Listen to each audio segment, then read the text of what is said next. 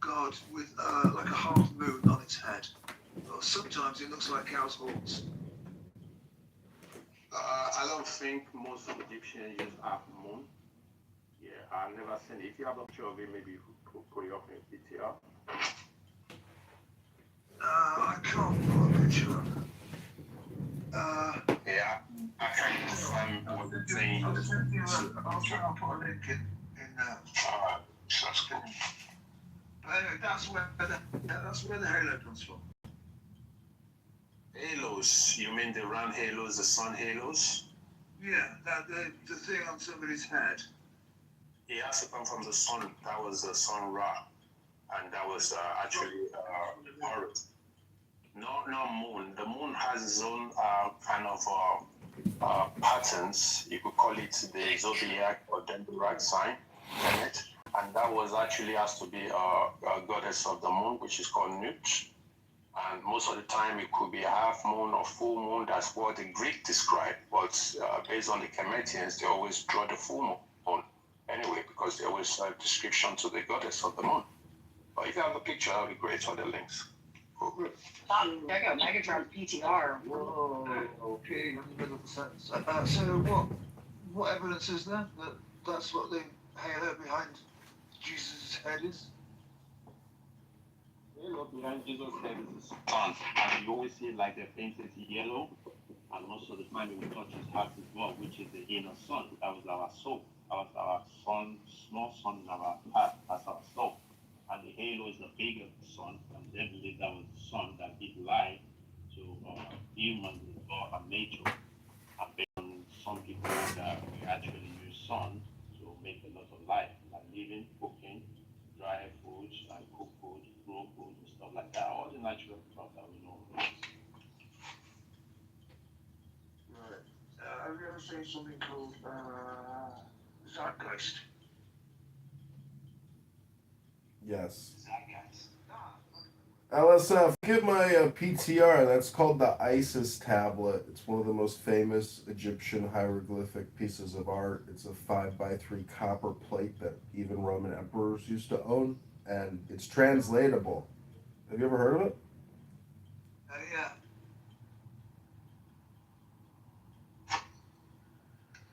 But it's mystical. The Jews took the magic of the Egyptians and brought it with them to Babylon. Then they took Cyrus's magic and brought it back to the Promised Land.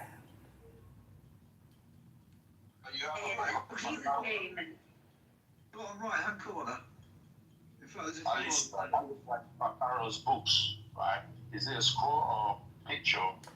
The PTR it's called the Isis, or it's called the Isiaq tablet, and it's a 5x3 copper plate with gold and silver and enamel, and it's a hieroglyphic pictogram of it's hard to describe. There's poetry involved in it because it's fully translatable. I think Mr. Sun has PTR, so if you'll pull down on your screen to refresh, Aleister Crowley's picture has changed, and that's the picture he's referring to. Yeah, I think it was actually going on that. That looked like some, I get what you're saying here. You have them in the temple of the Dandara. You will see most of all those, that's where they took some of those pictures from. And it was based on ritual, and it was based on their normal ways of doing things as well, of paying homage to their goddess and goddesses. But they do worship sun, and they do worship sun. They admire sun, right?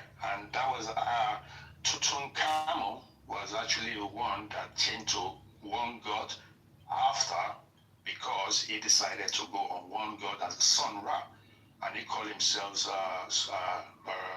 Tutankhamun Ra as well. Came before that. They always put Ra. When they put Ra, that just say they just admire Sun as one God after. But before it was polytheistic worshipping of other deities and stuff like that. But when he died, the priest decided to go back to the old ways and worshipping many deities after that. But suppose when the Bible came along as well and changed it to one God, and that was they took the way S-U-N and they put to S-O-N, become the sons of God, or the sons of God after. but it was son before then, and that's actually true. When you say most of these people, It's the same thing with lawsuits. When they say I'm gonna sue you, that's like saying I'm gonna take the sun and put the light of the sun on you. I'm gonna sue you.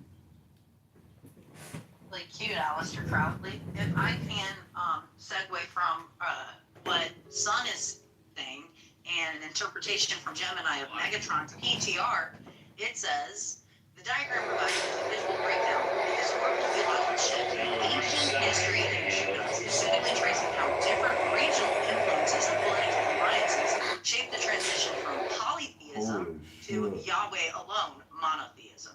And then it explains the regional deities and cultural spheres, and that is encompassing what Sun is referring to. The diagram divides Levant into three primary cultural geographical influences. And then you have Egypt, South Egypt, associates Yahweh, the flame, and the, I can't say that, Sashi people, were nomadic tribes of the Median region. This reflects the Mediite Canaanite hypothesis, which suggests Yahweh originated in the south. And then it has North Canaan, Syria, highlights El, the father deity of the Canaanite people, and North Israel, El is the primary hideout. There's the Phoenician alliance, representing Baal, the husband, often in the Bible, or the companion regions or religious practices. The theological convergence, the arrows moving towards the center, illustrate the process of religious syncretism and exclusivism, which El versus Yahweh. In early Israelite history, it attributes El, the creator or father, and Yahweh, the warrior storm god, began to merge. You can see this as an anti-Egyptian alliance triangle where Yahweh is nestled in El. The conflict with Baal, or the Phoenician alliance triangle, showed Baal versus Yahweh, representing a biblical narrative like those in Elijah, where Yahweh's followers fought to displace Baal's worship. And then the Josiah reform, at the top of the diagram, Josiah, the king of Judah, late 7th century BCE, this represents a pivotal turning point in biblical history. Yahweh alone. Josiah's reform, following the discovery of the Book of the Law, mandates the worship of Yahweh exclusively, centralized all worship in Jerusalem. And then the absorption of El. Note the small L triangle being submerged by the large Yahweh triangle. By this stage, El's titles and functions were fully attributed to Yahweh. And then the final point is the geopolitical pressures. So the large arrow on the periphery represents the empires that squeeze these smaller kingdoms, forcing the alliance mentioned in the center, the Egyptian and the Phoenician, influencing both south and west, Assyrian and Babylon. The lost 10 tribe triangles indicates the Assyrian conquest of northern Israel in 722 BCE, which effectively ended northern El dominance that pushed refugees and their traditions to south into Judah. Okay, hopefully that gives some light clarification to his PTR and how that is encompassed in a time where there was a lot of pagan, I call it pagan, but like sun gods and a whole bunch of other gods. Yeah, What we understand to be God. Stop talking. Yahweh was one of those. Just another one of those pagan gods. Elsa. I don't know how to agree.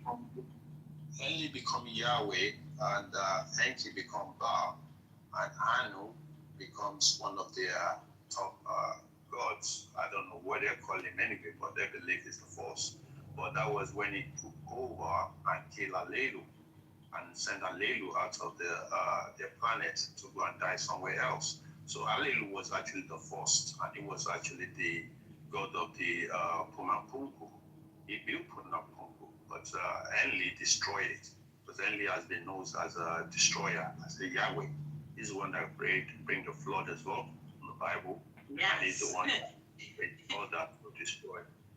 Therefore, showing that Yahweh, being the ultimate creator, had commanded Moses to, through a burning bush, a series of what I would call is historically known as the 10 Commandments, showing that there shall be no placement of worshiping gods or goddesses above him, and that he is ultimately not only the creator of life, the only God that should be worshipped, and that even pagan idols of things that are like deities are considered breaking a commandment of the top 10 things of like like don't kill, honor your mom and dad, don't worship a bunch of gods. But that's just my belief. Sorry, Metron. Yeah, really important stuff. Don't murder, don't kill. Sorry, LSF. That's what I believe. You're stupid. Very interesting, Key. I think you're very knowledgeable about stories you read right? And I was believing that was what was supposed. And he's actually kind of a half-breed. Stop that shit, man.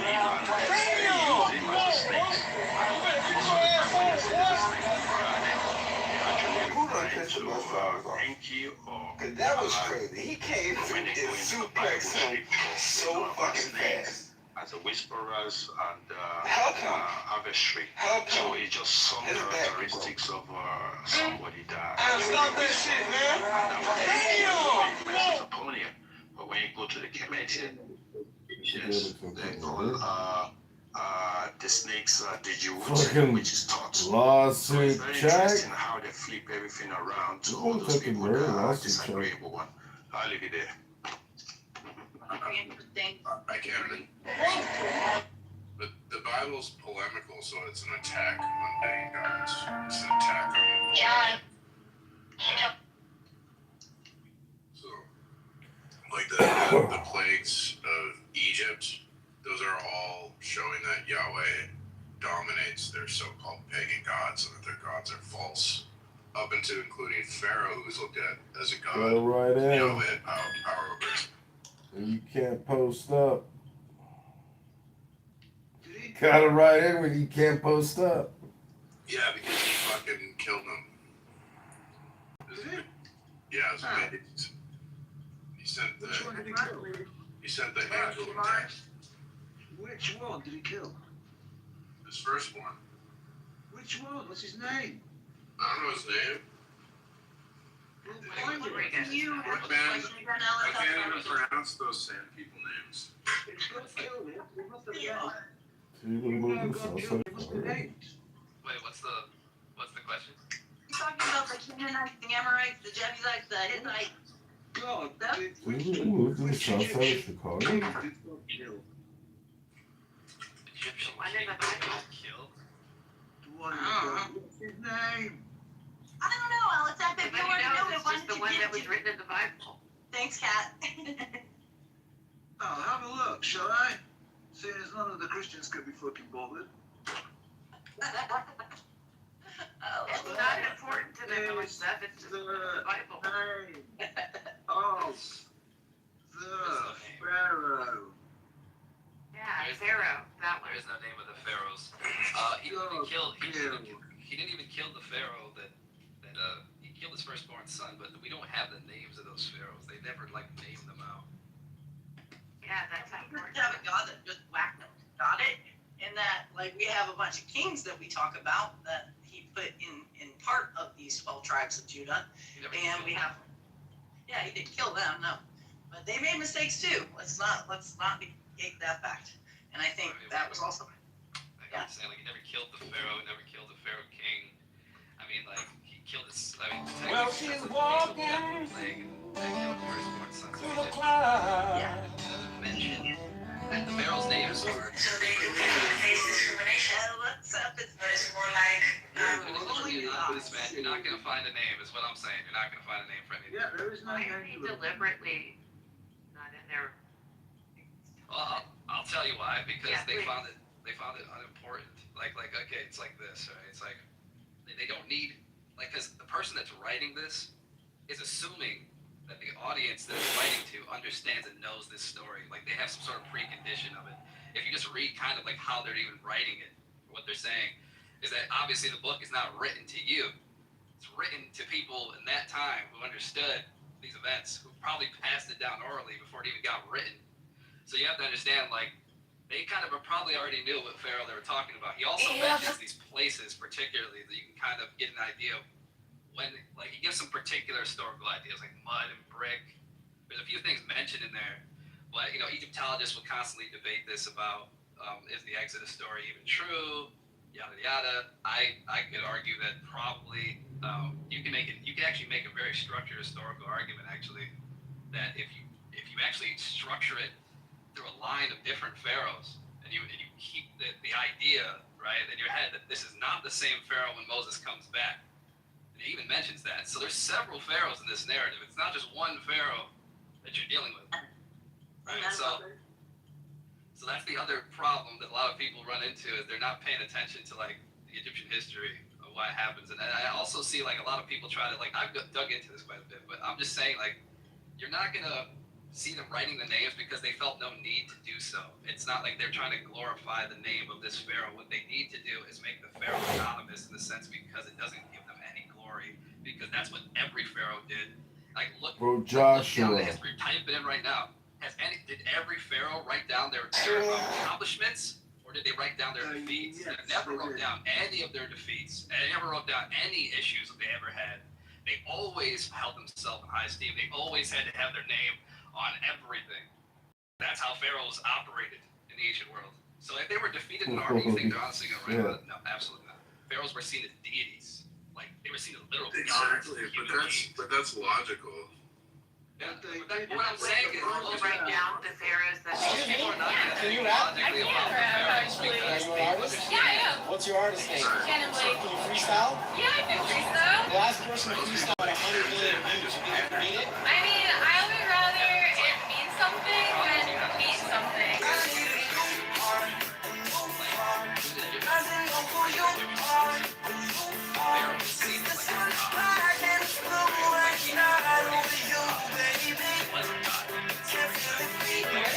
I'm traveling the higher consciousness, I'm so goddess. Paragraph from that and that. I didn't type my shit, now I'm being honest. You're psychic, so you don't fit in my new reality. Turns out I'm clean, actually, so you better take the knee or I'll go GOT and I'll say Dracati. Then let my dragon breathe. Let him breathe hard. Stand protected, they'll make you call me like dudes. Sentimentally understanding. Between me, I got something to the left, it's just some stars. It's my cards, I'm gonna invincible, unbreakable.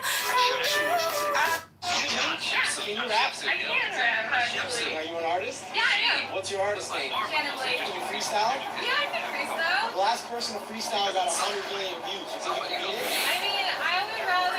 everything.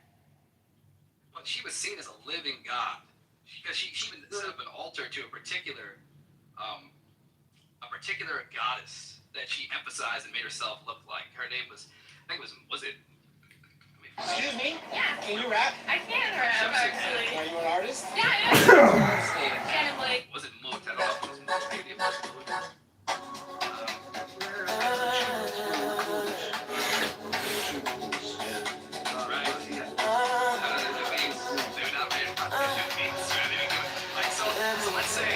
Let's say, right, that the plague of Egypt, let's say historically, right, let's say for a moment, let's say it did. Honestly think the Pharaoh of that time right about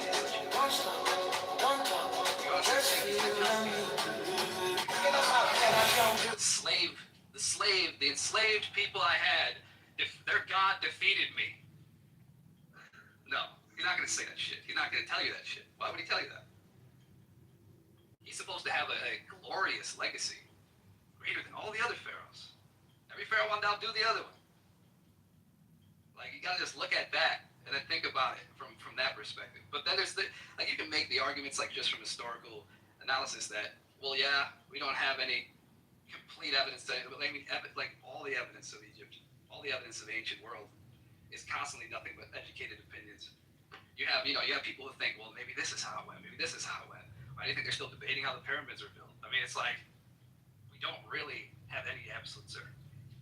So what you're saying then is that people's biases are heavily present. I think there's a lot of biases, but it's also like, keep in mind, right? You can just go with the facts. Like, you can say, what I would say is this, right? I'm not saying you can definitively prove the Exodus. What I'm saying is that if you look at it from a different perspective, I think you could at least point to an historical path that could lead you to at least the paradigm for what the Exodus may have been built off of. If you just pay attention to how the history of the pharaohs was and what particular events occurred throughout the history, then you probably, like, some people even look at Exodus stories like a culmination event of, like, they probably look at it like symbolically, like it's a culmination of multiple different pharaohs over the eras, and then, you know, Moses being like a conglomerate figure of many Israelite leaders in the early time, and then kind of becoming like this figure in the overall narrative of leading Israel against Egypt's gods. You know what I mean? Like, so some people look at it like a symbolic sort of story, but it's using these emphasis of characters that are just culminations of different people in one person. Does that make sense? There's some people who look at it that way. There's some people who look at it literally, like they say, well, this whole story did actually happen, which, I mean, that's going to be difficult to prove with certainty. What I'm saying is to dismiss it entirely. They can prove it.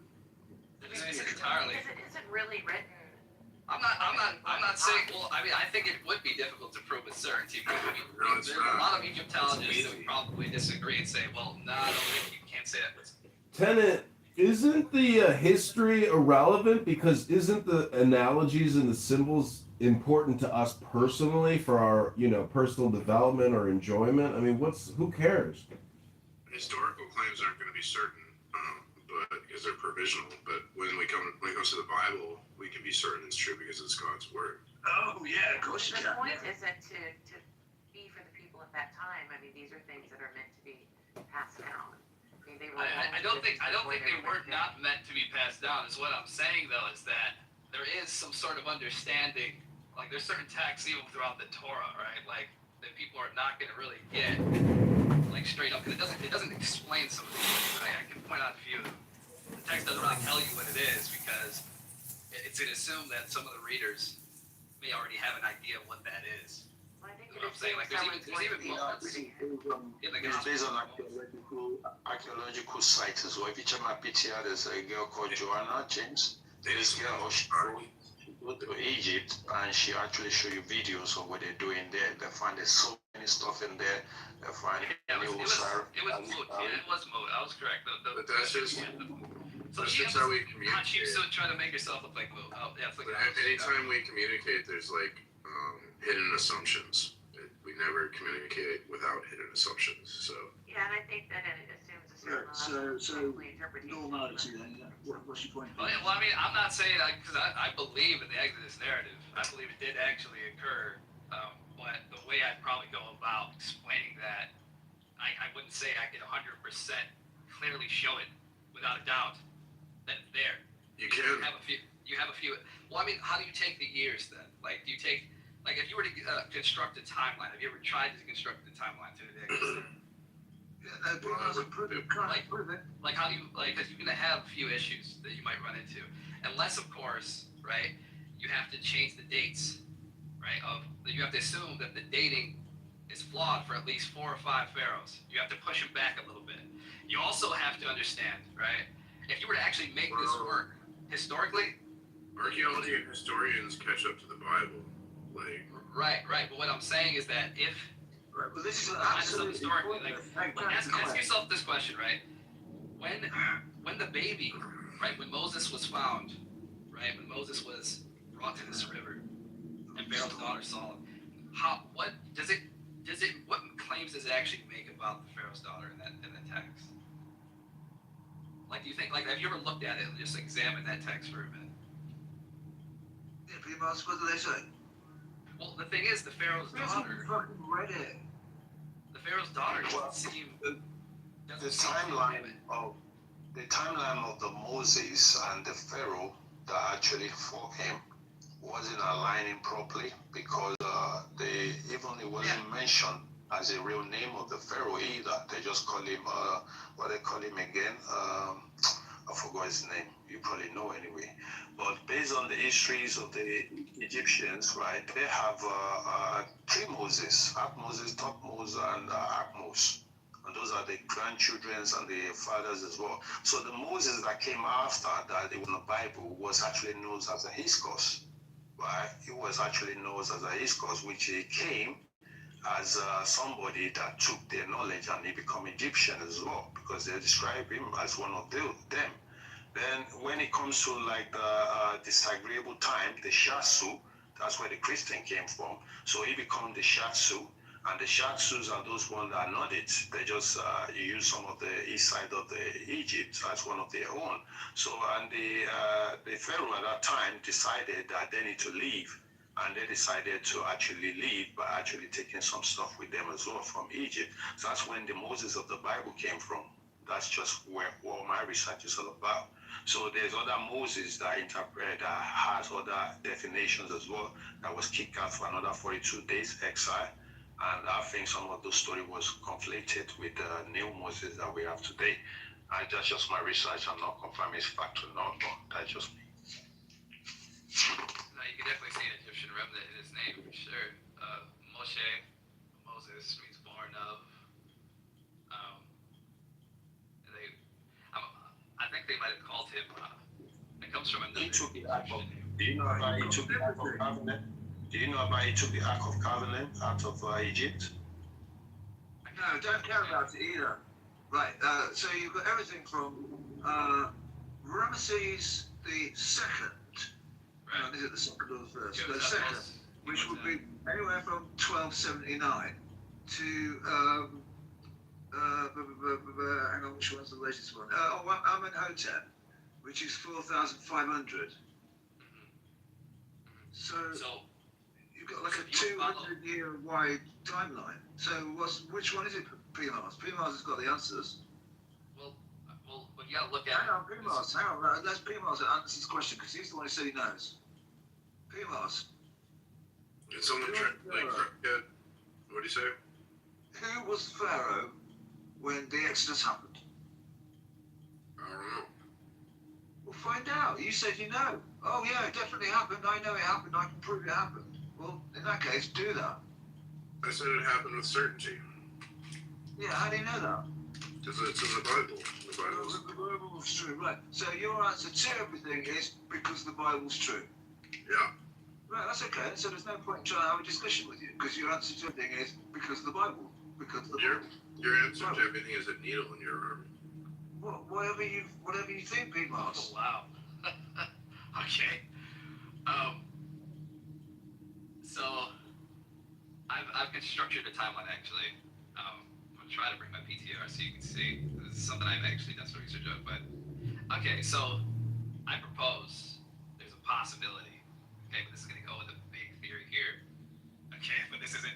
Keep in mind, I'm not saying it's 100% certain, but this is the theory. Okay, so Moses would have been born around like the 15 something BC, or maybe around like 1526 BC, maybe around there, or maybe a bit earlier. I'm still debating on what that is exactly. I mean, we have to look at the years of his life. It says that Moses lived about 120 years. So he was sent out for like around 40 years, and then around 80, he comes back, apparently. If you're going to take the years literally, like you're going to take that literally. So the pharaohs that would have been in alignment with when Moses was born, like when he was a baby, the pharaoh that most likely would have been in his time frame when he was born was Amos the first. I don't know, that kind is running backwards. Yeah, so you know how, type in Amos. Ahmose.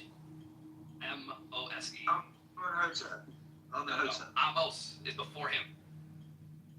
There's Amenhotep first, and then there's Amos. Yeah, that was a father of Thutmose. So these are the granddad right there. So those are Yeah, the this is first. their great grandfather. So what I'm saying is, if you follow the line, right, you're gonna have. How are you putting a date on the Exodus? Well, I'm putting a. How am I putting, like, what do you mean? Like, which date? A date. How do you have a date for the Exodus? Well, When the Exodus happened. there's a lot of reasons for that, but I have to get into it. Okay, so let me go up here so I can give you some of the notes that are why I say what I'm saying here. Okay. Some extra biblical source for an Exodus. Is there any? Is there any extra biblical source for an Exodus? No. Yeah? No. All right, so the only thing we've got is the Bible. Yes, correct. Right. And the only thing from the Bible that exists that tells us about the Exodus is at the most 100 years before Jesus was born. Maybe 200. It's definitely, yes, probably way before that. Maybe a little bit more than that.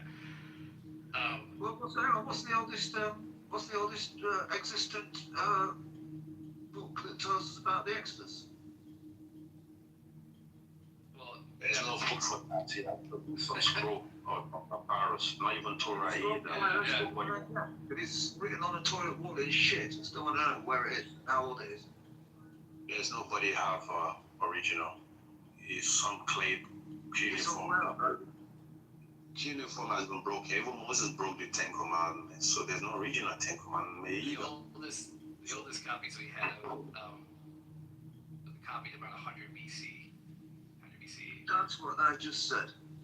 Right, and so that's the oldest And copy. the Exodus happened somewhere around 1500 BC. So we've got approximately 1300 years of time to account for between the recording of this event and it happening.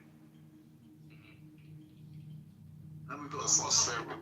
outside of that document that says it happened. Nothing. Never find it. Now they're still digging to find We few. have a lot of documents from that time. Nobody have nothing. And if you have it, it won't be complete either. You just have a little piece of stuff somewhere they're trying to mesh together. But the first Moses may have lived around 13 to 1500 years before Jesus. So possibly. yeah, possibly. If you believe that he existed, right? That's implying that we actually are saying that he existed. Well, what I'm saying is that if we're going to take this into consideration that he did exist and the story is true, how would we align that to history, right? Let's just say it was, for the sake of this discussion. You don't have to believe it. I'm not asking you to, but I'm saying just for the sake of this discussion, just entertain the idea. Well, how would we form a timeline of his life and what would have occurred? I would propose he was not called Moses at all. His name was never Moses in Egypt. He never went by that name. There's so many names that describe similar activities of the same guy. But all I do know is definitely there are stories of his cause that fights of the king of that time, and that was when Moses come along. So he was like a savior to them, and he wasn't named Moses. It's just descriptions of taking somebody's characters and taking it along. That's the way I kind of see it anyway, because that's what I'm also. Yeah, that's what I'm saying. There's some people who hold that view as well, who would say that the story is a culmination of different figures. So this is getting worse by the minute. But if you were to take it literally, right, we're going to take it like 100%. There was a one man called Moses. Well, we have to propose that you have to believe that he lived to be 120 years old. That's what it says in the text, right? So he lived to be 120. Okay, that's the first thing we got to accept. It wouldn't surprise me if he sprouts wings and flies in a minute.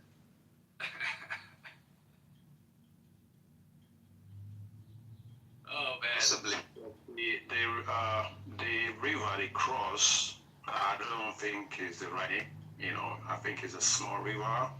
And for him spend 42 days in the desert, that's not really making sense because it is where he is to where he's going, land of Canaan.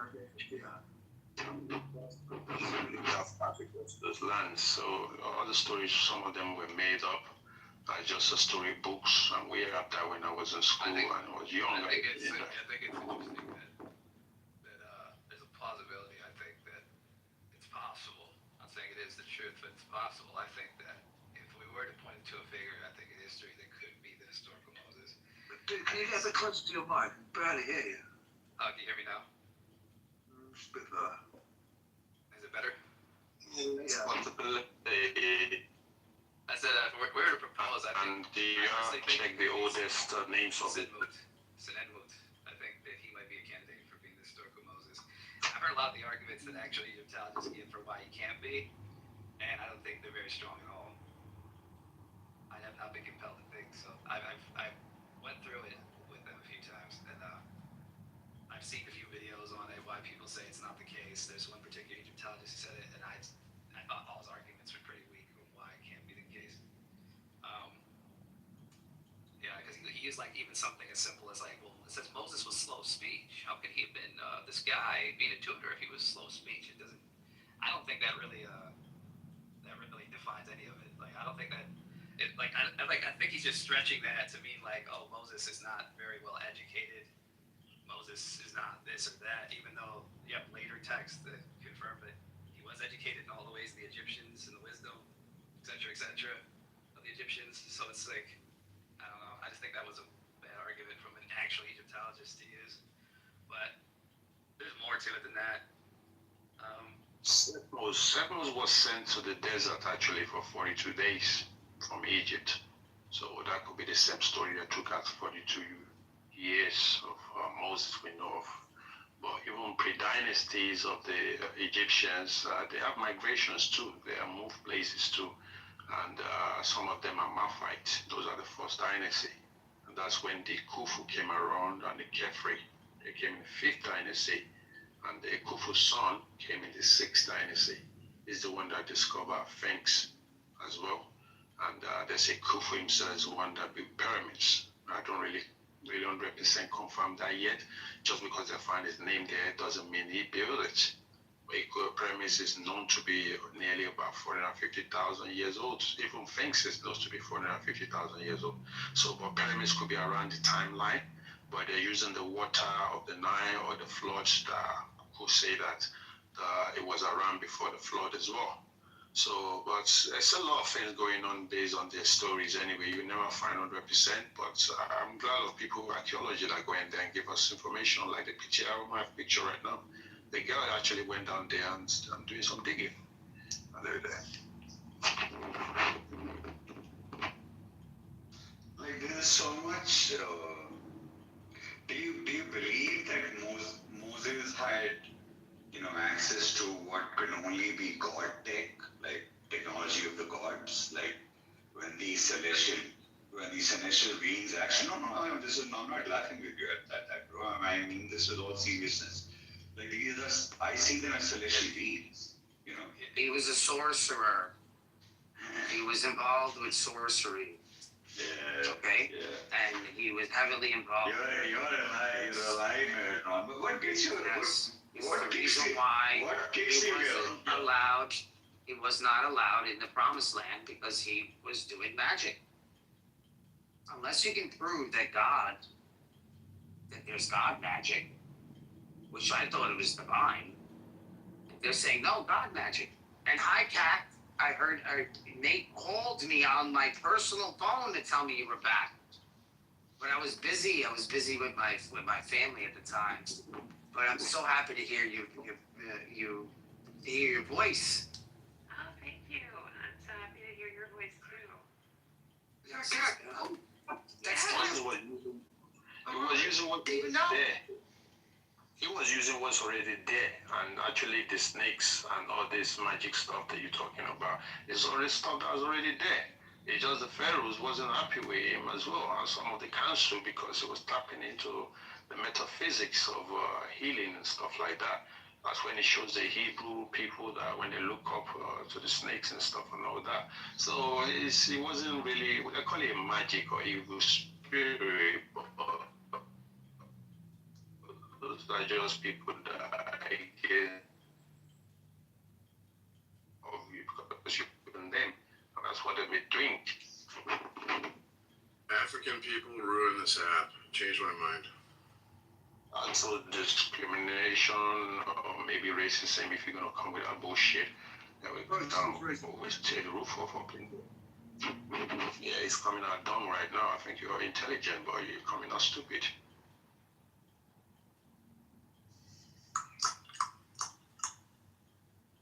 I mean, it's stupid or not, but it's God. It is God. If you go to 11, can you give this to the fitters? I forgot to. 15. fitters that's right on the right there. The guys in there. Do you guys know any history about Hatshepsut or Senenmut in their relationship and the types of things his name meant and all that? Do you understand any of that? I know what they did for this moment. You guys For this know time. anything about it or know about the story of Hatshepsut? Yes, she was actually become one of the top pharaohs. After they died, they say you couldn't become a pharaoh as a woman. That's actually an African culture too, that you can't become a king. But some we seen the movie for the woman king. We saw a lot of stories of these Asian people decided to take a role of the man when he died. We've seen Nefertiti take a role when Kitover died, but after then it was just the same thing with her chefs. After the death of her husband, yeah. She take a role. So, so this is the same thing. When a woman take a role, some people will discredit them just because they think they can empower them. Mostly the priest or the priesthood always do divinations to decide that who should be the next king or who should be on the next throne. But most of the time, the woman could have the power to still say she wants to rule. So Hatshepsut was powerful women, but discredited after she died. They took all her image and scratched all her figurines out. Right. When the next. I don't think that's why because she was a woman they did it. Like I don't think That power, she was taking a role. She's powerful. She's so brutal, and she's a fighter. More to it than that. Warrior. That's what I'm saying. Okay, read your scroll then. Read something for us about her. I've just told you what I know. I'm trying to make a point here, okay? So, after the death of her husband, right? So she takes on the co-regent role because her son Tutmos III is too young to rule, right? So Hatshepsut she's a great royal wife, and then she's acting as this co-regent, so she's ruling on his behalf. And she did this for around like 20 years, they say. So on year 7 of her co-regency, Hatshepsut took on all these full pharaonic titles. She wore the false beard. You would look at depictions of her. She has the Nevis headdress, and she calls herself the Matkar, or aka that's like her throne name. And she often bestows herself in a fashion that's similar to the goddess Mut. And if you know anything about Mut and its connection to the Nile, and there's something very interesting about Mut's story is that Mut is known to be almost adoptive in her mythology. She adopted sons. She's like an adopted mother. And the interesting part is that Senenmut, her tutor, his name means like son of Mut, or like child of Mut.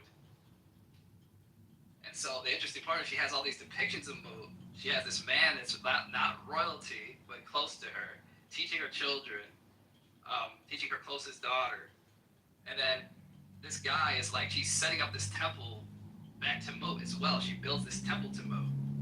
And she's like, she's worshiping this goddess. And she's also, I think, claiming to be the incarnation of this goddess. She's taking on the form of this goddess. Like when you look at her hieroglyphics, look at her, the way she was depicted in the hieroglyphs, she's taking on the very depiction of Mut.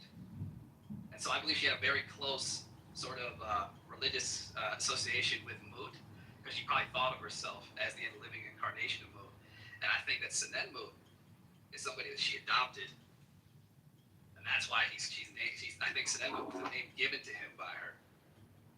Okay, so when Tutankhamun do the same thing and become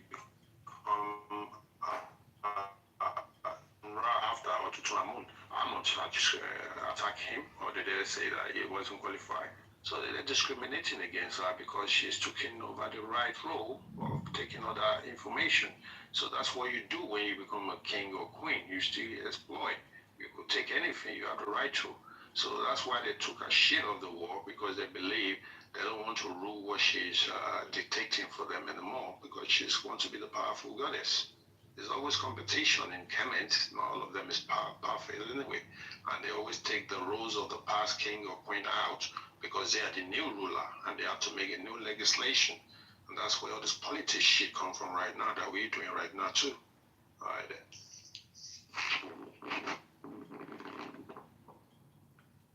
I hope you get the significance of what I said and why that's kind of important to the whole Exodus narrative type ideology that I'm trying to basically help you understand.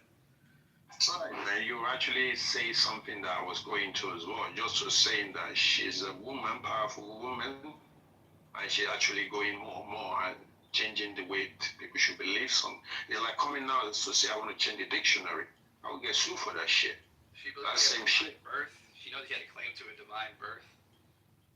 Every goddess and every kings of the pharaohs or whatever, they always have divine connection to something. Yeah, but it's like, So that doesn't make her not to become a queen either. What I respect it because you read more info. It wasn't right. She's just powerful and she's taking new divinations that they know you. I think with there's her a moon. huge significance to it because we have an actual person, right? That she's calling Son of Mo, that she's depicting herself as the goddess Mulu. Like I think that's interesting to me. Hey guys, That could be something they don't agree with just because they say it's blasphemy.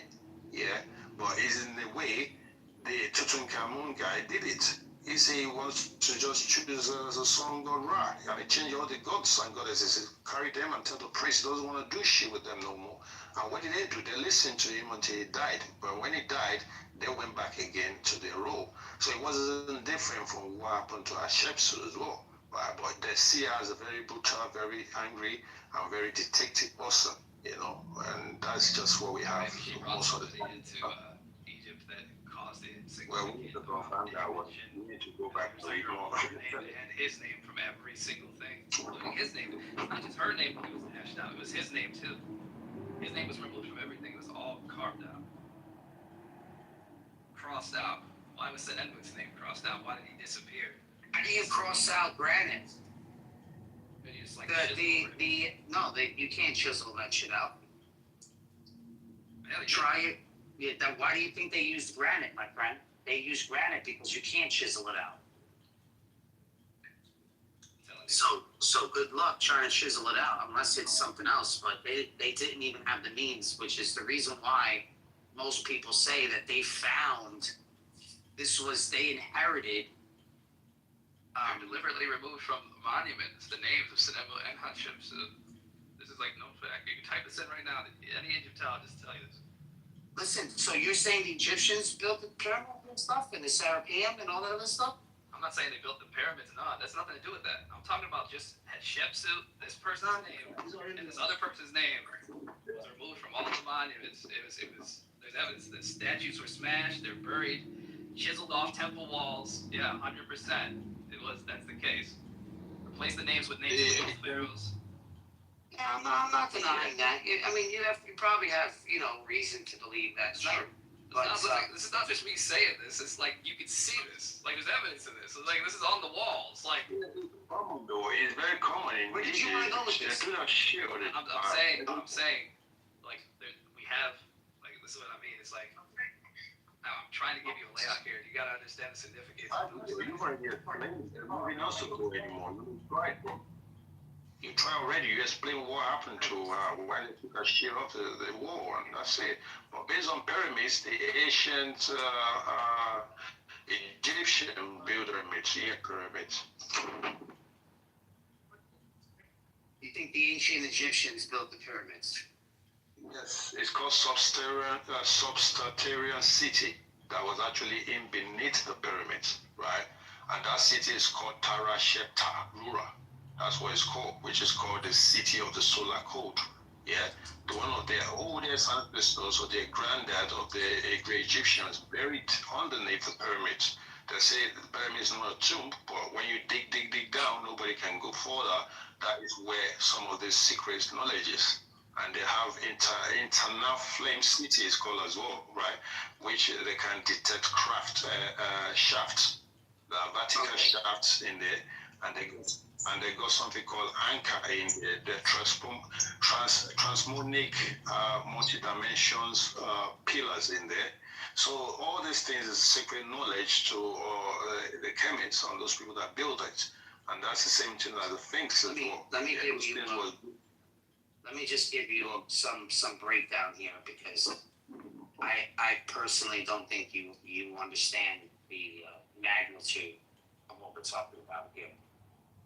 We're talking about the big one, the Kufa, originally stood 481 feet. Okay. Now we're talking about just that pyramid alone. 2.3 million stone blocks, averaging the block weight 2.5 tons. Some interior blocks, granite, are 25 to 80 tons. The total mass of the pyramid is 6 million tons of stone.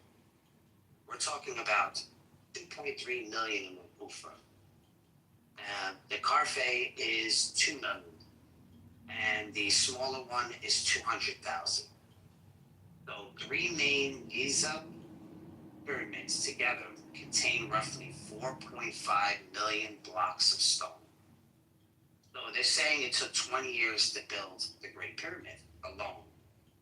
So we're talking about 2580 to 260 to 2500 BCE. Okay. So they're saying 20 years. So 2.3 million blocks in 20 years. That's 115,000 blocks per year. If we break that down, that's 350 blocks a day. They would have to work 10 hours. So it's 31 blocks per hour. That sounds insane at first. But try to remember, thousands of workers work simultaneously. Blocks were pre-quarried and staged. Many blocks were placed at the same time in different sides. So basically, a huge coordination and construction site. So archaeologists discover a worker village that shows a permanent workforce of 20,000 workers, rotating seasonal workers during the Nile flood. So they weren't slaves. This is not a Hollywood myth. Worker tombs show that they were paid laborers and craftsmen. The evidence they actually built it, archaeologists are uncovered strong evidence for construction progress. We have worker cities, we have quarries, we have transportation system that they're saying it was from the it's papyrus diary, so they haven't found actually archaeological sites for it, but I just want to let you know that you're saying they moved those large stones in that period of time. It's just going to be very difficult for me to think that is the case. There's been a lot of people that. Hold on. LSF, what'd you say? Yeah, I just think indeed you might be on the borderline personal incredulity policy there. I can't see how the Egyptians built the pyramids. Therefore, it must have been someone else. There's been a lot of Egyptologists that make all the same equation that you're doing, right? That's just what they see at this time, so they can make the equations, right? That's when you research it. But there's no factual evidence, right, based on all the stuff they say that happened. Based on what I do research on, based on some hieroglyphs and some of the pictures that I found, I saw a tall giant, very tall giant that actually was in these hieroglyphics that was moving the stones. And there is a tall giant that's taller than many of those normal Egyptians as well. So there are people there at that time, they're called their own helper, which are actually their deities. There has been some pictures of different deities that come and go. So they will have a extraterrestrial intervention, you could call it, to give them knowledge, the design, the blueprint and whatnot. Then you will have them staying with them as their ancestors to help them with this building of these pyramids. And these lifting stones as well, we could say is their technology. You're saying a lot there, but pay attention to what I'm saying to you. Wouldn't you rather say, instead of going the Nephilim route, why don't you just say that there was Neanderthals? Because Neanderthals, you call it Nephilim. Well, I say Nephilim, the giants. Okay, then that wasn't the name they call them. And there was no. I understand, like the giants. But why not Neanderthals? Why only giants? Why not Neanderthals? That's what we called them when we found their bones in the Netherlands. Okay, Neanderthal will be related Those to are the Caucasian. the Neanderthals, because they were saying they were still around. Is that Caucasian? Is the Neanderthal came from Caucasian? Yes or no? What, Neanderthals are Caucasian? Yes, that is what your scholar people describe Neanderthal came from. Most are Caucasian people. There's no racist thing about this. I'll tell you one racist thing about this. I'll bring my proof, you bring your proof. It's not racist. Give me 1 second. Give me 1 second. All right, and we'll give you the proof right now. All right, So the temple, the pyramids. Fuck me, man. I haven't talked for a long time, waiting for you guys to let me speak. So, you know that there's pyramids in Mexico. They never deny that the people of Mexico built them. But for some strange reason, when it's Africa, they never say Africans built it. They always say Egyptians. So don't talk about racists when you're the only one. You've never once said Africans built the temples. You've said Egyptians. So don't say it's racist. You're the one feeding into the racist bullshit. It was Africans who built it. It's in Africa. It's in Africa. From Israel, the Egyptians, ancient Kemetans, are actually Nubian, and you could call them the Twa tribes. Some of the deity they worship is worship the same in Africa, which is called Bes. So they are the same people. They are Africans. You could call them African today. I've never heard you say African yet. I've been waiting. Yes, just because when I think Egyptians, you think I'm talking about the Arab Egyptians that they are colonial that are there now? I'm not talking about those fake Egyptians. They even decided they're not Egyptians. There is a name was given to them by the Greeks. It wasn't the real name. The real names are called Patai. So those are the real people that were there. So I'm not talking about those ones now. I'm talking the ancient. That's why I keep saying the ancient. When I say ancient, the ancestors, I'm talking about the original people that were there. So get that.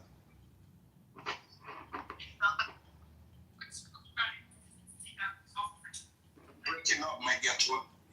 Your network is breaking up. Try again. Oh, no, I'm fine, my brother. You're on the phone, that's why.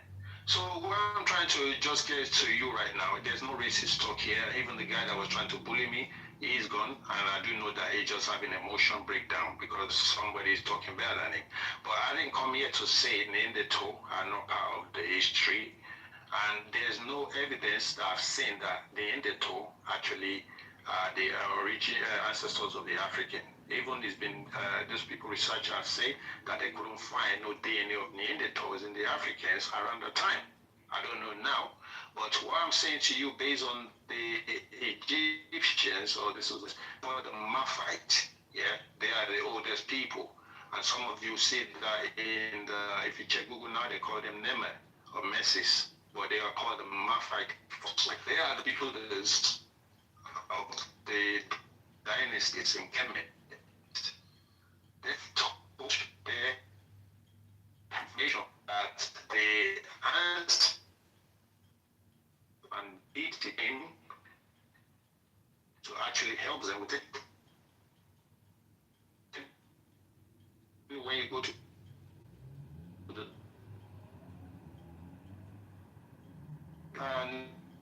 they will tell you planets, their own ancestors and their deity or their constellations where they arrive from.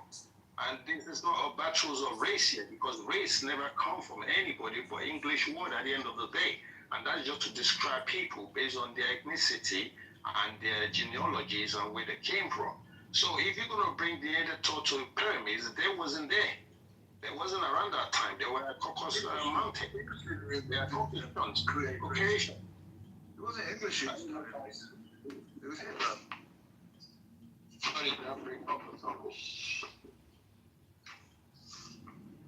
Alright, so I'm not the one making shit up here. You could go back to your scholars and they will tell you where the Neanderthal came from, where Caucasian came from, where the Germans came from, when the Greek came from, when the Roman came from, and the timeline.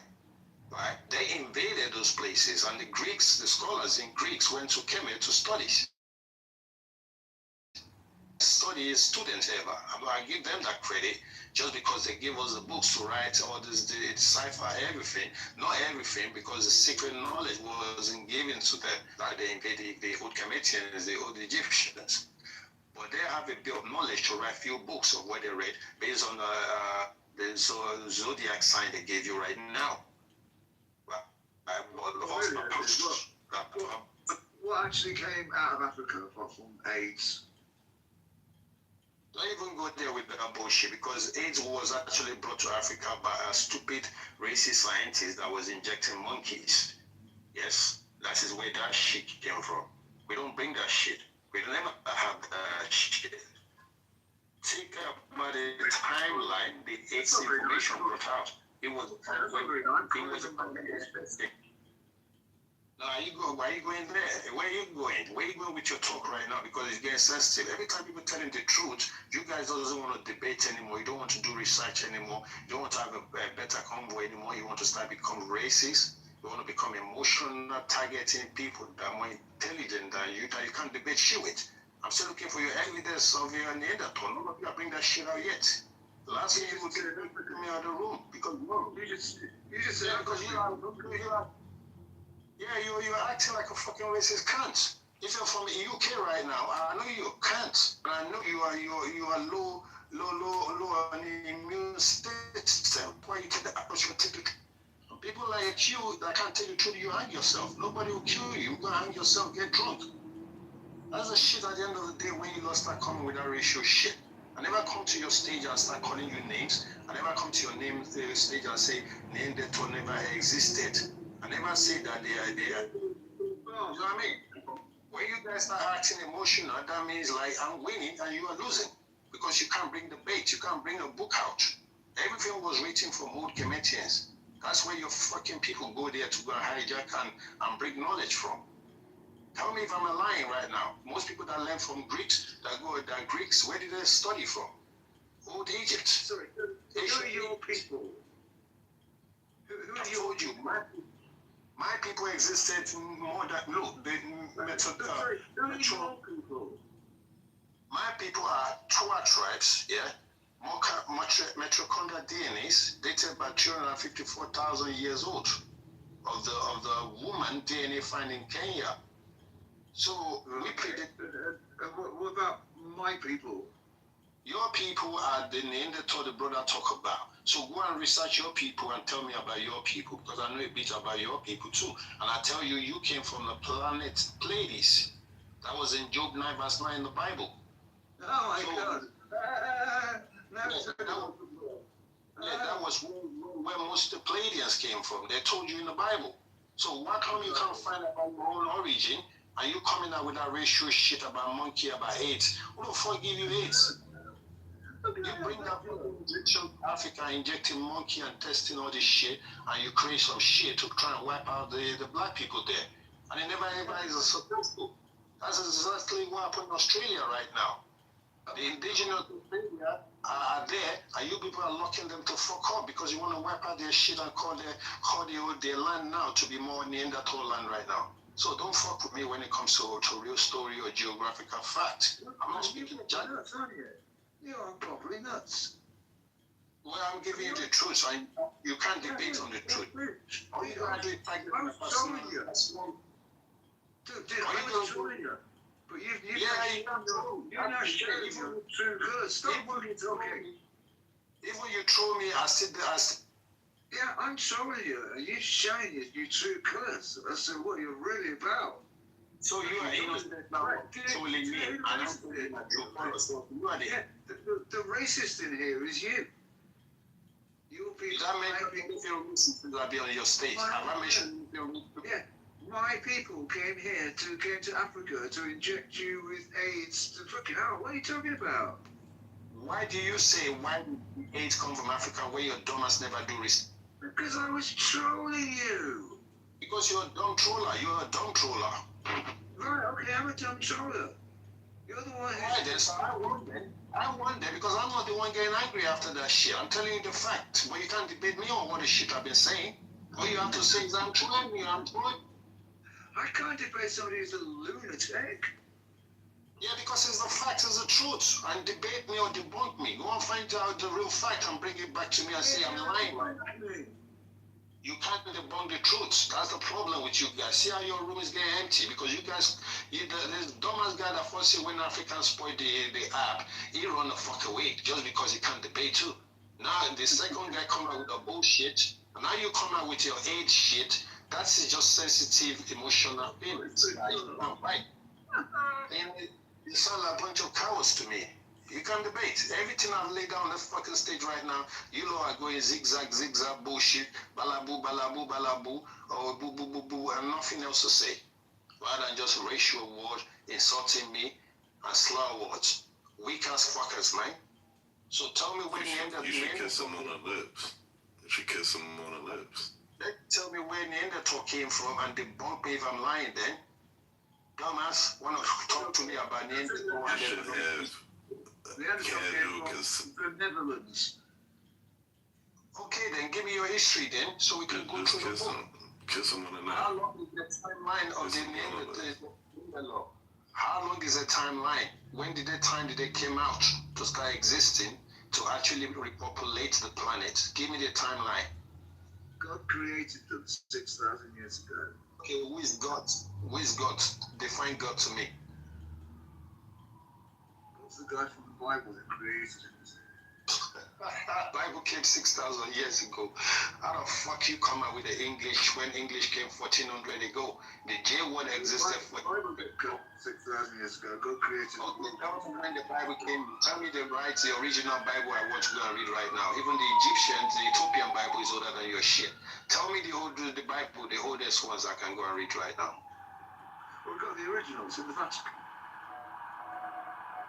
The Vatican, they're keeping the original for you and they give you the pseudo, so you can come here and be fighting me about about your J word came 1400 when Jesus never existed, and there's another possible.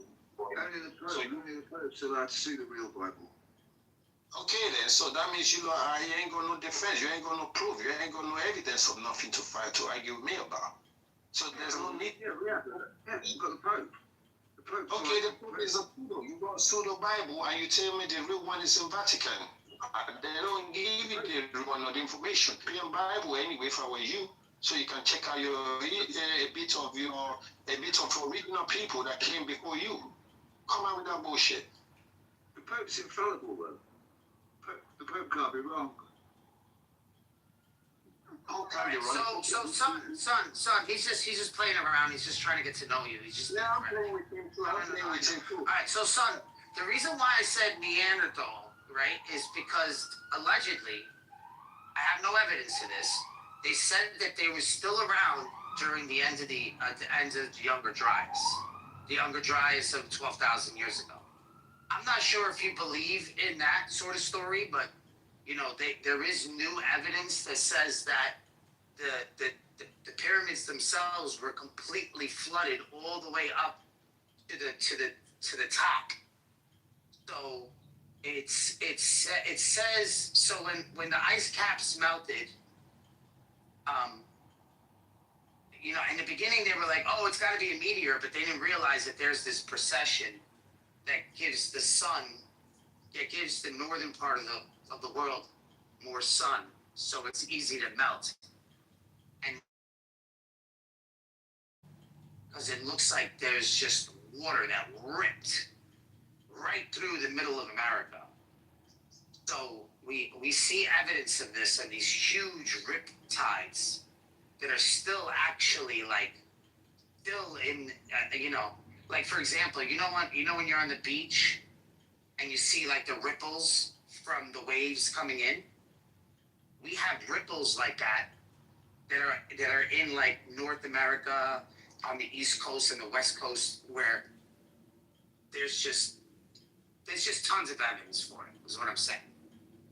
So now, if all of that water was entering in, there's going to be a series of events that's going to be catastrophic, on top of all the new, the water that it just keeps gushing. We're talking gigatons.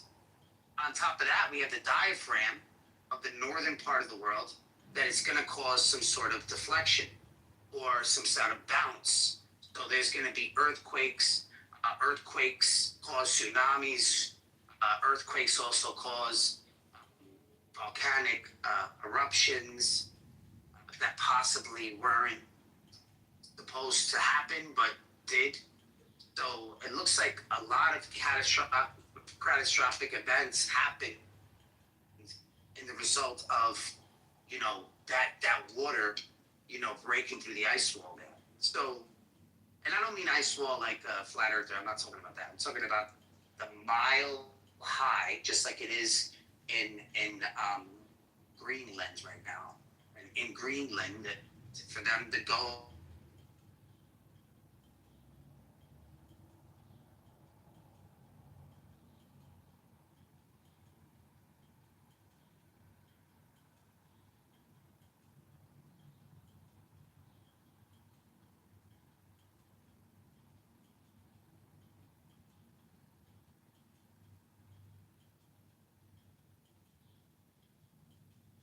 The only reason why I mention Neanderthals is because of their strength. So I don't think that the Egyptians built it because they just didn't leave back any technology to show us. Even the Serapeum with the 24 the boxes that weigh 100 tons, like the 24 different boxes that they say they put these cows in or whatever, right? When it was the time of Taurus, which would make sense, right? And then the beginning of Judaism is when we went into Aries, right? And then from Aries, that era was over, and now we're in Pisces. You can see that, Jesus with the fish. They were sacrificing the lamb, the goat, and then that era is over. So the only thing that makes sense is that the people of that time just inherited this real estate. Because there really is no evidence to say that they built it. I know what you're saying. It's not the Egyptians of today, this and the other. It could have been the Africans of the past, but in order for such a thing to happen, they would need like wood. They would need like huge lakes, possibly to transport these huge pieces of granite through canals or whatever. Right now, it's hard to think that they did it in the desert. Well, what do you think about that, son? I mean, I said a lot there, but. Well, you try, you do your research. I rather talk to someone like you that are more intelligent and peaceful, not the insult I've been getting since for about 3 people right now, but I will leave that and let it pass.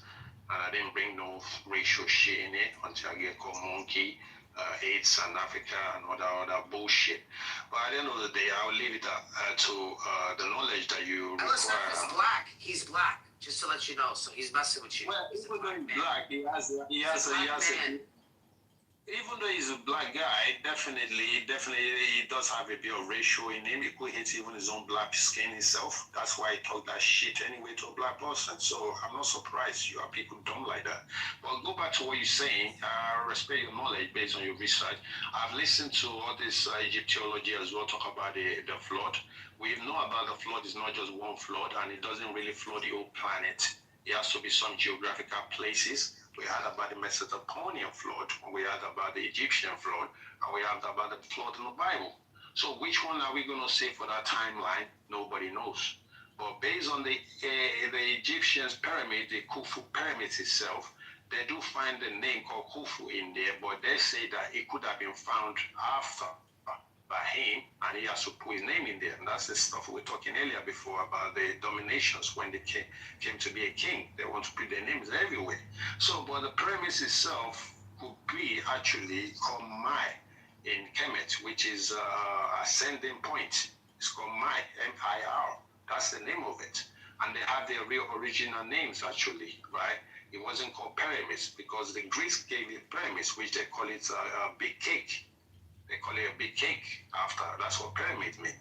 So, but the name of it was Ma, and it was ascending point. So if they give you ascension point or ascending point, you have to think like, who built the ascending point, or what is the knowledge that behind it?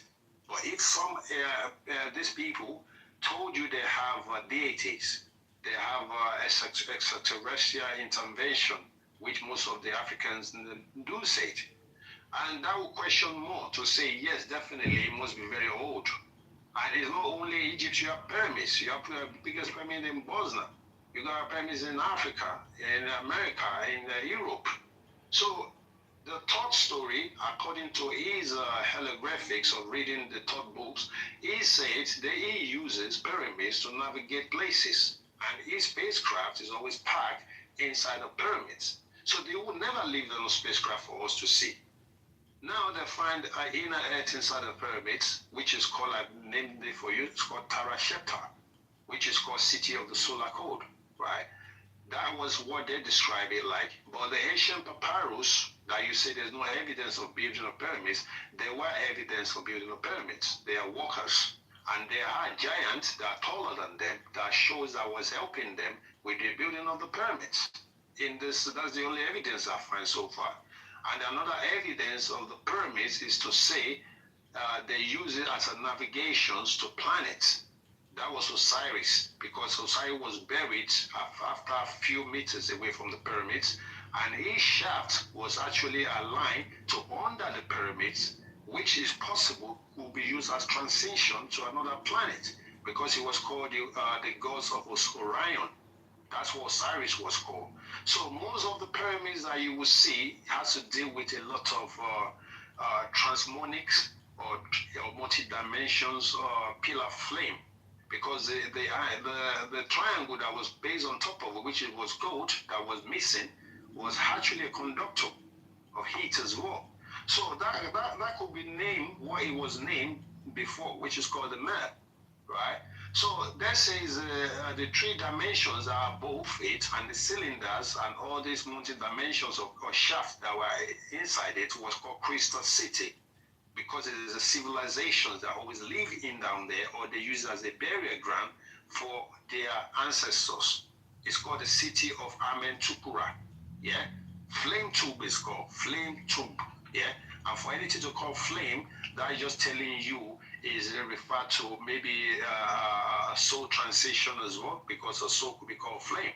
And for them to use it as a DNA code, and that could be a dimension resurrection to or rejuvenations of DNA code, right? So there's more to a lot of things people doesn't know about, but the diggers are digging in, but they can't dig that far according to how deep they say it is. But the information that we know so far is there's a Stargate, there's Ark of Covenant that was used actually that time to align inside the pyramids, that all the pharaohs, all the deities used to transcend inside the pyramids or used to disappear outside the pyramid to another destination. Nowadays we use them plane. They could use pyramids that time. That was a very, very strong spiritual intelligence that we did.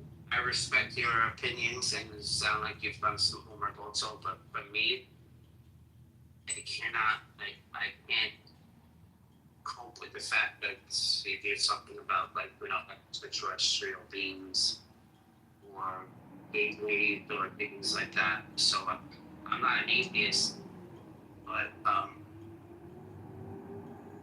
the believing aliens to me is just a very foreign What do you find as extraterrestrial being or alien? If I may ask, what will be your definitions of that? Well, just the name extraterrestrial just means not from this planet. Doesn't mean not from this planet, right? Extraterrestrial, it could mean somebody that have another knowledge, higher knowledge, yeah, that is extra, and it's terrain. Terrain means another land that came from another land, not planet. Planet means planet ET. That's what it means, yeah. But extraterrestrial, yeah, not the movie, not the Will Smith shit, not all those crap things that we're saying, all these fake aliens thing they're giving us in movies. That's not it, yeah. These are people that advanced scientist knowledge that have already advanced and moved through other places, other solar system, yeah, far away from us, and they never left the firmament because nobody left the firmament. So that is what they call extraterrestrial. So when they visited, the Dogon mentioned them, that they came to visit them, right? When they visited, they told the Dogon that we are the one that actually gave birth to you. I think you're on the phone right now. I'll let you go. You're echoing. No. I hear you. I'm sorry. I didn't mean. Let me just carry on with this, right? There's a history. There's been a lot of information that was called oral languages. That was before written language. That was before dictionary. That was before computer writing and all that shit. Oral means things that was given to people by recisive. Oral means people that draws as well, like Itaglo drawings on the wall, caves and stuff. Those are defined by your scientists or your archaeologists. They actually decipher it better than most of us in Africa. I will be honest with that, because I listen to them. So when they find the evidence of all those remnants, that is when they're trying to decipher it. That's when it goes wrong, because they're going to use Greek interpretation of it. I'm not saying it's not credited, but it's not the original words. But when you go to Metuneta, you start finding the original words. You won't even argue with me that far, because you will get more understanding than what I'm talking about. So pyramids itself is not called pyramids, yeah? So the people that built it, yeah, are ancient ancestors of the Kemetians, and they're tall being. Some of them are up to 8 to 9 feet tall. And they use scientific knowledge to build it. And we know in your history that some of your scholars actually use electromagnetic field to navigate stones, or sound energy to levitate stones. Yeah, some of you, one of your scholars died from that, and never give the information to nobody, right? So this knowledge is well kept. That's why you get a high priest, and you got those people that are called the pantheons that don't give those knowledge out for anybody to write. So you will never find no technology remnants until you dig more than even 80 feet down. Then you start saying stories. But nobody have go that deep before. Even in the Phoenix, they say there's some carving there, but they kept that secret too. So we're just gonna leave it there that we don't know a lot yet until we find more information. Yeah? But aliens are not just alien from other planet. They are extraterrestrial because they are older scientists that have long passed us with technology, and they built star system to navigate. And that's when the Kemetian is talking about Thoth, Ra, all these deities and stuff. That's what they describe it. But you put them in your movie as superheroes. Superman, Iron Man, Incredible Man. Do your thing. Stargate was a movie then. You know, Stargate wasn't like a documentary. You want me to? Yeah, that Stargate movie as well was similar to that shit. Exactly. Thank you for that one. Stargate is actually similar. Stargate movie. And Stargate is connected to the temple.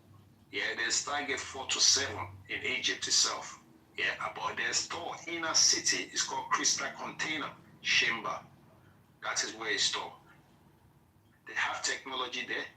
There are 12 avatars that was buried there, avatar passages that was actually buried there.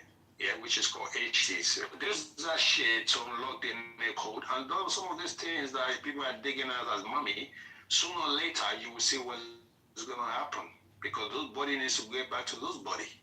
So I think we don't know what we're doing yet until the time comes when we're about to fuck up the planet, fuck up all the remnants, and go into the secret caving to go and dig what we're not supposed to dig. Then you will see who is the owner that built the pyramids arrived. And you will see, they're viewing them in the sky right now. What is you call it UFO, they call it USO. Recently someone said he got kidnapped by what? A dolphin. What do you think dolphins are? They're mermaids. They know how to change their body to mermaids. So sooner or later, the owner of the planet will pop up, and you guys will bring your Star Wars or your information and try to find them. Oh, that's the time is coming to that right now. But I'm just here to actually blend in with you. You don't have to believe everything I'm saying. I'm not to be if you heard me to and it's big. I should be building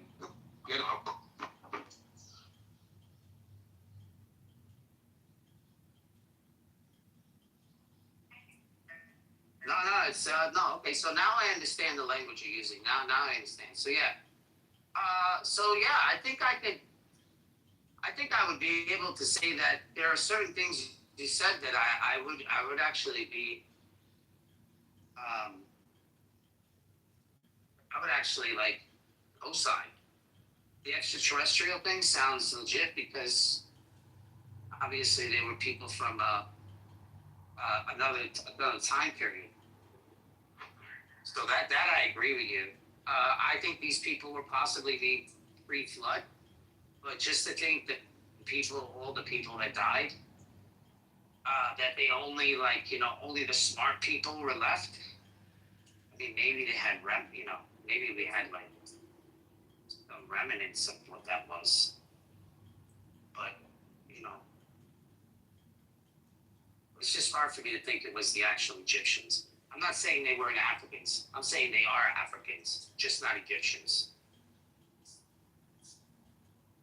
That's all I'm saying. Four and. Yeah, they're called Kemet too. They're not actually called Egyptians, and that's exactly what I'm saying to you.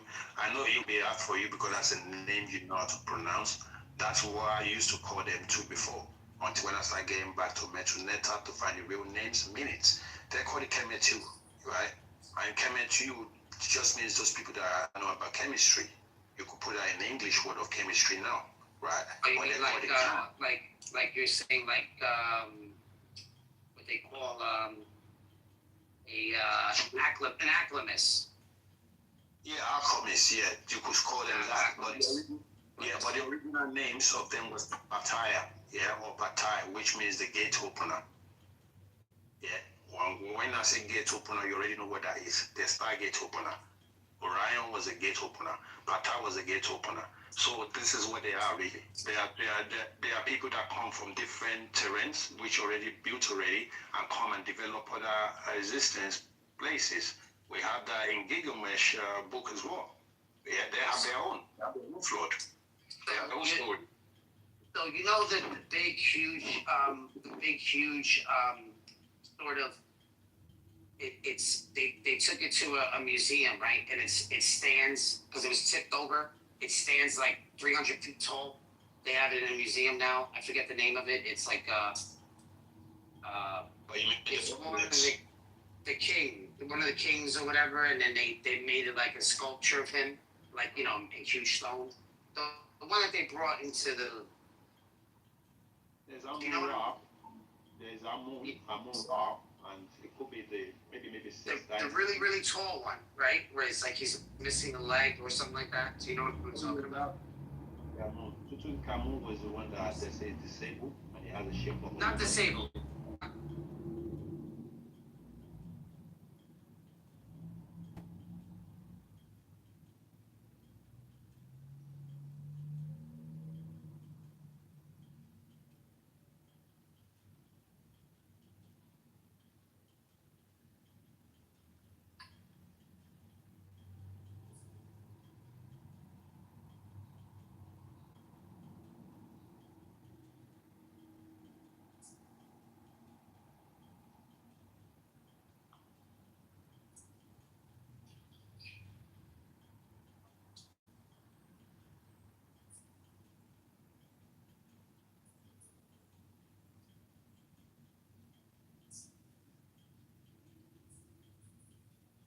Here it goes.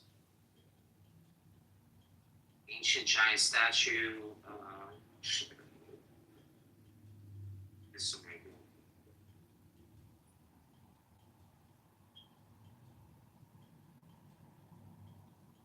This is it right here. Hopefully you'll be able to see it. And you'll know what I'm talking about. Yeah, I posted the link. I posted the link in the chat. No, I posted the link in the chat. That statue. You know what I'm talking about?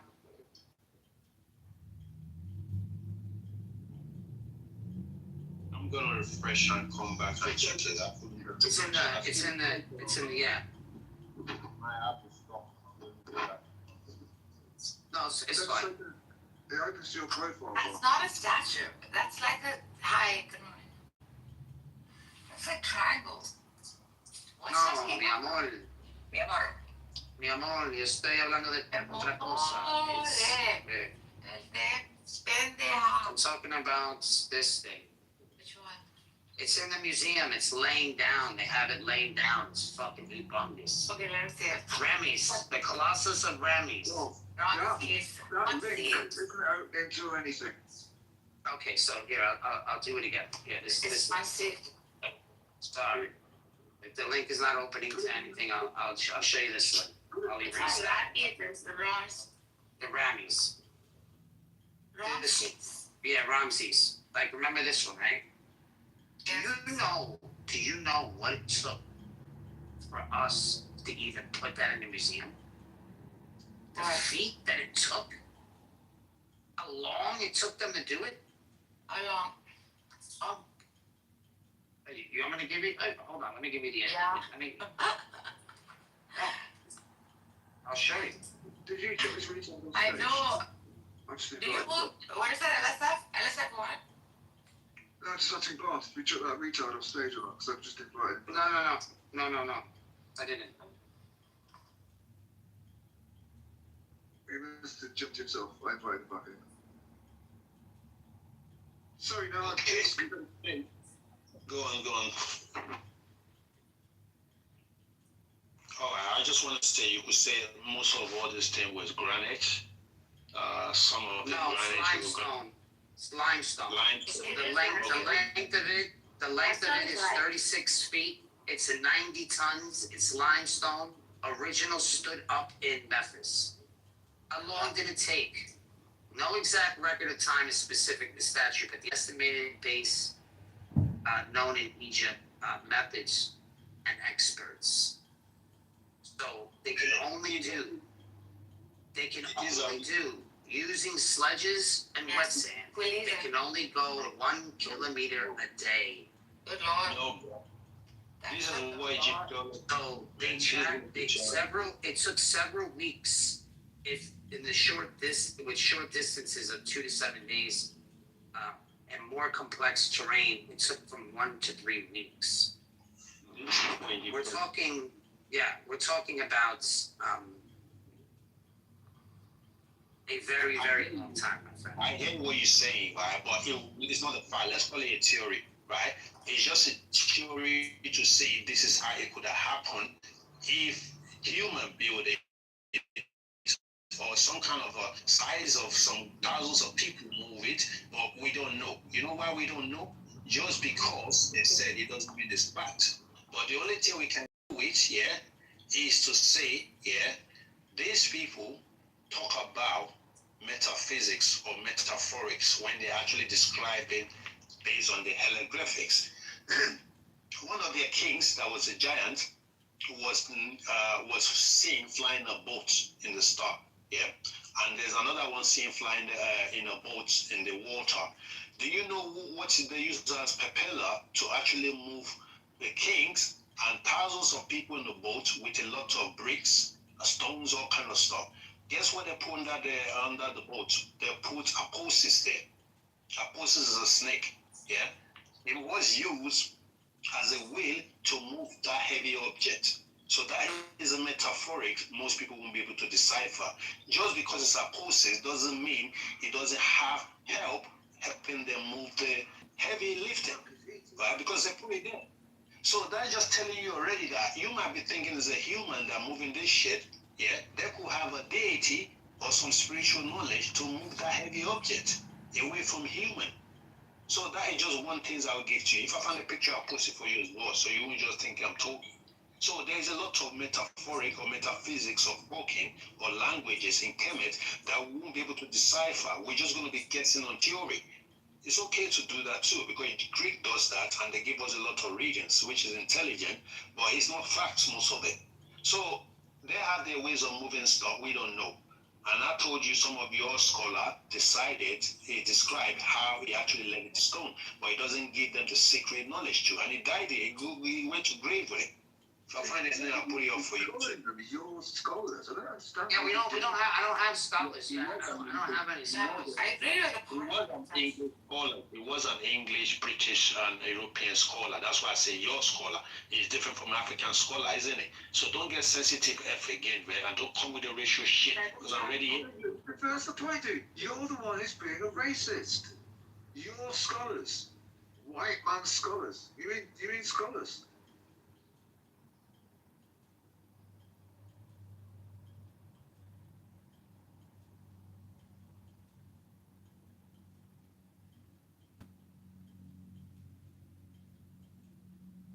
Do you know what I mean? He keeps going, you're scholars, when he means white men. Son, were you ever a Christian? He mustn't be racist. Son, were you ever a Christian?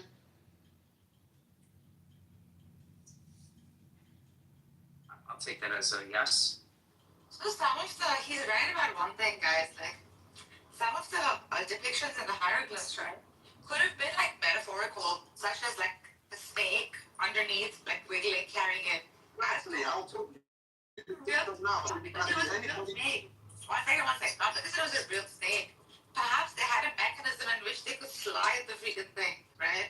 A statue. And it's depicted, it's a very intelligent way to depict sliding something. It's a poetic way to do it. I think that's possible. That's the theory that he's positing. Yeah, no, and you know what it is? No one's ever really wrong, right? Because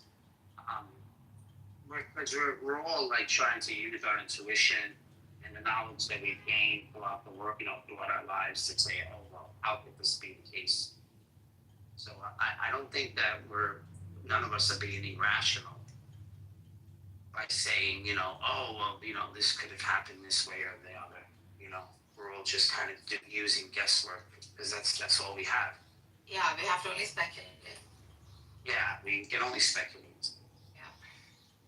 But I think all the information should be taken, all the information should, and I think that's the thing, everybody likes to, and I think that's the most interesting part of conversations like this, right? Because we all have our little input on stuff. We are marvelous. These things aren't really up for debate. They're just up to share the information, But the common thing I think is that we're just so marveled by this era because of the way they did shit. Either they were like really giant people, or Eric von Daniken has a good book called The Chariots of the Gods. They got a lot of like pushback and stuff. I read it when I was like 16 or something, maybe younger. He believes the aliens came down and actually did. That's one theory he has. They could have used police and levers and stuff. I don't know, there's so many ways they could have done it.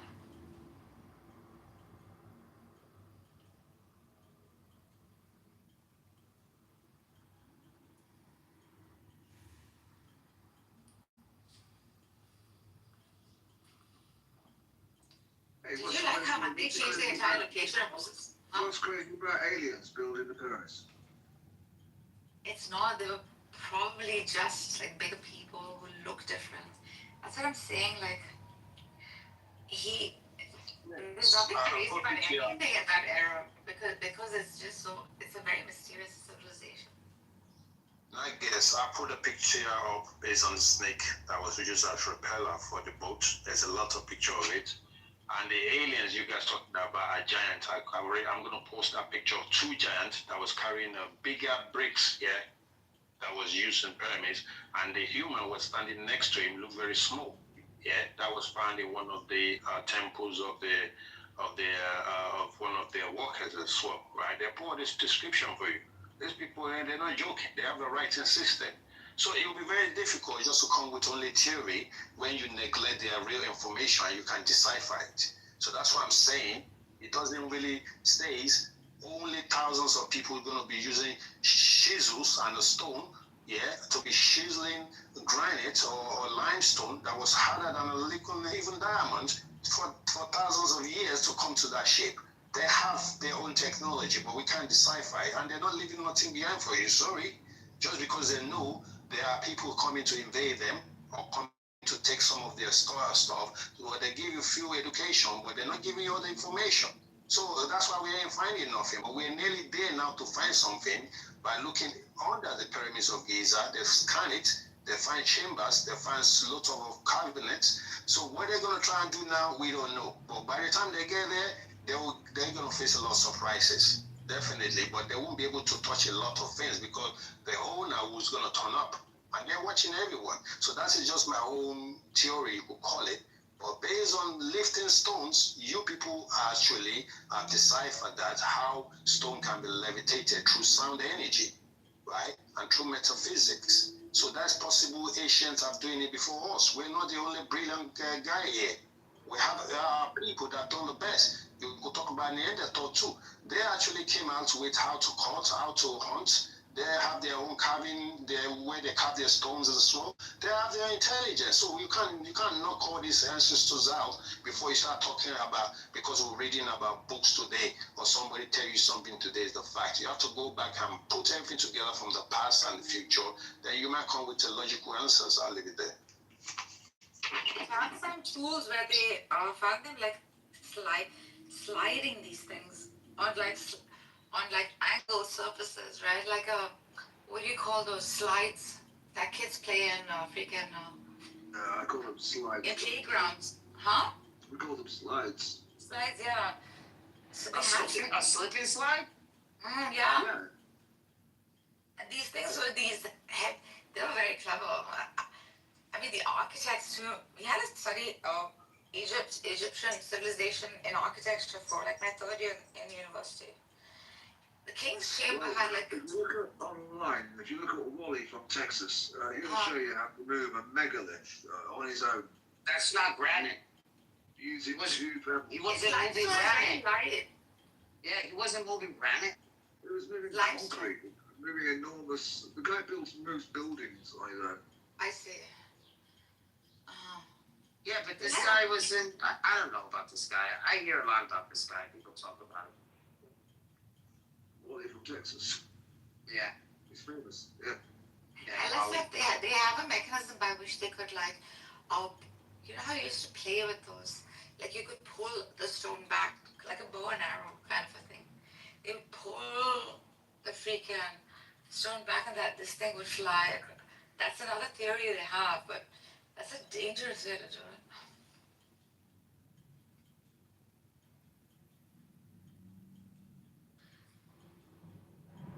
Plus, they're very connected with the sky and the stars and stuff like that. So you'll see, like in the King's Chamber, you have like a small little window that points at the constellations exactly at 45 degrees. So how is it that they could calculate this angle so precisely? No, guys, not precise. You want to hear the craziest? You want to hear the craziest story? Pretty well done. Use that telescope. They were using star map tracking. It's called star map tracking celestial time. That's what they were using, right?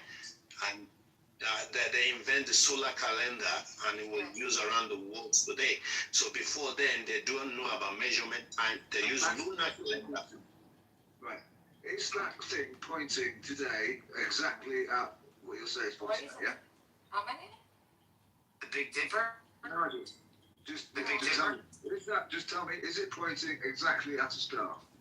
At a constellation or something. Eh? It's not at a star, like some kind of. I think you see these clearly, obviously, because it's a night sky. They don't have freaking pollution or anything. They sit at night and they just stare at the marble of the sky. Where is it pointing? Most of the stars in the King's Chamber, there's a small window in the King's Chamber that points. Can you just see if I'm right on if it's the Queen's? Right. Is it pointing exactly at a point? Exactly like at some kind of. Right. Exactly, okay. right? And how long has it been there? I don't know, Alyssa. Give me a clue. How many years? 5,000. Recently, right? Says the Orion constellations was older, and that was what they used in the pyramids too. Tell me, please, How how many more long, recent times? approximately, how long has it been there? Which one? Huh? Which one? The pyramid with a shaft in it. Oh, the shaft. 3 to 5,000 years? It's older than that. Okay. Right. Hold on. Right, hang on. Right. I'll give you an answer in a second. I just need to do a calculation. You don't answer either. You're gonna come out with some pseudo shit, and I know where you're reading from either. So don't come out with some shit. I'm doing a calculation. So what calculation am I doing? 40 It ain't gonna work. degrees or something, right? I don't know what's the fiction. Well, they use 365 days calendars, and that was the end of the year to match the rhythms of the natural season of their solar year. So if you're gonna calculate the solar year and the lunar year, you can come up with your answer. If you ain't got no calculation for that shit, you're gonna come up with your pseudo shit anyway. Well, it's okay. Why don't you wait and see what I'm going to come out with? Amenhotep was 1390 to 1352 BC. So he met the pyramids there too. So go back to 1330 to 1352 BC and see where you will come out with the from Right, now you I love people who sit there and spout what they're going to tell you what they're going to do, mind readers, right? Have you heard of something called procession? Yeah, well, I'm not about procession. Yeah, go on. Right, procession is how the fixed stars, or inverted commas, fixed stars, move slowly over 25,000 years in one full rotation. Thus, in the last 5,000 years, that shaft has moved 70 degrees to where it's pointing. So it's not even pointing in the same fucking direction. Good Lord. The tall, small pyramids it's not aligning anymore just because it's the small one, the Khufu, is still aligned to Atom star constellation. The smaller one, they say it move a little shift. I'm sure that's what you're explaining. Yeah, that's just telling you the solar axis of those time rotation is changing from You're robot.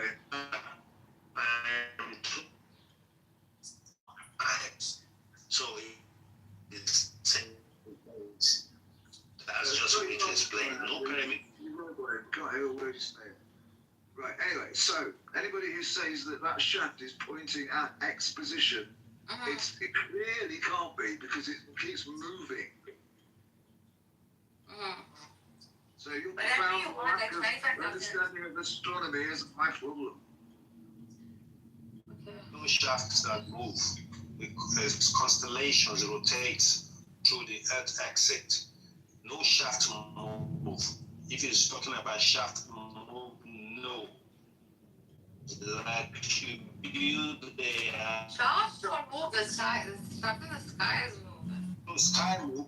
Constellations just changes, but only one that change doesn't move either, and that could be that the gas burst, it bursts.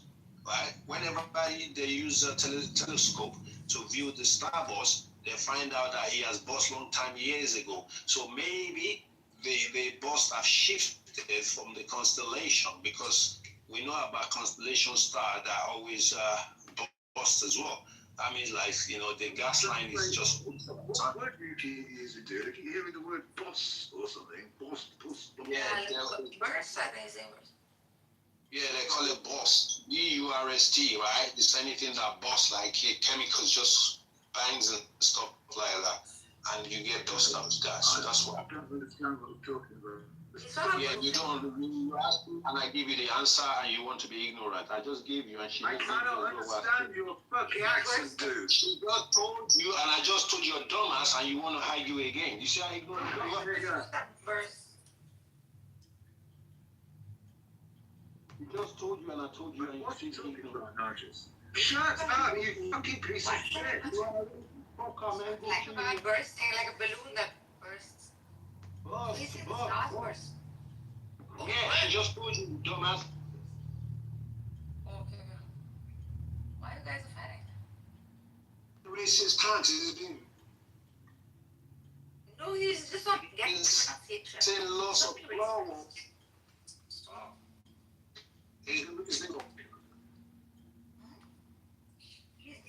Your pronunciation is different. Is he husband saying racist what? He's not racist, he doesn't understand. Dumbass. Me? I go buy things neighbor next door to me. I will go dinners together. We go picnic. I ain't got problem with no skin. Dumbass.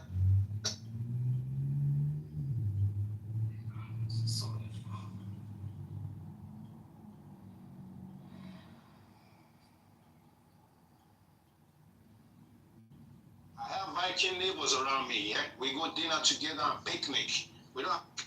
Shut up about your fucking pig. A Viking neighbor will slap you because they don't like racist guy like you. Oh, shut up. He's not racist. He doesn't get the pronunciation. Yeah, my Viking neighbors are very, very, very, very intelligent people. They don't like dumb as racist people. Go away, you fucking idiots.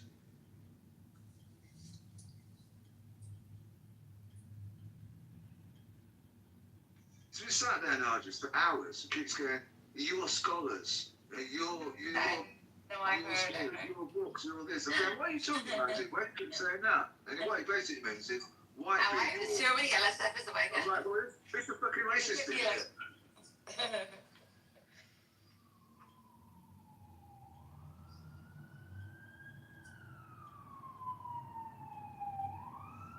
Right, let's have it back up, see what the next super intelligent thing he's got to tell us about. Invite me back up because there's nobody else who talks negress. You know, you lonely motherfucker, Mike. I never know why people say it. I never say that. Yeah, this is black. I don't even give a fuck what type of black he is, yeah? But he's been saying a lot of racist shit to me. And I told him already, I go, Viking, they're cooler, they're gentle, and they don't discriminate. Look, your racism bullshit. You don't want to hear it. What other question you want to ask again? Go back to your scholarship and keep reading your pseudo papyrus and tell me what question you need to ask so I can give you the right answer. No, quality work is pseudo.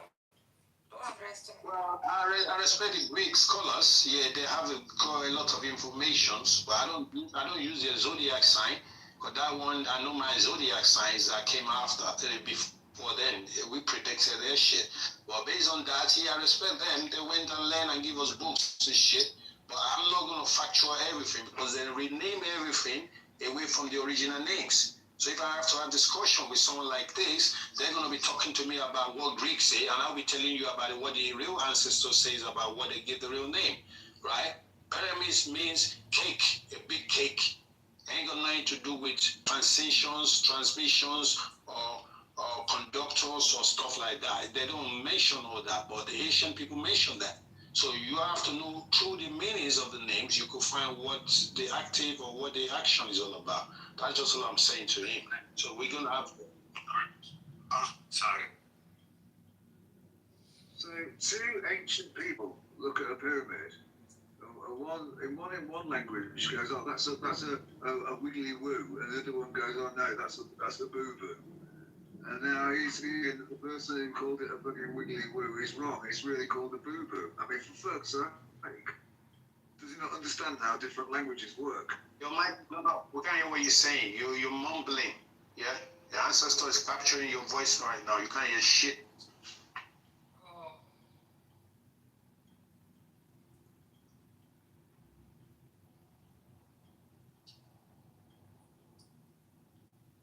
Repeat what you're saying. You went off. You're mumbling. Sometimes do that.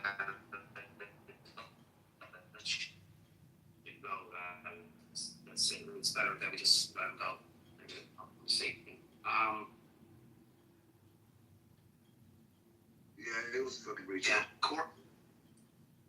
Courtney yesterday in the room. You know, this white girl who wants to be Jewish so bad. I know Courtney. Yeah.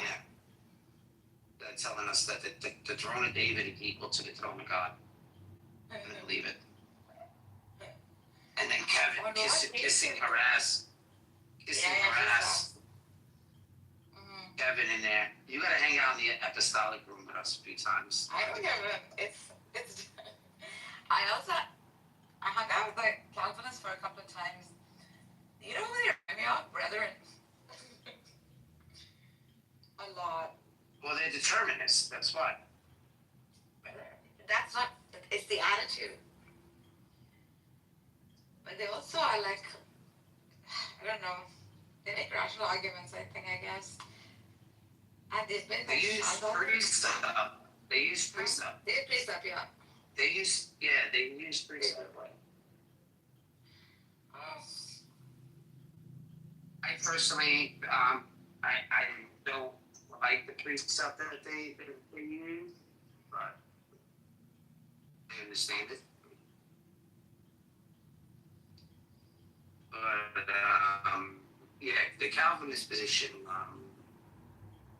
is a position that the Catholic Church ways is give it as like, you know, the priest joins the priest.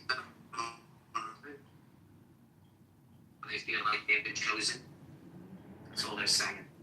They're saying, you know what I mean? Yeah. I don't think it's that. It's pretty. It's just demonstrating that God is the best of planners, and like you'll have problems with resurrection, and that whole narrative will sort of fall apart a little bit if you take their position. No, their position's not biblical. That's not okay. No, it's not. It's a weird. When did they come up with it? Like why? Augustine Hippo. You know the I think at 4 a.m. He was the first person. No.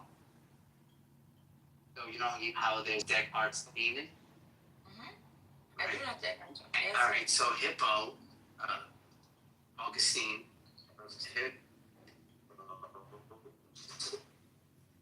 Catholic theologian.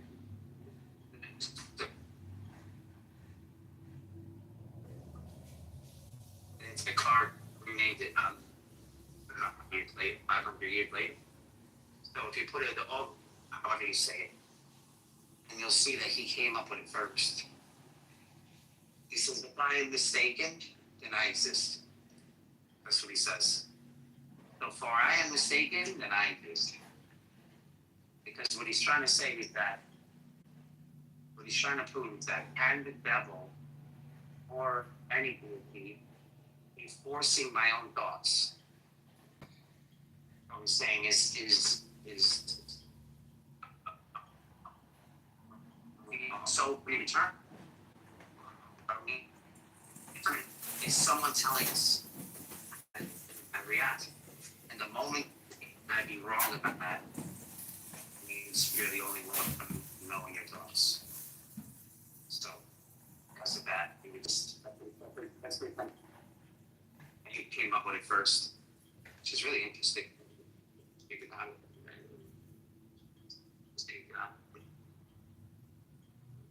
Christian theologians came up with this, you know, it's pretty interesting. I don't know how you put it. I don't like I think that Brian Carlos uses it all the time. He thinks this is a good way to know you exist, but he's posing a lot by saying I think that's why anything really.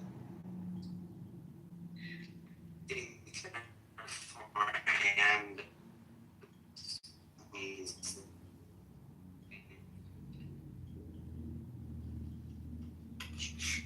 they want this because they want. The point is, if you're having experience, then you have to exist. It doesn't say anything about the nature of your existence, just that you must. Or you exist in order to have experience, which is what the other view was saying. Yeah, that's a horrible way. First, essence of existence. It's saying it's Augustine of Hippo. If you look at that one, give it to me. I figured out which it's in right there. It's really interesting. At least the first I have it.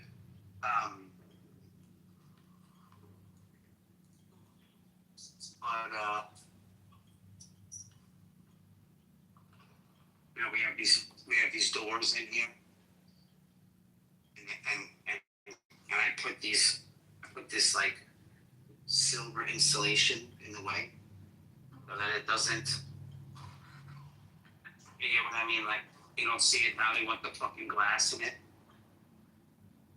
I'm fucking putting plexiglass and putting this shit in here. Yeah.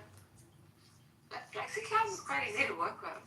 The matte finish is really beautiful on it. Yeah, I mean, this doesn't even fit. It's just, this is what we call this permit temp. Because we can't say nigger rate no more, because it's kind of racist. So we say permit temp. It's permanent but temporary. Or permit temp. That's what we're using. Permit temp. Permanent, not permanent, but put it like it's permanent, but it's temporary. So it's coming out again. I had to kick that guy because that guy was just on a roll. Yeah. He was on a mission.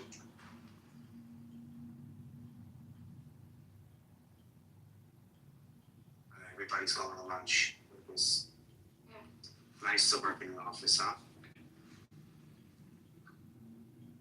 Fucking nice to work in the office. To lunch. Yeah. Go to lunch. Company bar. Did you know that? Huh? What happened? God. I think. So we're doing a projection of the next 20 years in New York. We have 20 years of work in that. They just showed us the lineup. We have 20 years of consistent work from here on out, doing construction work in New York. How long do you think it's going to take to do? 40.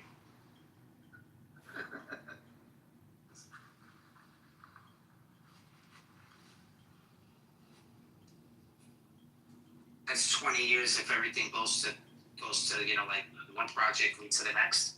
There's certain projects that need to be done before other projects are. Well, I don't know how things are going in America at the minute, but over here they're talking about, because of this Iran business, there's going to be shortages of stuff. Oh yeah.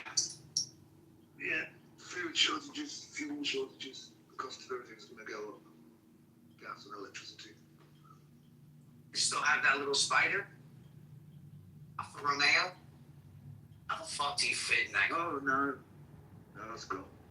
How the fuck did you ever fit in that car?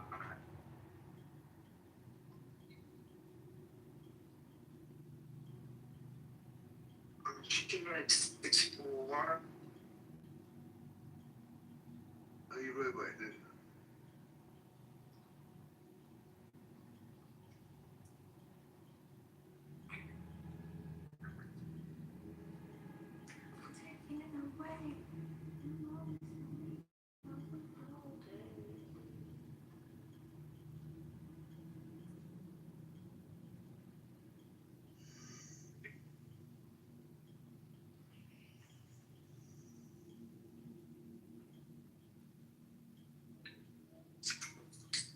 Me? What was it? I didn't even hear what you guys talking about. Oh, yeah.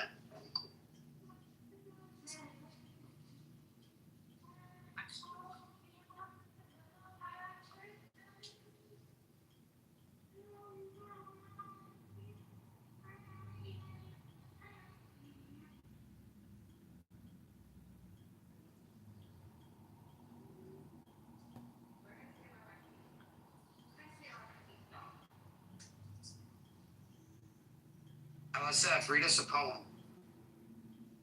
Original poet. Yeah. A good one. Hang on.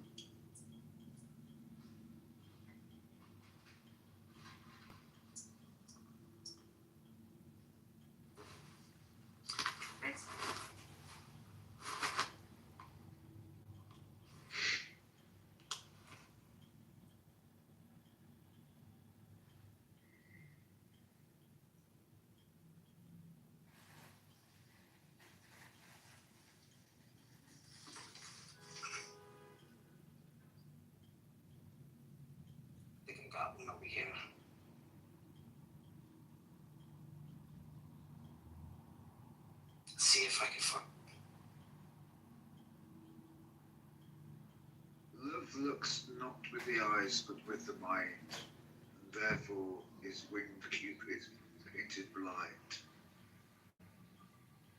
The course of true love never did run smooth,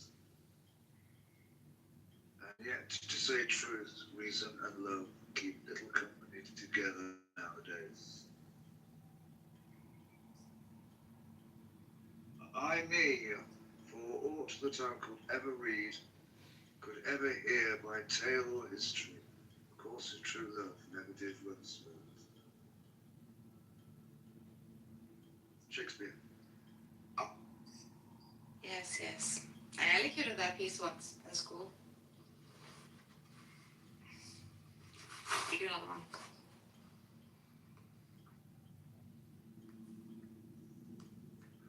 What's your favourite Shakespeare play? Julius Caesar. Merchant of Venice, second. Midsummer Night's Dream, third. Romeo and Juliet, perhaps fourth. And As You Like It. Shall I compare thee to a summer's day? Shall I compare thee to a summer's day?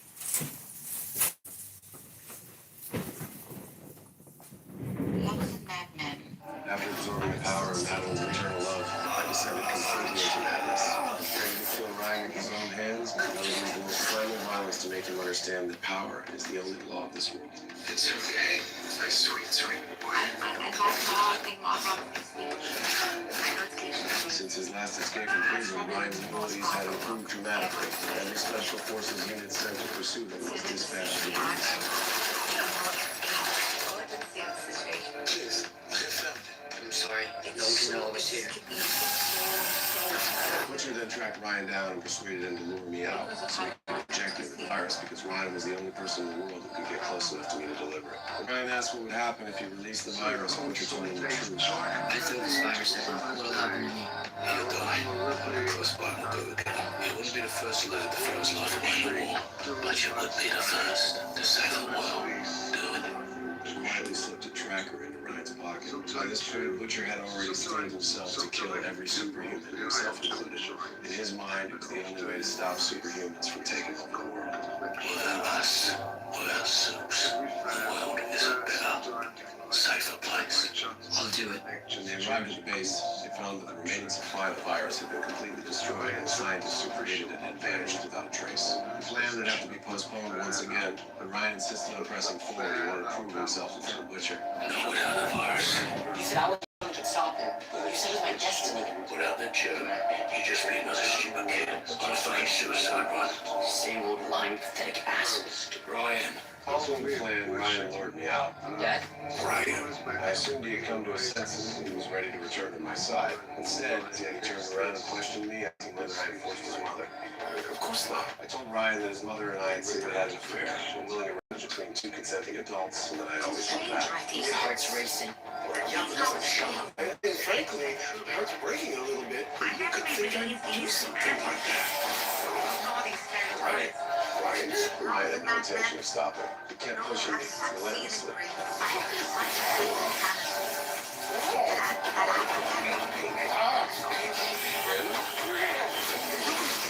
Ryan drew blood from my nose I could no longer hold back, and with this started to face my fury. I pinned his hands down and drove my fists into his face, blow after blow. See Helen's beauty in the brow of the evening. The poet's After a time, Ryan's face was a mangled, bloody ruin, yet I still did not stop. The final approach wanted to be the same. When Butcher arrived, all he found was Ryan lying motionless on the ground. Fortunately, there was still a breath of life left in him. But from that moment on, the bond between father and son was shattered beyond repair. What remained between us was nothing but a fight to the death. After absorbing the power of Madeline's maternal love, this was Mary like to kill.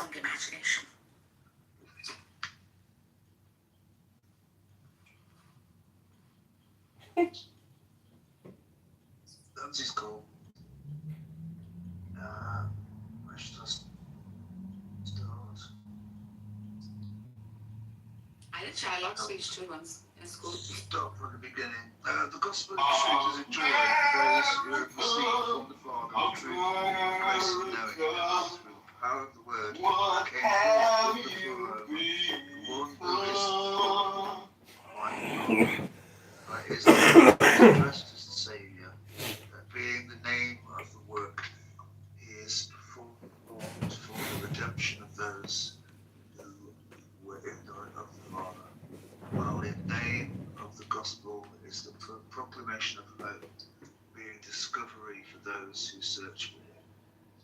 When the totality went about searching for the one from whom they had come forth, and the totality was inside of Him, the incomprehensible and inconceivable one, who was superior to every thought. Ignorance of Father brought about anguish and terror, and the anguish grew solid like a fog, so that no one was able to see. For this reason, error became powerful.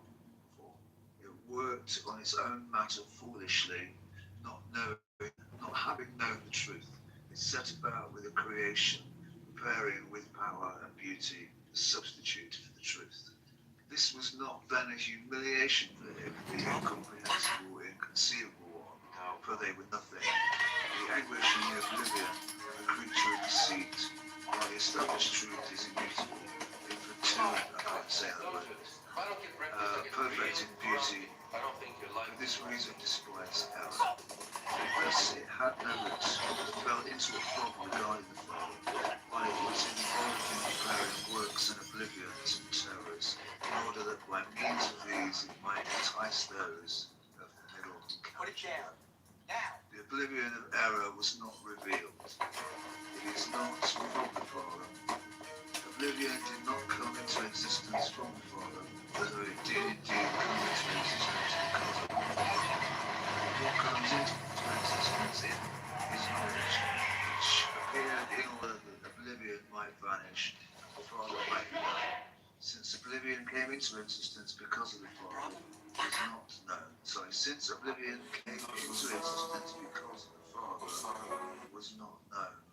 Then if the Father comes to be known, oblivion will not exist. But through this, the gospel of the world searched for, which was revealed to those who are perfect through the mercies of the Father, the hidden mystery, Jesus the Christ, enlightened those who were in darkness through oblivion. He enlightened them, He showed them a way, and the way is the truth which He taught them.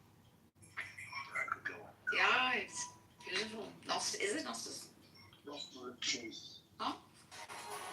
That's the gospel of truth. It's really beautiful. That's supposed to be balancing.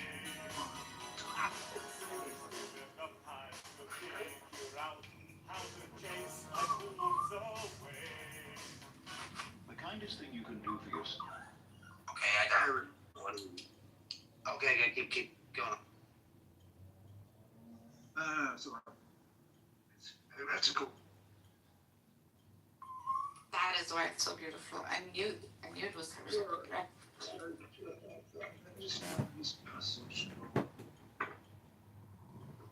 Sounds like the Gnostic Bible you sent me, Bob. It's just really beautiful.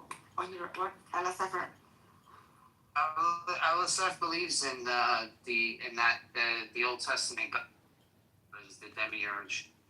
Yeah, I know. He believes that. Are you Gnostic? Yeah. Yeah. Don't tell anybody. Yes. Really? Full heretic. He doesn't want to go full heretic yet. Why not? Take me to the altar of heretics. I'll wear that crown of thorns proudly on my head. Yeah, they don't think I'm an atheist.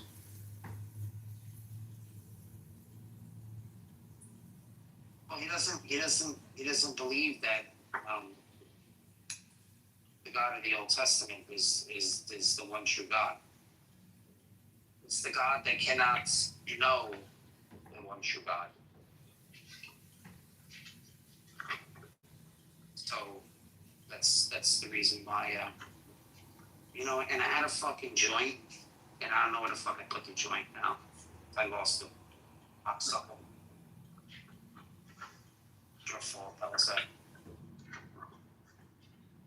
my shit up. What the fuck am I still doing here? I'm going to fuck home. I'm going to fuck home. You know what I'm gonna do? You know what I'm gonna do also? I'm gonna go home. I'm gonna go home and I'm gonna fucking masturbate. That's what I'm gonna do. Sorry, no, I guess I didn't mean to say that in front of you. My bad.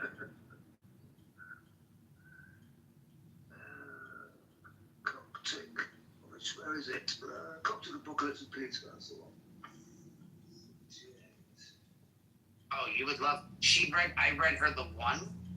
She fell in love with it, LSF. You had to see how in love she was. She read it, and she read it. The first time she read it like she's read it many times. It was insane. Because she just loved it so much.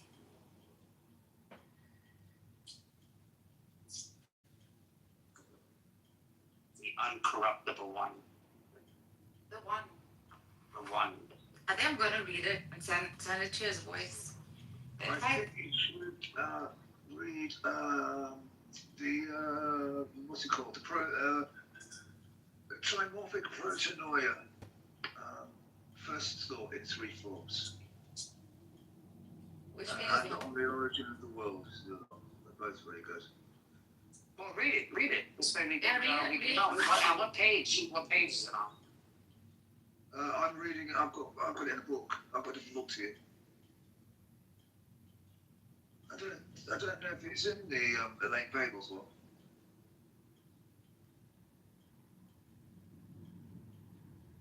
Yeah, this is it. I am protanoia. So protanoia is Greek. It means first thought.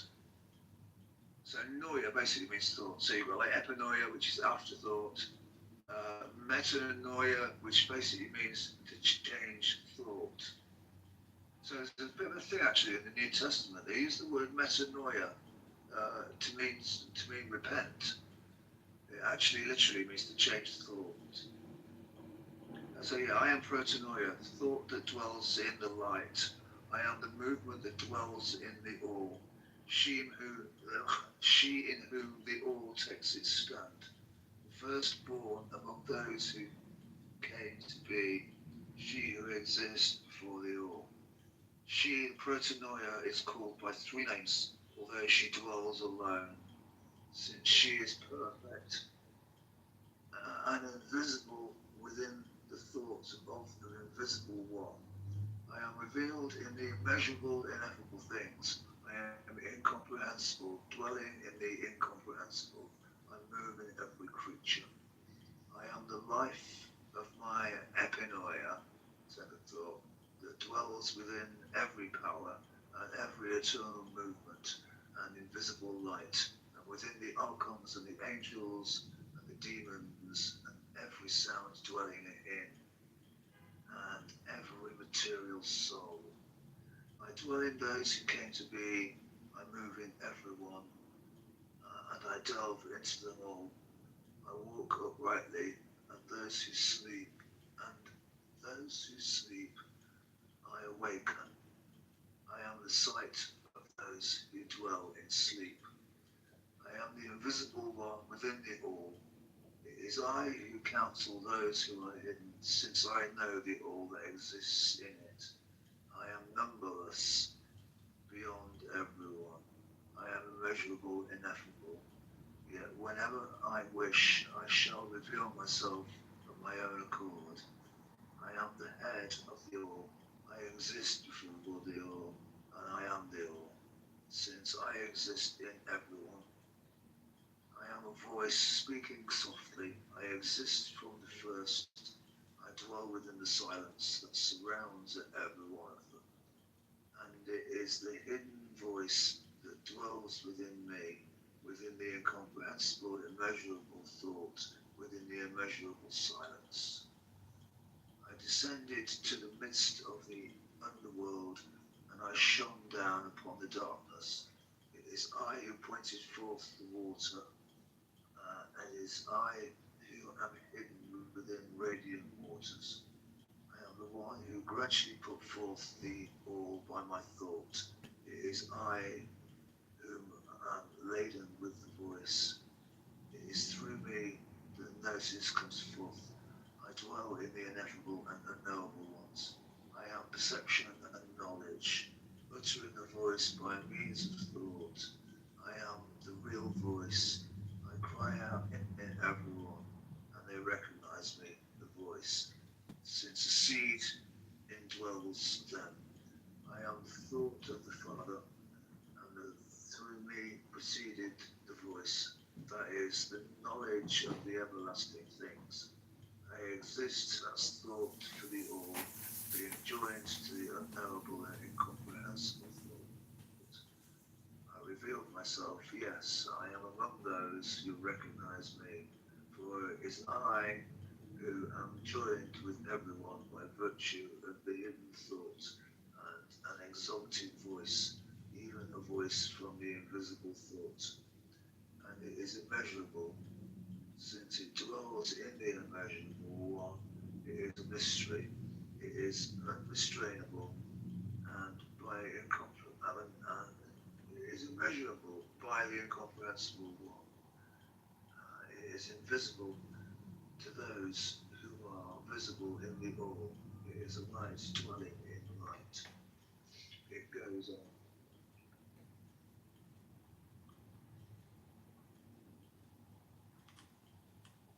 And then, yeah, the origin of the world is the other good one.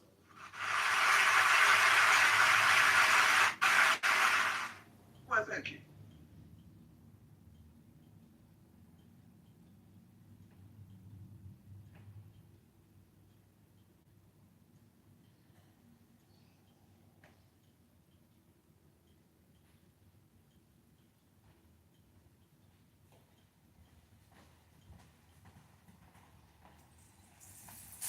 So what scriptures do you read then, Rogers?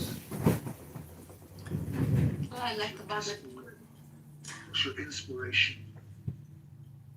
Read everything. Everything I can get my hand on. I don't discriminate. But I don't think all of it. But what you just read sounds very much like the Krishna speech on the Bhagavad Gita when he's introducing himself. Yeah, that's how old is the? Much older.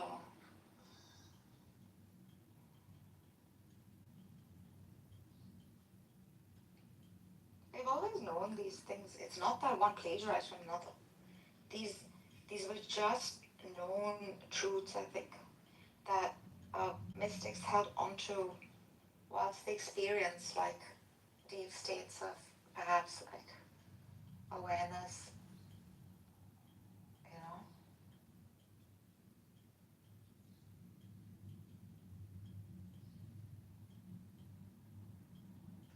Well, it's not popular, but my personal opinion is that Christianity began as a spiritual movement by apostles.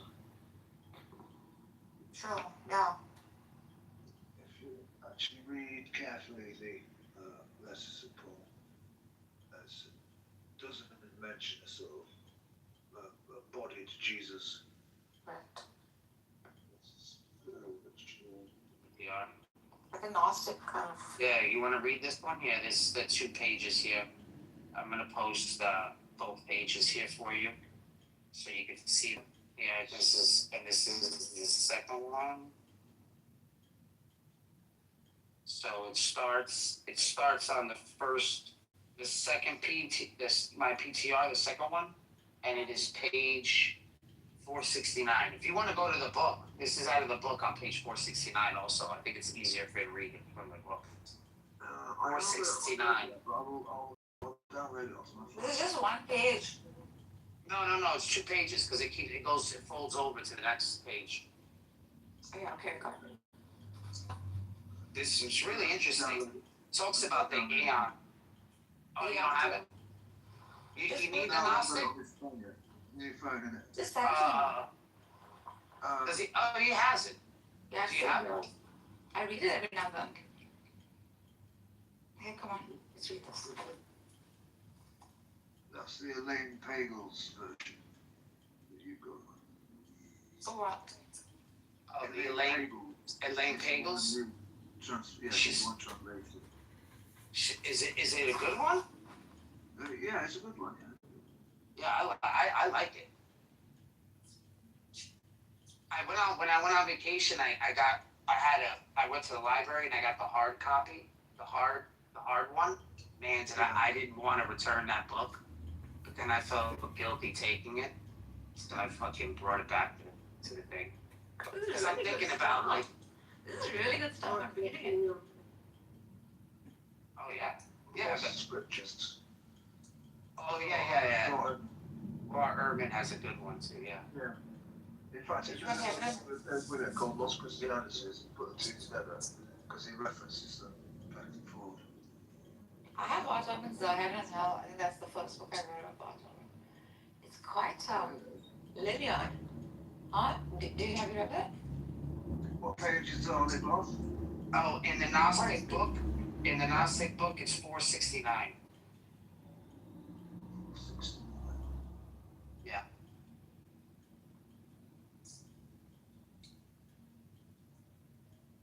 Not in the scroll, the actual. Oh, right, that's the actual page number, is it? Yeah, the actual page number, yeah, not the scroll. Oh, right, hang on then. What is an aeon actually? Like, how is it understood? Aeon. Aeon is who Jesus is in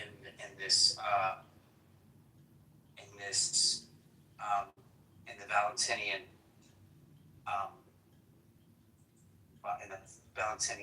thing. It's quite nice.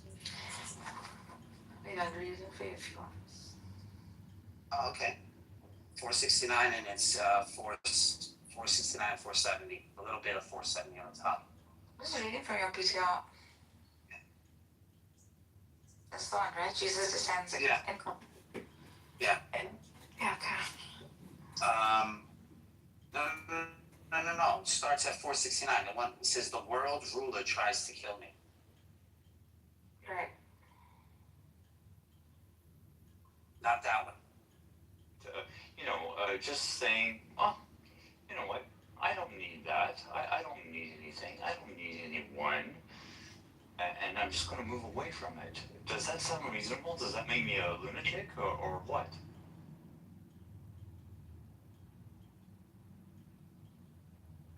No, I think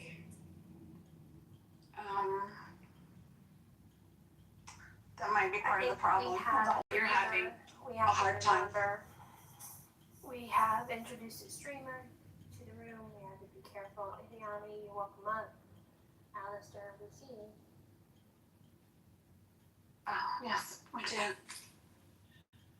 So you're giving up on. I think if you're not doing the one, it's really hard for the other to be successful.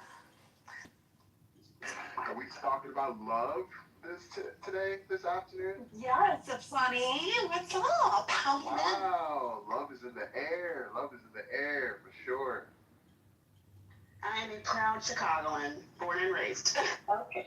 The reason I asked that is, and I said I wasn't going to talk anymore about it, but I just want to say one last thing about it, which is that I believe, and I believe throughout this whole thing, that any American has a vested interest in this situation. You don't have to be Jewish, because our tax dollars are very much funding this. So I just want to add that.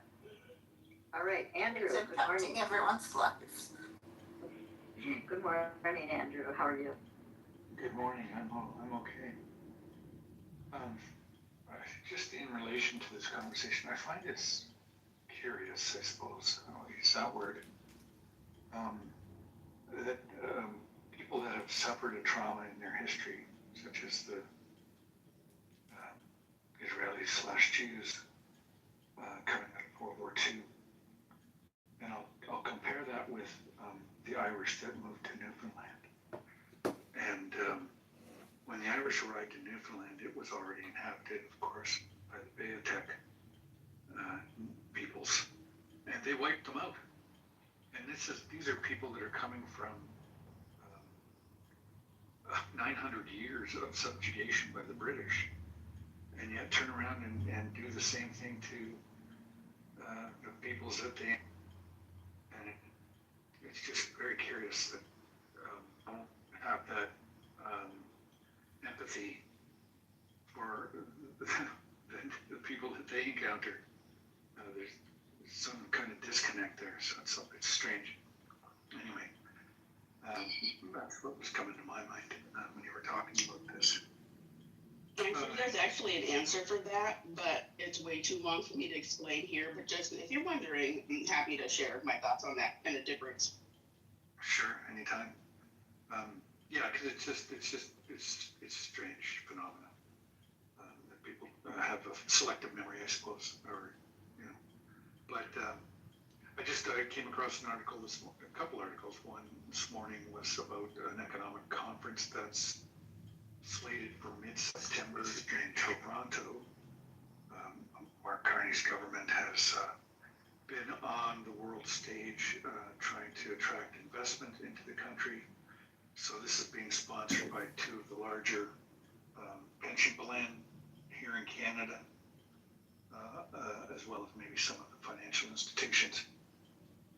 And they're hoping to, because of the situation within the world, the uncertainty, the changing dynamics of the geopolitics here in Canada, to offer Canada as a safe haven for investment. And it's one thing to present it like that, and the Carney government has been working, and as he mentioned in that clip that I heard part of, earlier, that the going has been slower than he'd like, or they'd have liked. And so they have a lot of MOAs in terms of some of the larger projects. But Canada has had an issue with this for a very long time, and especially under the previous Liberal government. And that has to do with just the whole regulatory process that you have to go to get these things approved. It takes forever. And of course, people aren't willing to, they want a faster return on their money. And that's really what it all comes down to. So we'll see just how interested people will be to invest in Canada. Because they want to build pipelines, they want to do all this stuff.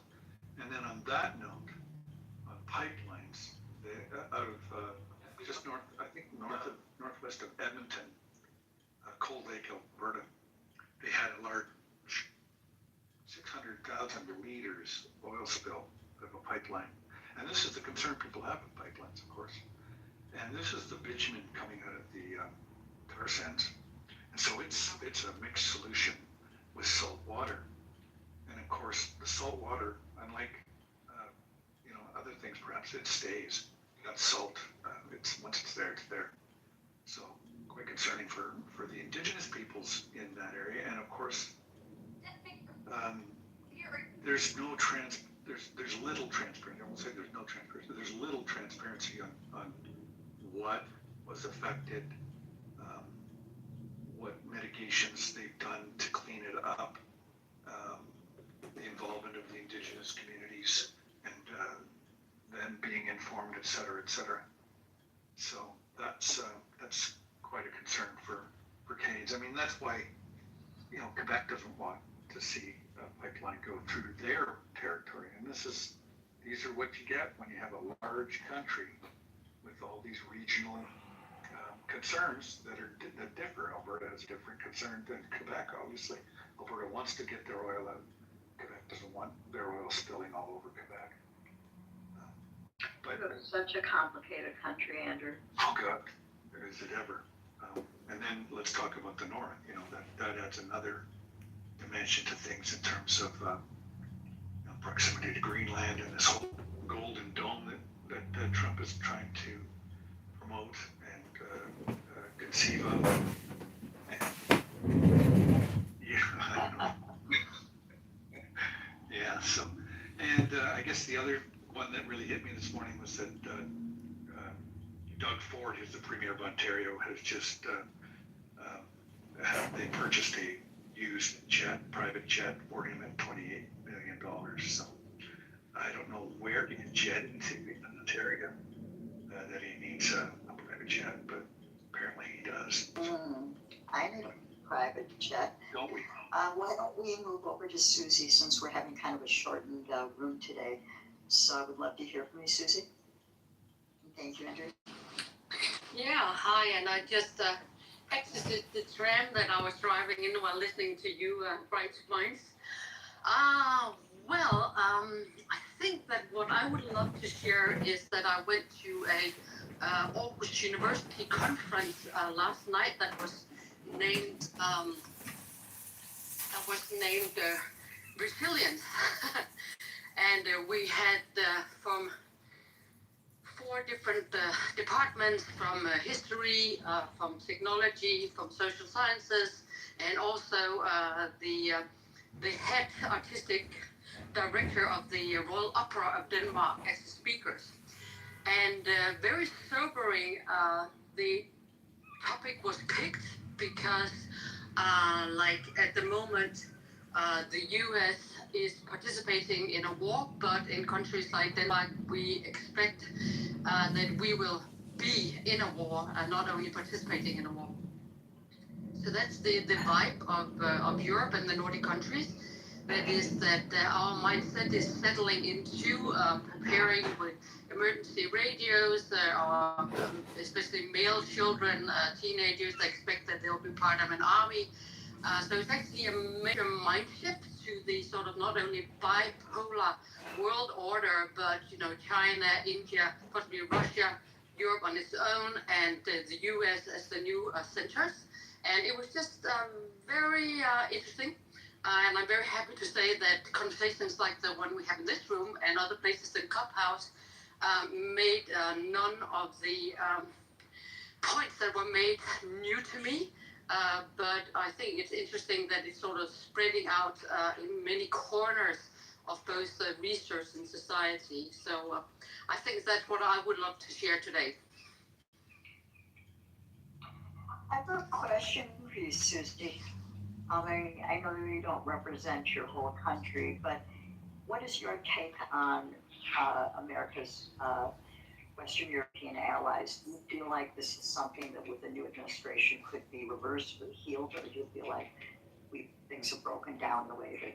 I think the last suggestion, that is that when I talk to ordinary Danes, there's a lot of people also on social media that says things like, I hope nobody gets insulted, that Trump is stupid, he's a lunatic, let's get rid of him.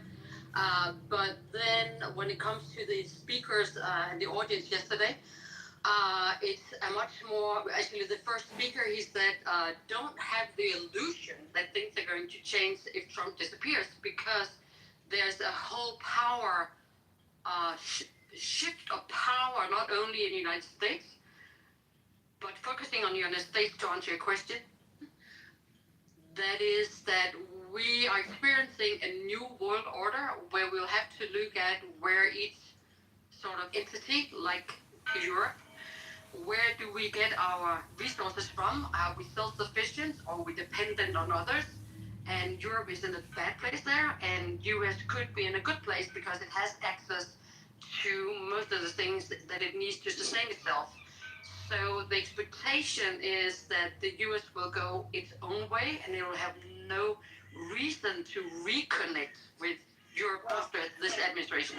Oh man, that is not good news, Susie. So we need you to put a good word in for those of us back here who really want to rebuild relationships. But I have no illusion. Look, I personally feel the world order needed a bit of shaking up anyway. And also not to mention the AI impact that's coming. I think China just announced that it plans to be AI dominant by 2030. And there's so much happening. Sam Altman is talking about a public fund so that humans can benefit or get money, contributions when robots displace them and more. But Susie, I want to say that we can't, I know that the international humanitarian financing through the World Bank and other World Bank spring meetings are happening right now, that there is a whole movement, not just around, new trade blocks between Canada, Europe, and some of the BRICS, India notably, and others, but also really looking at how to reorganize international assistance as well. And my friends that live around the world, I lived 10 years for India, really are talking about, a new world order, and they just sort of are like, the U.S. is sort of going to be on its own. And I just think that has to be one of the priorities for the next administration, despite a big need to prioritize affordability and reinvestment in America, but rebuilding those strong relationships. And then it's going to take a long. I think, if I may add to this, Andrea, I think that one of the wonderful points coming from the creative director of the Royal Danish Opera was that what makes Europe special, and he said that is that throughout history, European art has been critical of the establishment and curious. And that is what is the special take on the European culture that we should maintain despite cutting ties, for example, with US, or rather the US cutting ties with us. I think that's still how we see it. But also that we don't want to follow the lead of the leader of the free world, who now sees itself in a different position. But the question is if the culture in the United States will in the future be a mirror of what he says is characteristics of the European culture, because of course the US being created by Europeans traveling out, we have shared that, but the question is, will we experience a split in the values and culture behind movements, companies, and culture, where the US also export values and culture? And I think that is actually maybe the biggest underlying question, because if we share the same values and visions, we can always find a path. But if we don't, and momentarily we don't seem to, so that's that. How do you think that's going to play out with the US as a society looking away from them?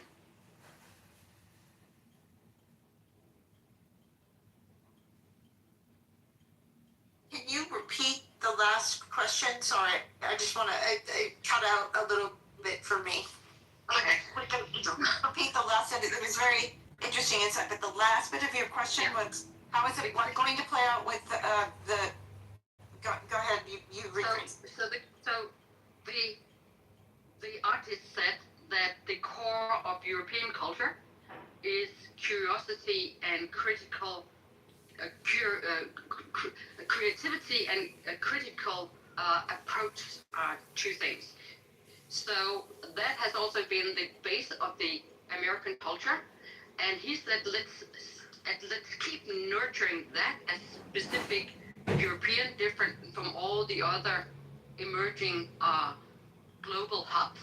But the question is that I was trying to phrase, that is, will the United States maintain the same culture of critical curiosity towards the establishment, or have the US already moved away from that shared values that was brought from Europe, but has that changed into something different? Well, see, I don't know if it's changed into something different, but if I feel, I personally, well, my take on that is that there is a vibrant, creative, even more so than some of the big businesses, pushback going on right now in the United States that's exercising its free speech and critiquing this particular regime, and with it also kind of the state of affairs for average, American people. So, and you see it in the satire, which is, with comedians, and particularly our late night show hosts who have been attacked by the regime. Well, not to mention the Pope just defunded a bunch of Catholic charities. Oh, this isn't political retaliation much. And also our musicians, Bruce Springsteen, I was speaking about this earlier, is doing a Land of Hopes and Dreams tour, which is, really, check out, go online and Google his opening statements in the concerts and what he's saying and how hard he is coming down. So, and of course Trump is going after him as well. I think Trump called him a dried up prune, which is like Bruce Springsteen, even if he looked like a dried up prune, looks a million times better. But I'm just saying. But anyway, he has also come out and publicly stated that he does not give a damn about, I'm sorry, if I upset my fans or if I lose fans over this moment is bigger than any party. This isn't about a party. This is about, the attack on our rights and our democracy. And this is not who America is. He does, notably, he does call out that no one that I hear speaking out about this in the creative sense is actually saying that America is perfect and that it wasn't a failed, that there aren't some things, there are many things that aren't working, but we were, for a while, we at least had some rule of law and, a general respect for the rule of law and protection of citizens' rights, which we see really vastly under attack, and increased data surveillance. So, and also increasing the highest inequality gaps in a long time. So, something's not working in the system. It's something that ushered in the likes of Donald Trump. That's all being acknowledged. I'd say I shouted out Eminem earlier, who is, one of the most sold rappers around the world, but highly respected within the rap community, I guess, and the entertainment industry. And he is a tricky character, and he is very outspoken, and also, way more outspoken than even Springsteen on against Trump. So, and then there are many others. There's a fantastic country music artist that we played at the beginning of this room. That's reaching out to folks to stand up against this moment, saying, "Where are you now?" All the promises are broken, and it's very entertaining. And there's more. You're seeing pop-up flash like mob type performances. You're seeing young dancers enact the Epstein files in front of the Lincoln Memorial down in Washington, D.C. We're seeing bronze statues. Honestly, if you follow the artistic movement behind this, you'll get a really good laugh. And also, there's some very good health effects that come from laughing and taking a breath and a moment of comic relief about the insanity of it all. And not to mention all the artists and, with the people of Minnesota and the signs and the protests and the art, the actor that walked down the street of the No Kings protests. And I could go, and now there's some really great billboards coming up which are showing Robert Reich, my former professor, former Secretary of Labor under Clinton, teaches now at Berkeley, is he does fantastic, I think it's called Inequality Media that he works with, and I think they're in a raise for something like 10 million. They're going to do a huge billboard spread around the country focusing on the issues. So, and I'm sure I'm forgetting some of them. Then there was a Bad Bunny moment, which was not an overt, supported by the NFL, which was not an overt, FU, but it was we're standing. The NFL knows clearly its customer base and its business model moving forward, and they basically, wanted to support, Bad Bunny and its fans and make a bigger statement. And I actually got an inside take on this from someone weirdly in my neighborhood from the NFL, who said, you know, like, and they were actually a little worried, like they weren't sure what Bad Bunny was going to do when he actually got out on the stage. This was one of the most interesting conversations I've had in a while, which was that they were all imagine like you're at the Super Bowl and you're waiting for halftime and you have this huge production coming and you're sitting there going, not knowing if he was going to like stick to what they agreed to, because they were trying not to be completely overtly political at the same time. They were very much wanting to send, you know, not be told what to do with their halftime show and not succumb to that pressure. And also, you know, sports unite. So they really wanted to support the positive and loving community type environment that Bad Bunny show brought together. So, sorry, I don't know, how long does that take? Minute?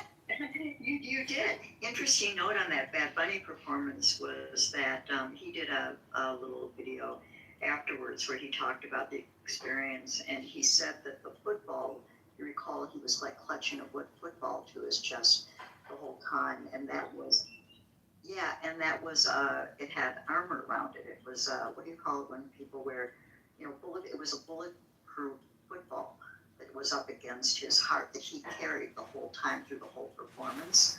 And the other thing was that he talked about how Lady Gaga had like a brooch on her shirt or dress or whatever she was wearing, and that was the signal, was if there was any danger or anything that was about to become explosive, she was to take this brooch off, and that was a signal for the whole stage to evacuate. So how would she know? Well, they've got people. Oh, in the ear, in the ear. Okay, got it. Yeah.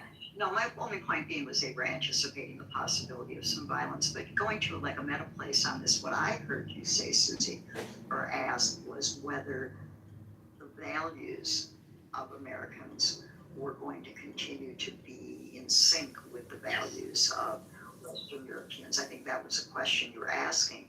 And the answer to that question, which always leaves me with kind of a stomachache, is that I just feel like there's such a disconnect between people and government. It's kind of like, yeah, I mean, I think people love each other. I think people are fully capable of having empathy and love and support for other people, including people who are different from themselves. But somehow the governments are running this crazy circus of destruction.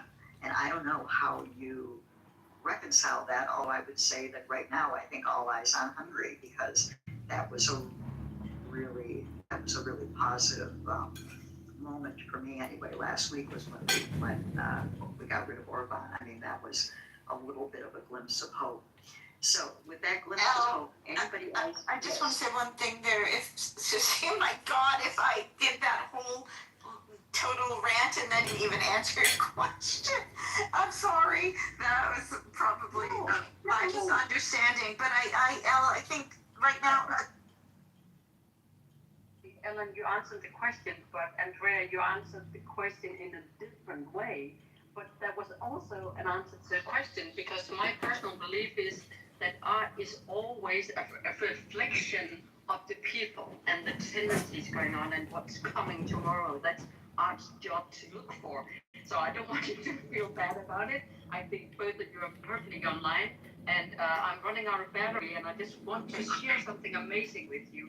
On Monday, we will host our Monday room number 200 in the MedTech lobby, and I really want all of you to come and party with us if you can. It will be at 3 o'clock in the afternoon, New York time. And I shared a link in the comment here. And as always, it's wonderful to be in this room. And thank you for inviting me on the stage. Thank you, Susie. I think I just want to share from friends from Europe and I have an alumni group chat with from my grad school, and folks were talking about that as well. They were talking about this alignment between Europe and U.S. And one of my friends in Europe was just saying that it feels very much like, you know, the U.S. is too much into might makes right. And I think it's shocking for people around the world to see us pivot to, whilst it hasn't been perfect and there's been all sorts of interventions in the past, to see our military used this way so quickly for us to start acting, like the bully hegemon, very overtly with use of force and all that, has been quite shocking to everybody. So I think it's been majority of folks don't support it, the war and this type of action. So I have hope, though there's some internal heart-to-heart conversations addressing the values of the nation that I think needs to take place. Well, Andrea, you'll be happy to know that I went out to our little coffee bar in our lobby yesterday, and all of the pamphlets were out there for voting, along with a sign-up sheet of people needed rides to get to vote in the primaries. In the midterms. So I thought that was really cool that in our building they were being proactive about that. Hugely exciting, one of the best things you can do, but don't forget to check your voter registration and find out how you can help. I've got a question. Elle, you had put up a link, and thanks for gifting the article, so it could be passed on to others. Just the headline itself said 51%. It didn't. I would not have written the headline. It said 51% of Americans think the war in Iran has not been worthwhile, but it's only 25% support it. But they washed the language of the headline to bury the sentiment, right? Because 51% don't think it's worthwhile.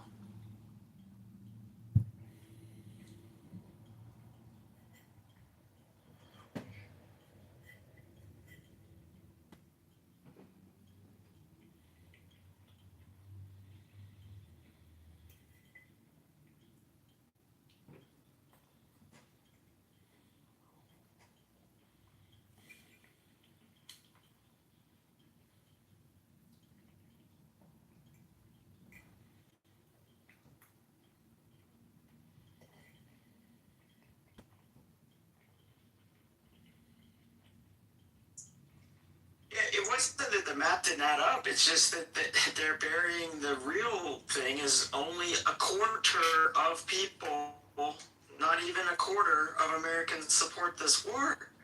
It's the most unpopular war. So to say that if it, anyway, don't think it's worthwhile is it's I just think it's more of a fealty to and sycophancy to they're either afraid of Trump or they're doing audience capture. And if their audience keeps paying for this, they're going to keep doing it.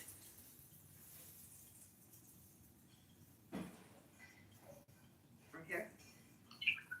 Yeah, I have our traditional Friday song. It's good to see everybody here. Thank you, Elle, and thank you, Andrea. There's lots of stuff happening. We'll be back on Monday. So everybody have a good weekend. Here we go. Happy Friday. I'm gonna do so bad.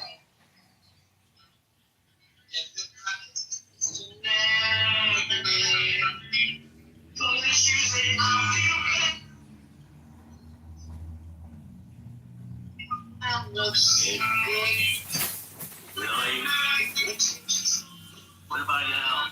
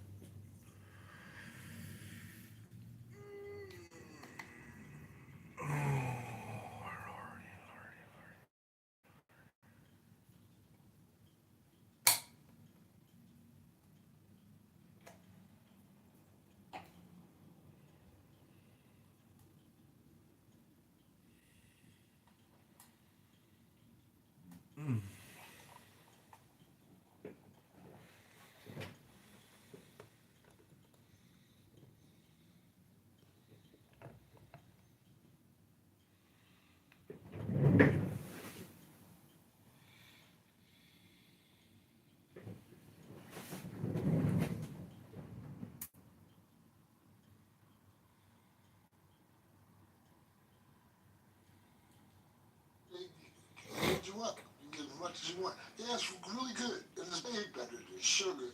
You know, I even tried that. Probably depends on the intentions of the llama.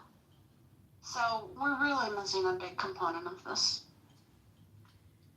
I actually think that llama was trained. I think it was staged because that kind of logic and reasoning skills in a four-legged animal. You want her to answer the way you want her to answer? Let that woman talk. He asked, why didn't Reza say anything about the school? They're reading a script. 372? Is that what it says in the on the table of contents?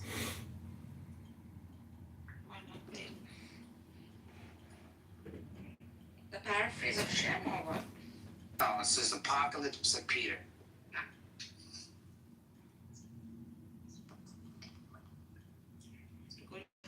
It's not in the scroll, in the page of the book. The link you posted, right? Yeah. Let me see. No, you're on 339. Keep going.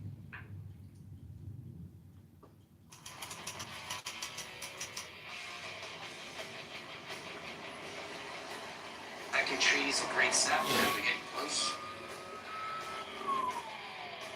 The Apocalypse of Peter. The letter. Peter to which one? Where is that? All right, here we go. That's what it is. It's the Apocalypse of Peter. It's page 373. 373. Wait, hold on. 372 actually. Holy boobies, I've got to tell John. Get to the job, Bob. Okay, right here.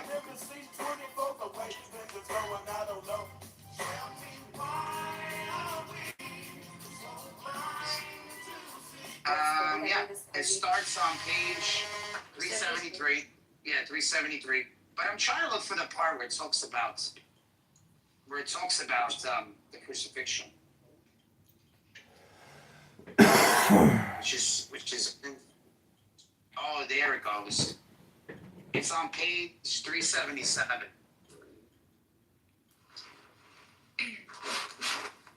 Right there. Just start at that top right there. 377. Just start from there on. Because that's where it is. That's where it is right there, yeah. And the laughing part is brought up again. And this is another place where they get he either killed or crucified or whatever. It made it appear so, really. Here, so yeah. It was made to appear so. Which was probably the narrative popular at that time, because that's actually around the region in the Arabian Peninsula. People were talking about it like this. AI script was slow. Wait, let me go see it.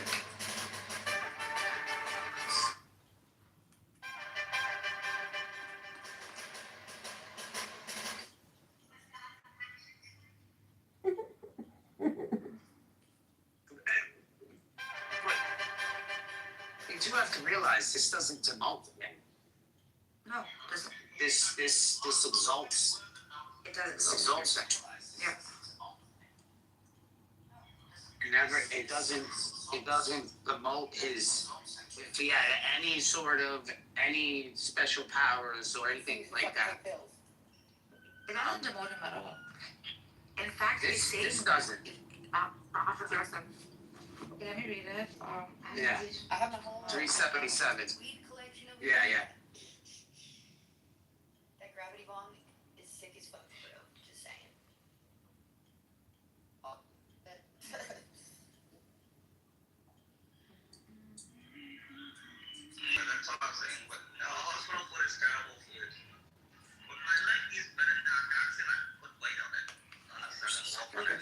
Still so old school.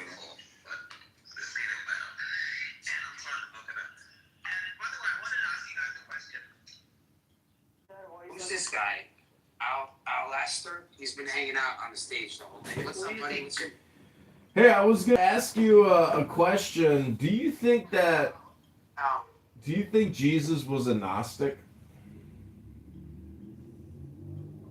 Uh, who knows?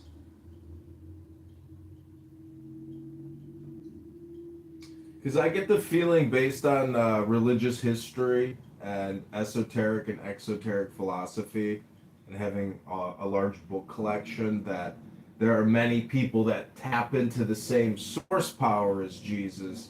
But to say that Jesus is the one and only God, or the God of the all or nothing statements about Jesus, to me, just don't add up.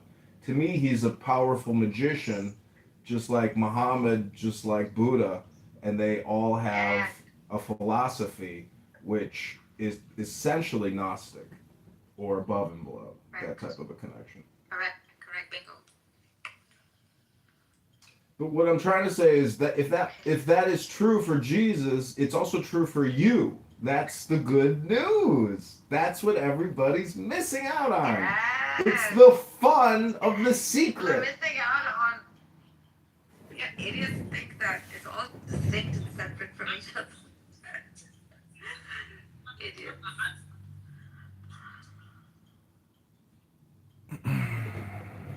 Well, they're not idiots. It's a very hard thing to understand, because you have to go outside of the religion and clone and copy a bunch of other materials to understand that there's a lot of layover, or. Absolutely, yeah. But at the end of the day, I dabble in these things, but when I'm doing apologetics, I don't dabble in that area.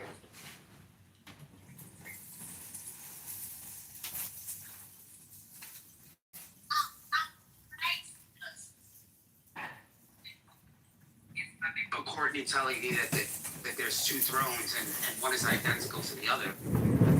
It's just for shit. wait, when you say No, she's not right. when you say you do apologetics, does that just mean when you do apologetics, you're not doing Gnosticism? So what are you doing, apologizing for not doing Gnosticism? No. When I'm in the NBA, I'm playing by NBA rules. But when I'm playing street ball, I'm playing the street ball rules. What is the problem? I'm still a basketball player. And guess what? When we're going for the gold every 4 years, we're in the Olympics. So I gotta put my Olympics hat on. So if you don't understand that analogy, you're not gonna understand it all. The standard is gonna be the NBA. What we're doing here is just street ball. But this is redundant. That's what Joanna said. It is. Just two MBAs. NBAs, what is You know, he's always got this always coming in here fucking complaining about what we're talking about. But I don't understand. What the fuck is that? Shalom. Hello. Shalom.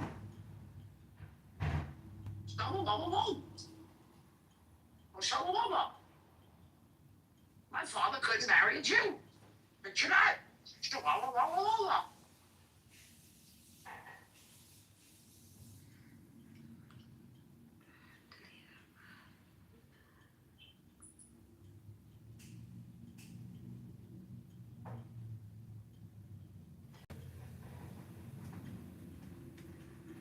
Are you guys talking about anything important?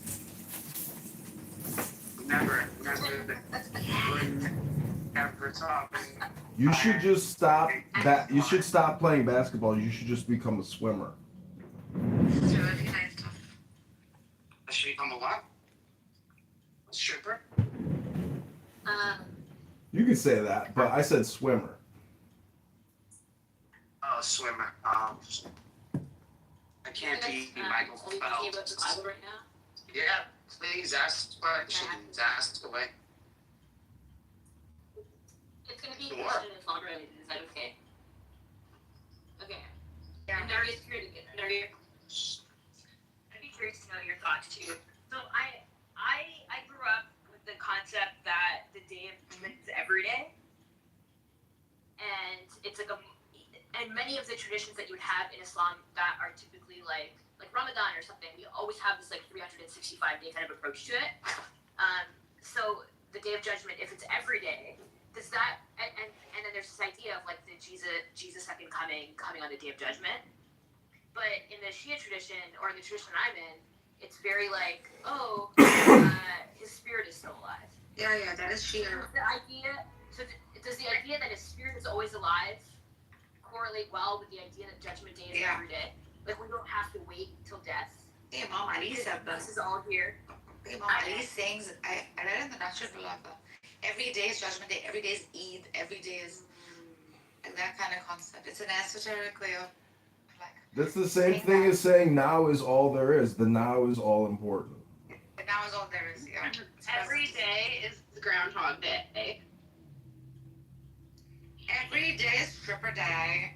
Every day is Burning Man for me. Every day is Valentine's Day.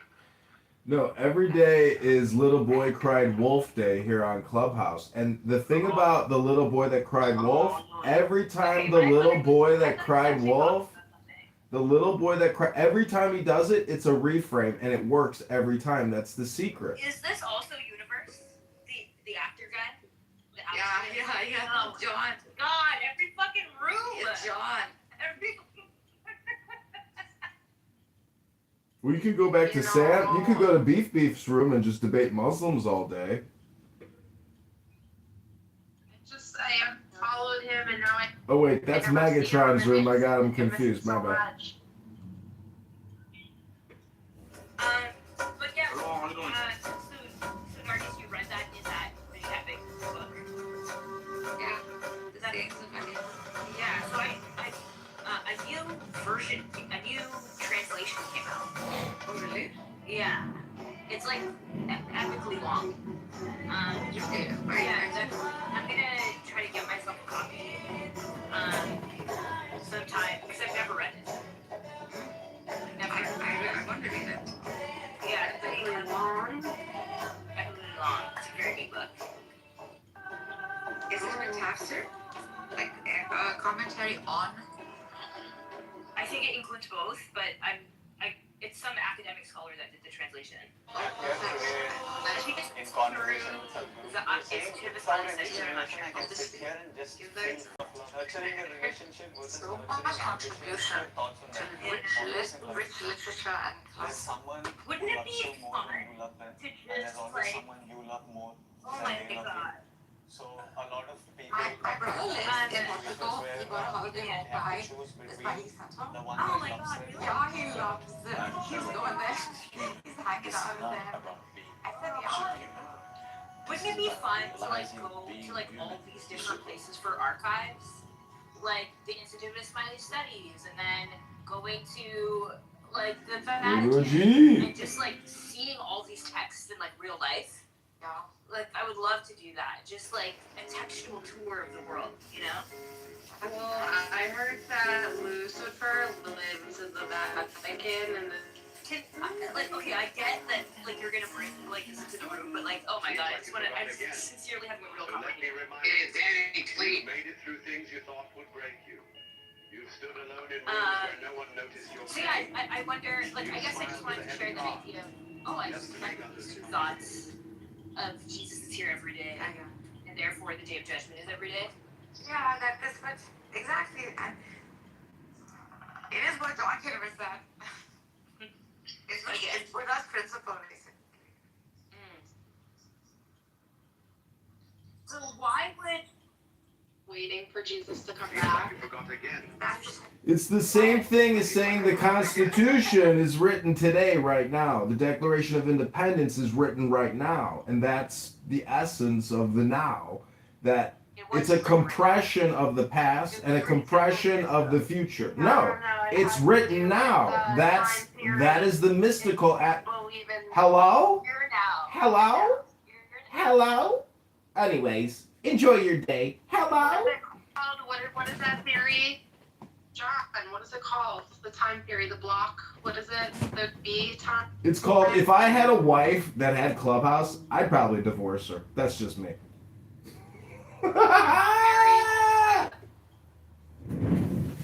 Everyone are trying to say that I'm married, and that's not cool, because I'm not.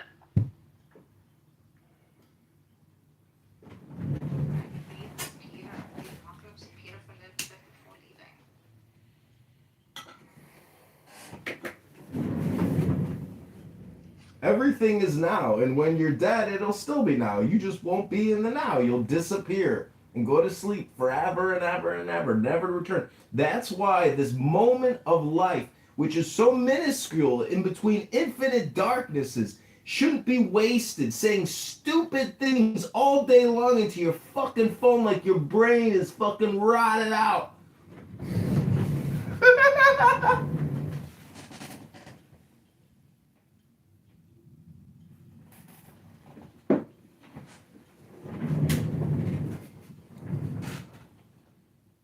No, he's pleading for awareness and awakening. Human mind. He's right. We're in a slumber. I am that I am that I am that I am that I am. I am the is. He got something wrong because I'm not gonna die. Danny, you're Cheers, very the fucking victim. annoying. Like, I don't say that to very many people. I usually have a really high tolerance, but you're really fucking annoying. Do you not like Jewish people? I love Jews. I don't like you.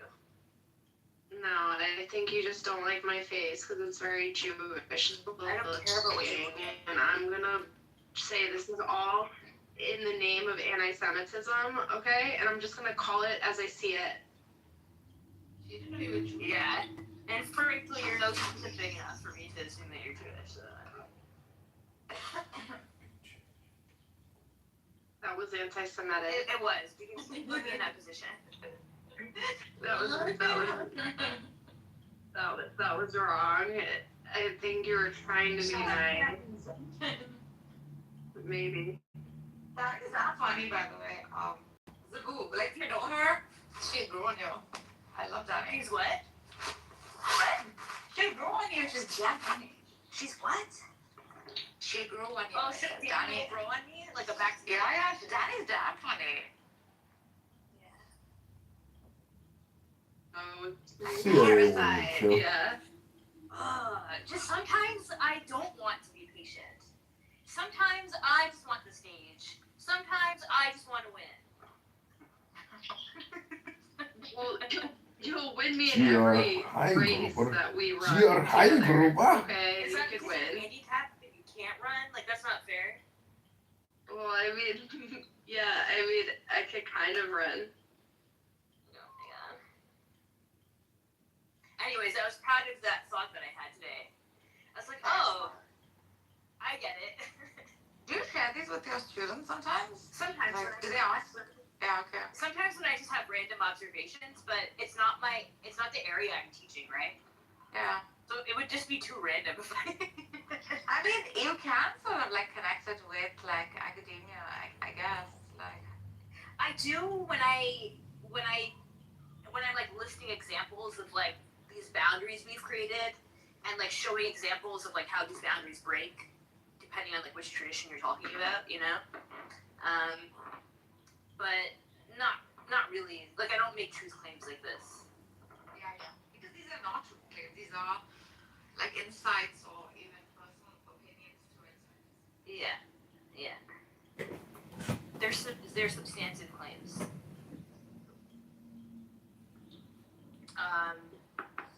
But yeah, I some of my students are capable of doing that, but others it's just too hard to. I don't want to blur the line, you know. Especially if I'm teaching, like, yeah. I'm already challenging them enough. Like, all the students have failed the SEEK quiz, you know. So, like, this is what I'm working with.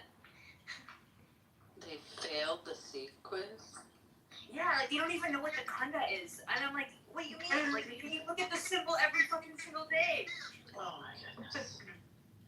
It's because their egos get in the way, right? Like, they think they're taking some easy class. That's and then neat. I talk to them about the basics, and they don't get it. Yeah.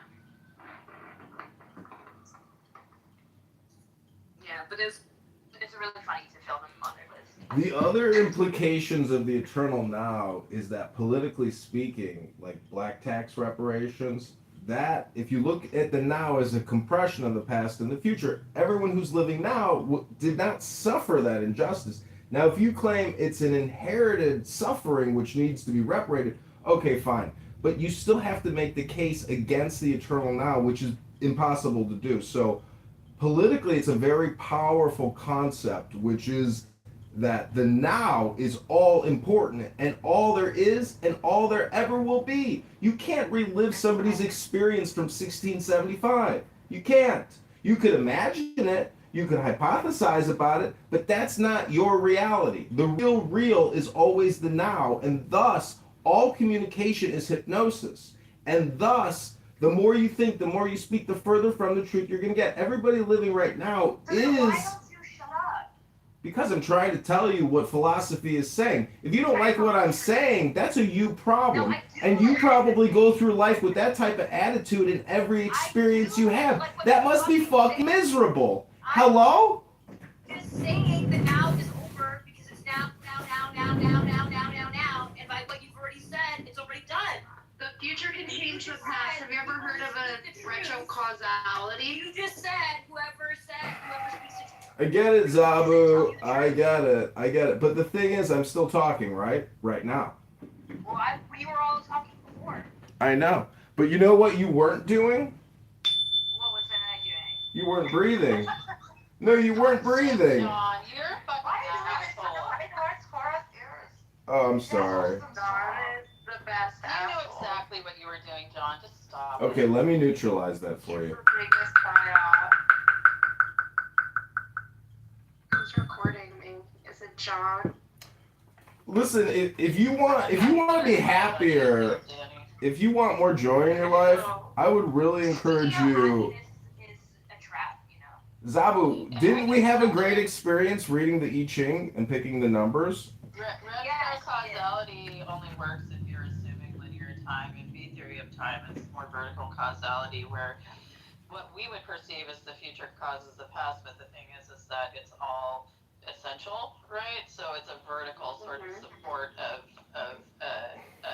what we would consider a past moment, but it's just a now moment. Go Cora. Go Cora. Okay, so that's the theory. That was what I was looking for before. Okay, and then so you're saying retro. What? There is no retro causality in a block time. There's no time in a block time. Yeah. We don't exist. Okay. Everything is not real. No, well, that's different. That's like, yeah. Oh. I gotta get off Clubhouse. I gotta call my psychiatrist and my attorney real quick. You guys just made me realize something. Thanks, everybody. Think of it as, if you think about it dimensionally, right? We can perceive certain number of dimensions, right? We could look at two dimensions. We can perceive, a point in a line in one dimension, right? Those are like your tits. They went from 3D to 2D. No, they didn't. Anyway. When you get a man, your tits went from 3D to 2D. Dimension, right? And we're able to perceive vector movement, which is our experience of fourth dimension. Now, in a block time, it's the maximum number of coordinates you can have dimensionally. So we haven't figured out exactly how many dimensions there could be, but say that, one of the operating functions is 11 dimensions, right, or 12 dimensions, right?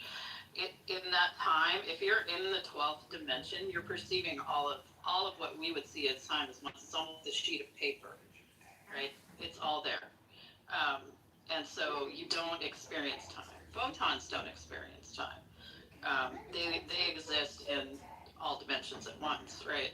So their experience of their existence is the full path of travel we perceive in a third and fourth dimensional experience. what about tachyon? Crazy by you. Tachyon is similar. Anything that travels at the speed of light is going to not experience time. That's theoretical, that we completely got those or something. It's theoretical, but it's also mathematically sound. Okay. So. Can we take numbers down? Real, can you tell how many hours you have dreamt in that moment? Like, see, these become like symmetry breakers, I think. Where, like, in a dream, the freaking tunnel or whatever, the experience is not just intense and so real, but also it has some kind of timeline sometimes, right?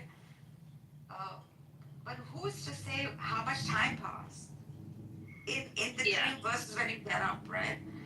So it's experienced differently in two different, Have you guys ever gotten a tattoo before? Yeah, I've been tattooed. So getting a tattoo was a really interesting experience because it was like a 2 or 3 hour experience, and I had my eyes closed, and I was like falling asleep and in and out of the tattoo or whatever.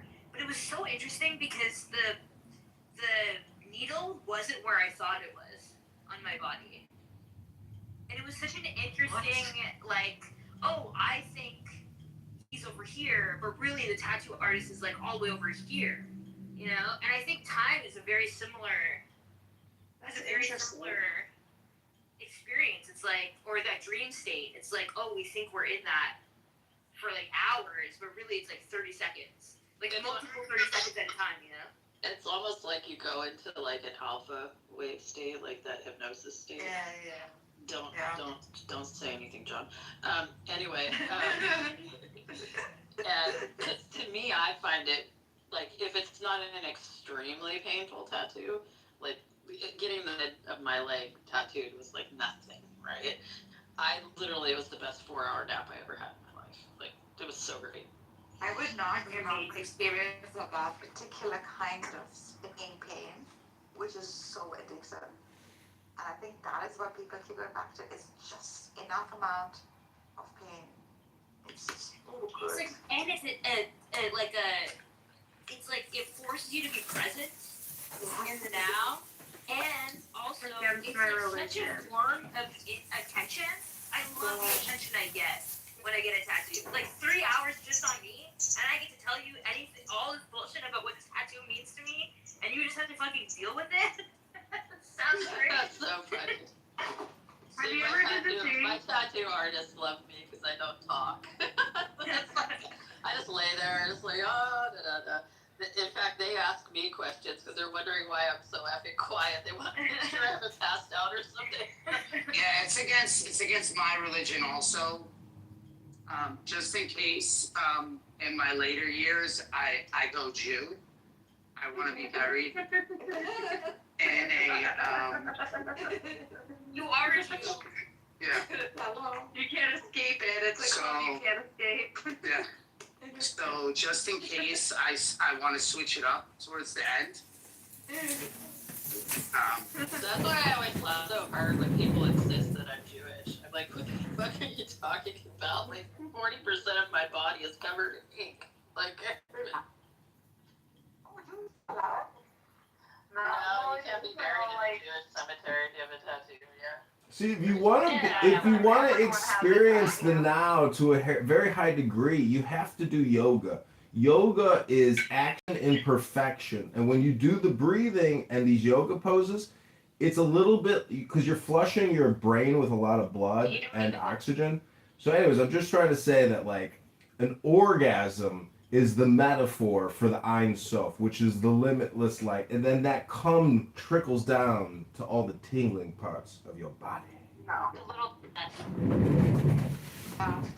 So, you know what's the best thing about this sweaty yoga? I think You know what's like great? Fila exactly. Yeah, so what's great about the sweaty yoga to me is amazing, right? Because usually there's women that are dominating the room, right? And I hate hot yoga. It's good to like, it's good for like, I'm telling you, if I wore like, you know, like white, you know, like boxer shorts that are kind of tight, like the white ones, and I start to get sweaty, you tend to see the silhouette. Skid marks. Do you get what I'm saying? No.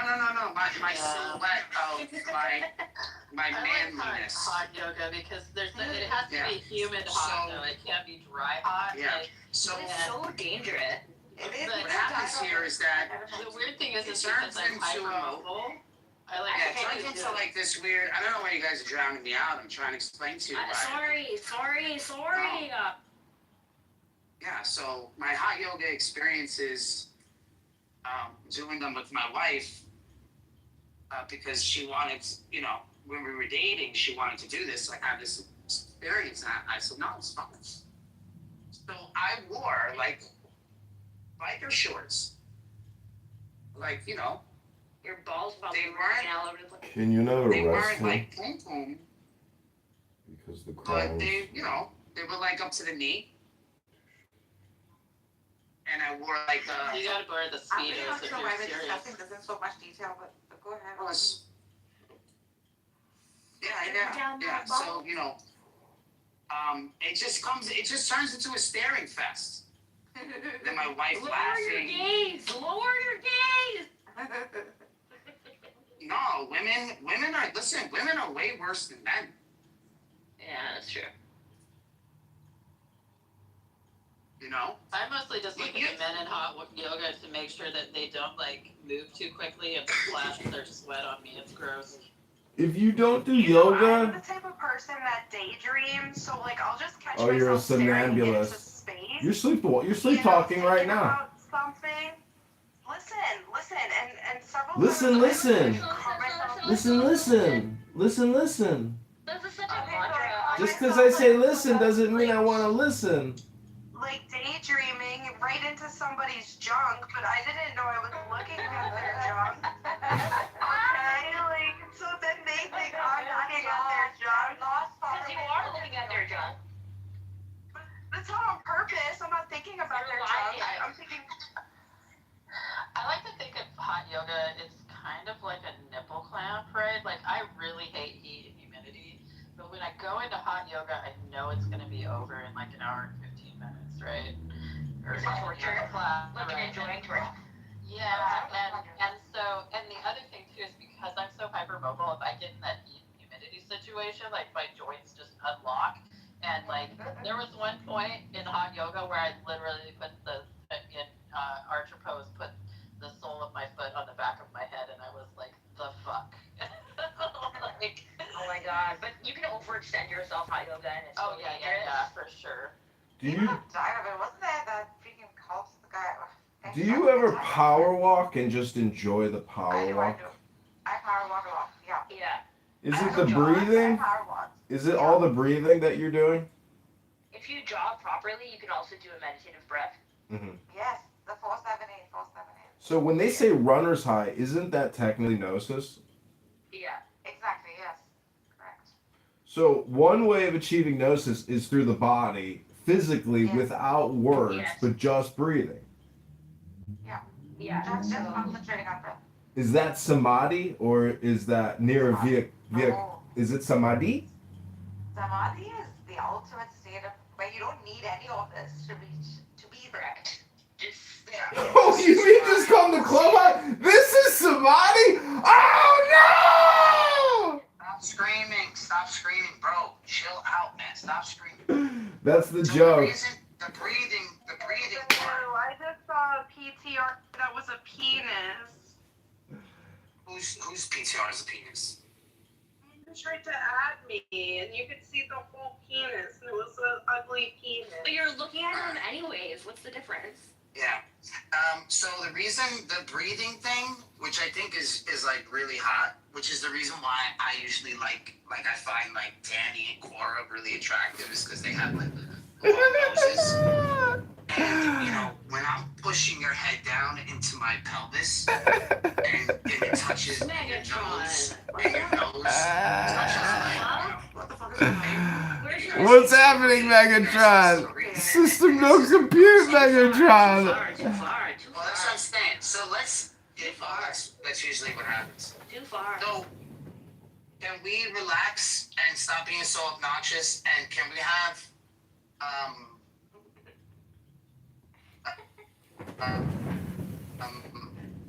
Well, the joke. what's the name? Alabaster? You're in the Matrix.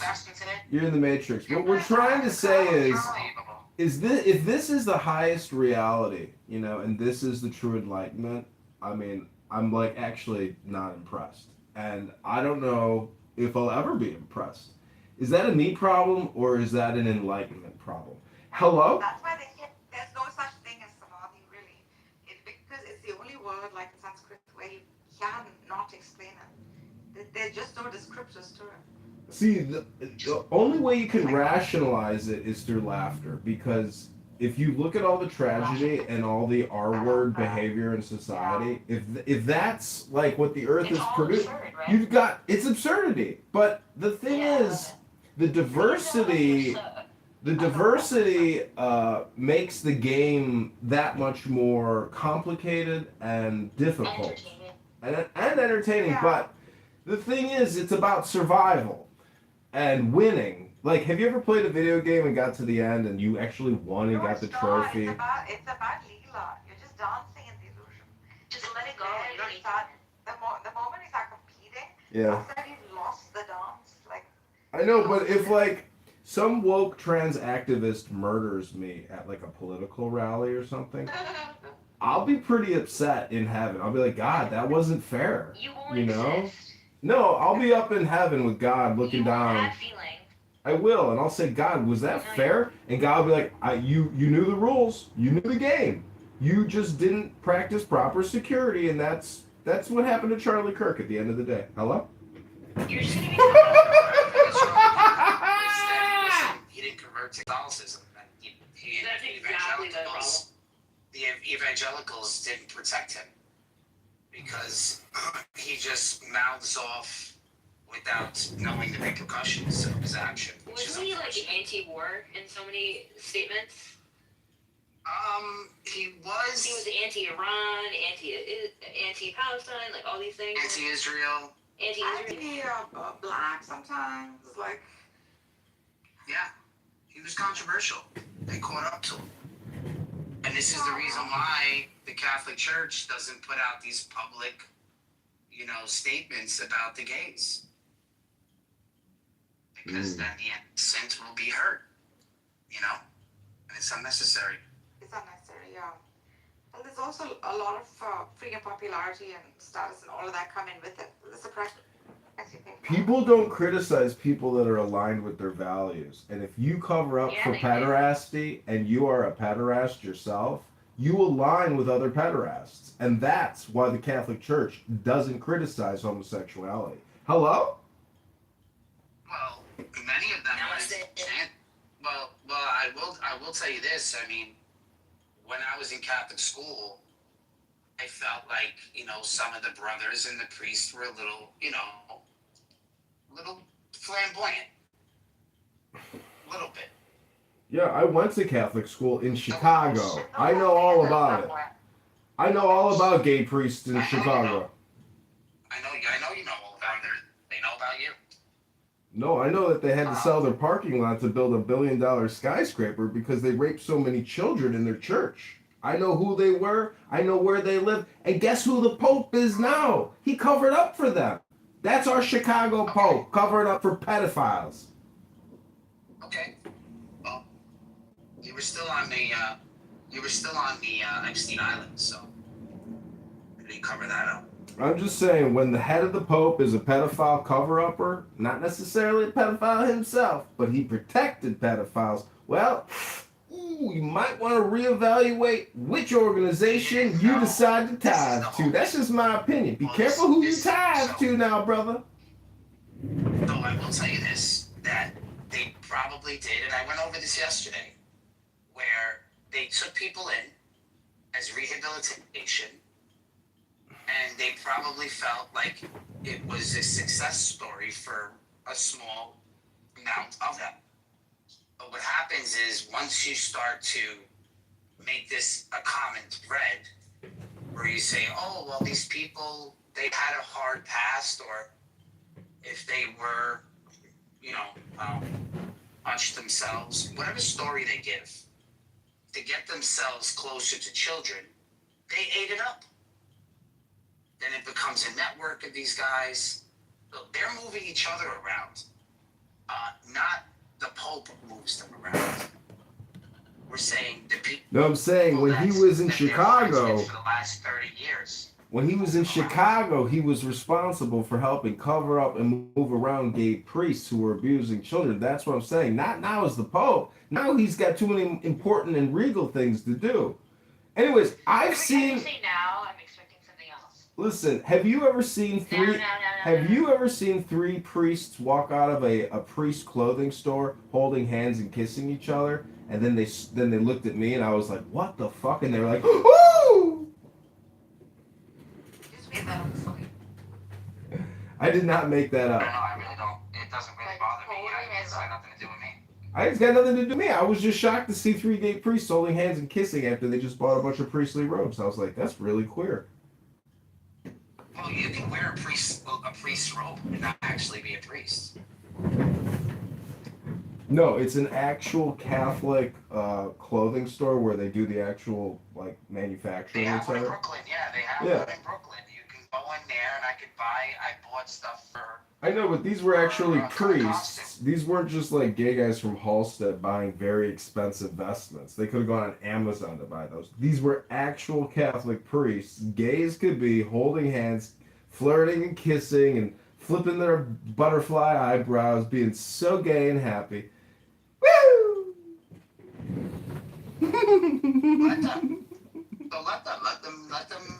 Let them be in their glory. Yeah, I'm just saying, if I had a family, though, and my children, and my wife was Catholic, and she was like, they've got to go to Father, Peter, and I'd be like, but I think my gaydar goes off, honey. She said, doesn't matter, baby, you got to be open to it. Open to what, baby? I don't want my kids receiving an education from a gay man. That's just my opinion. First of all, you're gonna have to find a woman. You're gonna have to find a woman that would allow you to blow a load in her, let alone have a fucking child. So, listen, John, calm the fuck down. When you start having children, then you can choose whether if they go to yeshiva or the Catholic school. Until then, I did ask him if I could have this baby, and everyone barked a lot. Yeah. In their mouths. They all threw up in their mouths. Even John. Danny, actually, could you imagine the annoying child that we would create? Danny, I like this concept. Are you gonna be nice today, We could create the most annoying person who's ever lived, Danny. Oh my God, think about the possibility. Our kid would be a natural for Hollywood, politics. Oh, we can make it big, Danny. Our kid could be in the NFL or NBA of annoyance. All right, take it to the DMs. Take it to the DMs. So, do you understand what I'm saying, Argus? It started to become a rehabilitation, and then it gets ugly. So now, they know these people, I mean, I would say most of them can't be rehabilitated.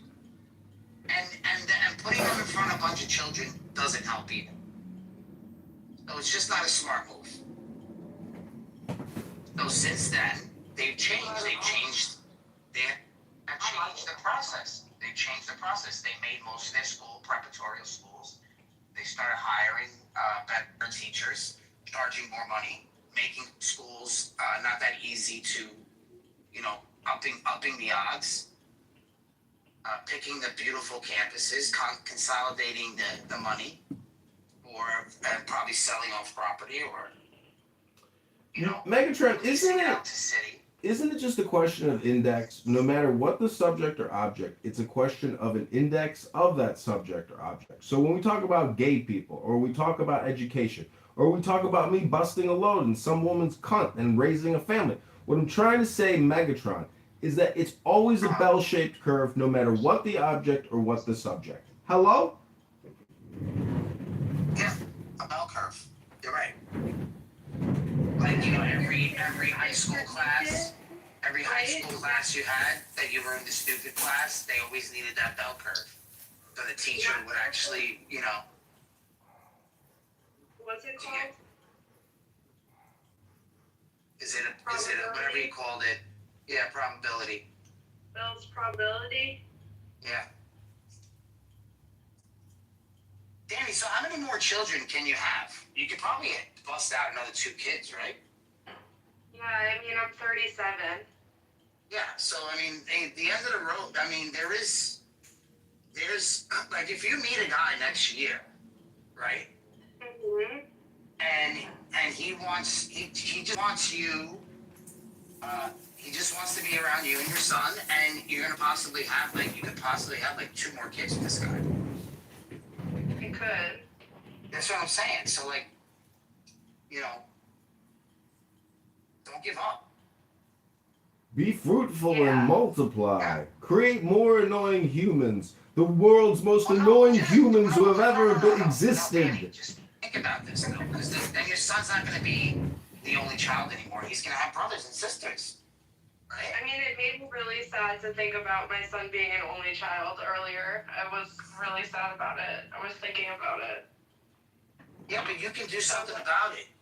Like, who cares if you marry the boring Jewish guy? Who I gives need a a fuck? Jewish guy. Yeah, I like, need a just Jewish marry guy. the boring Jewish guy. Yeah, I mean, it's gonna be. You never know, he might. Danny, the problem is if your son has a brother, if your son or brother has a sister, the problem is they will hate each other because they will think that the other person is the most annoying person that has ever existed. Oh my God. All right. Yeah, I want to have a conversation. Can we? Okay, so like my sister's husband like really didn't with want these two. to have. I really can't with the both of you. And we like talked them into it, and it was like the best thing they ever did because they're like best friends, you know. And I think it's up to the parents how the siblings react with each other. Like I'm gonna do a room reset. I'm just gonna do a room reset here. I'm gonna put the both of you in the audience. And I need, because you guys are giving me a headache. I swear to God. I'm sorry, Dan. But it's when one shuts up, the other one goes, and the other, I can't just chill for like 5 minutes. Thank you. God. So Nargis, out of the books I gave you today, did you like the Syriac one? Did you like that? I thought that one was a good one, right? I'll put this one back up. I'll put this one back up for I didn't share this book with you. This one here. Patricia Crone? Yes, I have read Patricia Crone before. But I'm gonna Have you read this book though? Have you I read don't this know. one? Give me a minute, let me check.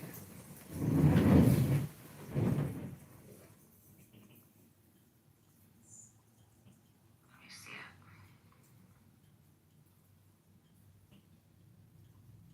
Yeah, I read excerpts from it. Eliasa shared. I'm gonna read this. Recently decided to stop trading in U.S. dollars. I just want to make sure that's what you asked. So, I asked that and I said, this is a real and ongoing trend, though it's more of a gradual shift than a single recent decision. Here's the bigger picture. China and Russia, bilateral trade specifically. China and Russia have more than 90% de-dollarized their bilateral trade. This milestone was announced by Russia's Prime Minister back in late 2023. Russia is currently settling a quarter of its international trade using China renminbi, and bilateral trade with China is almost entirely settled in the two countries' respective currencies. Why it happened? This was the bigger dollar holdings. Russia is a seismic event that risks accelerating a move away from the dollar by countries that have different geopolitical interests in the U.S. The broader BRICS SEO context. In 2024, 90% of Russia's trade within BRICS was in local currencies, and by 2025, 97% of trade among Shanghai Cooperation Organizations, including India, Russia, China, Iran, Pakistan, and others, was conducted in local currencies rather than USDO. But it says, but the dollar isn't going away globally. The transactional dominance of the dollar is still evident in FX volumes, trading, invoicing, cross-border liabilities, and foreign currency debt issuance, with the greenback dominating still 88% of traded FX volumes. So the shorter answer is yes, China and Russia have effectively stopped using the dollar in their bilateral trade with each other, but this was part of a years-long process rather than a single recent decision. And the dollar remains overwhelmingly dominant in trade overall, regardless. So between so this is mainly just between Russia and China, any of their whatever their deal is, yeah, their trade. Okay, so China is so reliant on America to buy their cheap fucking shit that I think we're just, I mean, we've had a lot of people hand them the keys and get them to this place, but when it becomes basically undeniable, that's like AI. We're not just going to let AI take 90% of people's jobs. We're not going to do it. And the same thing with China. Are you sure about that? No, we're not going to. We're not. See, I can debate about that separately, but with the with China and stuff, we're not gonna let fucking China just have the fucking keys, man. We're not gonna, you know what I mean? Like, we're not gonna let them just take off. You just said there's a lot of people that have already handed them the keys. We have a lot of the globalists in our country have. Like, think about it, man. There you go. There you go. There we go. We just we you know that so there's like self-sabotaging people, right? Of course, there's lots of people who value, you know, them making money over fucking, I mean, them sent all of our jobs overseas. But really, the point is, and let me finish here, is that once it becomes undeniable, most people agree that China is trying to eat our lunch and trying to dominate us, overtake us. Once it becomes undeniable that China is trying to replace militarily, economically, the primary currency, everything, we're not just going to continue to facilitate this. We're going to stop this shit. You know, I mean, we're already trying to make moves to do it right now with the Strait of Hormuz, you know, with this whole thing, or, with what Trump is doing. But I don't believe that our leadership will just hand China the keys when China declares, we're going to fucking beat you guys. We're going to introduce our own currency. We're just, we're not going to continue to trade with them. We're not going to continue to allow them to rise. Like, they are so reliant on America's economy, on America buying their fucking shit, that if we stopped that, they would be in serious dire straits. I don't disagree. But are we not reliant on them? Isn't that like a mutual reliance? No, but if you go, if you go to China, if you actually go to, if you go to, Wait. Yes, of course we are relying on them. It's the Dow. It's mutual. Hello? Wait. Yes, of course it's mutual. Yes. Wait. Yes. Wait. Fucking hell, it's too early, bro. All I'm saying, if you go to the central... Shouldn't you be doing therapy on your leg instead of talking all the time about, what's obvious? Hello? Wait, bro, you can go afterwards, I don't care. The central parts of China are extremely poor, and the only reason Taiwan is independent because President Harry S. Truman told Mao Zedong that if he invades Taiwan to take over the Xi Jinping at the time, that the U.S. would actually nuke China. That's the reason Taiwan is independent today. If we nuke China, they'll nuke us. No, but back in the day, China didn't have nuclear weapons. Okay, yeah.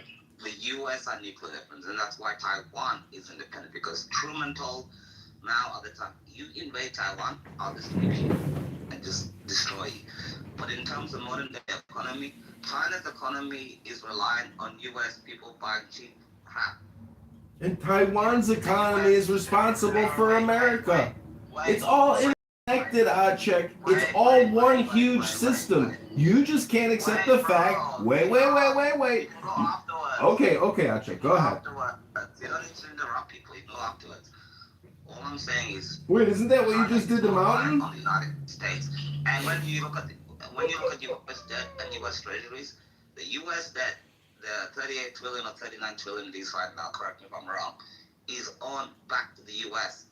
It's owned back. America owns their own entire debt. It's not the same. I have a question then, Check. If China decided to stop selling America cheap labor, what would happen to it? What would happen? No, correct me. their economy will crash. The U.S. is going to be fine. The U.S. economy would be fine. What would America have to do then? The U.S. can just. Oh yeah, America's gonna be fine in a war with China when all trade stops and we manufacture nothing. Achik, go back to therapy and heal up that leg, Achik. Enough. You didn't ask me. Kasumkum! Kasumkum! What did the U.S. do before the 1992 World Trade Agreement with China? They tried it with other countries. They tried it with Japan. They tried it with Singapore. They tried it with Mexico, USMCA, other things. You don't need China per se. You can always move on and carry on. It's not like a doomsday. So that's it. You definitely don't need it. How you doing, Lodge? Did you have something you want to say? What's up, Lodge? I was I'm just okay. Welcome to the room, by the way. Also, Gina, you know, I don't know what your politics are, but make sure to cash in your pink ticket regardless if you like the discussion, you know. I'll cash it in. Hold on 1 second. Appreciate it. How do you cash it in again? I'm trying to get it to 1,000 today. And that's 200. Do I join the room? Yeah, I joined. All I can say though, before I got interrupted by fucking Achiak, man. Achiak, I was saying something. Because Patrick was talking about China.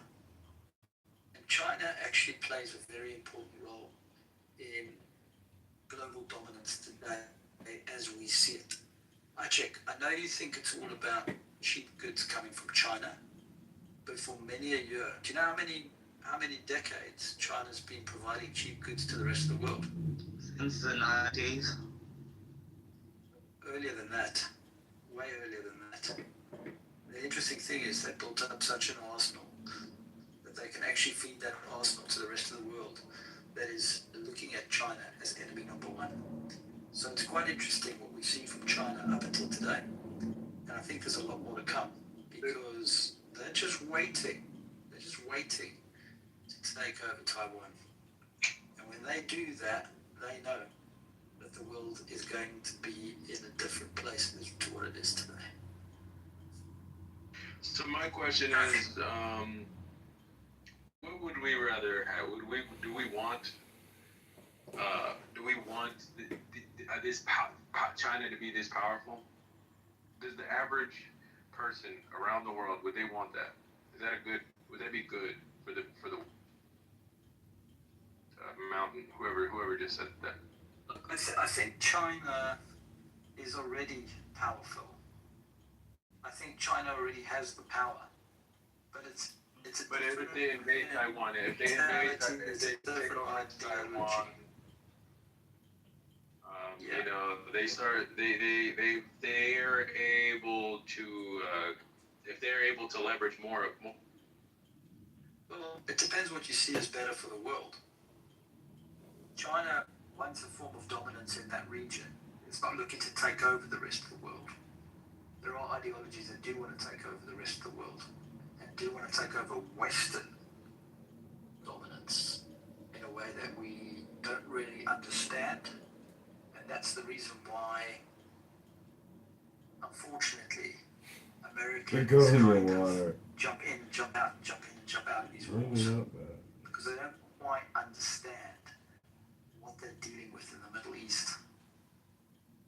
I don't disagree with that, but do you feel like it's our politicians don't understand, or do you think it's the people that don't understand? I think there's an incredible amount of well, you could almost call it political malaise, because everybody's got a certain number of years in a term, and it's not dictatorships that are being run, it's democracies, and those democracies only can hold on to power for a certain period of time, whereas you are going against a doctrine, an ideology, and effectively a dictatorship which lasts decades.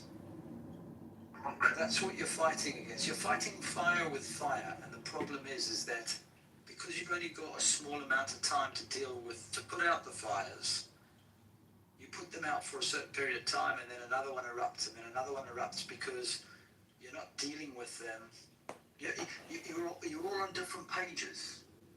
Your democracies are all on different pages. I mean, look at it right now. You've got the Republicans in the US running things. They've got a huge amount of comeback from opposition.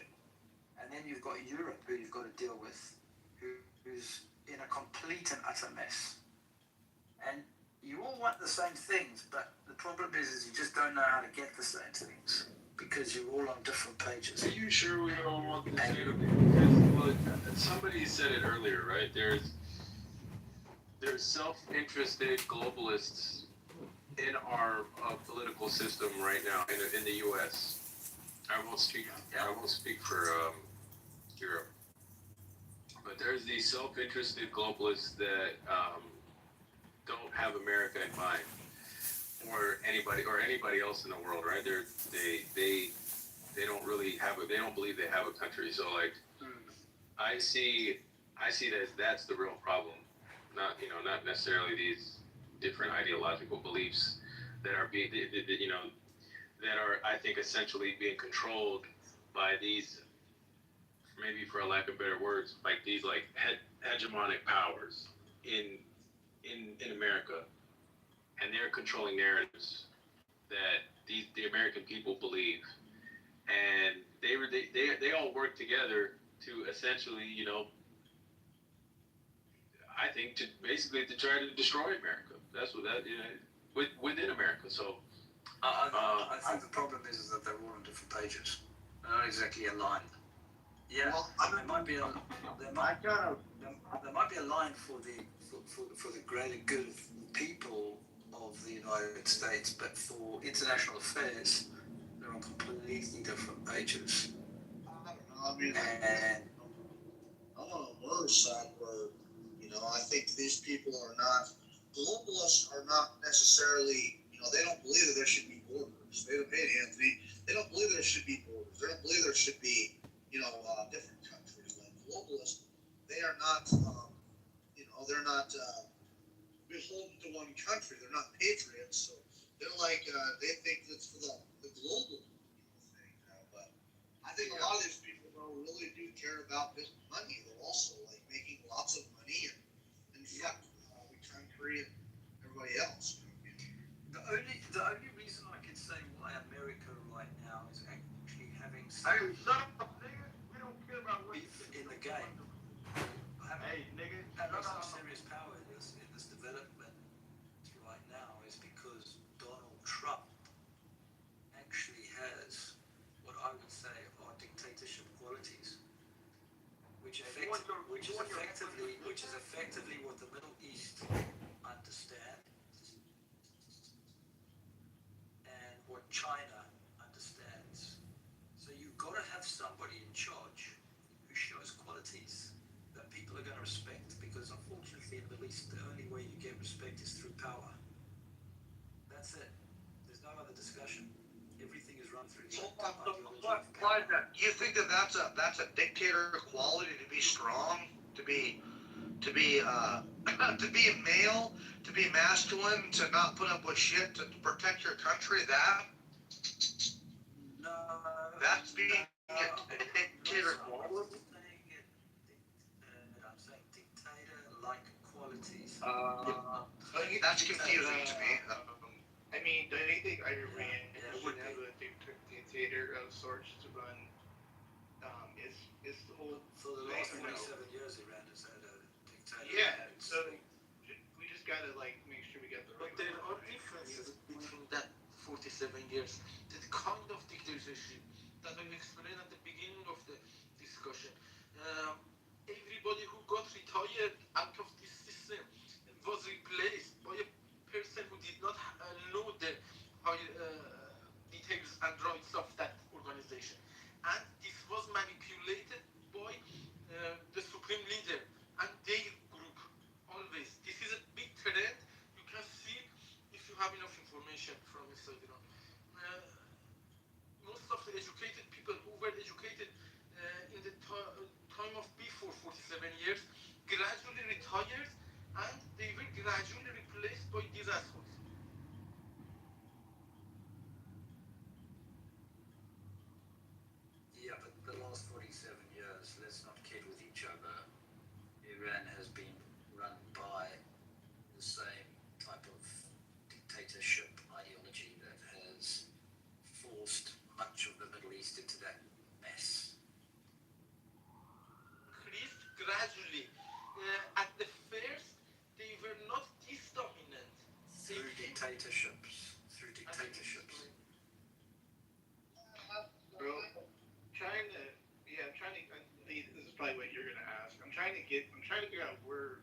your point is, Locke. Like, what is your main point? I'm kind of about like Trump being dictator quality. Do you mind like elaborating? Because I'm confused about. Yeah, they're not You a don't see dictator. presidents, American presidents. Locke, check this out. So there's no equivalence between, you know, Trump and the supreme leader. I'm not saying there is. Okay, let's clear that up real quick. Hold on a second, Matt. Wrap that up in a bow. There's no equivalence. So Where I'm going next is you won't see any other president of the United States who will tweet out, tonight you're about to see a whole civilization be taken out. No other president has ever done that. That's because Trump is not every. That's because Trump is not every president. I don't know what part of that you don't understand. Trump is phenom. He's totally. But yeah, that's okay. So what Trump is saying or doing is what I think he's trying to get at. It is the reaction people have. That's on them. Who cares? I don't. It is how Trump can do no. Hey, Mayor, no. We're asking you, Mayor. We're asking about the dictator. That's that. Wait a minute. Wait, Lee. I'll let you know. I'll let this conversation. Hold on. Wait a minute. Who says that Trump can do no wrong? I didn't say this app. I'm not saying this app specifically about it. I don't know if he's saying. So where do people get this idea that Trump can't do anything wrong? Where are they getting this idea then, Amir? I'm asking again, what are the dictator qualities? What are the dictator qualities? Because of some tweets, listen, I have been following Trump and voting for him for years in 2016. When he says that, we understand. He doesn't mean he's going to destroy the whole fucking country and kill everybody. He's trying to scare simpletons like you who believe in that shit, bro. Like, the thing is that we understand Trump is strength. Trump is power. But none of us believe that he's going to kill everybody in Iran. Well, hold on, man. Hold on, Peter, please. I want to ask fucking Peter, please, brother. But Kylik, man, like these dictator qualities that you're talking about, I fail to see them at all. I don't know what you're talking about. It's okay. You don't have to see them if you don't want to see them. But when you send out messages showing that you're taking over and you're showing that strength in a way that no other president has shown before, then you're talking their language, a language that they understand. And that's important. And in order to talk their language, you have to talk in a way that they're going to take that on board, understand, compute, and fall in line. You gotta be tough with these people. Like, I knew people for years that disrespected me personally. They only finally started respecting me when I beat their ass, literally. And Iran's like that. They only understand strength. They only understand power. And that's Trump. Hold on. Dude, the idea of dictatorship is an idea that you can take control of a situation without the assistance, help, and guidance of anybody else. That's what a dictator is. So when Trump says, I'm going to do this, and I'm going to do that, and you're going to listen to me whether you like it or not, shows dictator-like qualities. Wait a minute. Iran has no choice. They're not U.S. citizens. This isn't. I'm not saying they have a choice. Well, they do have a choice actually. They could have fired. They could have, if they had the capacity, they could have fired missiles back. They chose not to. That's not my point, though. You're equating somehow that they're U.S. citizens, that somehow that Trump is dictating stuff like a dictator to them. No, that's not what's going on. That's not how that works. Like, he's telling them what he's gonna do. Of course, yeah, but they're not U.S. citizens. You know that. I mean, come on. What's going on here? No, he's saying to them what he wants to do, and they're falling in line and listening, which is good, which is what you want. Yeah, that's fine. We want someone that's strong. But Matt is right though. When he says those are Iranian, like if he was saying that to the American people, maybe I would get what you're saying, but he was talking to the Iranians, not America. How was he a dictator? And we're quote unquote at war, which still not, we're not really at war, but that's another story. Okay, you're misunderstanding what I'm saying. What I'm saying to you, they speak in a certain type of language. He's speaking to them in the language that they speak and making them understand and making them fall in line. Okay. Is that good or bad? I'm trying to figure you out. You're an interesting cat because you're kind of like jabbing him, but then you're not. I don't know what's going on around here, but I'm fully maybe it's just me. I don't know. You're taking But maybe you're taking it the wrong way. I'm fully supportive. I just, I mean, I feel like this. Like, if we're going badly, and if things were going like, if Iran still had the Strait of Hormuz blocked and fuel prices were up at $7 a gallon, like the left said, then I would get this a little bit, but I feel like you're taking kind of a softer stance. You're kind of supporting him, yet you're kind of attacking him because you guys are running out of options. Like, okay, you don't in no capacity. Hold on, let me finish. Hold on, let me finish here. In no capacity. Remember now. When this war started, supposed war, when this thing started, we had the leftist media. Then it went to, well, Iran has the Strait of Hormuz. Now, what do they have? What cards do they have? Even the mental gymnastics you guys play can't even gather enough to try to paint this as a bad thing for America. In no capacity is Iran winning in this thing. Now you guys can't even play your mental gymnastics. All you can do is but you really punch too hard. Sorry, man. Yeah, I think Locke. I'm just trying to gather. You're saying it's a good. Oh, it's okay. All good, buddy. Bro. I'm just trying to figure out. Like, are you saying that what Trump is doing is a good thing? Let's just try to clear this up a little bit. It's getting really messy. I don't know what's going on, but because you're saying that he's a strong person, and he has, I guess, quote unquote dictatorship like qualities that makes him a good person. I'm not saying like a phrase. Arrogance. On the contrary, I think. Okay. No, I'm not saying that at all. I'm saying that let's take out the word dictator. All right, maybe I used the wrong word there. Let's just say that he's speaking to them. They are dictators. People in these regions are effectively dictators. That's how they see themselves, and that's how they control their power. All right. He's talking to them in a language that they understand. He's basically saying to them, if you don't do what I want you to do, there ain't gonna be any compromise. You gotta do what I'm gonna do, that's it. If you don't like it, you can fuck right off. We got you. It's great. We got you. All I'm asking is that good or bad? I guess. Okay, I don't know why we're okay. Now we're good. Thank you. If you want, Anthony, I don't know if you want to go. I'll wait for Anthony. He might be away.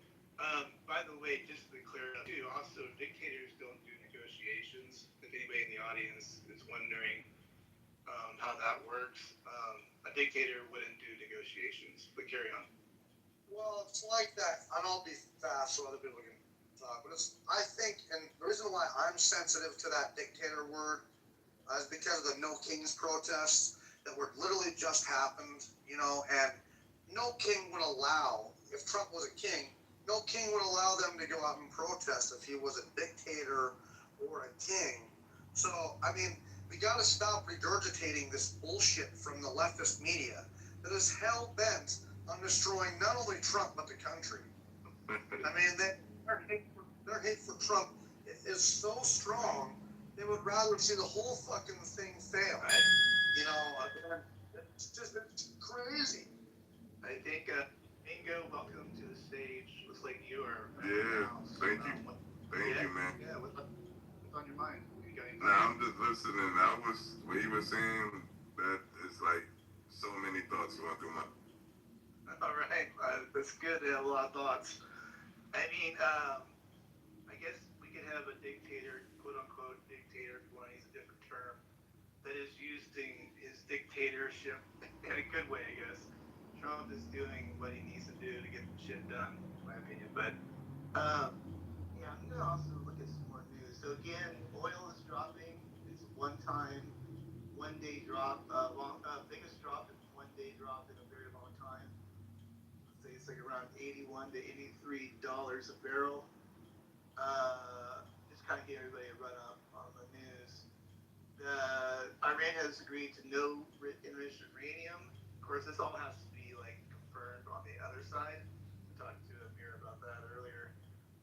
And ceasefire or truce is still in the works. So we're not out of the clear on like a complete truce on things. Anything could pop off at any moment. But yeah, I'm just going to be introducing the news as we go today. Listen, man. I'm glad you guys cleared it up. I was on the phone, so I don't know what the resolution was, but I just think there was a misunderstanding going on stage. What you do about nothing. With that said, man, I just want to take a moment to,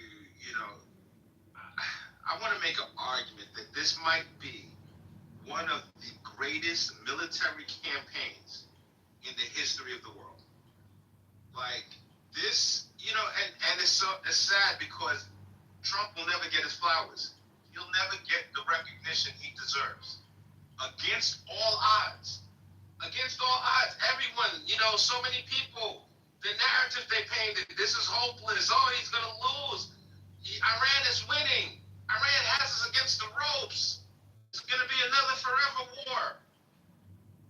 Against all odds, man. The man came in with a difficult hand. There's people, they're going to quote polls.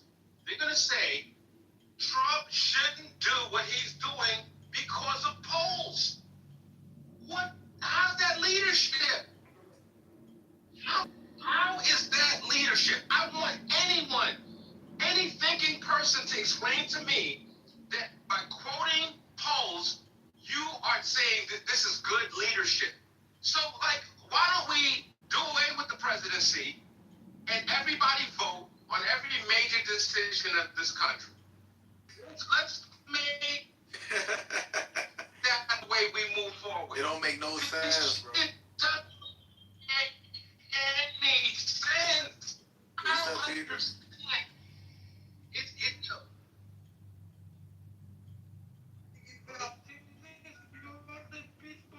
What if your family were Muslim? Yeah, whatever, bro. What was your... Yo, Anthony, can I piggyback on what you said? Peter, please shut up. Yo, the USA is always gonna win. You know why? Because we are the United States of America. That's why. That's it. We always gonna win. We always gonna Yo, the United States. This is not about Trump. This is about the United States of America. Trump's not gonna be. Listen. Trump's not gonna be president for long. Yeah, why are you coming after Peter? Peter is also Iranian and he doesn't understand English well, and he was interrupting Anthony because he thought he was saying something bad. Let me finish. Let me finish. Yo, and they wanted to be the United States. Peter keeps this interrupting. Yo, Sam, I'm not Iranian, but Spain don't want to play Spain. Where did you study? Where did you study? I studied at Technical University of Berlin. Where do you study? Then why are you? Where do you study? No more discussion until you verify where you study. Question your knowledge. First, you want to clarify your position. Where you come from? We're not going to Peter, We're going to Outside University in Istanbul, right? Javed Shah or not? Peter, hold up. We're going to have to mute everybody up again. Hold on. What's inside in the board? You guys have to stop. Anthony, there, Matt. I was trying to go. It's going to be a long night. Thank you. I appreciate you, man. Thank you so much. So listen, man, what Trump faced the criticism, and I'm not just talking about from the other side. I'm talking about people that supposedly used to support him. I'm talking about that kind of criticism.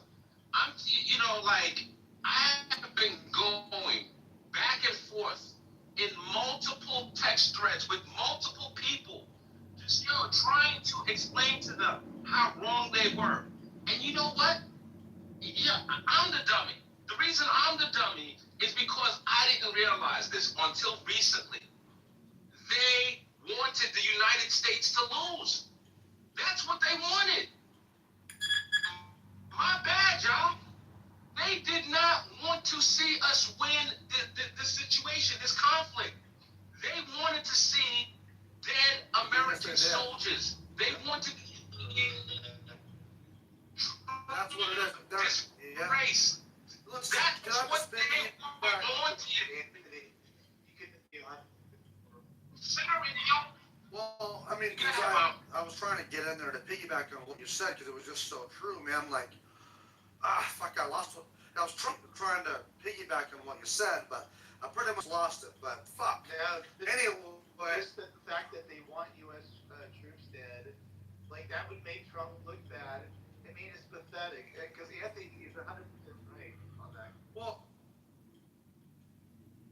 but also this, guys.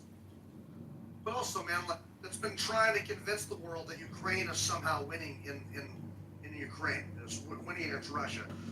As sad as it is, Russia is still winning. Okay, regardless of what they fucking say, the leftist media. So that same leftist media is now trying to convince the world that America is losing against Iran. And I'm sitting here thinking, in what capacity is Iran possibly winning? Like, it can't be this fucking stupid. Okay, they're blockading the Strait of Hormuz. That shit's about over with here, though. But man, it's really sad that we got people on our side too. People on the right.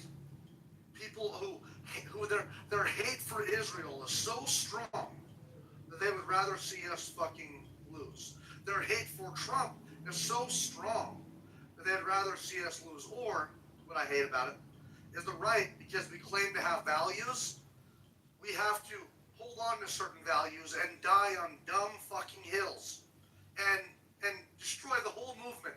And that's what we're seeing in my PTR. All those fucking assholes and the traitors of America, all those people were toeing the line, pretty much on the right, but because of little things they had, little problems they had, a couple of things went against their values. They had to throw the whole fucking thing out.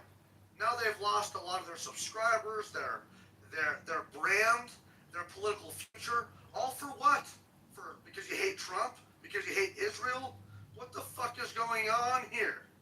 And now everything's working out pretty well in the Middle East with this Iran thing, the Strait of Hormuz. People are understanding it's not just about Iran, it's about China. And China's blinking. China has blinked. So, I don't know, man, we're in a greater position. But I even got a couple of people at work that I talked to about it. They hated Trump so fucking bad. No, you can't go into Iran. No, there is no fucking nuclear bomb threat. No, it's not about China. It's just, I hate Trump, so this is all a bad idea. I've tried to talk to those assholes since then, and they don't want to even talk about this shit. They hate that America is winning. They hate that America is doing good. The people on the left, it's just crazy. They're rooting against their own country, man. Fuck those people. For real. But anyway, I lost what I said originally. They hate Trump. Peter, 1 second. 1 second, sir. Mountain, what you probably were thinking about was when I mentioned ruling by polls, leadership by polls. This is one of the craziest things that I see. You were a smart man, Anthony. That's it. That's it. Media. It's mind-numbing. I don't understand. Like, this idea that, X amount of the percentage of the population is against this. This is why we called for this man to make difficult decisions. This is why we trusted this man with our future, with our children, with our children's future, with our armed forces. This is why. And I thank God I'm not in his position. I thank God I don't have to make those hard choices. And I understand that they don't like him. And I understand they have a right to say what they want to because of our First Amendment. I get all of that. But listen, man, at least let's be honest. Let's tell the truth. Let's not pretend. You want to see Americans dead. You want to see us losing because you hate this man more than you love America. Let's just be honest. That's it, man. Hold on. Real quickly, I was going to respond to that. Thank you, Anthony. You're such a smart dude. That's what it was about. I hear all these liberals and people on the right citing gas prices. Oh, gas prices. Gas prices went up a whole fucking dollar. Gas prices are going to be at $6.30 a gallon here by next month. That's what I was hearing people say. By next month, it was supposed to be at this time, fuel prices were supposed to be $6.36 a gallon on average. That's what they were saying. So where's the accountability, right? I know. Well, but what drives me nuts about that is that you guys are citing financial. Oh, we can't do this. It's going to cost too much financially to stop the mullahs from having a nuclear weapon. It's going to cost too much to stop China from taking us over. But when they want their green new initiatives, they're fine with gas prices going up. When Obama is in office and he's canceling drilling fucking leases, he's canceling tax credits, he's canceling leases, he's literally destroying the gas and oil industry systematically. Left didn't say nothing when it was $5 a gallon on average around the country in 2011. They didn't say nothing. They didn't say nothing when fucking Biden was fucking up the gas and oil industry, canceling the Keystone XL pipeline, you name it. Nothing. Not a peep from these fucking assholes with their selective outrage. And it's just like the Epstein files, where they're outraged now that Trump might be in it or something. Yet they had 8 years with Obama, 4 years with Biden, not a fucking peep of the Epstein file. And all that fucking so literally we have to have, unfortunately, fuel prices went up $1 or so we could literally save the world from a dominant China and mullahs holding the world hostage. Okay, Bill. Well said. That was great. Peter, I'm gonna go around and get some new people in, and then whenever there's a downtime, Peter, you can always just jump in, and always something to this. So, Sam, did you want to speak on what we said? You came in. Oh my gosh, I'm so happy that I'm finally in a group that is not retarded and is actually seeing what's going on in the world right now. The threat, we were warning you for so many years and nobody was listening to us. And now finally someone's taking charge and listening to us. And then you've got a bunch of, I don't know, I think they're lefties or extreme left, just basically going against their own country, not only their own country's safety in the future, but also just completely ignoring what's going on there with people that want freedom. And if this happens to your own country and it's too late, you're gonna be looking back at now and saying, oh shit, we should have done something. Sorry, man. I didn't mean to mute you. You're on mute there doing a clicking sound. It was kind of annoying. Yes, but I needed to be motivated. Yeah, exactly, Peter. Emmanuel, I'm going to go to you next because you're going to be opposition, and then Co. I don't know if I said your name right, but we'll go to you. Ooh. Hold on. We're not going to do any litmus tests tonight. I don't care whose people think that they're not from. The funny fact that we have here is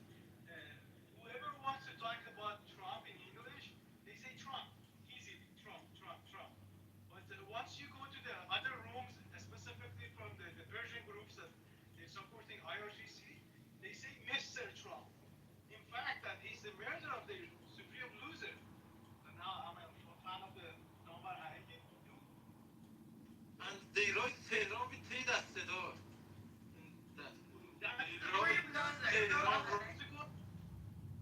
Okay, great.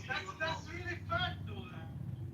Interesting. So that Mr. President is you're saying out of respect, right? That's kind of your point. I personally respect him a lot. Yeah, personally respect Mr. Trump, Mr. President. I love him. All right. Awesome. But cashing your pink ticket.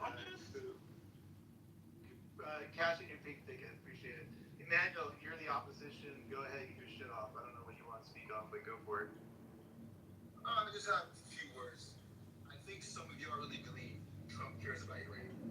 He doesn't care about Iran. He cares about you. He never had. He doesn't care. Okay. He doesn't care about Iran. He will let Iran up. I totally hold on, you guys. Hold on. I told Emmanuel I would give him space. You guys gotta let him speak here. Because this guy is claiming, I don't know who was talking earlier, talking about something. Yeah, he cares for America. And that's nothing about that. If you know how the economy works, you will see that what he's doing is wrong. You know what the GCC is? I don't think you know what that is. It was 1973, I think. They made a pact for the petrodollar to sell the gas and oil in dollar price in the Middle East. So now, guess what's happening to the GCC? That's Qatar, Saudi, and all of them. They can't sell their oil. Why? Because Trump blocked the Strait of Hormuz. He's bombing those people. They can't do anything right now. What is that GCC? Look it up. Yeah. Go on Google, look it up. It's a coalition what is it? that Reagan made in 1973 with Qatar. It's the petrodollar system. Yeah, it's the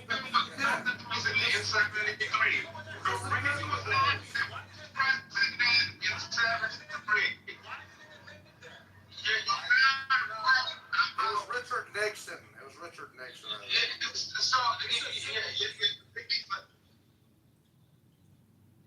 Yeah. Yeah. Yes. But it's not generalizing. They can dollar. No reason. Relax. Not doing that tonight, AJ. Chill, man. Gosh. Man, everybody just. If you don't want to have a conversation, just leave. I'm just tired of it tonight. Alright, appreciate it. Thank you. So, just speak to the petrodollar. Okay. GCC. What's going on? No, I just like a couple words. Why I'm saying that this is a bad idea to start this war is because right now, if you see they're trading with Iran and China. They're trying to make they're already been doing it, but now you encourage them more because what Trump did is giving the idea of okay, America is going to mess with us one day. We can't keep letting this happen to us because they're not trustworthy. So now, if you really believe what Trump is doing right now is winning, no, in the long game, America is going to lose because of this dumb stuff.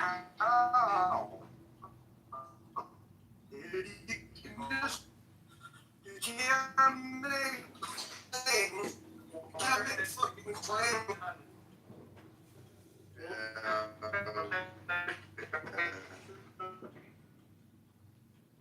Okay, now go for it. You're up.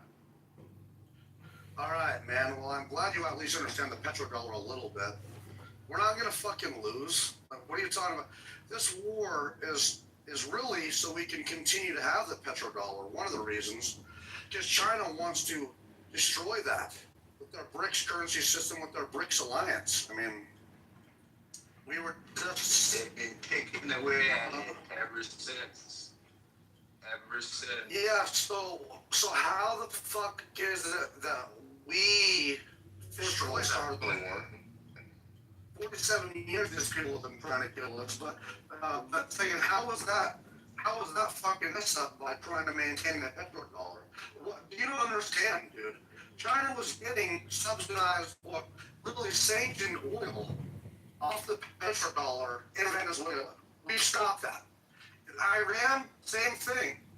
They were getting sanctioned oil, sanctioned oil. It was cheap.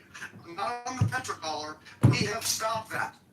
Genius. We are making sure, we are making sure, Emmanuel, that they are buying they're still going to be able to buy the oil from Iran and Venezuela. It's going to be full American dollars. And then, in a hypothetical war with China, which we're likely going to have, we can blockade the Panama Canal, the Strait of Hormuz, the Arctic shipping lane up in Greenland. Literally every shipping lane we can control. We have the capacity to. So I'm asking you, say that there's no. So all you said is that America shouldn't have started this war for what? What? Because it's gonna ruin the economy in the long run, right? Now you're chilling. Oh, yeah. God, we got caught up and let him respond. There will be no war with China. Put me in the queue, Matt. Okay, done. I'm not saying American, you're American, I'm talking about concrete. Yeah, go ahead. Okay, now you're done. As I said, back when Trump was trying to become president, I wanted him to win. I never liked Biden administration. I thought what they were doing was stupid. I thought they didn't care about America because all they were doing was giving out aid to every country that asked. And I was like, that's wrong. But what Trump is doing and what I've seen so far and what he's doing in the future run of the economy is bad. I think it's wrong because what he did to this Iran thing, this whole global oil is gone. All these big companies, these billionaire companies, they're gonna make more money. The common man and woman are gonna suffer more. America, they're gonna suffer more because they're gonna increase the price of the oil. You think these companies care? You think they care? That, our gas is gonna be $7. They don't care. It's more money in your pocket. And Trump doing this war, and he's trying to start this war with Iran, just encourage them more. All they see is green, green, green. And you and the common man is gonna suffer more for this. That's what I'm trying to get to. Okay. Yeah. Okay. Thank you. Listening to Mountain's petrodollar submission makes me want to kick the puppy off of a tall building, right? And I mean a real puppy, not a fake like plush doll, like a living. It's because you're a psychopath and a sociopath. Because Mountain, well, I'm just telling you how I feel. I'm not saying that I would do it. I'm saying that's how I feel. Concrete. So Mountain doesn't understand the difference between cyclical changes and structural changes. Now, a cyclical change, we could just call that temporary due to the ebbs and flows of the economy or a relationship, right? Like your girl doesn't want to answer the phone because she's mad or she's busy. That's a cyclical change. She gonna answer the phone again. But then there's a structural change, right? Where your girl moves outside of the country or she starts to talk to me. It's a structural change. She's never coming back, right? So there's a difference. So what Montaigne thinks is that this war in Iran is crazy. It's the structural change after you kick the puppy off the skyscraper concrete. He thinks. Concrete, can you make it a question out of your He thinks it's Thank you. Or are you just gonna do a statement? What do you got? Let me think about it. I was just gonna make a statement, but I think I wanted to. I'm trying to remember. My apologies. Montaigne is just like doesn't understand. Hold on. So you have to actually give it. You actually have to have something substantive. You can't say I don't know and then not actually respond. One second. Montaigne. God, this guy is so retarded. It's sad. One second. Montaigne doesn't understand the petrodollar. He doesn't understand that it's just oil sales denominated in dollars. I fucking said that. Just let him say it. petrol you want. You know, cursing a lie is a sign of being like unintelligent, right? Dude, this guy is so stupid. He's trying to act smart by telling me I'm stupid, but it's like he doesn't even understand what he's saying. You're stupid. Really cursing. Every single word you're saying. Talk, Every single word you're cursing. Look, Montaigne's the only one that's. When I talk my facts, he gets all emotional. But man, I understand he's your homie, but he is an embarrassment to everything that is sacred and decent about America. All right. Well, let's not get personal here. Let's keep it clean. Okay, Peter, you're next, and then. Thanks for responding to nothing I've said, you retard. Okay. Wait, bro, shut up. Every single time. Respect yourself. Emmanuel, you cannot even know the thing that you want to let me address your about your claim about the economy. You will, isn't it cheaper this year than last year? It's a holiday for you or not? I'll tell Is you. this Like Biden's inflation. He's going to holiday for you. He's going to holiday for you cheaper this year than last year. Can I say one more thing? What notice it? Yes or no? No, he said Trump. You don't have any idea about economy. No, that's what Matthew Don't said. advise his Treasury Department about economy. You are advising the Treasury Department of Trump about economy. Trump is not even here. He's the same man that He's right, Peter. He says the war. He says the war. He dumps it every week and says, "Oh, the war is over. We won already." He says it every. Why do you think he does that? Who said that? I've never said that. Hold on, I got it. There is a queue. There is a queue. Okay, I don't know why people are taking over other people's slots. Peter gets a chance to go. Otherwise, he's just gonna talk like when we don't want him to talk. So let Peter go. Let him finish up, and then we're gonna go to Alistair, and then Alan. You're gonna go after. Yeah, and then Manuel can go after Alan. Go ahead, Peter. Make it quick. I was thinking that this hate from President Trump could cause them to forget the real and logical issues.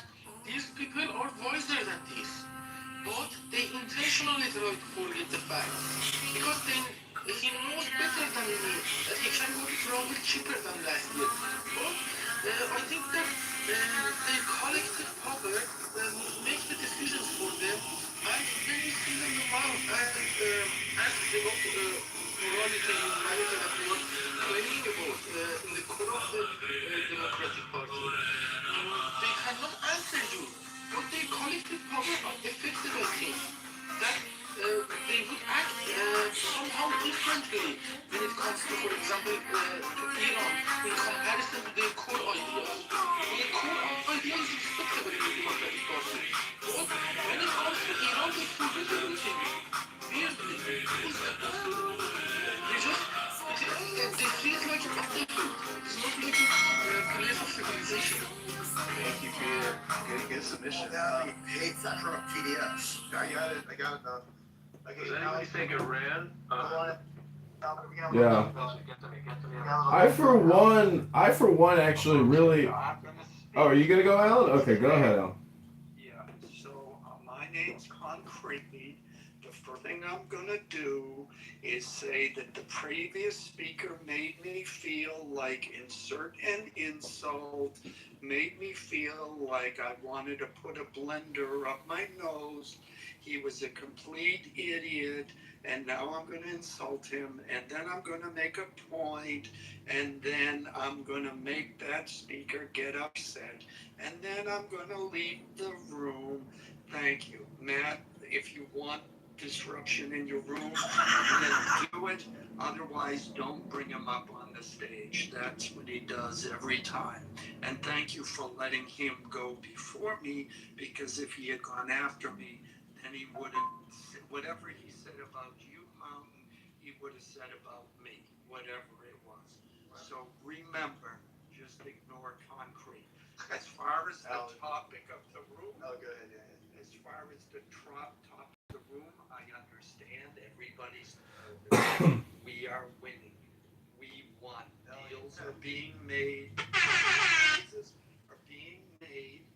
And now I can't predict the future, but for now it looks good. He even told Israel to sit down and shut up because he reminded Israel that we're Israel's big daddy and they have to do what we say. So, in spite of Netanyahu always saying, well, I can control Africa, etc., etc. So, we will see where this goes. As far as what you said, Emmanuel, well, I think it looks pretty good. Again, we can't predict the future, but a IRGC that is either gone or controlled, and an IRGC that does not have the nuclear materials it has now is very good. And I think that's important. So let's just see what happens. I try to refrain from predicting the future, but this morning Iran said the strait is open. They're not going to screw with anybody going through. That's another good step. Step by step, I think we're good. Thanks. But each and every morning, early mornings, a lot of sunshines are executed. I mean, young people like sunshines. So just It's not a stop. right, just some house cleaning notes, Alan. Every day is a new day. So I know who Concrete is. I know exactly who he is. And you're right, he's basically a moron at the end of the day. But I give everybody a chance to come up, voice that they are a moron, and then they get, move along. So No, I understand. Yeah. Okay, so Essentialism, so Alistair's next, and Albert. I think he came off mic Yeah. to speak, but I appreciate what Mountain brings to the conversation, and when people interrupt him, we lose out on some good analysis and insight. And Mountain, I think you're doing excellent work there. And in fact, my friend here in Chicago wants me to go to a comedy show with, what's his name, Dave Smith or whatever, the guy in the upper right in your PTR. And then I sent him that photo because, I question my friends' opinions and their values. And and Matt is so cool that he even opens these effing rooms because the truth is we live in a sea and in a society of Democrats. And if you go into other rooms, I was in a room today, one of those deep state patriot rooms, they're sitting there organizing for May Day. And here in Chicago, the mayor, the head of the schools, they want children to skip classes and go join the protests with all the other well-organized Democrats. So, I know you want to stay topical, but the truth is, if I was to offer any real value to the listeners of your room, it would be proprietary information. 3 chess moves, 5 chess moves ahead. There are people here in Mountain, I gotta disagree with you. The United States will not go to direct, open conflict with China. We will not go to open, direct conflict with Russia. We use proxy states to do that, Mountain, and that's the way we fight modern battles in pre-approved proving grounds to direct our military resources and our $1.2 trillion annual budget every year. It's not open conflict. And I read a news article the other day that the head of Taiwan is receiving a lot of criticism because she sold out Taiwan. She's a Chinese bought and sold agent. So the point is, you don't need to go kill 100,000 people and invade an island when you can just bribe and manipulate and control subversively. So you are not thinking in terms of the shadows, the darkness of politics. Just like in love, there's dark love and there's dark politics. And the truth is, the dark politics is what Trump is doing, and that's why we're winning. All right, appreciate it, Alistair. He's a smart dude, man. Yeah, right. I think we will because of that. I'm just saying because of that Taiwan issue. If they invade Taiwan, America's Navy will be fighting the Chinese. Interesting. Okay, that's an interesting take. Emmanuel, you're a pink ticket.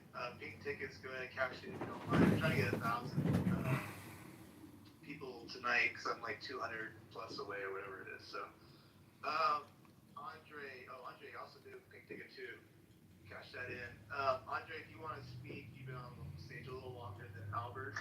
Can I go through the next question, please? Yeah, no problem.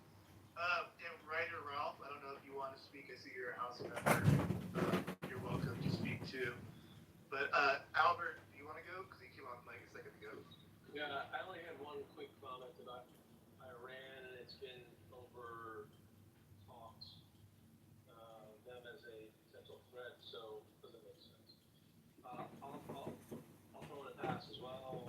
Talk to your members. I love that you're creating a good vibe here, Matt. Appreciate you. I appreciate you. Sam, did you want to jump back in at all? I know you've kind of been listening now. I didn't know you made a good contribution earlier. Do you want to say anything about what you've heard so far? No. Yeah, sure. So I think it is quite important to understand that this war did not start out of nothing. So I don't know if people really believe that America just suddenly woke up one day and was like, yeah, we're just gonna attack Iran or the Islamic Republic, just because we feel like it. Like, is that seriously like the thing people think? Have they ever looked into why they even started this war? Do you know how many American troops died in the past years before the war even started? So give us your opinion. I'm sorry, I gotta say the obvious. It's not an opinion. You can just look it up. They have literally been funding proxy warfare all over the world. And this is just basic information that is out there. And people act like it just came out of nowhere. I just want to say, I think that's weird. I don't know why people say that. Albert, do you deny that the Iran funds, Hezbollah and Hamas and different proxies? Do you deny that or what? Can I add something? I thought she was saying U.S. was a proxy. No. She was referring to Iran, and it's Iran funding its proxies. That's well known. I think Albert was disagreeing. No, not Iranian. Matt, can I make a comment? Yeah, hold on one second. Okay, Sam, are you done? Sam? I want a reaction on that, please. Okay, Abby, can we just have a rebuttal from the opposition? Emmanuel, do you want to answer that? Why do you think that the U.S. started this? I think that's essentially what he's asking. So, I'm not 100% sure because you might think you know why he started it, you don't know why. Because if he started it, why did he say American Israel? You don't know the real reason why. You're just guessing. So, Can I add something? Can I also ask you something? yeah, Of the wars. Okay. Emmanuel, then Abby, and then Dr. Absolutely. Yes. Go ahead, Emmanuel, finish up. So, there's people that come off as hate. I never said I hated Trump. I dislike him. I don't like what he does. As I said, I voted for him the first time. He wanted to be a president. I wanted him to win because I thought he was for America. But what he's doing right now is hurting America more, in my opinion. And why I said he's not doing this because he doesn't care about Iran. I'm just gonna put it the blame in. He doesn't. Because why did Obama, Biden play nice with Iran? Do you think that they wanted to do the same Trump did? Bully them, throw bombs at them? Don't get me wrong, I know what Iran did. Iran killed, was it 20,000 people in the protest because the Iran people needed liberation. Don't get me wrong, Iran's a bad place. They all need to the whole regime needs to go down. But what Trump is doing right now is hurting American people. I don't care about any other country if you want to keep it that way. We don't care. I personally I always look for myself first. I'm sorry to hear that. Okay. I always go America first. And what he's doing. Hold up, Peter, hold up. Iranian position and became like this? What did you wear? I have a world record. What do you have? Do you have a world record? Speak sorry for yourself. I'm an American citizen. What are you talking about? I have. I have something more than being an American citizen. I have a world record. The first in the world. The first in the world. What is happening right now? Okay. Peter, shut up. Hey, are you okay, Peter? Are you alright? I don't even understand what he's saying. I gotta come back in here. Okay, Daniel. You told me when I can speak. I gotta meet the stage. I don't like meeting stages, but you guys just want to talk over me, and that's not gonna work. Okay, so, Emmanuel, you obviously set the room off a little bit there, as I expected. I don't know if you really answered the question, but we'll move on from that, and we will go to, we got, Abby, and then Doctor. No, Ko. Ko, I can see your name. Thank you. Go ahead, yeah. I'm just referring to Sam's point that this war didn't start in one night. First of all, when you guys are referring to Iran, just emphasizes this, all these things at war is not between Iran and USA. It's between USA and IRGC. IRGC is having all these missiles during the 47 years that they are on the government. They have the power. They spend all the money from their own citizens to build the missiles inside the mountain, and all the labs for the nuclear things is inside the mountain. Just think about that. If it's for peaceful things, so why you have to go and hide in places? Why you have to build things inside the mountains without everybody's knowing that where are those things? And then just go to the Google Earth. Just check S1 cities. Just check wherever they bombed. Look at it. Just 2 months ago, how was it? Everywhere is hole. What are these holes? For the missiles. With what ranges? And then you guys are talking about the gas prices. Are you guys suffering? Okay, let's suffer for the gas prices just now in terms of avoiding a bigger conflict in the future. Because leaders, one of the duties for the leaders have just predicting and seeing the future. Not like us, you're living by paycheck by paycheck. That's all I wanted to say. IRGC versus Iran. Appreciate it. Abby, go ahead, and then Doctor, go for it, Abby. Sam is right, and this is not just something that just popped up. This is an ongoing threat, and it's been an ongoing imminent threat to the United States for several years. I think there are lots of factors that led up to it, including the failed assassination attempt against our president, which someone just got convicted in federal court for. But I think you have to look at the regime that's there and the fanatical regime that is a Shiite regime that, by the way, won't surrender. They're suicidal. So you're not going to see an actual surrender, but you will see us choking them. And we'll see what we can consider the elements of regime change as they start surrendering their uranium. I mean, I think you have to sort of look at it that way, but this is not something, to get to 60% capacity and threshold capacity is extremely significant for that same country to then threaten with long-range ballistic missiles, which would then reach our shores, is obviously a direct threat for them to have already attacked our assets in the region. Our military vessels, our military facilities, our shipping vessels. I mean, they were direct threats. However, you're correct. This is us with the IRGC, not with the people there.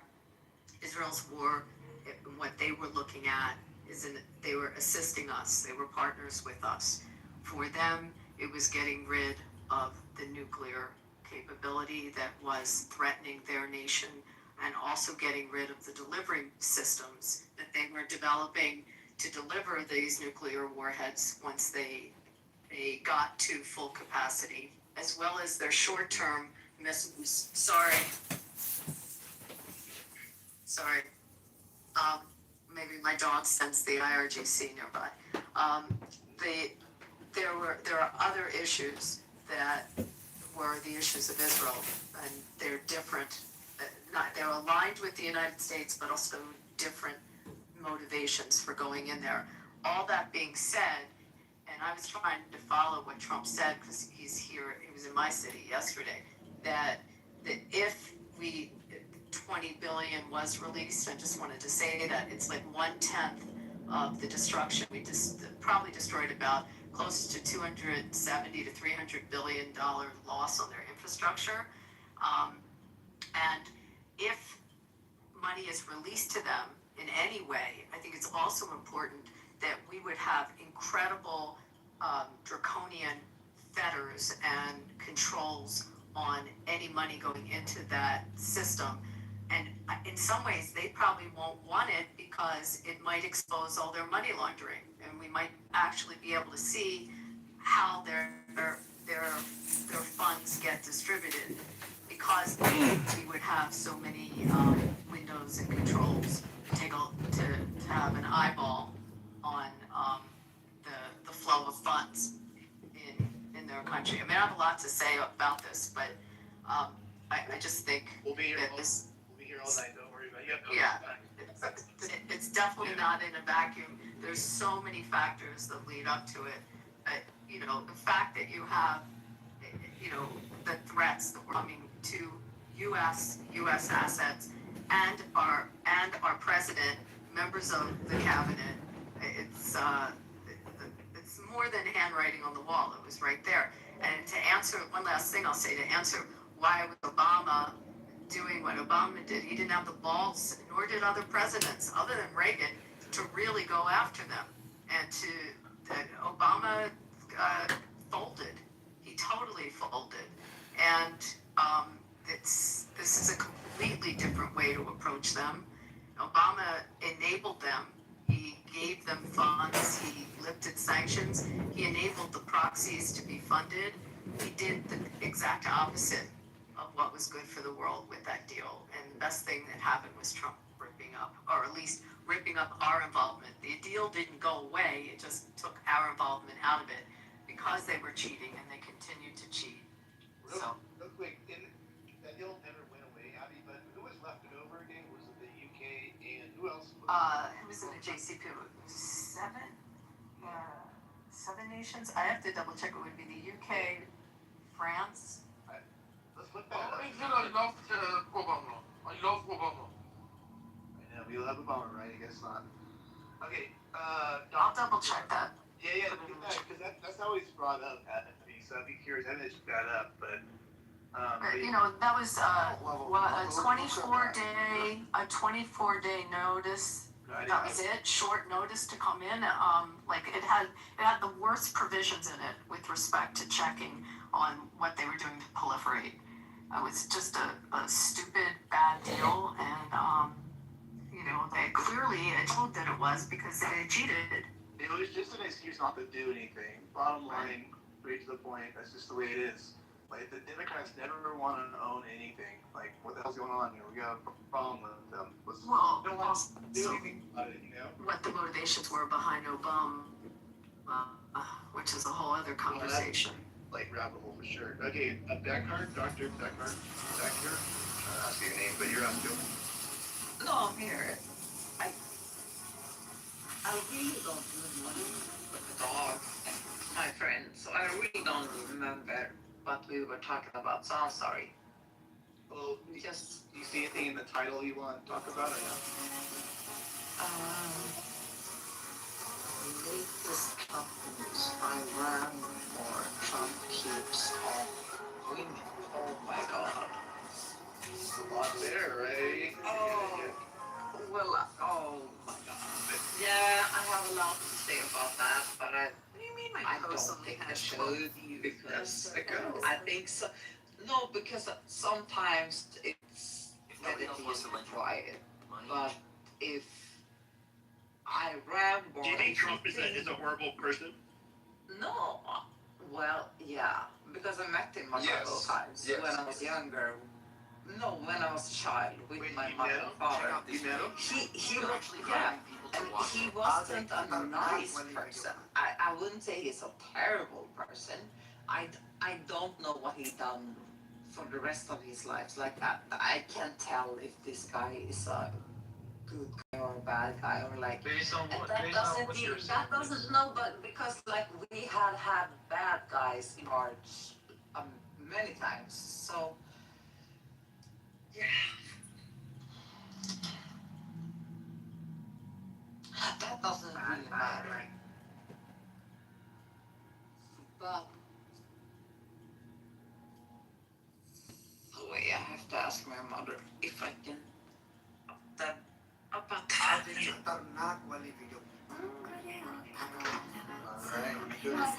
Kan jag säga det om dem? Det som var på typ såhär 96. Eller Okay, 96. Kan jag säga det? Okay. Hold on. Sorry. I just asked my mother. I'm sorry. No, I have nothing to say. Okay, she didn't give you any permission. Alright, I think we're out of the I know all the fucking information. She did me. She's doing the agreement. Yeah. Okay. Joe B, did you want to speak? Yeah. We're at the end of the queue, so that. Where you going, man? Are you sad to hear that America's winning? Hey, I'm in the queue. Oh, sorry. What are American women? I know. We'll get to there in a second, Doctor. But that would be Joe B's gonna that answer your would question. be a funny. I know. Funny thing to no, because I'm not from Iran, so like, but it was that would be funny. But let's talk about your girlfriend. There is an Iranian on this station. Can I Joe B, go ahead. So, I don't think, I'm guessing not many of you have been to Turkey. They are ours. They were ours. They will continue to be ours. And I don't get the worry. I am not worried one sticking bit. But I come from a military background, as most of you know, and I don't regret that. And I don't regret where we're headed right now. We're winning. We have been on vacation in Pepe, I'm mad because Israel's winning. It's not just about Israel, it turns out. He's mad about that. Absolutely not, but Turkey. Damn it. Turkey, that is one of the most, after Atatürk. Does anyone know who Atatürk is? Yeah, I don't care. Learn. No, you don't know what you're talking about. I don't know what I'm talking about. My father. Pepe, you is sad that Israel and America are winning. We have houses in Turkey, and I What's up? Doctor. Congratulations, we're winning. And if you had ever heard, We're winning America. Israel winning. My God, Israel. Dr. Kroll. yeah, absolutely. So we talking about Turkey. Oh my God, you are like all over the fucking place. Don't ask your There mommy. is no, like, there is no lawyer. This is literally what we're talking about, like Israel, America, Iran. We're not talking about There Turkey. is no people who Go can get another hold the cocktail and conversation. go get another cocktail. Crazy. Hold the conversation. Hey, doctor, I am a lawyer. So would you like to have a conversation? Oh shit. I would love that. I would love that. I would actually love that. You would know what that means too. You wouldn't. I would love that. I would. What language is it coming from? Okay, Andre. Okay. So can we start by talking about? She said she was visiting Antalya, which is a Turkey. Hold on. We have to let Pepe go here soon because he needs to do mental gymnastics. Are your streets crazy there? It was so nuts here yesterday. I'm a lawyer, but there's a Happy, it was so crazy here. I mean, they blocked off, with the dump trucks. I honestly thought I could like speak. I don't know where he is, but Where's he staying? Is he flying right out? I have no idea. He stayed, he has a hotel here, so he stayed there, but it was, incredible security. You just stay away from that man. You stay away from him. I'll have to look it up on the, I'll have to look it up. Yeah, can we talk about the topic, But Pepe, I want to hear. What do you think? Absolutely. But I will What do I think about what? Winning, man. I mean, are you sad about that? I know that hurts. Why would I be sad? I was angry. I was angry about the war starting because I thought it would put America in a worse position. That's why I was mad. Oh, okay. We're eating crow now, buddy? I don't know. We'll see how it goes. It's going pretty good. I mean, listen, it's okay to be mistaken, but just to be fair. And, no, he's an America-hating, Jew-hating fuck, and I want him to pay for this with love. Nah, we don't do that. Nah, I'm just fucking with him. It's all right. I don't hate Jewish that. people don't do that. What do you think now, buddy, huh? We don't do Never that. bet against America. Never bet against Israel. Never bet against the house. No, we let them speak. We let them make a fool out of them. Okay, Andre, do you want to finally speak? I know you kind of held on. Yeah, I just want to just channel a couple of things. So there's one thing that I've heard I wanted to clarify, because it's a misconception. It's sort of like an urban tale. The petrodollar, even though there is such a concept, what people assign to it is not usually is incorrect.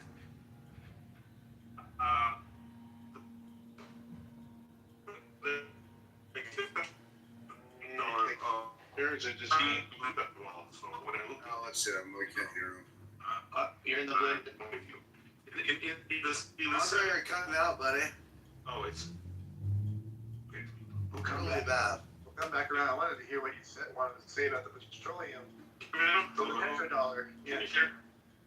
No, you're still bad, dude. Just keep working on that. But yeah, the petrodollar came up earlier, and someone was making the claim that there's somehow we're going to transition, or China and Russia are going to make that transition off it, and I guess destroy our U.S. dollar, he was saying. That was just what he was talking about. The petrodollar. Yeah, but the petrodollar is kind of, in a way, I guess that it's just, you're just buying oil through U.S. dollars, right? And that's what we're guaranteeing that Venezuela, if you're, you can buy your oil through, you can buy oil still from Venezuela. Just make sure that it's through U.S. dollars, petrodollars. Same thing with Iran, Yeah, absolutely. Okay, and how does it work? You have to Google the barrel. Then tell me if I'm wrong. I just made a claim. You made a claim. I'm wrong. You have to tell me how I'm wrong. You can't just say. Deal with Middle East. The people that provide oil for Taiwan, Japan, Europe, they made a deal with them. Know that. So let's check out my recent profiles from Years ago, like in the 70s, man. Like and so this current blunder Trump just did. How is it a blunder? How is it a blunder? Because let me tell you why blunder. Because you keep thinking, oh, you're bitching about oil prices. Oh, you're crying about you got to pay a little bit more, buddy. When you put stocks in markets, you don't think you're gonna get your money back tomorrow. You think you're gonna be a millionaire tomorrow? That's not how it works. You look at the future. Oh, in 5 years, this price will go up. I'll make more money. So now, if you're talking out your ass, so continue. I'm talking on my ass. Let me finish. So now, if Trump does this little thing he just did with Iran and put us behind, and how do I know he's putting us behind? Because a man who knows what he's doing and who knows who's winning doesn't come on the news every other week and say, oh, we're winning. We're going to take Iran over. Or we're winning. They have no choice. Why do you think he does that every week? Because of stock prices. To prevent the markets from tanking. That's why he does it. That's why the market. What's the market? He's not lying though. So Trump's not. No, dude, we're doing well. Everything's going great. Hey, look, Emmanuel. You know nothing about the petrodollar. You know nothing about the Middle East. The GCC countries rely on the petrodollar. They rely on the U.S. armed forces. After we took Venezuela and now we fucked up Iran, we just limited China's growth militarily by 30% annually. So now everyone in the East everyone who is in this evil axis of BRICS everything in this evil axis of BRICS has gone to shits because without Venezuela, you're going to do nothing with BRICS. So the U.S. petrodollar will soar, the economies will thrive, the GCC will live on, and they will have even more military strength of U.S. armed forces in the Arabian Gulf. So at the end of the day, we just secured our petrodollar for like the next 3 generations. Next 3 generations for sure. For sure. So when I said that, you just think I'm wrong, Emmanuel. It's crazy. I've been trying to tell you that. I think you talk out of your ass and you talk with what's that word? What's the word? Matt, can you hear me now? Every single word you heard. Yeah, I'll get you back in, Andre. You sound like or no? The way you put things up, you sound like you don't know what you're saying. That's what I'm What's saying. crazy about that is that I was telling you, man, that exact thing earlier. I've told people that. They don't believe me. It's just crazy, man. But they can't rebuttal me. All they say is, I'm wrong, yet there's no rebuttal. Yeah, man. I apologize, Emmanuel. I read something else. I guess we're on the same side of things. I guess. Excuse me. Okay. It's wrapping up again. I'm here for the truth. Long live King Trump.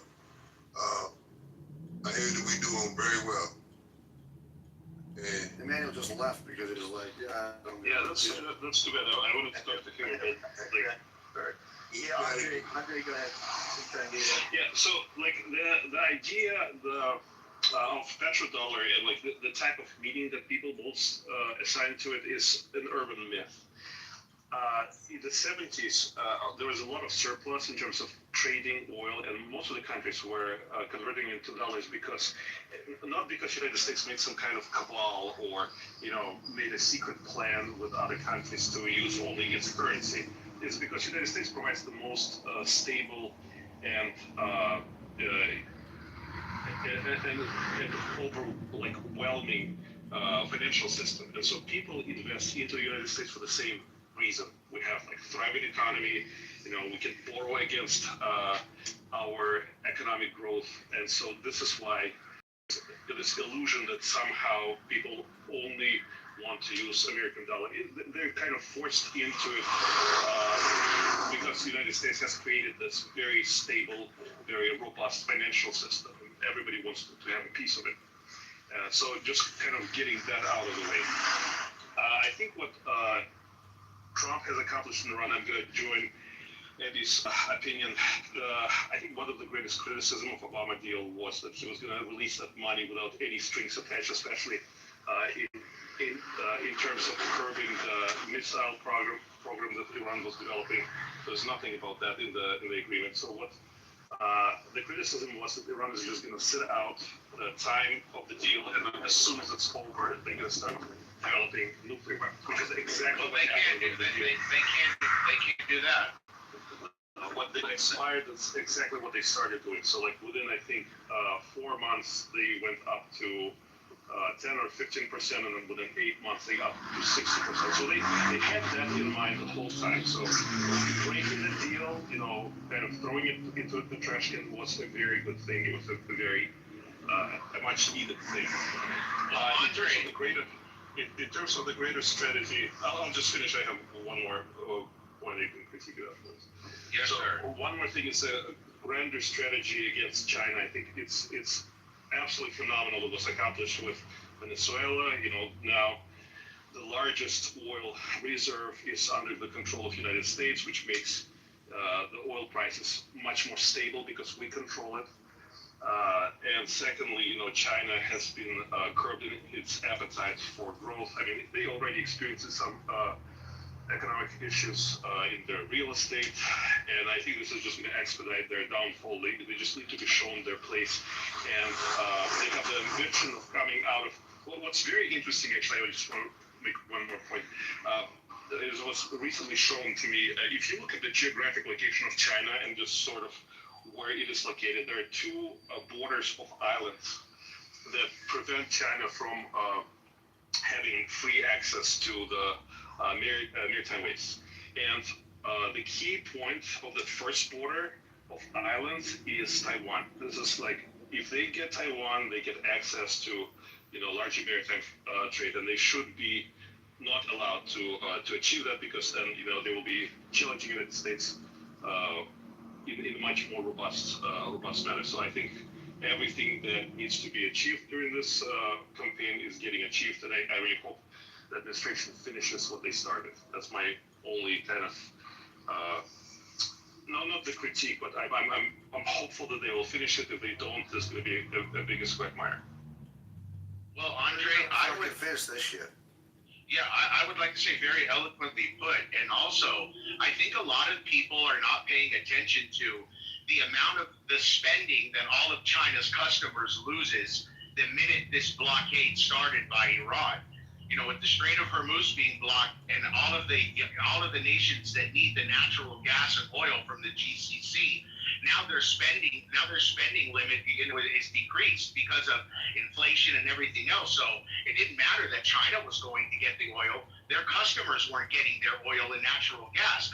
So then that leaves all of that assembly line manufacturing that the East, the West, and the world goes to China with. Now they don't have the money temporarily to buy it. So China was losing hundreds of millions of dollars a day just off of trade by Iran blocking the strait. So I believe China played an even bigger role with them and is going to let them know, we're your banker. So if China pulls out and says, you know what, we're pulling our money away from you people, then Iran's regime will collapse in 2 seconds without one bomb being dropped. So I think we should pay attention to that as well. I've been saying this for a while, man, from the outset. A lot of this has to do with China. Obviously, yes, there's the nuclear threat. I mean, there's the Iranian threat, but really, I mean, this huge thing is about China.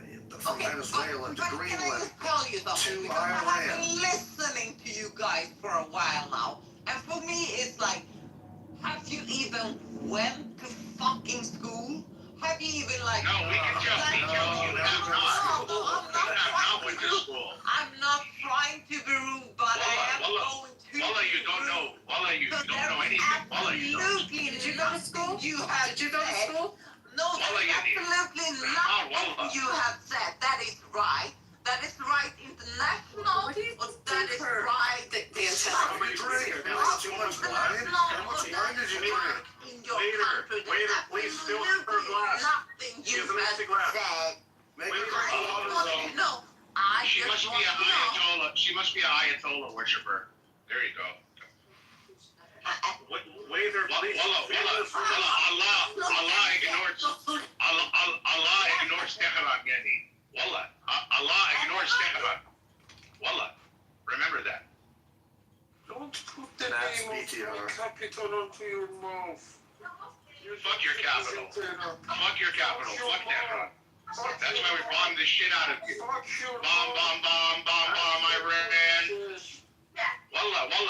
Wallah, Mecca is in Sudia, not in Iraq. Peter, you're That wasn't the reaction. It was supposed to be a laugh.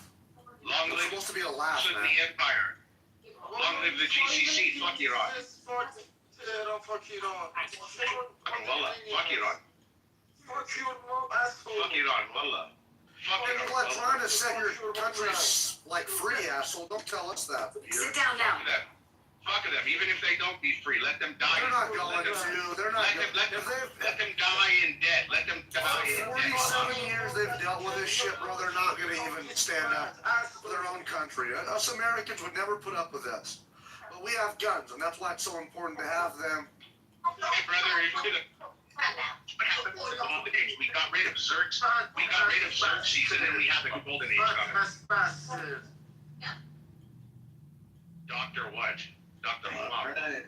All right. Sounds like we are in open. You need to season change now. the dosage of your Peter, drug, and it's massive.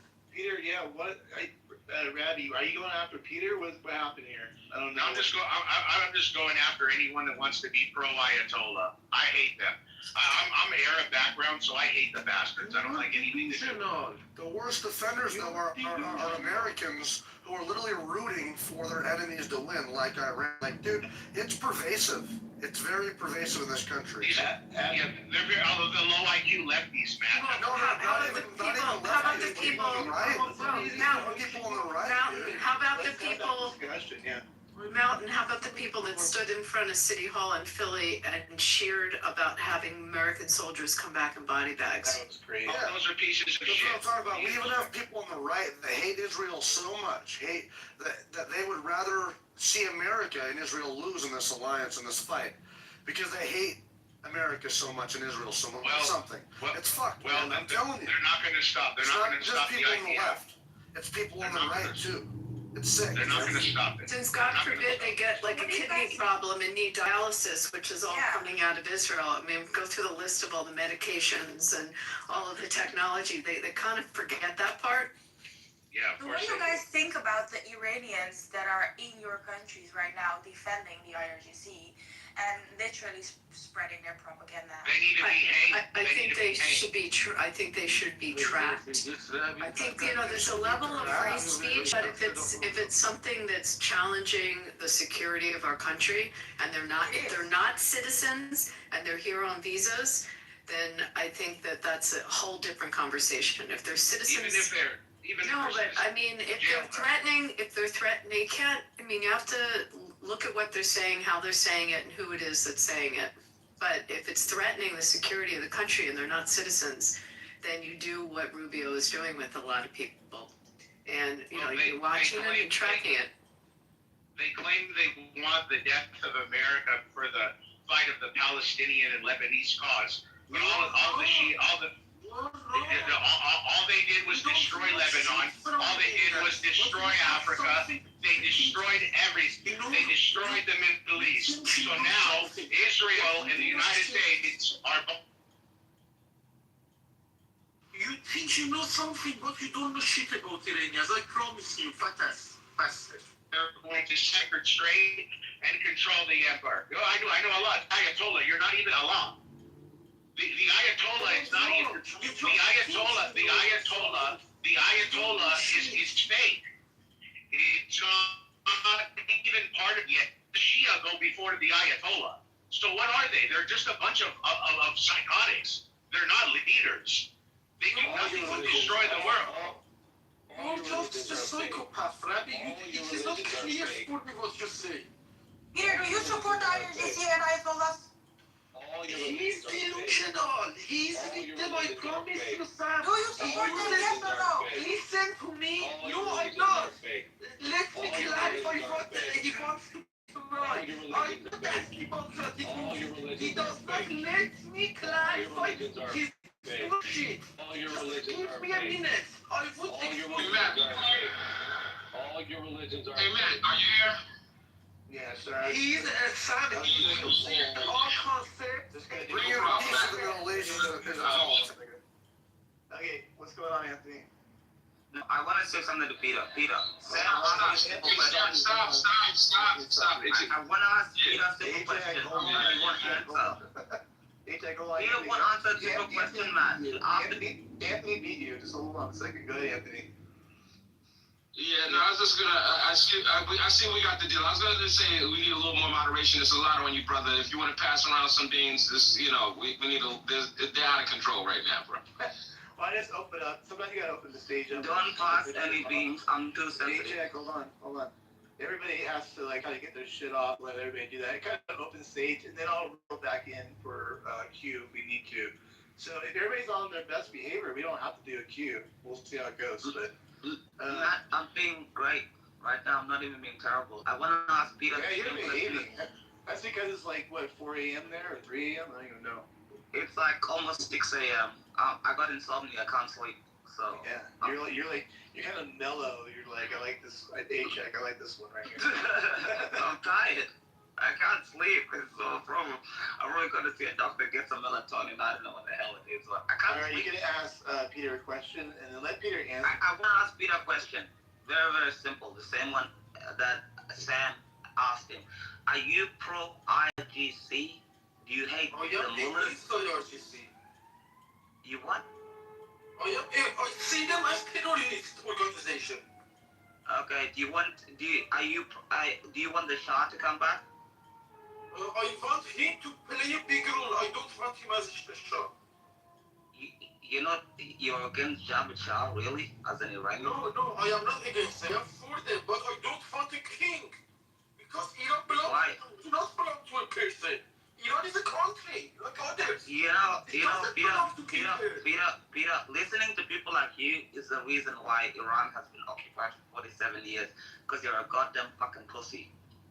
When you do your first chance that you happen to get liberation, you don't even want the man that wants to free your people to be in charge of your country. What are you talking about? The Shah is the people that when Khomeini got killed by the United States and Israel, people in Iran, I have some friends in Tehran. You know what they were singing? They were singing Javad Shah, in their fucking buildings in Tehran and everything else. And you come here, wait. And you come here and you live in Berlin. You're not even in Iran. And to be like, oh, I'm against the Shah and everything else. If you don't, wait, Peter. If you don't want to step, wait, Peter, you're not even in the country. Don't come to help people like, Peter, enough. 1 second, bro, you can reply after me. Enough. 1 second. Let me finish speaking.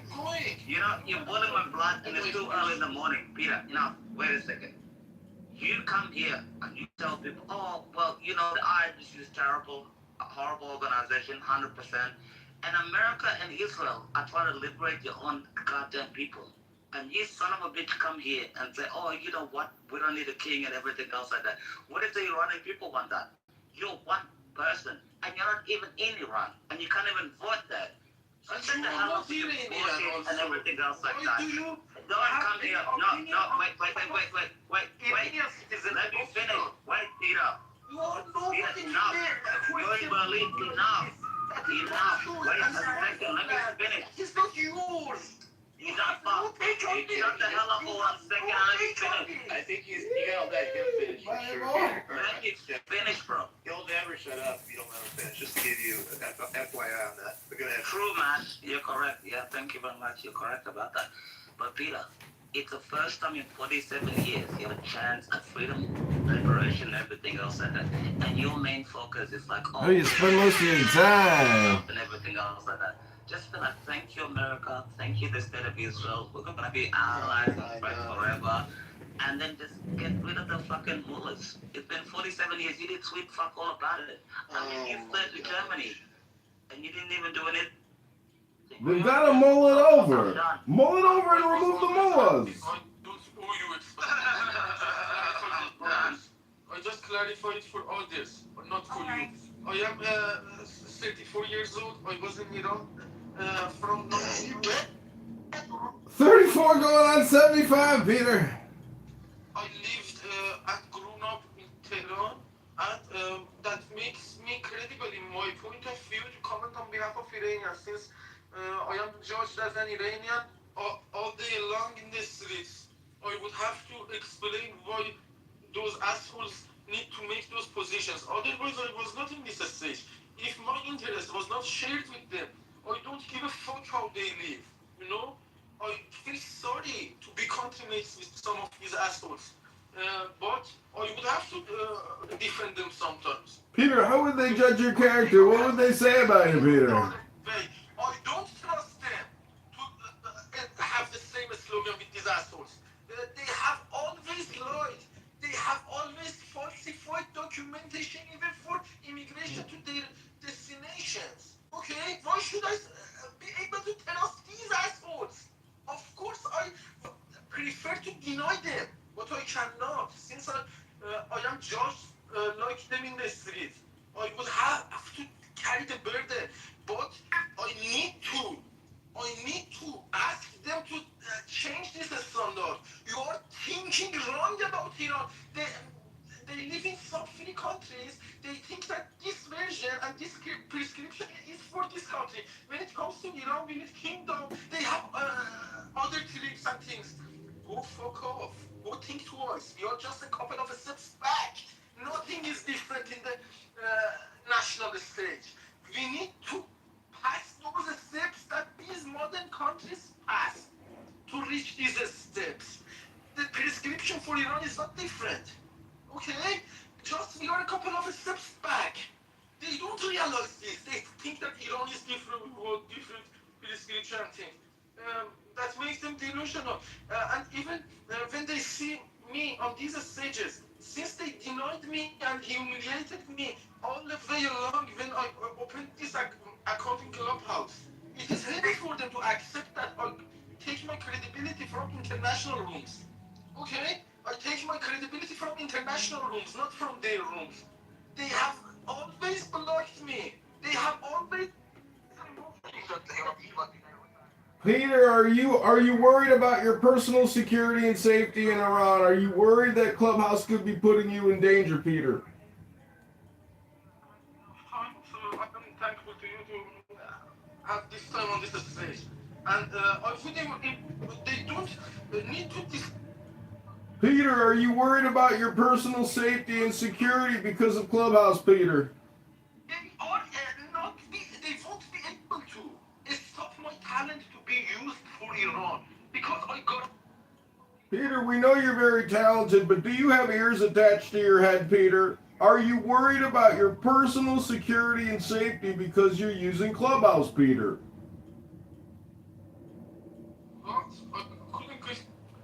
I know you're talking very loud and you're very emotional, but Peter, are you worried about your personal safety and security as a result of using Clubhouse in Iran? Clubhouse in Iran is. He's not in fucking Iran, he's in Berlin. I am for 1.5 years in Berlin. Yes, I'm not. If I'm You're from not now on the stage, I am from IRGC. If I am online from Iran, inside Iran right now on this stage, I am But not you're not somebody in Iran, independent. though, I have Peter. to You're not in Iran. comment on this stage. Hey, man. No, hello, man. Even try to stop Hey, buddy. yet I liberated Oh, man, I'm What's getting crazy. on? This is too much noise. We liberated the Middle East, and we are now liberating the stage. Exactly. We don't still have yeah. Yeah, Peter, we get it. You're too emotional. We get Forget Peter, we what got it. situation I'm involved in. We got it, man. Don't care, bro. Everybody knows that Everyone knows that Iran should be given That like is given This Iranian position He has said that he is only a transitional leader. I don't think you've ever seen what it takes to liberate a country. You guys have never seen what it really takes to liberate a So what country. Peter is saying is that he only wants him as a transitional leader, which I respect. Position clear for Peter, we gotta have a conversation. and I am We gotta have a conversation. Sam, what were you saying to Peter or to everybody? I don't know. I didn't hear it. People were talking.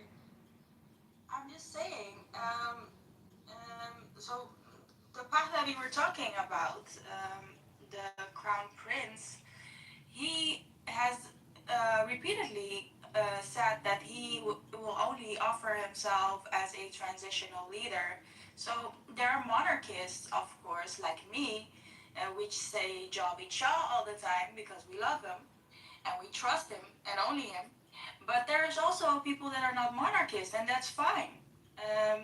They want him as a transitional leader. There's going to be elections, and then they can vote for whatever they want, Republic, or I don't know what they want, or they're communists, I don't know.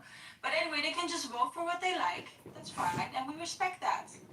You don't just vote for what you like, sweetheart. You vote in a government which is organized and arranged in an efficient and productive way to support the people. It's not just what people feel and like. Do you know about open and fair elections? Hello?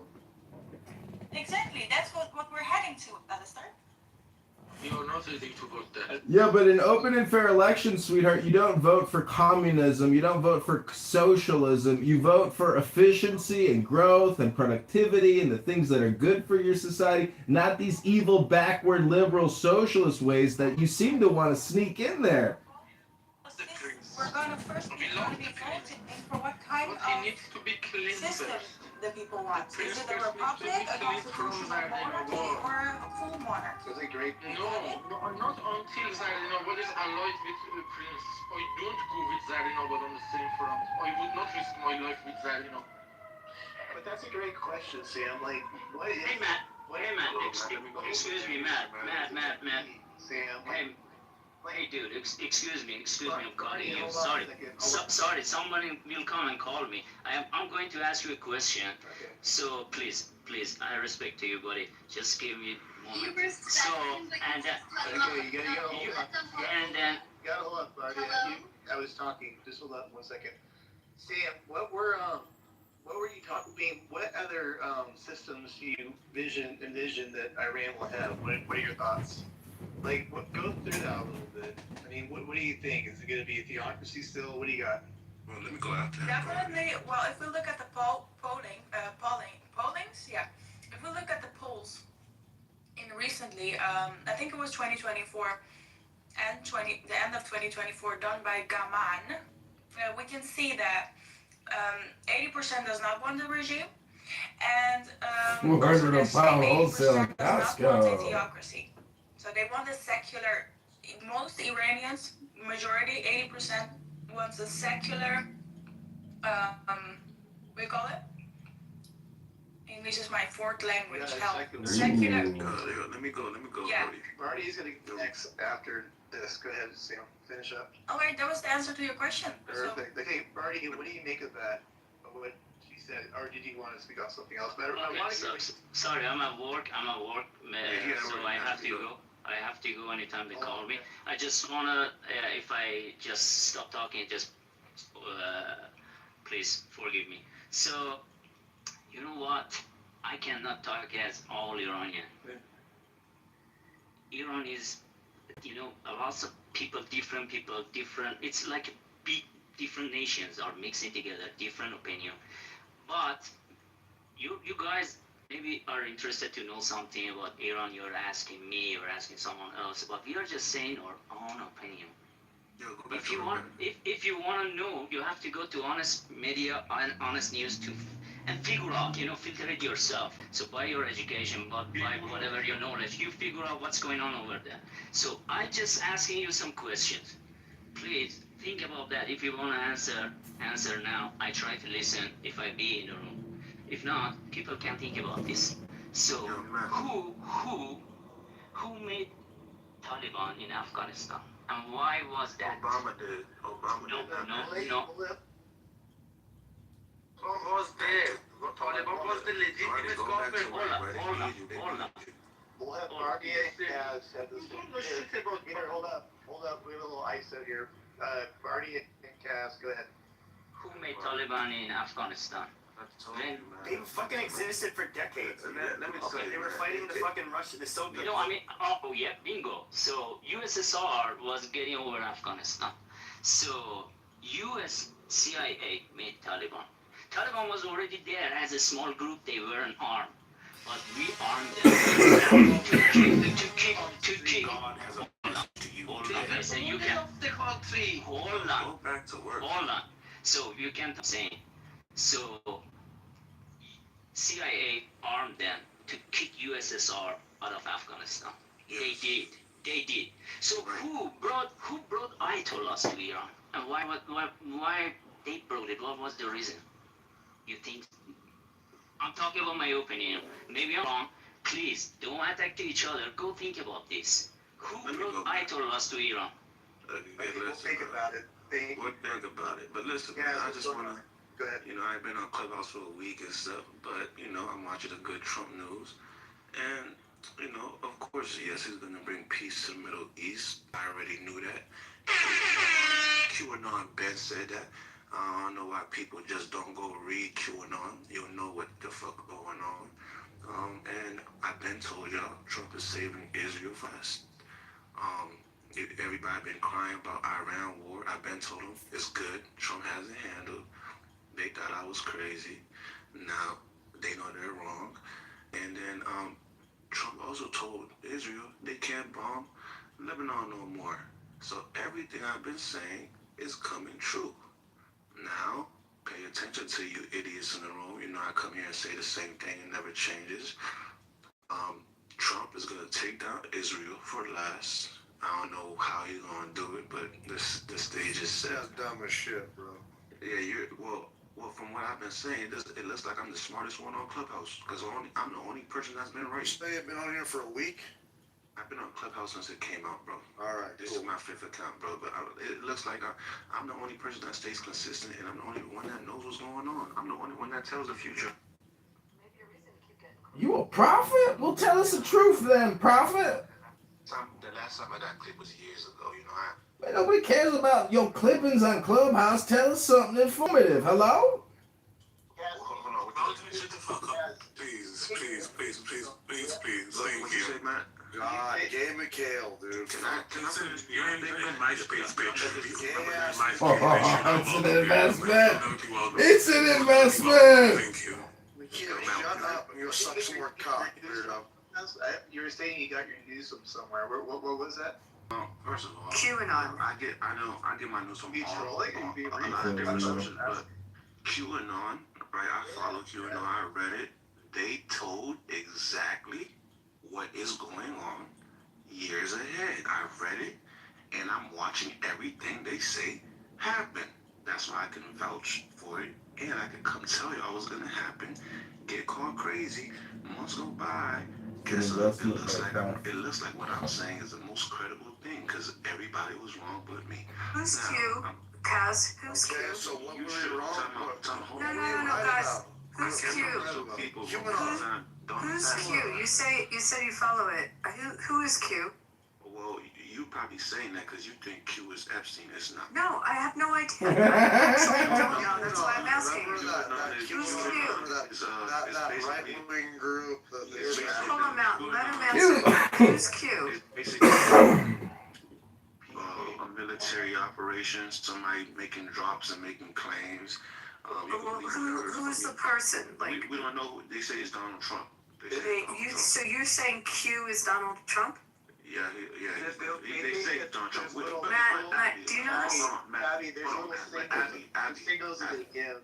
Abby, it doesn't matter who Q is. I know it does matter because you're quoting someone. I'm asking who it is that you're quoting. I don't know who it is. Listen. So you're saying Q is Donald Trump? Correct. Who are they? Correct person. I'm a truthful person. I'm not questioning your veracity. I'm asking who the person is that you're relying on. They're anonymous. Well, but what are they? Like, how do they exist? They exist because they're humans. Well, what humans are they? Okay. Cause I'm guessing Q to me is Uncle Sam. I agree with what you're saying. Part of that. Who Uncle is it? Sam. Uncle Sam. But You who don't know is it? who's Uncle Uncle Sam's a Sam? poster that we all saw as kids. You don't know who's Uncle Sam? Yeah, he's this really cool poster that has a beard and a top hat. So can someone tell me He's doing what? Because I'm not asking what you believe in, I'm asking who it is, because I don't know. It's like what the Let him answer. Just let him answer. He is the QAnon is a group of people that have information. That's all I'm gonna tell you. Now, how do I know they're credible? Because I pay attention. So when they say this is gonna happen, and I watch it happen, I can tell I already read this because of them. There's multiple things. I don't believe in too many coincidences. So that's what it is to me. You don't have to believe me. You can stay on your surface level shit. You know, I'm a that's what I was trying to ask people. Buddy, I got it. You know, I was asking you who did it. That's your cue. You know, it's my cue too. Matt. Yeah. Go ahead. Yeah, but I appreciate it, buddy. But yeah, listen, I'm learning not to talk to people that don't believe me and ask for sources. People that ask for sources are idiots and they can't think for themselves. The people that ask for sources are idiots. Why do you believe that? Why do you believe you can't? You know you can't prove anything, right? What's an idiot to you? Somebody that can't think for themselves. Somebody that questions other people because of their source and not the validity. So you think questioning and trying to understand the foundation of what someone's saying makes someone an idiot? Your whole construct of thinking is I can't believe this unless I have a source because you have no discernment and no enlightenment. I didn't question your veracity and believing in it. I just asked who it was. Where are you going with this? Because I'm trying to understand who it is you're quoting. I just told you who it was. So you said so. You're quoting Donald Trump. basically, is what you said. I'm just trying to understand who you're quoting. I didn't question your belief or your truth. It's your truth. I just want to know who it is you're quoting. Because you're saying this is what's happening, and this person says this is happening. So I'm asking who the person is. That's a fair question. Look, Abby, and I'm giving you a fair answer. To me, it doesn't. It could have been your grandmother. If your grandmother was posting stuff on the internet, and I saw it to come true, and I know she posted it first, and it happened a couple times, it doesn't matter if it's your grandmother. This is fucking retarded. My grandmother makes chicken soup that Pepe likes. What is this, man? Why do you run our conversation Hold on, with this trash, bro? Mountain. So what were you asking me, Mountain? Because you asked me something earlier. What were you saying? I would like some chicken soup. Well, I mean, like, okay, so when you... Why are you guys entertaining this? This is I don't even know why we are. Pepe, can you explain to me who Q is? I don't think anybody knows exactly who it is. There was this young guy that was thought to be the shut your fucking mouth for a minute. No, I'm talking. No, you can shut your fucking mouth. You've been talking for a long time, Kaz. Man, hold on. I was answering people's questions and I never got to land my plane, so y'all should get off my dick and waste y'all turn. You feel me? Y'all dick suckers. Shout out to Matt though, you feel me? Even though he disagreed with me, you know, he's a good moderator. If Chris Rezapanave would have participated but like I said, he voted the VAR. Look at his last position. The people who are claiming that Jesus Christ, Peter. They are completely clear. Look what they answered to the poll. You see what's going on. The problem I have with people like Pepe and people like Mountain, when people tell y'all stuff, stop attacking people that give you information just because you don't fucking know. You guys are idiots, bro. And you guys are the problem to why other people can't see the truth in things. Because who are you guys to say he's stupid, to say you're stupid because you don't fucking know? You guys are idiots, bro. I read QAnon, right? And they said certain things, right? They said what was going to happen in Iran. They said what was going to happen with Epstein files years ago. They said Trump is bringing peace to the East. And guess what? I just voted. Is Donald Trump bringing peace to the Middle East? Why is that a question? Well, I already knew that would be a question way before. So that's what he's doing. Saudi Arabia's on board. Everybody's on board. And I told you he's saving Israel for last. He has to clean up the mess on the outside. Then he's going to come clean up the mess on the inside. Then you will see people like Obama on trial and shit like that. I'm telling y'all this shit. And Mountain, you had a question for me. Mountain. No, I mean, you already told us the truth and things, so, I mean, I appreciate it. Because I think, you know, certain people on Earth are NPCs, and, you know, Pepe is one of them. Hold on, Cass, just 1 second. Go ahead. The problem is Pepe and all these guys, if he doesn't land, he's just gonna keep going, so we gotta, like, okay, Kaz, you're kind of wrapped up. If you don't, I'm kind of, I was just trying to get Mountain's question, bro. I'm wrapped up. I'm just trying to get Mountain's question. Because, like, you're pretty hot on the trigger, and Pepe's gonna answer that question about QAnon, and then Mountain wants to do something. But Matt, can you tell Pepe why is he yelling? I'm very calm in what I'm saying. Pepe yelling like, bro, you off a coke or something, bro? Chill out. No, it's all good, Cass. Matt, can you just ask him, where do you read what, I'm now Googling trying to understand, where do you read what Q is saying? Like, where do you find it? Go on Twitter. Abby, don't come off the mic, that's the problem. Go on Twitter. They had a website, like, god damn it, was it the fuck, I forget the name of it. 4chan. Well, no, there was 4chan, but then there was another one, that it was a like a pro-Trump. Oh, you're talking about Trump. I know you're talking about. Yeah. Trump, whatever. Yeah. And there were reporters or journalists that think they might have guessed who it was or found who it was, and it was like this kind of a guy in his 20s. Nobody of significance. I have no idea who it was. I mean, but it was largely the problem with QAnon is that you have no idea what you're getting, and people will say, "Oh, well, they were right. Trust the plan," but a lot of it didn't. Unfortunately, didn't come true. Like, for example, when the 2020 election, it was trust the plan. That comes from QAnon. They were going to bring charges against a bunch of corrupt government officials, and and Trump was going to be rightfully installed as president. And so, you know, Pepe, I don't take it seriously. Pepe, real quick, you know, actually, so this is good timing because J.D. Vance just came out that, and I'm pretty sure that isn't a troll. I'll have to look into it. He's looking into Pizzagate. Did you hear about that, Kaz? Is that right? Of course, because everything, man. He has criminal charges coming. Yes, everything is. Who has criminal charges coming? J.D. Vance is looking into. I can't hear because Kaz keeps on fucking running his mouth. Hold on, I'm the one that brought it. I'm trying to listen to what Matt was saying. Let me say what I'm saying.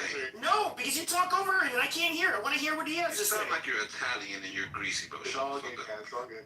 No, I was saying Pizzagate is being investigated by J.D. Vance. I'm just gonna go look at it, double check it. Who is? I tweet about it. J.D. Vance. He doesn't know who that is. No, I know what J.D. Vance is. He said who's being investigated? He don't even know what that is. All the Trump is the wrong person, man. God damn, shut your fucking...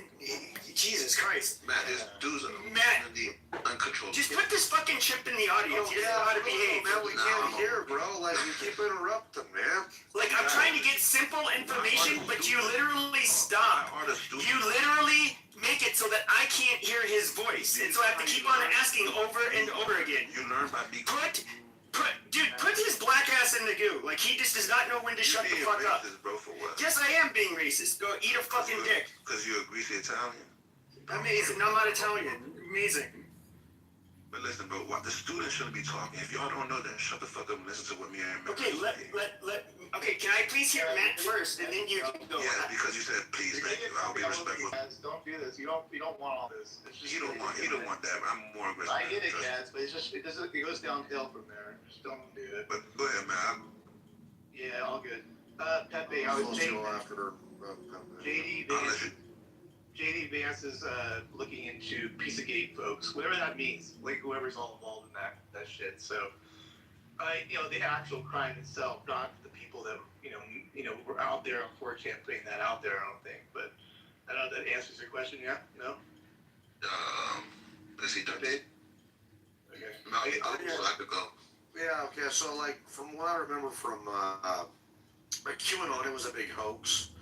Like at first, like I do remember a bunch of mega people were trying to probe whether or not it was real, and then there was some weird shit going on in there, and most of us deemed it as to be a hoax, man. QAnon was just a giant hoax. Okay. So I don't know. So I'd like to hear the information. Well, I got you, brother. But please be respectful, because let me finish. You gotta let me finish here, man. And so I would just like to hear exactly a few things, not some vague shit, but some actual stuff, like where you got it, like what it's talking about Israel. What is it that everyone was wrong about? I guess. So QAnon, right? So one thing you have to understand: the media is not on your side. So if you heard it was a hoax, it's because people are manipulating you into thinking it was a hoax. If you don't understand that, you will forever be lost. That's the problem with you guys.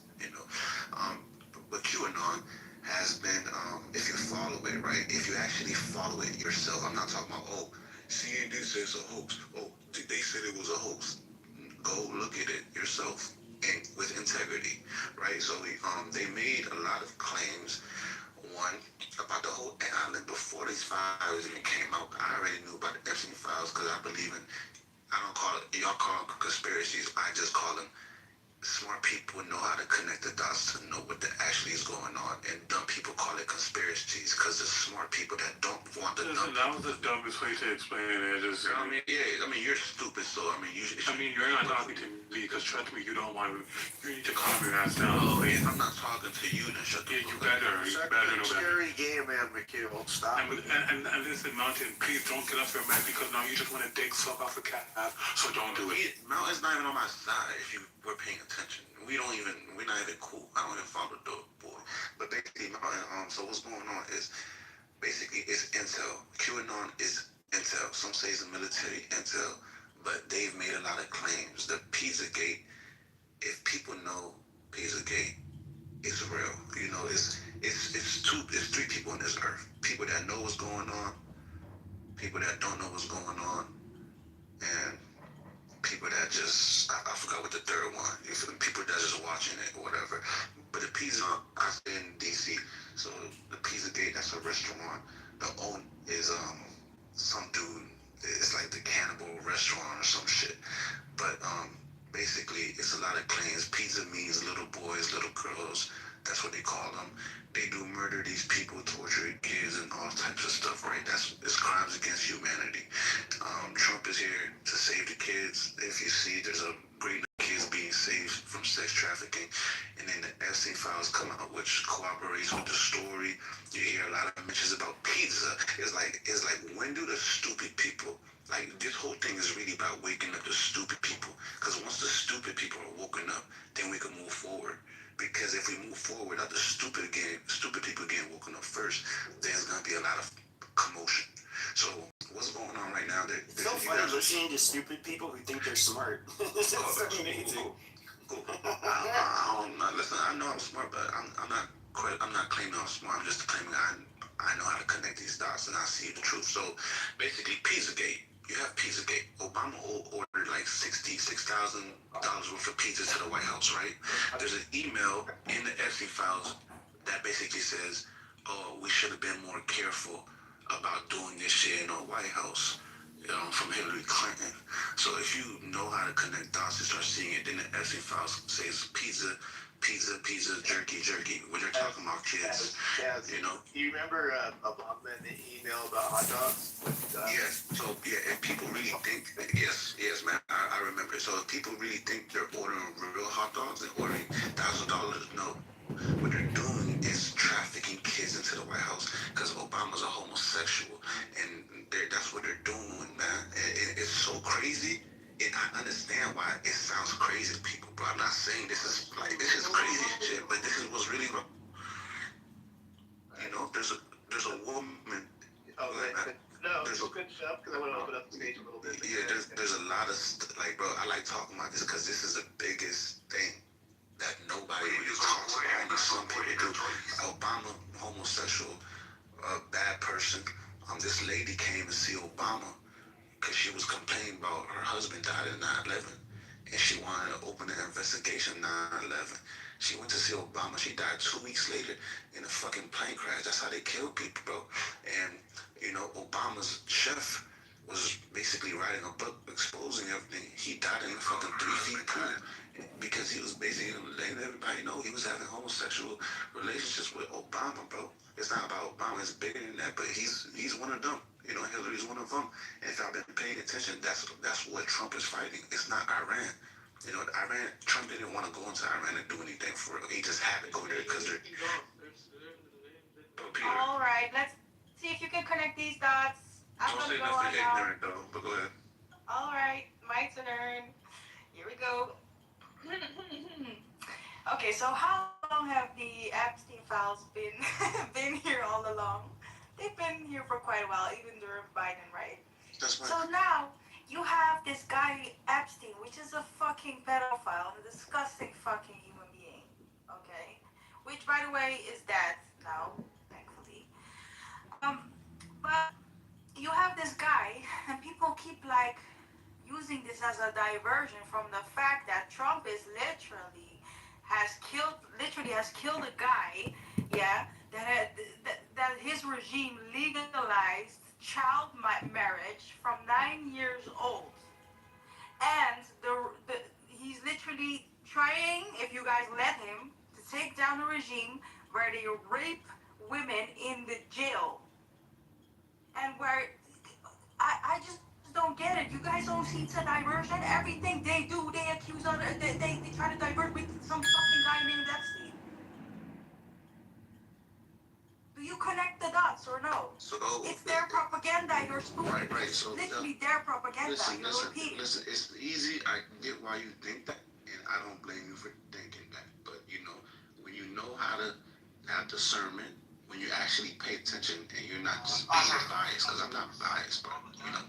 When you're unbiased, when you don't really have a horse in this race and you're just looking, it's not about trying to prove that I'm not a Republican or Democrat. I'm a supporter of Trump because I know what he's doing. That's what it is. It's easy to think that Trump is a part of it and it's their propaganda, but no, this is not their propaganda because nobody is talking about this. When they spread propaganda, people talk about it, right? Most people don't care. They say QAnon's a hoax. If it was their propaganda, the word around town wouldn't be QAnon as a whole. So it would be like, it's real, we need to get on it. Propaganda that is spread by elite powerful people works. This propaganda, if it was them, is terrible because nobody believes this shit. So it's your point fails flat because you're not thinking. They're not very good You're not at it. thinking I'm deep not saying enough. they're good at it, but there's a small They're good at it percentage of because people they're like good at it. yourself. You There's a know why small they're good at it? percentage of people like yourself that actually like parrots their propaganda. And I'm here in the West, and I'm like, holy shit. So this shit on state media, yeah, they're repeating here, and this guy's an American, and he's spewing anti-American propaganda, and I'm like, is this world going crazy? Let me tell you something. You say state media, right? Everything's on the internet. Not everything is talked about and put on a spotlight. So basically, state media, that's not the main media branches. We know who the main media branches. That's where the propaganda is spread, right?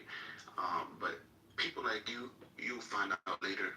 But the thing is, Kaz, one thing you're not realizing, for the past 45 days in Iran, there hasn't been any internet. So when you're talking about state media, it's trying to educate you on something that you don't even understand. From American point of view, yeah, correct. But in Iran, for the past 45 days, there's not been any internet. You cannot connect with people. My point is, you're trying to educate you and you're not listening. You keep talking about cure. I check. This isn't a university. I check. No one's here to come here to get educated. I check. Please, if you got a point to make a point, and stop asking so many questions. Just tell us something informative. Thank you very little. Okay, every time I talk, you open your bitch ass mouth. What's your point, though? 1 second. My point is, you two are having different conversations. You're not understanding each other. Like she's trying to tell you something different, and you're trying to tell her something different. No, I know what she's trying to tell. She says I'm spreading their propaganda. Alright, let me be No, bro, you're not listening. Okay, you're not listening to each other, bro. It's fucked up. I apologize. Let me re-explain myself. What I'm saying is that there are countries that hate America, that I know very well, by the way. And I know the things that they have been spewing, and the things that they have been spewing into the world on your little social media platforms and stuff, is like you guys read that and you don't realize that they're trying to feed you their propaganda to make you hate America. For their purposes. See, okay, I get what you're saying. Hold on, basically, I get what you're saying. Hold on, I get what you're saying. What the fuck I mean? I get what you're saying. Bro, Peter Parker, you're not Spider-Man, bro. Shut the fuck up. Listen, I get what you're saying. But the whole thing is, no. I know when is their propaganda versus my own understanding of things. I don't fall for propaganda, you know. Most people, here's the thing, you guys say it's propaganda, and I ask you, what do you believe? Who do you believe? And whatever answer you give me, I could tell you not why your it's enemy, propaganda. honey, not your enemy. Don't But believe I don't your hate you. Who said I hate him? I don't hate America. I'm just telling you what's going on in our own household. So is that I'm telling you somebody man, and I'm telling you Donald Trump is here cleaning that shit up. I love America, you know, and you know Trump love America. Other people love America, and they're doing right by America. You know, I know who doesn't like America, and I know who does. You know, that's what it is. And no, this is not coming. This is not coming. I think Peter wants to get something out, Kaz. Go ahead, Peter. Peter, what do you got? I've got something important. I am pursuing the news in Isha, and Prince Reza Pahlavi recently announced that we did not sacrifice this number of lives for another JCPOA. And I am wondering why the people who are asking me to say Javed Shah chose the peace option in this pool. Nobody's asking you that. I just told you. Your opinion. Nobody's asking you to say fucking Javed Shah, bro. It's not just billionaires. It's the corporations funding the billion-a-year in tax cuts. That's a bailout for Wall Street and taxes for the people. Fucking hell, you know everybody. I literally said your opinion is respected. Fucking annoying, bro. somebody asked you to say Japanese shop, you want to say Japanese shop, say Japanese shop, fuck off. Fucking annoying. We're not asking you to say that. I am on the track of Prince Reza Ballad. I don't give a fuck if you like the Prince of Pallavi or not. I'm on the track, but I am not this radicalist like this. These people is crazy. I don't care, bro. If you like the Prince of Pallavi or not, it's bullshit, bro. On the same front. Bro, just fucking buddy away and go get a Maria and fucking Berlin with your bullshit, bro. Shut the fuck up with your nose. Peter, shut up.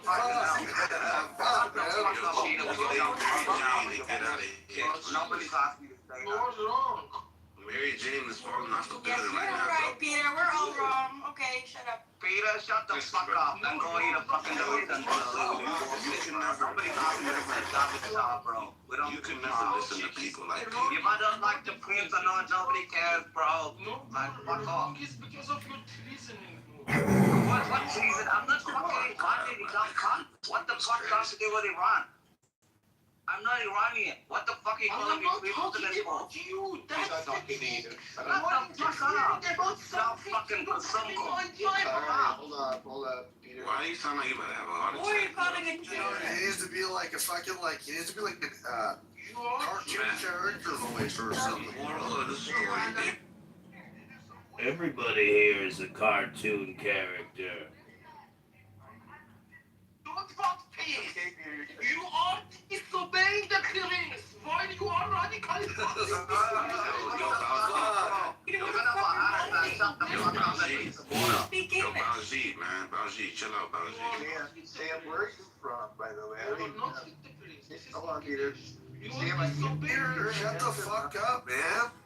Peter, shut the fuck up. The more they finally speak. Bro, why are people that are from where you from always like this, man? To say Javed Shah. We're all like that. We don't give a fuck if you say We're just like drunk. Nobody Fuck up. do anything. Oh my god. Hey, We what's don't up give with a this fuck dude, if you say man? Javi. I'll try it one more time. Peter, it's all good, bro. Everybody's coming for you. I get you. We're going for your neck. I got you.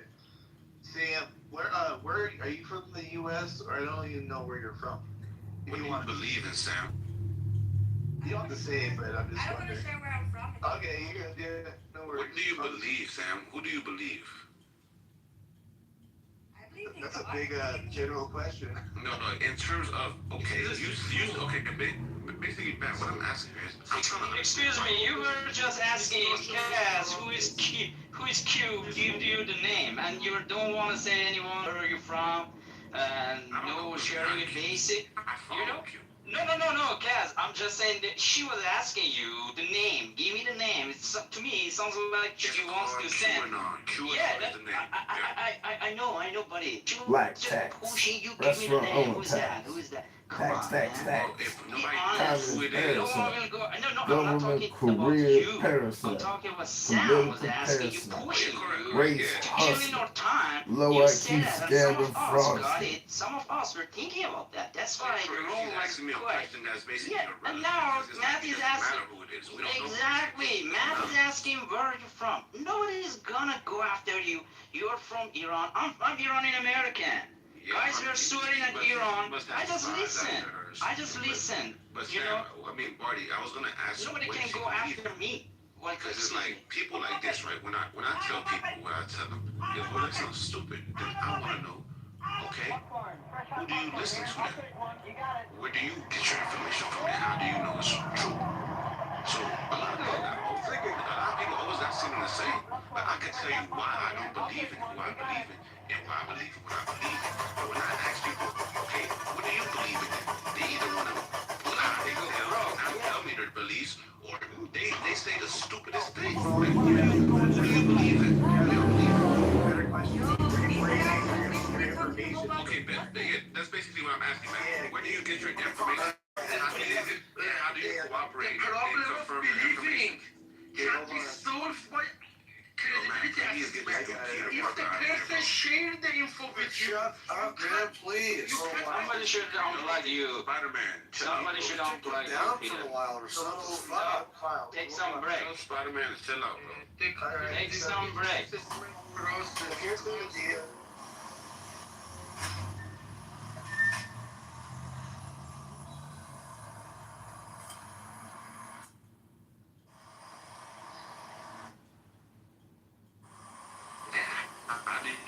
was valid.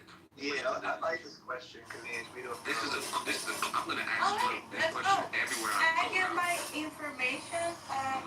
Do you mean like in general information? Okay, you see how I have a belief system, right? How do you know when it's okay to believe something? Where do you get your information from? What do you consider valid? What do you consider invalid? Is all information good information with your discernment? Like what do you believe is going on? If you don't believe me, what do you believe? Well, I definitely don't just believe one person. Like, I'm not gonna believe you and never. I don't believe any individual. So who do you believe? Telling stuff. I believe in God first of all, and then secondly. So does God tell you what's going on? Information. I'm Don't bring talking. God in. If you want an answer, Don't bring let God me in. speak. Okay. Let her answer. Go ahead. Secondly, you have all these information outlets. You have leftist information outlets, which recently I discovered are very, very one-sided and unfortunately Just recently find this out. Okay. not completely like giving all the context. You just found this You out now? have the right. Let me speak. Go ahead. And then you have the right-wing media outlets, and you have the centrist media outlets. I just like to mention all of these different outlets, and also from from universities, and yeah. So basically, that's where I get my information from. I don't go on social media for my information. That's one thing, that's for sure. Okay, I see what the problem is. So, University has political information, right? please, Peter. What is she talking about? Yeah, so Matt, if you could see her answer. One, I took a couple things. She says she just recently discovered that the left is, bro, I've been knew this. Some people, we all know this. So you were listening to the left and you recently found out they're lying because you don't have any discernment. Because you would have been new for years. Now, I'm not telling you to listen to the left. I'm not telling you to listen to the right. And you listen to universities. But the thing is, you're giving your own power away based on the information you receive, because every information you have to receive it from people that have to state the information before it gets to you. Me, and then you're gonna discredit social media. Well, you just said you take information from everywhere. I take information from everywhere too. And I know social media is one of the biggest places to get the information from because social media has all the truths on there. So if you go to Twitter, you will see everybody posting information in real time. Now, you're not gonna just take the information. You're gonna go down the rabbit hole. Usually people have a lot of explanations and evidence to the stuff that they say. You can get some information. Right, but the thing is, I get you saying, but the point I'm trying to make is your level of discernment to me, you have a weak level of discernment because you just X'd out social media, right? So basically what I know way more. I did not. I just told you. I do get some stuff from social media, but not. Right. I don't exclude. I get information from everywhere, but I have discernment because you would not say anything I was saying is stupid or far-fetched if you've actually gotten all the information, right? Because when I'm saying other people know this because this is real information. So what you're telling me is you just don't know. You're literally repeating what she said already, dude. Yes, you're being disingenuous as. I heard what she said. Because when I said what I said, she said she gets it from like doctoral cases at university, studies, and she gets some from social media. And all you're doing is saying the same thing backwards to her. Because she has a different culture or ethnicity than you. Bro, all you've been doing is like hate fashion, bro. Like she has a different group. Her version of culture and ethnicity is different than yours and mine. Like, give her a freaking break, bro. You're making it a conversation. It's not. Look, it doesn't matter what your culture is, but there's only one truth, right? There's only one truth. I don't have discernment. I don't know the truth. You're like a conspiracy theorist. You don't even know what you don't even know. Okay. First of all, these are ad hominem attacks. Let's not go after anything she said. He's attacking her personally. Explicitly, Sam is not with the Prince. Okay, Kaz, we got it. Yeah.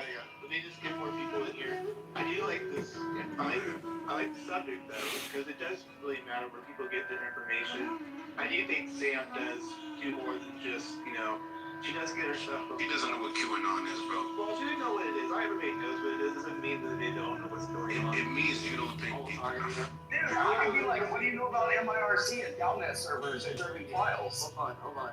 Okay. Oh, you don't know that? Oh, you're so How's that relevant? Yeah, because you're trying to tell her that what she doesn't know that you know makes her irrelevant to your point of view. We gotta know what's important, what's going on, right? So this room right here, we're talking about Trump and Iran, right?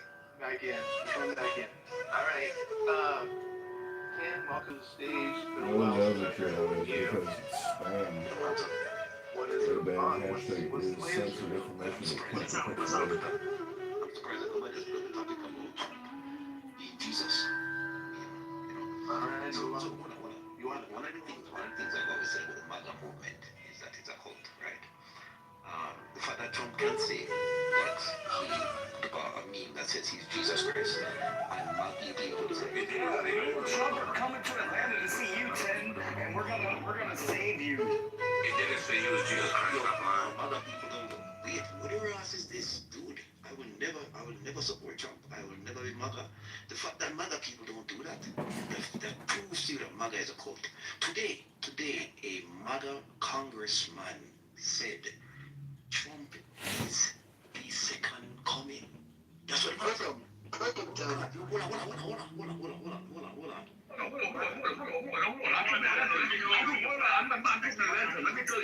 Let me tell you, I'm the man. MAGA people, you are a cult. If you come here to support, why are you whispering? Are you in the basement? Number one, are you in the basement? You are a flipping. So funny, dude. Hey, Ted, are you sad that we're winning? Are you sad that Number one, are you in the basement? Oh. You are. Are you in the basement? Disgusting cult. You always were. It's okay, you're not gonna get in trouble at work. Speak your mind. You're making me rethink my choices about supporting Trump. I'm a cult? It's a cult? No way. One, speak your mind. Speak your mind, one. Speak louder. Speak louder. If the person's there with the gun, don't worry. I'm rethinking my choices about Trump now with the cult I've just learned. Oh no, because I'm not supporting. Oh, don't tell me that, man. That's Can you too go much. lower? Can you go lower? Get it out. Get it out. I'm sure you won't be here much Trump longer. has presented himself as a deity, and you still support him. Ted, tell us how the earth is flat all over again. There was a ton of, by the way, there was a ton of Osama memes showing you as holy. Cool, I'm part of a cult now. I like this. Cool. I didn't know this, man. Tim, do you remember when Obama was considered the Messiah? Tim, wait, we gotta have a conversation. What do you make of Obama being the Messiah when he was talking about him? Wait, Obama, did Obama send out a meme saying that he's the Messiah? No, but people did and nobody outraged. And his White House referenced it in one of the first press briefings. You see what the problem with Ten is saying? Ten, let me ask you a question. Answer it with a yes or no. Did Donald Trump say, he's gone, I am Jesus Christ, or this is me as Jesus? Did he say that? No, he left. He's gone, dude. Time out, guys. Time out. I feel like we're being a little bit maybe disingenuous. I mean, he doesn't need to say. Our play food? Well, he doesn't need to say. He doesn't need to say that he is the Messiah or the second coming, and then posting that image. Whether or not I'm so sorry. I didn't know that the middle of my sentence began during your sentence. So whether or not he's saying that he's Messiah, that was without a doubt disrespectful, and a lot of Christians comparing it to blasphemy. So I mean, I mean, here's the thing though. He posted a picture. Now tell me, what was evil about that picture? And one, yes, he does need to say, this is me as Jesus Christ. I'm disrespectful. You can't just go by the picture of him touching somebody, right? Hating somebody, wearing something that not only Jesus has worn, and say he's saying he's Jesus Christ, he's blasphemy. Bro, you guys are reaching, because if you really just look at the picture, listen to what I'm saying, you'll see, well, Well, this isn't blasphemy. He isn't doing anything. Are you saying he's a doctor, or are you saying that you're making the claim that he looks like a doctor? I'm saying what he did say was he's a doctor. I say you guys say he's Jesus Christ. He's Jesus Christ. Let me tell you. You're so stupid. What was disrespectful about that picture? Because didn't Jesus say to be just like Jesus? Didn't Jesus say to be like him? Are you prescribing to me what I'm supposed to do as a believer of Jesus Christ? Are you prescribing to me what I'm supposed to believe as what Jesus Christ wants me to believe? Are you prescribing to me? You're not answering the question. Are you prescribing to me what I'm supposed to think as a follower of Jesus Christ? Yes or no? I'm prescribing to you. I'm prescribing to you. Did Jesus tell us to be like him? That's not what I asked.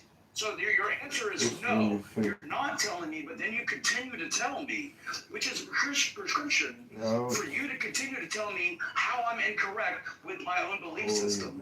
So please continue to tell me I'm wrong, Kaz. Yes, this is why you're wrong. All you have is ad hominem attacks. You can't actually attack the points of view. You attack the people in the view. 3 reasons why you're wrong, and you could attack these points. I want to hear you attack these 3 points with logic, right? Beat my point. I'm making a point for you to beat my point and prove me wrong and make me look stupid. What dumb are you? Dude, I don't have If you and Darren moved to south side Western Parliament, you could probably win the election. You would actually have to do it. Still. My 3 points, and I'll end my point. 1, let me say this again. 1, the picture does not disrespect Jesus Christ. Is that a fact? Is it Jesus Christ having sex or smoking cigarettes? No. It's healing people. Is that what Jesus did? Yes. Can you heal somebody as a person? Of America and to the republic for which it stands, one nation under God, indivisible, with liberty and justice for all. That's the claim I'm making. I'm giving you both sides. Whichever way you want to look at it, right? Make up your ever-loving mind. Bro, shut up and listen, you old ass man. Yeah, I'm old. You might want to learn from the wisdom of your elders instead of being a little fucktard. So this is a new age. Clubhouse is a new thing, not an old thing. Okay, so you're in the wrong place. Who do you think made it? Made it for who? Not old. Like you kids didn't make this shit. It was the old heads that made this thing. Like y'all taking it over like you like, oh, we invented this. Oh, we invented peanut butter. Didn't you know black men invented peanut butter? Is the picture disrespecting Jesus in any way, have him doing something he wouldn't do? No. 2, did Jesus Christ tell us not to follow in his footsteps? And 3, did Trump say that was him, Jesus, and is Jesus the whole Number 2 would be wrong. Because he told us to follow, he told us to follow in his footsteps. Real quick, Bree, maybe I can help here. If you're gonna rebuttal one of those 3 points on all of them, don't tell me nothing. Sure. So, Kaz, the New Testament, and before I'm talking about the New Testament, because I know that people don't care about the laws of the Old Testament when talking about Christianity. First, I don't even know if you are a Christian. But it does say in Romans 2 about claiming divinity or even a form of divinity, a divine power, or even being ordained by God as a form of blasphemy. And so depicting yourself in the image, healing the nation, which he said, I'm a doctor, I'm healing the nation there. So he's saying in that image, he feels that he's healing the nation, which, I guess that's a subjective term, but could consider especially through that picture, that's divine. Putting your hand on someone and healing, that's a divine power. So, yes, that would be considered blasphemy in the New Testament. So you're saying the people that followed in Jesus' footsteps in the Bible were blasphemous to Jesus because they're doing his work, right? Wait, didn't Jesus say, render unto Caesar what is Caesar's? Wouldn't it be like in the modern days with people that are alive now? Yeah, render unto Trump what is Trump's? Example, I really just gave it. All you got to do is interrupt because I made a point. Why don't have it pay as you go? Explain it first. I said, did Jesus not say, render unto Caesar what is Caesar's? What does that mean? Yes, he did. But those people are dead. What does that That's mean? 2,000 years old. Can you shut the fuck up for fucking 5 Say seconds? what you said, bro. I would if you would shut the front door. That's what you should have done next. Shut the front door. Go on mute. Explain. Go on mute. Money well spent when you can only fund 4% of health insurance corp's revenue. Why not have a pay-as-you-go system of efficiency for healthcare? Stop your annual budgets of fraud. Conversation to keep going or what, bro? Come on, bro. I'm waiting for him to talk. I'm not saying. We'll get muted up though, like you said. Like, come on. There's no noise coming through my phone. That's right. All right, we're gonna wrap up this discussion. I think. I don't know. We're gonna. Matt, this is Alistair. I'd like to say something about Epstein and Alex Jones and the truth that has come out. You see Epstein? Yeah, Epstein, because the truth is we're talking about QAnon here, and QAnon is a banned hashtag. It's totally censored because there is such conspiratorial information that in some people's minds it can cause schizophrenia and revolutionary fervor. So, but the point is, Podesta, Bill Epstein, Bill Clinton, Bill Gates, dozens of other people, nobody's been arrested, but dozens have resigned. And that's the only outcome of this entire thing. But now that the Iran war is all wrapped up, I'm sure Trump's going to look internally inside the country and reinvade these woke liberal cities with the National Guard, the Department of Homeland Security, Border Patrol, and we are going to remove these Venezuelans by their necks.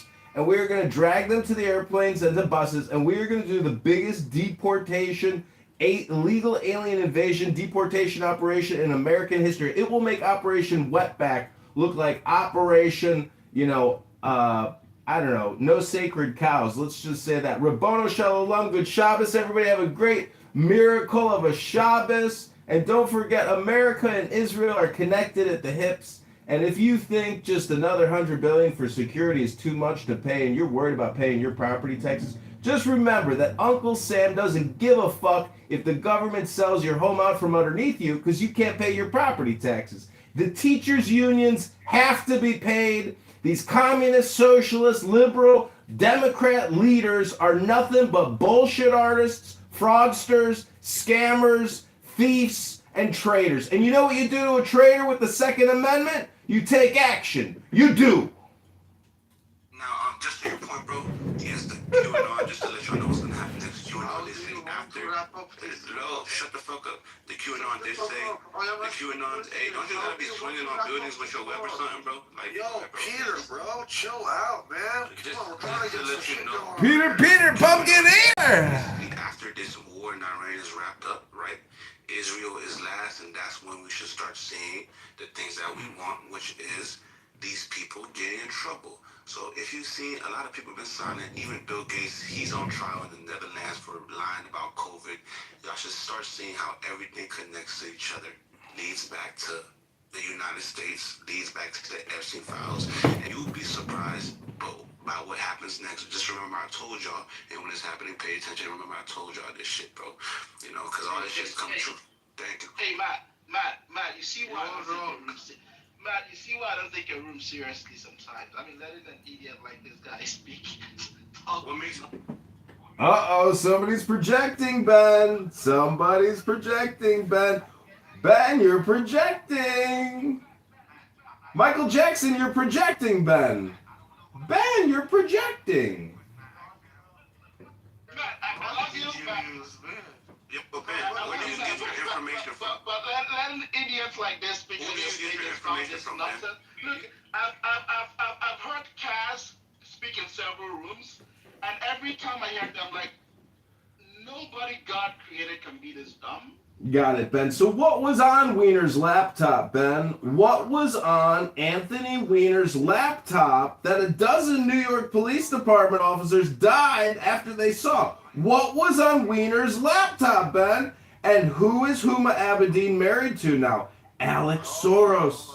Yo, Matt, people like him, they don't know about the Anthony Weiner laptop. That's the problem, Matt.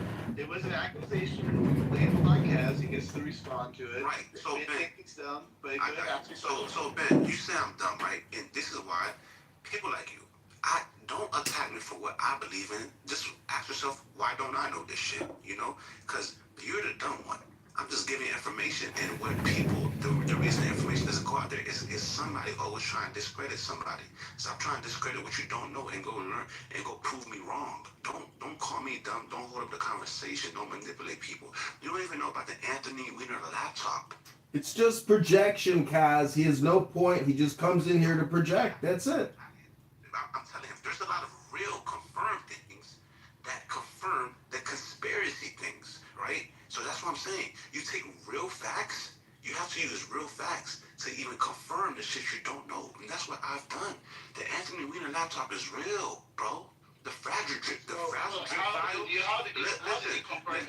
Listen, well, for example, let me tell you this. Let me tell you one thing, Takova. Let me tell you one. Bro, shut up. Bro, shut up, bro. Let me answer your question, bro. Guys, chill. Let me answer one question, right? So, in the Hillary Clinton, let me ask you this. Let me tell you. I already know he's I was in the room, so I already know what you're saying, bro. Just let me talk. I already know what you're saying. very rightfully. You want me to walk you through it? You want me to walk you through it? Okay, just be quiet. He Yo, never Ben 10, praised any be quiet. receipts. So, let me tell you. Did you watch the Hillary Clinton deposition? Yes or no? The one with Epstein? About Epstein recently. Yes or no? Not really. I mean, I heard snippets. Okay, so this is the problem, right?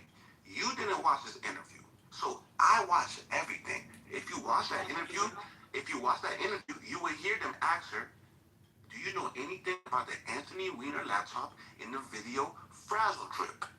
You would hear them ask her that question.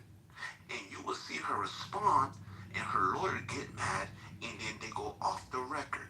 But they officially asked her about the Anthony Weiner laptop and Frazzle Drip. Now, if you don't know what the Frazzle Drip conspiracy is, it's a video of Hillary Clinton killing a little girl, ripping her face off. So, listen, bro, and this all connects to Pizzagate and Epstein files. You're lost because you have no discernment. Nothing. I can't help you, bro. I can't help you, bro.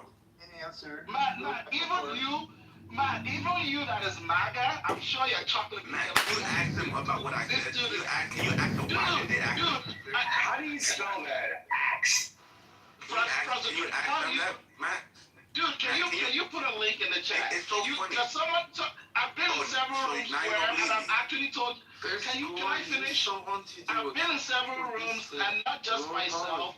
People have always said, Kaz comes on stage and just says the dumbest and most BS thing without any proof. You know, if you're in a room with stupid people, you're going to be a stupid one. Well, I know that you are the Socratic method of like spinning everything into like spinning confusion into the conversation, because there was Sam making a very good point, and then you took it personally, and then you took the high ground of being a victim, and then you started slamming her. Dude, no, all you started doing was ad hominem attacks. You never attacked any one of the points.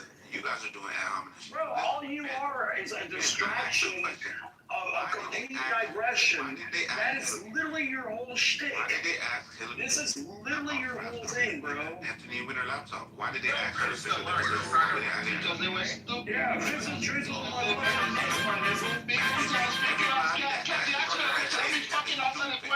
You see what I'm saying? Because they were stupid as you. So you're smarter. As dumb as you. So you're smarter.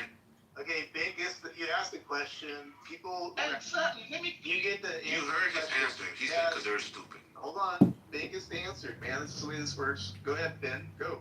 Yeah, because they asked that. Let me be a little bit nicer.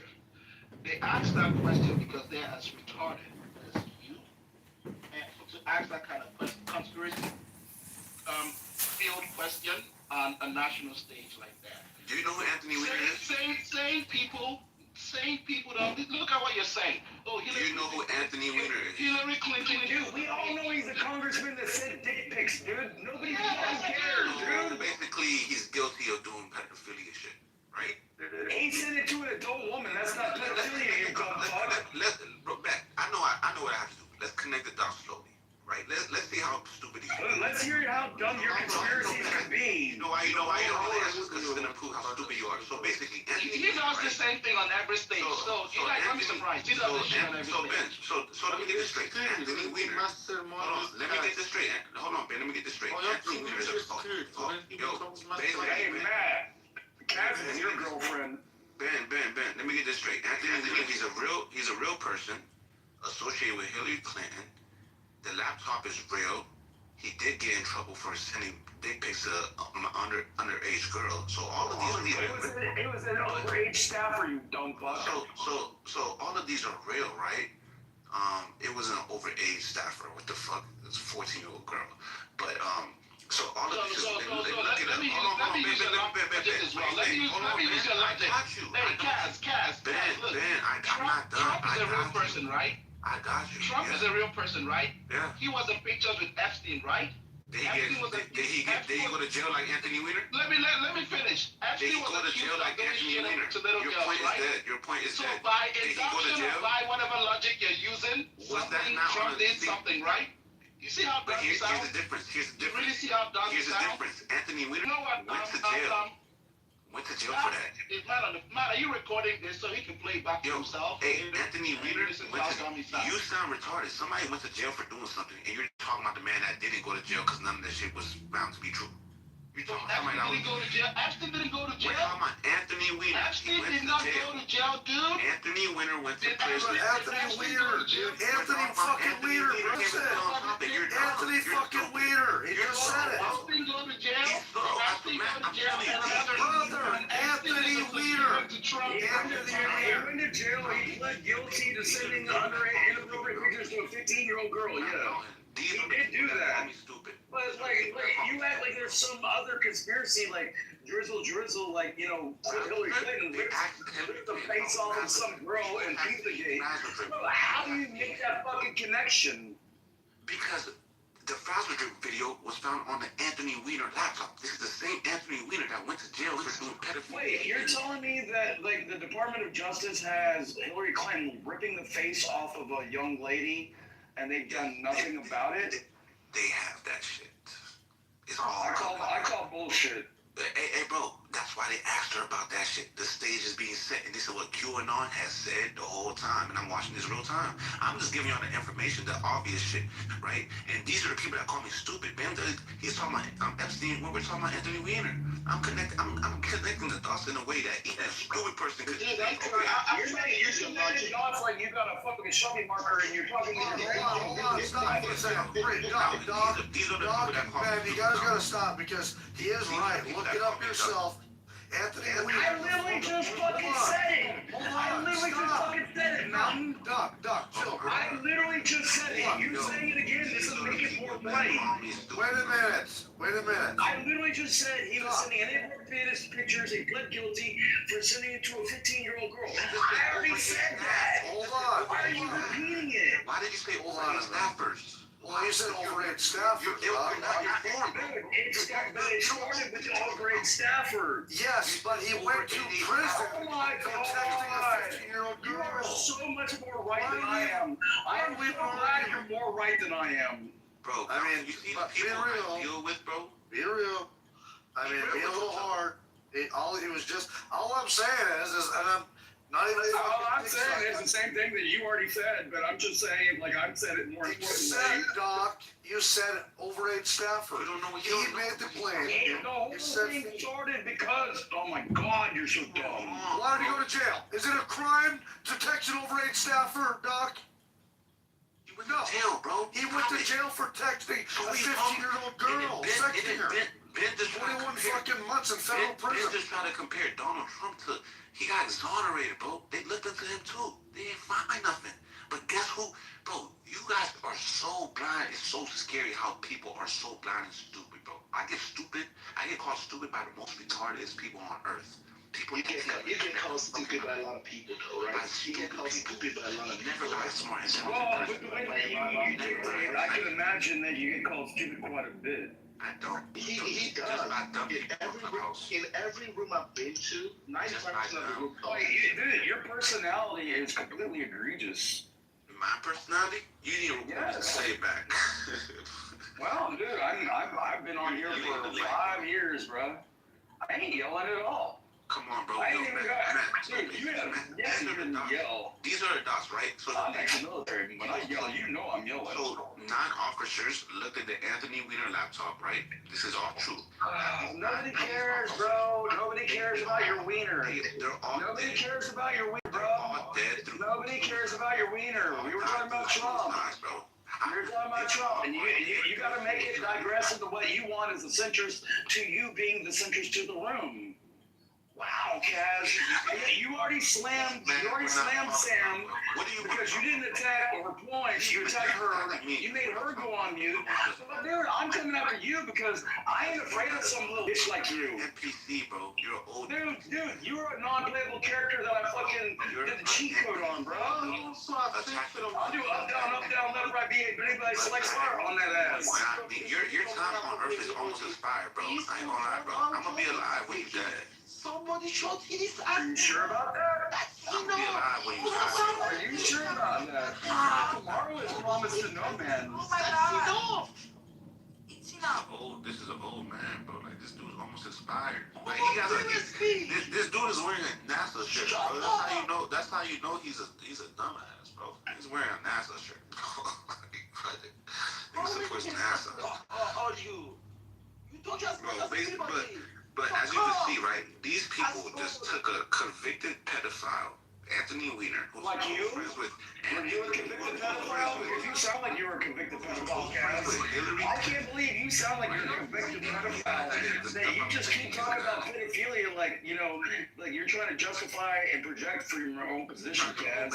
Bro, you sound like you did a little kid, bro. You sound like you're a candidate for my wood chipper. You probably like those girls, don't you? He's just repeating like he's nobody. Guys, why are we doing this shit, y'all? Come on, let's not do that, huh? Let's chill out. 2 months, bro. Like, come on. He does not let us to be chill. He touches. You guys keep attacking me, but not attacking the time I made, bro. You guys are not acting right. You were the one that started the whole process. You know, I wasn't. I'm just better at it than you. Somebody tell me. I'm just better at it than you. You're just bad about that. Trust me. Wood chipper first. Take more time to get down. These people, man. It's on the phone right now. Yeah, that's why we gotta hold the room together and not let it all get killed. That's the problem. When I speak on stuff that people don't know, they think where's the proof? You just don't know. Nobody cares about you talking for the last 45 fucking minutes, bro. Hey, Cass, can I ask you a question? You can, but make it Can you at least just put in one receipt or one link to anything that you speak about? Just one. I'm asking just one. You want me to show you the deposition quotes about the Anthony Weiner infrastructure? No, the thing you're talking about. The president. You want me to show you the question that they had? I want you to show me the video of Hillary Clinton pulling the face off of the girl.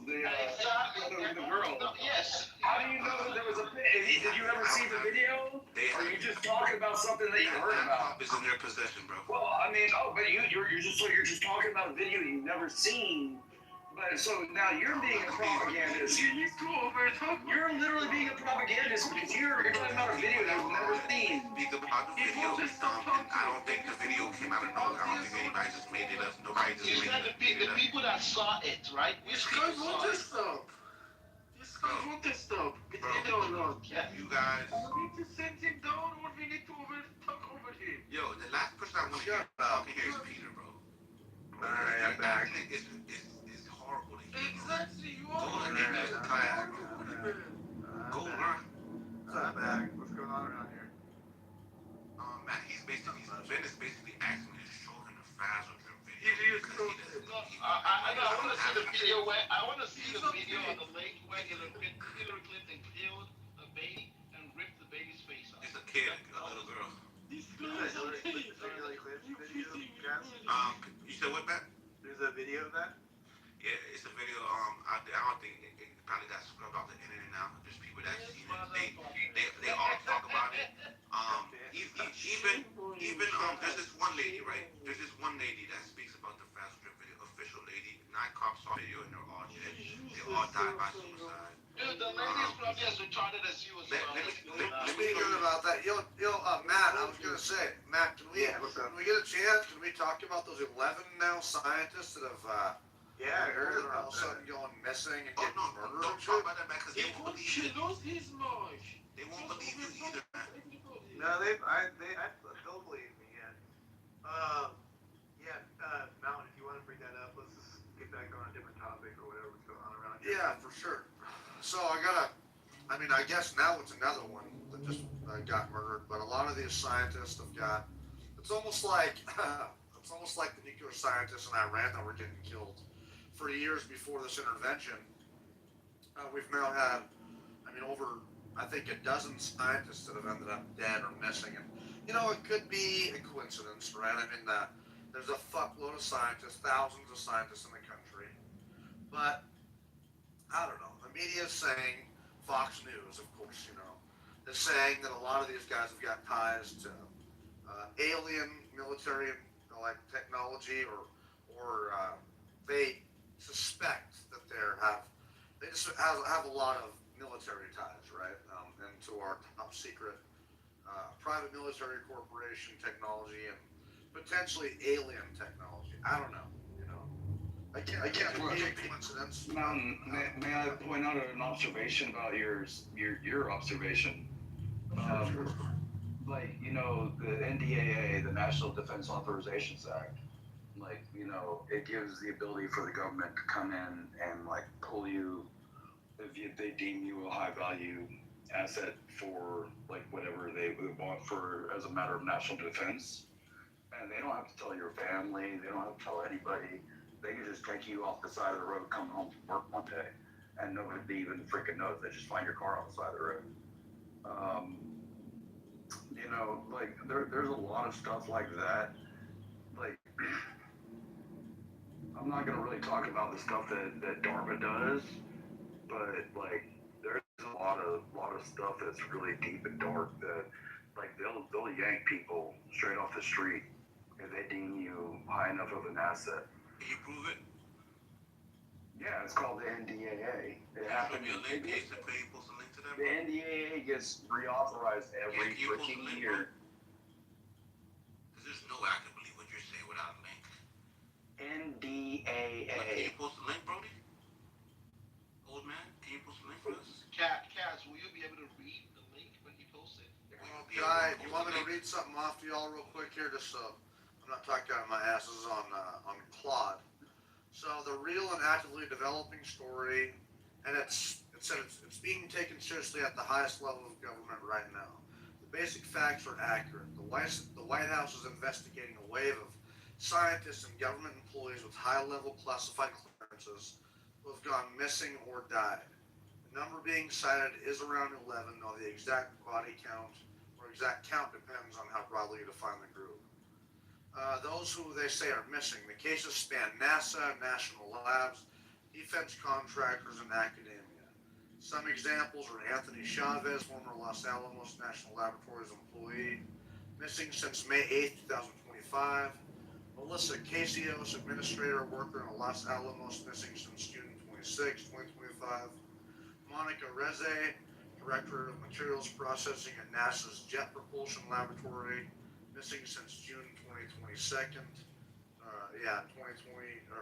June 22, 2025. Stevia Garcia, the government contractor at Kansas City National Security Campus, missing since August 28, 2025. William Neal McGoslin, retired U.S. Air Force. Everyone is after Trump got it. Anyway, I don't know. I mean, there's a lot more too. Trump is not investigated. Trump just No, I know. I'm just curious. Like, it's interesting. It all started in 2025. Well, probably not. But anyway, let's see here.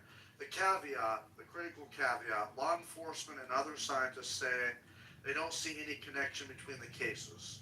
Several of the disappearances share behavioral patterns consistent with mental health crisis rather than foul play. People walking away from homes at night, leaving phones and wallets behind. Some deaths have no confirmed cause of death, disclosed publicly, which fuels speculation, doesn't confirm wrongdoing. The bottom line, the cluster is real, and the White House is genuinely investigating it. There's currently no established evidence of coordinated patterns of foul play. So the pattern it's so crazy. May be a giant, It's so crazy now. This is Mountain. You see, this is why wherever you're reading this, whichever AI, you can't trust the AI because they will never tell you straight. The media is sensationalizing it too. Right, but there's It makes me suspicious. Right, there's no these coincidences, bro. No, this is foul play. Anybody that needs a news article to tell them if it's foul play, these are the idiots I talk about. because they don't even trust their own judgment to make the conclusion. Here's the thing, though, Cash. Can I say something about that? I'm not blind, so where I'm from. No, check this out. Listen, guys. I want you to understand. Like in my city, we kind of had the same suspicion. I mean, the last 5 years, we've had a lot of people end up dying, and a lot of them are close to the river. Like one thing that everyone noticed is that they were close to a body of water when they died. We've had like 5 people, and I was starting to believe it too. Like, man, there really is a serial killer around here. And then I started investigating it personally.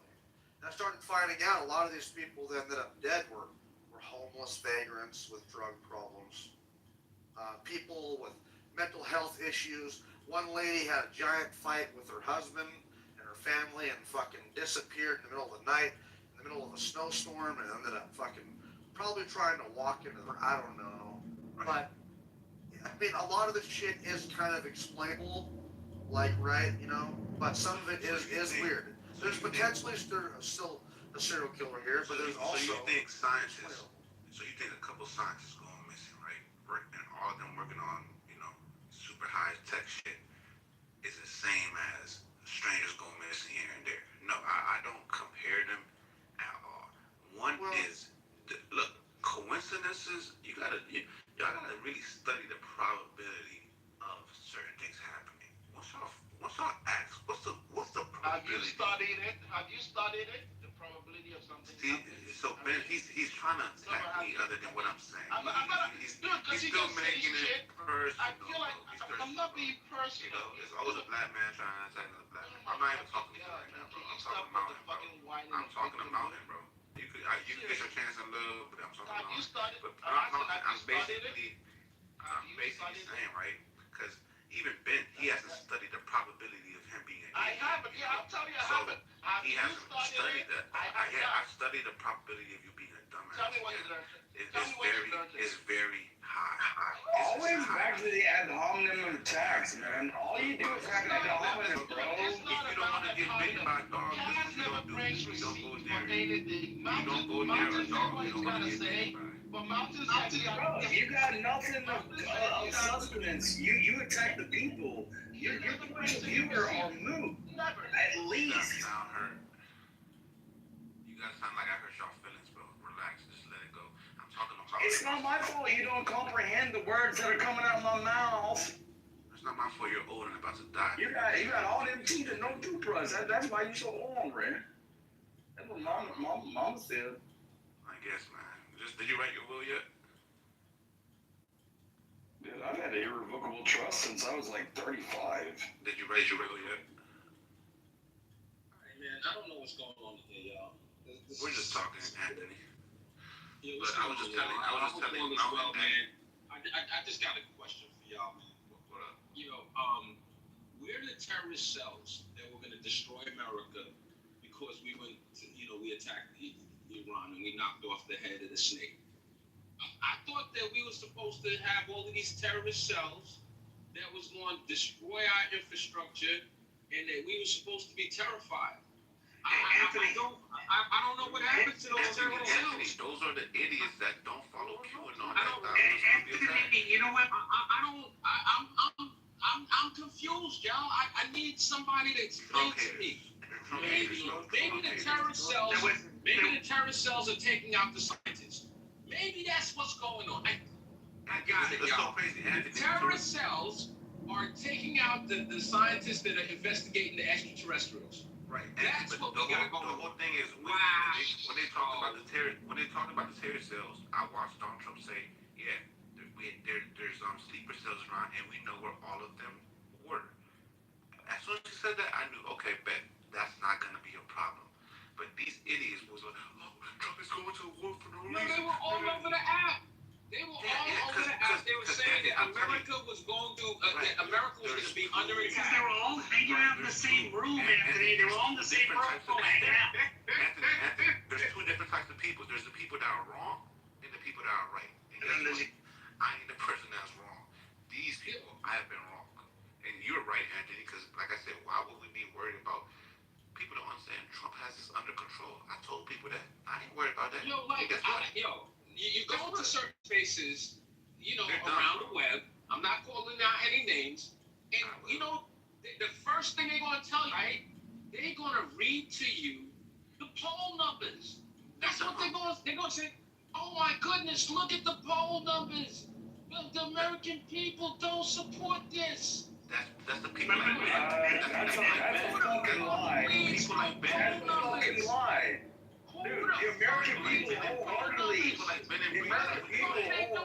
back this. They wholeheartedly back this. Bro, you saying that they don't do it, that means it's true. Bro, you saying that it ain't true, ain't true. One second, right. One second. Bro, I'm gonna tell you, right? It's not my fault that you ain't American, bro. You like, oh, we ain't fucking involved in this shit. Bitch, we don't want to deep I don't even know what you're saying at this point. Just give me a second. Hold up for a second. Doc, man, you're on the wrong side of that, man. Like, Anthony's on the Listen, right side. Doc. Listen, y'all. these people. Go ahead, bro.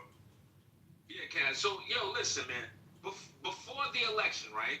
You had people that were reading the poll numbers. They were telling you all kind of arcane shit about the poll and the tabs and they were telling you all kind of shit about. I took a $500 bet on this app. They begged me not to take the bet. I said Donald Trump will win the popular vote. They said, do you know how many people live in New York and California? That's impossible. There's no way in the world that can happen. That's impossible is what I was told. Right now, they're talking about the blue tsunami. They're talking You want to about... take that bet again? I'll take it $500. You see the stupid people talking against you? I'm telling you. Anthony, you're here saying smart stuff. I'll take the $500. What idiot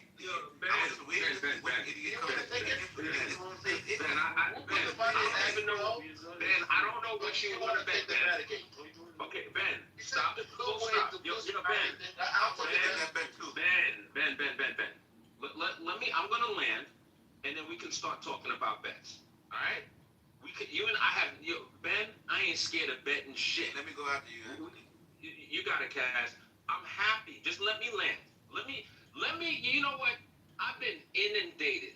I've been bombarded with Trump haters. I just want to have my moment in the sun. Can I have my moment in the sun, Ben? You guys can get back to hating Trump. You can do all of that shit. Right now, all I want, Ben, is my moment in the sun. Let me enjoy my moment, Ben. Ben, listen. Ben, there's spaces that we can go to, and we can have all the Trump hate in the world. Ben, right now, right? You have people on and off the app, all over the internet. They are unhappy.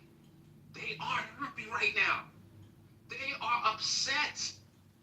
They're upset with Iran saying that the Strait of Hormuz is open. They're upset with this shit.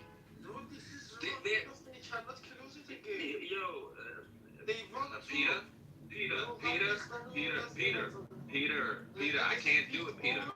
Bro, shut up, man. Damn it. Peter, I can't do it. I really can't. Peter, I just want to hang out for 1 second with some friends, some loved ones on this app, and commemorate what the fuck is going on outside. Just give me that. Leave me the fuck alone for a second.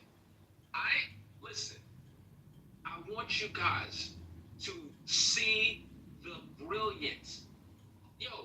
This is one of the greatest military campaigns in the history of the world.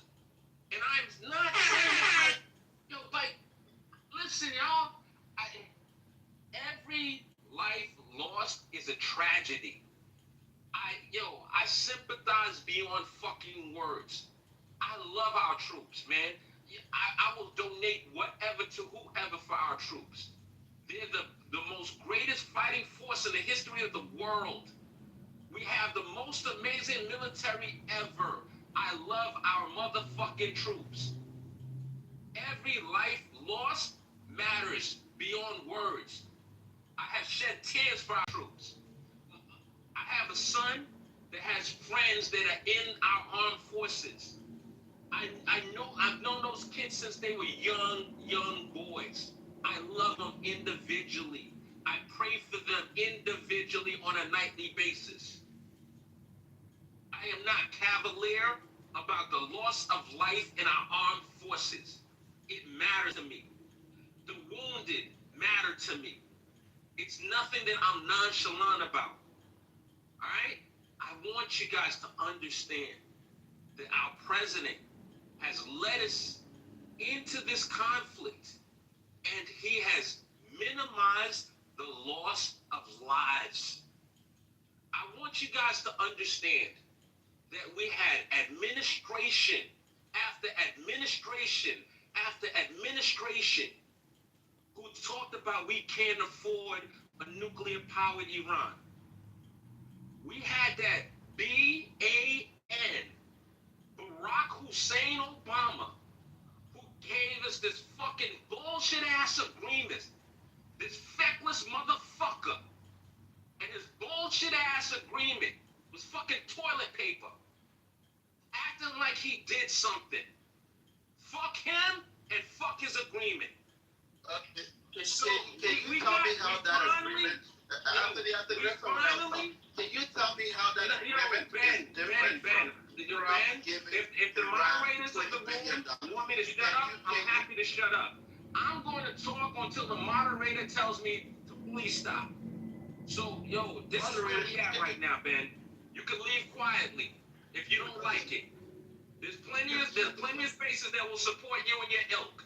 I'm happy to listen to you. I will let you speak uninterrupted when I'm done. But right now, I'm enjoying my motherfucking moment in the motherfucking sun. All right? So, back to the issue at hand. Barack Hussein Obama and his bullshit-ass motherfucking agreement. They want to talk about, Donald Trump this, Donald Trump that. I want you guys to look back and ask yourself a very simple question. Really, really simple question about Donald Trump.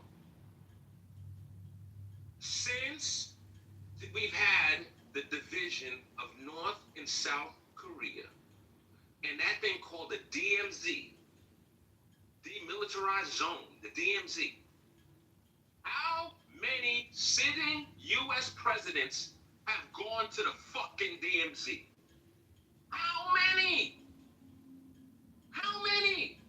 One. The motherfucking president that went is Donald J. Trump. Motherfuckers, sit down and look at a Netflix special. They call it The Unstoppable. But the true name of the Netflix special is The Unstoppable Nigger Act. Alright?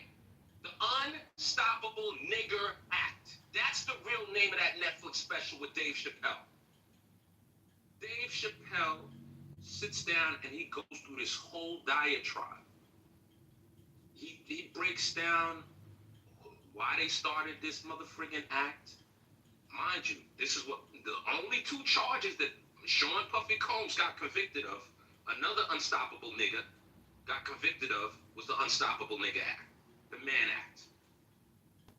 He talks about McCain, Stevie Wonder asking him to go, all of this motherfucking shit. You know what Dave Chappelle didn't mention? There was a president that posthumously pardoned Jack Johnson.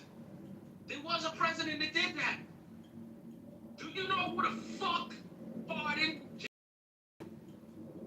None other than Donald J. Trump. I'm so fucking tired of the hate that this man receives. I'm so tired of the bullshit rhetoric that we are exposed to on a day-to-day basis. Motherfuckers don't know their fucking ass from their elbow. And they talk the most shit about this dude.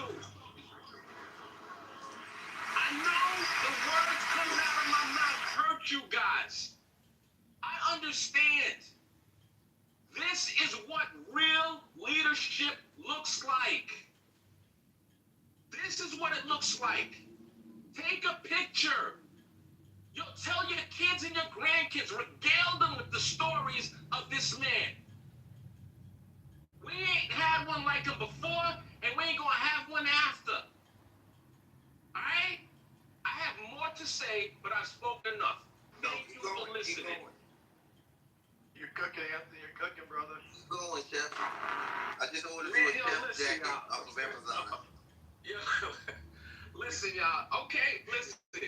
I'm happy. I'm happy to keep going, y'all. So listen, you know, Donald Trump, right? They were like, yo, listen, we are the puppets of Israel. That's the other talking point. It's, you know, Epstein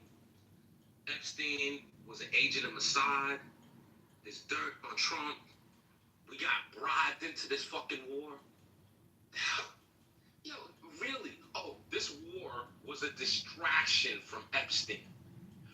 The war is a distraction from Epstein, but our first lady goes on national TV and says she was not a victim of Epstein. How the fuck is that going to make everybody forget about Epstein if this was supposed to be a distraction from Epstein? Make it make sense. That's a reach. It doesn't make any sense if that was the goal. As far as, yes, we've had moments during this conflict where the United States and Israel have had divergent agendas. If you read between the lines, at certain points, Trump wanted to negotiate with Iranian leadership. And he was frustrated the fact that Israel kept on knocking off their heads, just kept knocking them down. So, yes, we had some divergent interests. But of course, we can't acknowledge that because that doesn't suit the narrative that he's a puppet of Israel. That would contradict that narrative. But we can't be honest. We can't tell the truth. We have to pretend. Do you guys remember in his first term, who was he supposed to be a puppet of back then? Vladimir Putin, anybody? Anybody? Do you guys remember when he was supposed to be Putin's? What happened to all of that talk? Man, Putin has so much on Trump, and he's just a puppet. What happened to that bullshit? Those bullshit talking points. Yeah, he was on the street. I'm happy. You know, listen, I believe everybody should have a right to talk. I think everybody should have a right to express themselves. I'm not a censor. I'm not a dude. So you're welcome to talk, but I can't hear you. I can't hear you when I'm talking. I can't. All right, respect.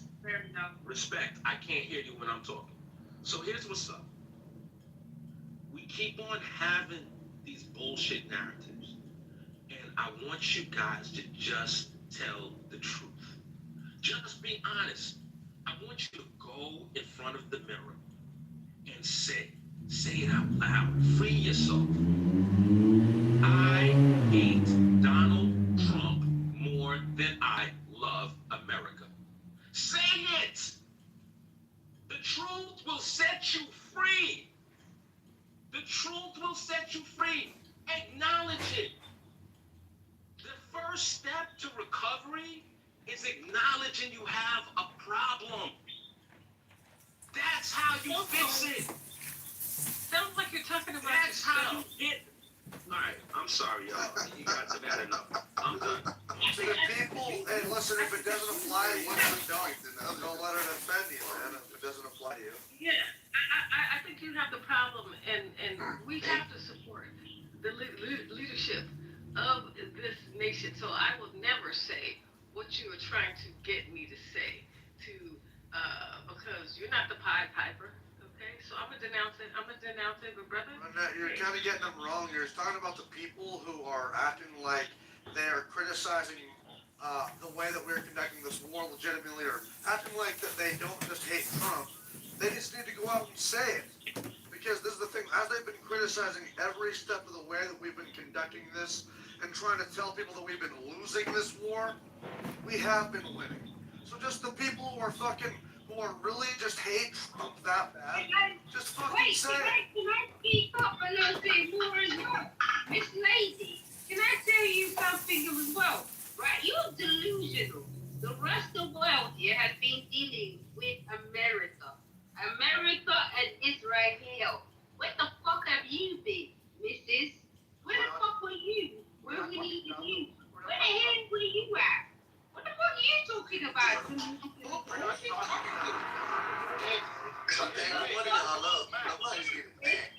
Yeah. Can I talk about my fight? Somebody's getting packed. Yeah, someone's getting packed.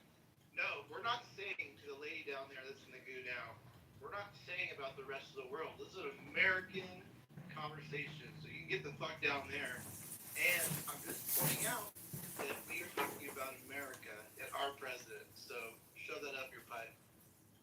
So can I talk about my $500? This was just an American conversation. With your heavy ass accent. Talk about BT, do not disrespect an American when you're talking on stage, please. Alright, go ahead. Don't disrespect that. So Anthony, you still want to do the $500 bet because I gotta buy my kids Christmas presents by December. You want to do it? I'm gay. We can give it to Matt. Ben, we can give it to Matt to hold. Ben, I'm not trying to argue. Ben, I'm not looking for an argument. I don't even know what you want to bet. What are the terms of the bet? Okay, so Ben, I want to be clear. All right. Right now, historically, we can look at your boy, Barack Hussein Obama. He lost more freaking congressional seats than arguably any president in the history. The midterms normally the pendulum swings opposite the person sitting in office. His party tends to lose seats. So I don't know how you qualify or quantify a blue wave. In order for us to have a bet, we need to settle on terms. I know you got a hard on. I know you really want to get something going. And dog, I'm never running. I'm here. How do you know I got a hard on? How you know that? It's a figure of speech. It's a figure of speech. I don't mean it literally. I don't mean it literally, bro. But then you have been following the rest of the room. You have been in every other room today. That you cannot say you have not had tingle. No tingle? You don't feel like you Cinderella today? No Cinderella in you? No Cinderella. I think Peter's a penis eater. Oh, brilliant share. Don't worry, Anthony. Let's just sit down and get together some terms that we can agree to. I'm asking for us to sit down and get some terms that we can agree to. And if we can agree to terms, alright? I have no problem back to holding the money. I got no problem. I got no problem with Matt holding the money. I can't wait to eat that $500. I can't wait. You want to eat. You want to eat. You want to eat. You're like you're claiming something. You want to eat like you some form of you representative, right? You are just doing that thinky thing, right? Another one of those drunk versions again. No, I just want to know. I just want to know what the mistake is. If this drunk looks like person drank too much wine. Murdered his chef and fell out of Are you in the it looks like it's okay. Go on, man. Go on, man. Hey, man, we're going to pass the mic around a little bit. NY, BT, Mo, I noticed you guys came up on stage. Man, it's so good to see you guys. You know what I'm saying? Nothing but love. Hope you guys are, just winning in life. I hope Most High continues to bless you guys. Do you guys have anything you'd like to add, please? Yeah, Thank you, man. Thank you for what you said, Anthony. I just want to say that for me,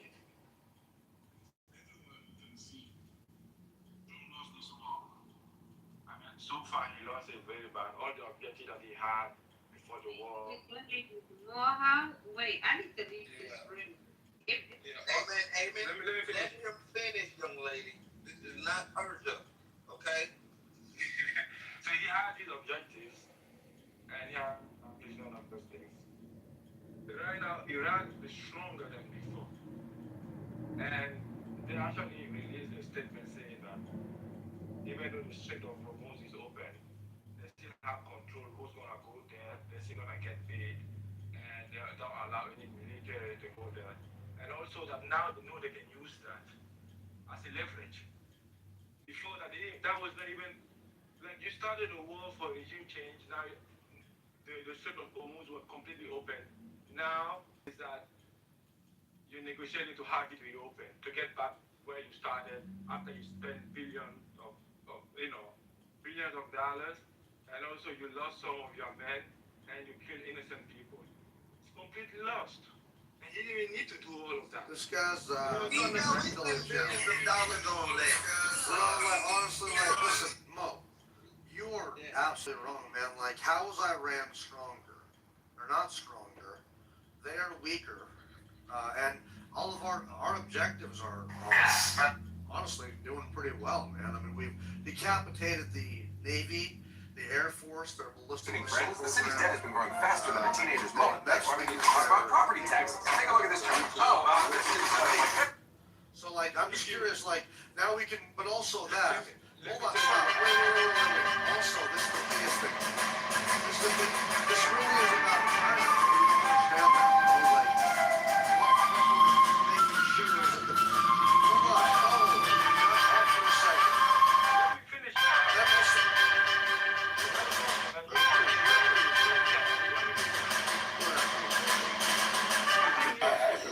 I think there's still some interpretation around what HUD released, but and that's how I'm going to try to declare the gun violence. I know sometimes I might come up. If it's done, then why do you need to negotiate? Look, first of all, I am deep. You think America, if America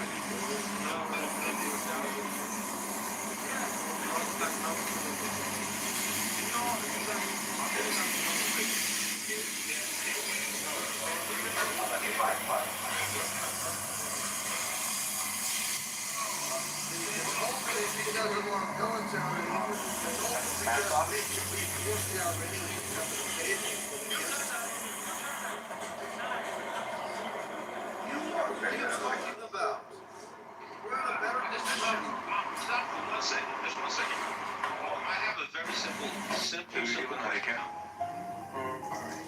We failed. Look, first of all, I am deeply heartbroken. Listen, I believe that whether it's at the state level, honest conversation. I reported the video on the tip wage was at the voice of work. I reported the video on the tip wage was excuse me for a second. These folks have stayed for a very long time. I have them sit down. That's a tough job. Their job is hard enough.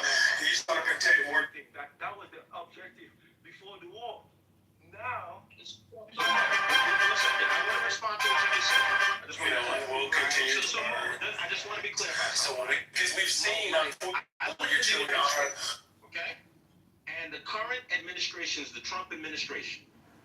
Now, if some foreign power attacked and they assassinated Donald Trump, and J.D. Vance became the president, would that be regime change? Yes or no? And explain. no, it won't be a regime change because J.D. Vance is still part of the American government, the current one, that Trump, before he got assassinated. There is no change. All you did is just replaced. It's a system. It's not one person. Okay, so thank you for saying that, Mo. So Mo, what you're saying, right? I just want to be clear. You're saying that J.D. Vance is going to handle every situation the same exact way that Donald Trump would handle it because it's just a system. They're not two Like a distinct YouTube back individuals for that our are car going to make companies, which are individual choices. my heart. They are going to It's do too much the for an same American. exact thing. Even if someone That asked what me to you're leave saying, here, I don't want to put there words would in not your be a mouth. regret on my part, because it means that I'll pay my dues in this country. I'll pay my dues. If I go back home, I will still be doing this what I'm doing. Same thing. The only difference I'll be, I'll have to manage my parents' property fees. Now, in America, all I gotta do, go to journalism and talk to y'all. You know where it plays out? Well, I guarantee you, you can send every other immigrant home across America. I'll be the last to send home. I'll be the last to send home. Trust me. But anyway, let's get going. I work harder than you. I own three businesses. And I'm the left. Congrats. You guys work. Congrats. Free stuff. I hear free stuff. 1 second, Sheila. I'm sorry. You Just know? 1 second. So Mo, here's what's up, brother. I understand what you're saying, right? And I don't know where you're at. I don't know like what your religious background is. I don't know anything about you. I'm actually a citizen. Okay, cool. Mo, you're a citizen of the greatest nation in the history of the world. Congratulations. You know that in of itself is an accomplishment. All right. So God bless you for that. Now here's what's up, Mo. I want you to understand something. Is that an accomplishment? The Iranian regime. Okay, Peter, we can't do this, Peter. Please. This is not an accomplishment. Peter, please. Peter, You please. do not have a choice to be. Peter, just hang out with the One audience mic for a on the little black bit. American, please. One mic on the black. Anthony, please continue. Yeah, thank you. So here's what's going on, right? The IRGC, the current regime, however you want to classify it, Mo, it's over. It's finished. All right? They might last 2 months. They might last 6 months. But they have been mortally wounded. They're in ICU. They called the cleric, and the cleric is giving them last rites. This is check and mate. It's over. They are dead man walking, dead man talking. It is over for them. This regime is finished. So if that's your requirement, give it a few months, and you'll see what comes next. Months. They're still in power. Yeah, Othello. I just want to say something really quick. I just want to say something really quick. I'm gonna mute up. So listen, I understand, right, that for some people they're literalists, and I'm gonna preface all my comments by saying this: I am one man with one opinion. I could be 100% wrong. God didn't whisper in my ear. I'm not the Pope. God didn't whisper in my ear and tell me what's going to happen. I'm just one man with one opinion, and I could be completely wrong. You're entitled to your opinion. It doesn't make me right and you wrong. Let's see how things develop. You got it, Mo. And then Shiva next. Anthony, I really appreciate that. You give me this opportunity to give my opinion. I really like All right, Mo. All right. I think that though. Here's the thing. Regarding what you just said, the problem is America, the Iranian, they could not have war like the way you think, like they would come, take out America, come. They already knew that was not the objective. The objective was to inflict a lot of economic pain to America so they can get in a position where they can have leverage. And they say what they were gonna do. If you attack us, we're gonna attack our ally and we'll close the strait. And they did it and they accomplished the whole objective. So the United States, if you remember, you have to go back at the objective of the war. They said Iran could not have the nuclear weapon, which is who was trained because they did say that before, back in June, that they completely destroyed. And they also said they want regime change. Check. And they went to take out the head, and they thought that the people. Baseball check, man. Jack, get over. They did not. You have to understand. This is not a nation that was created Growing faster than a teenager's mullet. That's why we need to talk about property taxes. Take a look at this chart. Oh, this is my credit card bill for business expenses. Anyway, evening, friends. The city's debt has been growing faster than a teenager's mullet.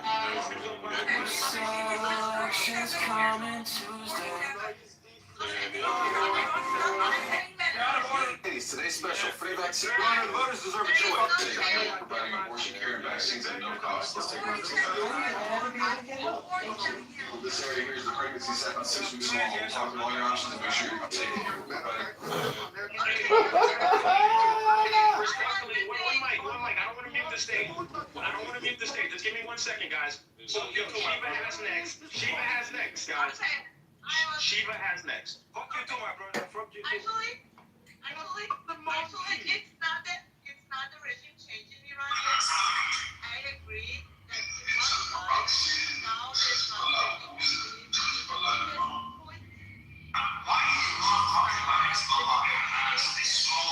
between Islamic regime and USA. Again, Islamic regime can get enough power. Then there is no regime change. The reason is that we have the same system. And they're more dangerous than ever now. They're more dangerous now. Exactly, because Abortion care and vaccine. and if we do not stop them, then they would be a very big danger later. Then of course we have the same regime, and it's under power yet, and the negotiation will in the full power. And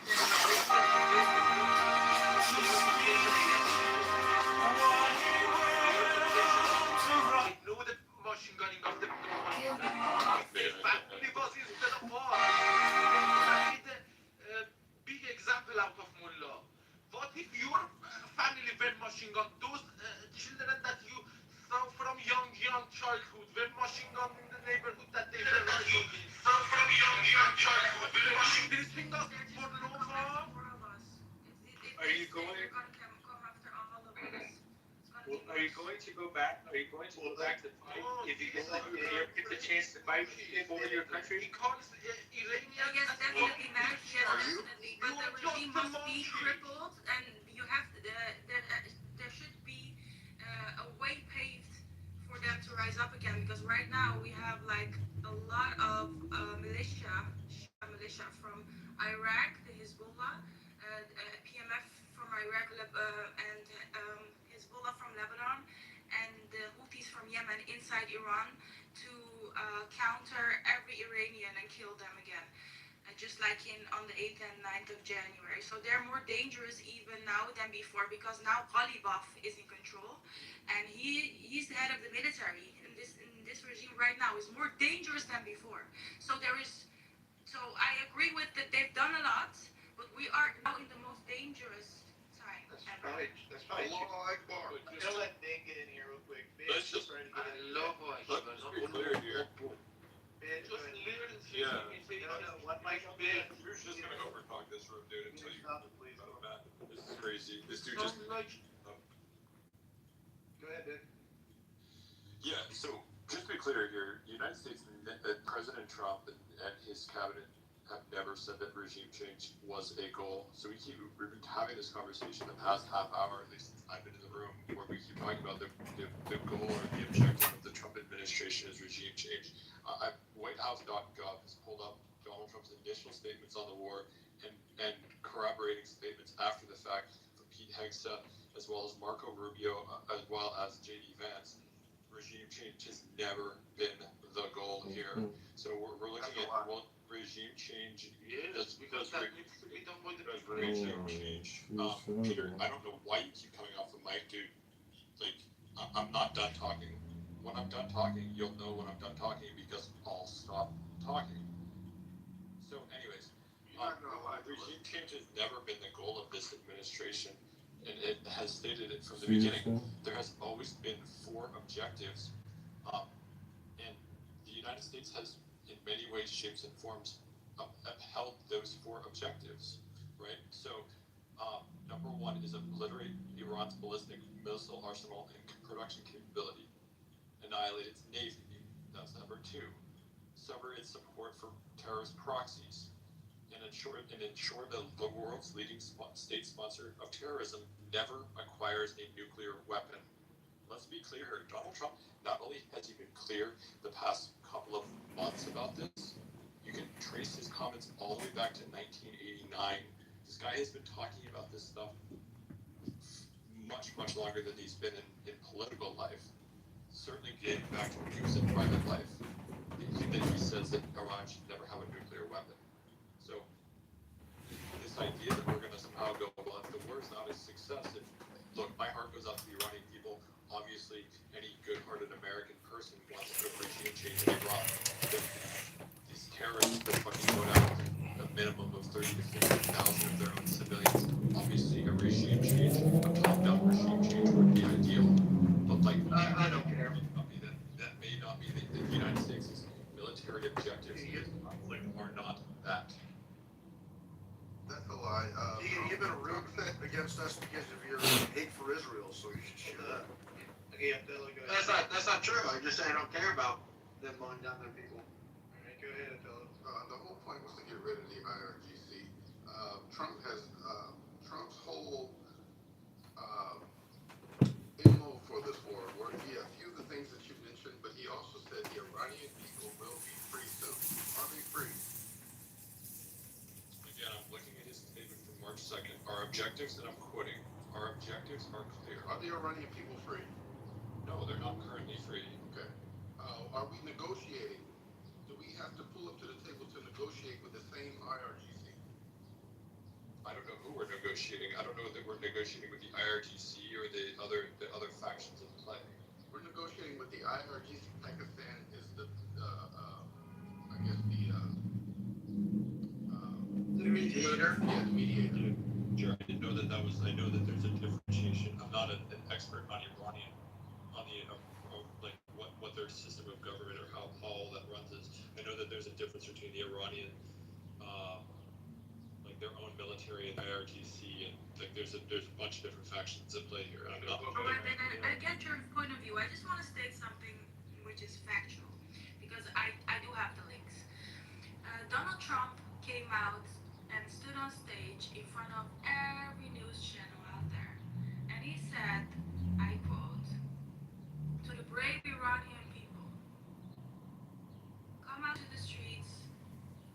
We will have your back, and take over your institutions," which they did. They took over police stations, but then they came in with like more militias, and they mowed them down.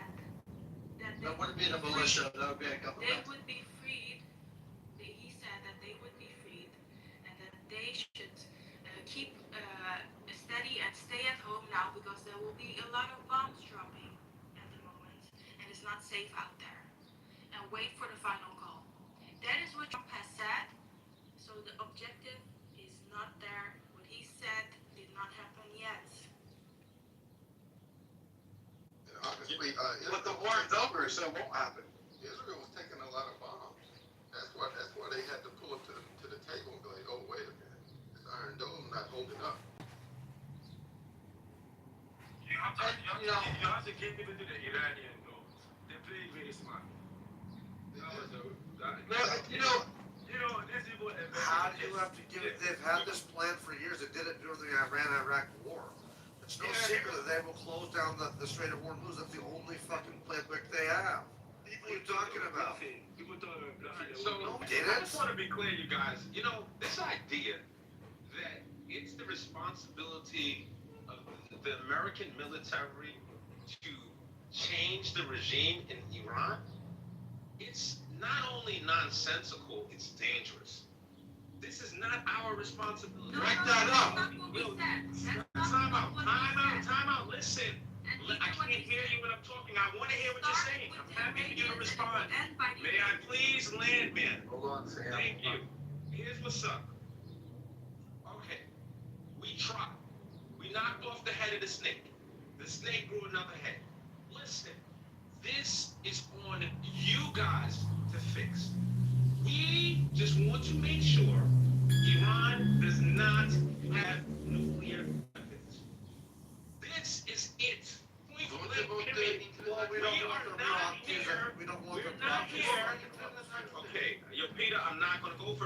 please stop. We're not here to ensure that your regime gets changed. Yo, like, listen, I don't like the Zelensky. I don't like Zelensky. I don't even think Zelensky's a good leader. But you know what I do? I do respect Zelensky. And you know who I respect way more than Zelensky? I respect the Ukrainian motherfucking people. Those are some stand-up people. That whole idea of fight like a Ukrainian means something now. They're putting blood and treasure on the line. I don't want to hear nothing from nobody that's not putting blood and treasure on the line. They don't have guns. Yeah, I don't want to hear from people of our military. I don't want to hear that. You guys. You shit. You're right. Okay. People don't have guns. Shit. Yeah, but that's not how you beg people to come help you, though. Honestly, that's the criticism of United States. Okay, do you think, How you beg them to come help you? do you think, Something here. There was a Baby girl. revolution. Yeah, she's in Matrix. Back in the history. We got mute her buds. Hey, Eric, calm down, buddy. We gotta. All right, we gotta mute her. But real quick, because before we lose Ben's point, Ben said the American people, and I'm gonna make this point very clear. I don't believe Americans actually truly care about civilians dying in Iran. We don't care about the Nigerians. We don't care about the Congo. We don't care about China. The civilians are dying by the thousands in so many other countries. We don't care. That's not the reason we're there. Exactly for what Anthony said. We're there for the uranium enrichment. We don't want them to have a nuclear program. And we don't. Israel doesn't, and that's the reason why we were in there. Now, we believe the objective is finished. Now, Israel, without a doubt, is making a very big plea that they do not want us to be done because they do not like the proxies of Hezbollah. They don't like the proxies of Hamas to still be funded by Iran. So they really want Iran to be completely neutralized, but America is completely, I believe, they want to be completely over. It all depends on if Israel's going to keep dragging us in. So why should America care about what Israel wants? Also, again, if we go back to the military objectives, one of them is to come to heads off the proxies as well, right? So I mean, again, we can go back to Donald Trump's. okay, can I add one thing? We can go back. All I'm doing is quoting Donald Trump exactly his military objectives exactly as he stated them. Like this is not. I'm not like, oh my gosh, here's my hot take on this. I'm literally quoting the president. I know, but remember this though, man. We have to remember that. And I'm a Trump supporter, man, so don't get this wrong here. But while we're playing checkers, he's playing chess. Remember, he told everybody that the intervention in Venezuela was because of the drug boats, and it ended up being, Maduro and the China game. So hold on. No, well, yes, not just that though, but rare earth minerals, oil, and our intelligence agencies assessed that they were Maduro. He had already bought weapons from Russia and China, and they were going to set up military bases in the southern part of their country. And it made sense because the Chinese were already trying to take over the Panama Canal. So hold on, let me finish, ma'am, please. So, God damn it, dude, shut up for a second. So, hold on, man, Peter, please stop. So, Shiva. So the point is here that we need to remember that this is not just about Iran. Of course, it is about, a lot of it is the nuclear threat and the ballistic missile, and the proxies, but also China, man, and our petrodollar. We want to make sure that people are buying their oil through the petrodollar. And now we are guaranteeing that China can still buy their oil from Iran and Venezuela, but it's going to be through the petrodollar. It's going to be overseen by us. And if we have to cut that off in a military situation, like if they want to take Taiwan, we can cut that off. We can blockade the Strait of Hormuz. Taiwan is nowhere near next to Iran. You need to put your No, sir. You be lying to us, right? Are we being allowing to lie to us? You be lying to the the rest of the Europe. Tell us Because what we we're have to, talking about. no, because we have to rely on you. We have to rely on you. We have to rely on your truth. We rebuttal what I am wrong about. We rebuttal what I'm wrong about. I am fully those what we're wrong about. Don't say that we're lying. Would you please kick Peter down, man? That's ridiculous. I've been, for fucking hours, we've been listening to this dickhead. Like, come on, man. I'll moderate. Don't worry about it. Fuck. Okay, Osmond. Every city name. What are we lying about? No, just say it, yeah. If we're gonna talk the truth, are we allowed to react as the rest of the world? Or are we gonna react based on their fucking theory? Like, I just wanna know, what am I doing? Why am I being shut up, sir. Whatever the fuck you eat. Yeah, am I being pulled by the salesman? Cause I'm the fool. I'm not a salesman. I don't know what the fuck it is. What the fuck are you doing? What are you doing? Would you please respond to what I said? What are you doing? Cause apparently, you the mind. You the mind. God damn, this room is retarded, dude. I swear to God. My name's Fuck, stupid. Man, I'm gonna leave, man. Like, if we just got a bunch of retards running the room, this is fucking stupid. God damn it. I'm trying to have a legitimate conversation here, man.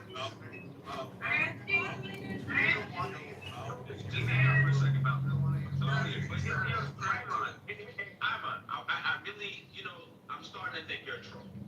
I need you to succinctly answer no. I'm not playing. I need you to stop and succinctly answer the question. You made a provocative statement. You called Mountain a liar. Explain succinctly why he's lying, or something else is going to happen. Explain it. What do you mean? What do you mean something else is gonna happen? Are you threatening me? See what happens if you don't explain it. No. You said no. Wait a minute. Are you doing a threat because you got the green thing? That is none of your business. The issue between US and Iran. So on to the next, man. All right, let's get back to regularly scheduled program. That was a troll. That was definitely a troll. Steve, are you on the phone or not? I can't tell if he's on the phone. Anybody? Yes. To respond to the person that was talking about we do not care about regime change in Iran, and we only wanted to make sure the Islamic regime doesn't have a nuclear energy. To respond to this, I could ask, I want to add, whenever you don't have any regime change in Iran, then it means that still we are dealing with the same regime. The same regime has more than maybe 47 years chanting and saying yes to America. And then they continue for sure, this regime is not the trusted one, and they will continue to nuclear energy. And then if the regime change doesn't happen, I did nothing to harm you. Indeed, my lady, you did nothing. You did nothing when my mother was murdered so that she could take her place. And you did nothing when my father banished me. Now, questions her king. And I thought my opinion of you couldn't get any lower. I'll bring a message from Merlin. He asks you to attend with his son, the ancient castle of Camelot. He has a son. I have no true claim to the throne. My father had no legitimate son. It's on our father. He didn't. My father. Queen. Childless. I never spoke as this. This is some other man's bastard, not my father's. How do you know that you didn't? Is this the boy that took from Georgia when he was born? Yes. This is Uther's son, my son. You're trying to put a battery in somebody's back. You're trying to put a battery in our back. okay, but do you mean not my Sheba, I didn't interrupt you. I promise you I wanted to interrupt you, but I didn't interrupt you. I listened. So what I'm saying to you is that you are trying to put a battery in our back. You're trying to make us responsible for some shit. You're trying to, another hood term, you're trying to gas us up. All right? You're trying to make us, they've been screaming death to America.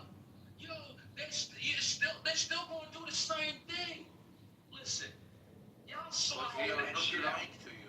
Y'all saw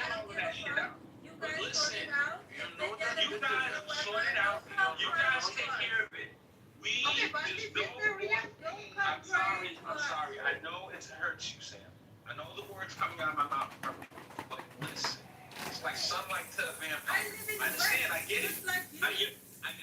The sun is shining down on a vampire right now. Okay, but I'm worried about myself. So, here's what's up. Here's what's going on.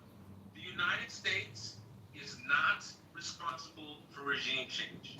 We're not responsible for the safety of the Iranian people. I empathize with you guys. I pray for you guys, but it's not our responsibility. It's some shit that you guys are gonna have to figure out. Yo, look at the Ukrainian model. Look at what they're doing. There's 90-something million of you guys. Handle your fucking business. Okay. Handle your business. Okay, Anthony, I understand you. Okay, Anthony, I understand you. First of all, I understand you. You don't like fight. It makes sense. This is your country, your people, and you don't like fight. I understand it. But the thing is that here, Islamic regime is the enemy of the America, the USA, the people of America. Then it's not a trusted regime that United States wants to negotiate with them. Okay, this is the first thing. And the second thing, suppose that this regime, I don't want to say that, okay, this is a pressure on you. I want you to understand what's going on in the future. In the future, this regime now has enough power to suppress its people, to kill its people. But later, after the negotiation, after getting more power, it will go through around Iran, not only one country, the enemy. Then it would be the big enemy and the dangerous enemy for the USA. You told me that it's not, you don't care about the Iran and it's our responsibility for regime change and everything. Okay, I agree. But the thing is that we did it. We did it. It's not ours. It's not our fault. Yes, it is. No, it's not Yes, fault. it is. Okay, could you please? Is it the Mexican fault or is it the Iranian? It is Jack, just let him listen. Just let him listen. One mic question. Can I respond to that? I'll respond after. Can we get McKee here, please? One mic on Shiva, please. Okay. We get I want McKee to for connect him. that. I want to connect him. I'm going to respond to her one last time and then we got a cue. Okay. Hold on, I just want to say something. He should be. No. It's my turn, please. No. It's my turn, please. Wait. Okay. I want to correct the person who told me that it is our responsibility. It is our fault that we are living in Iran with the mullahs. To be honest, no. Mullah is not from Iran. They are coming from other countries and they are supported from other countries. No. China.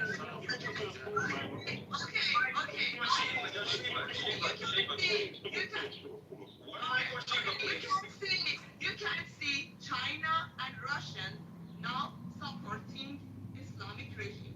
If there is no support from other countries, our people in Iran can do the regime change. But unfortunately, due to all supporting that they gotten from other countries, now the people couldn't do that. Yeah, you guys have no accountability. People were killed in less than 2 days. More than 42,000 people. Half a million people are not online. Half a million people are not online. My point is that it's happened. Peter, stop. Guys, my point is that the Islamic regime got power because of the other countries. This is not our fault. We do not like this regime. And from the beginning, we wanted regime change. We tried several ways. We tried ourselves. And you can see you can only look at the old documents. Hey Shiva, we had mullah since 1,000 years ago. And the Carter administration put them there.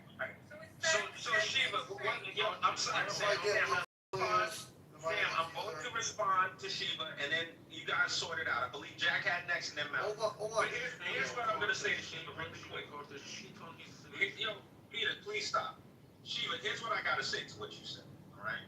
Shiva, prior to the escalation of conflict, prior to the 12-day war, prior to all of this stuff, that same Iranian regime that had been in power for however many years, we were murdering Iranian nuclear scientists. We sent the Stuxnet virus over to Iran. We went on Iranian soil and we murdered their top generals. They took them out. We bombed your embassy. We did. You know what Iran did? Absolutely nothing. The United States is not scared of Iran or this regime. Israel is not scared of Iran or this regime. We're not scared of, and it's not our responsibility to take them out. Iran had one job. And one job was to develop a nuclear weapon. That's the only thing they cared about. Everything else was noise. And we refuse to allow that to happen. You guys gotta, I believe that the regime is mortally wounded. I believe the regime is mortally wounded. Well, you guys might feel differently. We'll see what happens. I agree. Jack was next, and I'm after Jack. Thank you, man. Hold on. I'll be quick. Jack, let me just give a cue real quick. Jack, Mel. Yeah, okay. Then Othello. And then Othello. Okay, I'm trying to remember all that. I'll put it in the chat. Go ahead. Alright, so you heard a lot of lies from this lady Shiva and other Iranians who come and say, we never wanted this revolution. Maybe you guys didn't because you weren't born in 1979, but your grandparents definitely did. The Iranian Revolution. I did not have one free election. Peter, what the fuck, man? God. Holy shit. Peter, so this is the thing, their grandparents and whoever's around. So, the Iranian Revolution of 1979 was one of the most popular revolutions in history. Up to 9 million people flooded the streets to overthrow the Shah. They had a wide range of a broad coalition of leftists, secularists, Islamists, and laborers.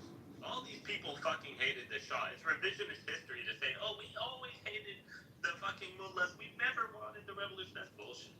And whoever believes that, just go do some research, and the facts, and every historian agrees on this. I know they're very mad about what happened because obviously their grandparents regret this revolution, and show some accountability. The Mexicans didn't do this revolution, the Japanese, the Chinese didn't do this to you. Iranians did this.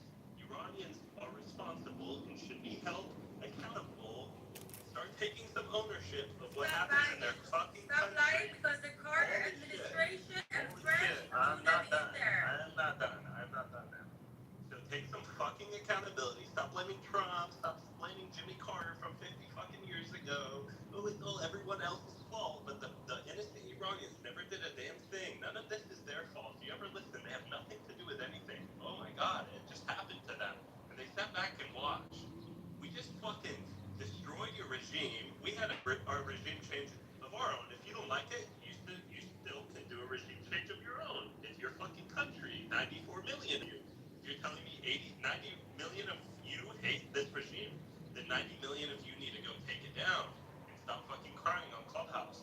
Go do some shit and stop waiting for Trump. I don't know what the fuck you thought Trump was gonna do for you. He's American. Trump's gonna do what's best for America. And he's America first. And that's what the fuck he did. So I'm sorry. You know, you can try to threaten us with, oh, they're gonna be a nuclear weapon. They're gonna be the strongest country in this trust. You know who the fuck we are. This is America, okay? We're not scared of anybody. And your little threats, they don't scare anyone. So that's what it is. I just want my fellow Americans to understand this, do some research, and just call out the bullshit that these people can't take a fucking ounce of accountability. Thank you. I love what Jack just said there, man. Just the truth, you know. I mean, these people wanted this. They absolutely did, and they were able to band together and fend off the Iraqis during the Iran-Iraq War. And I mean, fuck, they had a common cause there. So I don't know how you guys are letting like 3% of the population control the other 97%. It's fucking ridiculous. But also, guys, we got to look at the track record here, man. I think Trump understands that all the regimes that have fallen, Iraq, Libya, fucking goddamn Syria, none of those places are better off. Okay, I mean, and so that we weren't willing to get in a forever war. Trump knew that. He knew that people who voted him in were never willing to accept that, and he's not stupid enough to do that because he knows the country is 2.5 times the size of Texas, 98 million people. That's way more than the 20 million people in Iraq, and that took us fucking over that officially, if you count that we left actually all combat operations last year. But it was always going to take the people to do this, and it wasn't just alone can't do that. But we wanted to decapitate the regime, and we're doing that. But we want the nuclear weapons. Let me finish here. But that's just something we have to really consider there. But you guys definitely wanted them what was there originally. So I don't know, man. But it's going to take you guys to get your country back. But the track record is not good. All these countries are in worse. Sorry, I didn't know that was you, Matt. Sorry. But anyway, all these countries are in worse positions. When we overthrew them anyway, or helped, like I say. So we don't want some lawless place to be worse off necessarily, and we're not willing to commit, to a forever war. So we will blow the fuck out of these people though, and keep them at bay, and we will do that. I mean, they're always going to probably be a pain in the ass, but now we have demonstrated they are pieces of. I mean, they're not able to even contend with us, and we're going to just keep on hammering them periodically. But the whole nuclear weapon thing, I think we really gotta. That's something we have to deal with. The enriched uranium, we have to find it all. Well said, man. Appreciate it, buddy. Good job. Edward, you are up. I don't know if you're at your mic. Mr. Edward, are you there? I'm here. Can you hear me? I do. Great. So good afternoon, everyone. TV, Bieber, and also Anthony. I am an American. Just want you guys to know that. I love my country. I also love our president. And I just want everybody to know, America first, not America only. Every country is sovereign, and they should take care of their own government. They should take care of their own people. For anyone to expect America to take care of their country, or to even, I don't even think that we could even think this way, because it's kind of interesting, and I know that a lot of countries would like the United States to come in, help them. At the same time, we got to ask ourselves this question. The largest population of Iranians outside of Iran is in the United States. That's a pretty huge gift to Iran. Between 600,000 to 1.5 million people from Iran live in the United States. Total population outside of Iran, 4 million people. 4 million Iranians live outside of Iran. The last we all checked, over 90 million people still live there. The regime that they had and currently have has been under 47 years of reign. I just want you guys to understand. We did not, at any time, want to change. I know what Ben said earlier, you guys got to listen. We know the objectives of America. We do not want, I'll land on this guy, we do not want the regime or the Iranian people get a nuclear weapon. Okay? That's the only thing. And I wish that we would all just realize that was the objective. Why? Because they have been a tyrant for the Middle East and all those countries around them. And one of our biggest allies, which is Israel, whether you guys don't know that, being an ally means that you have an agreement with another country. So I just want everybody to realize this from an American viewpoint. Our president is supposed to protect the American people.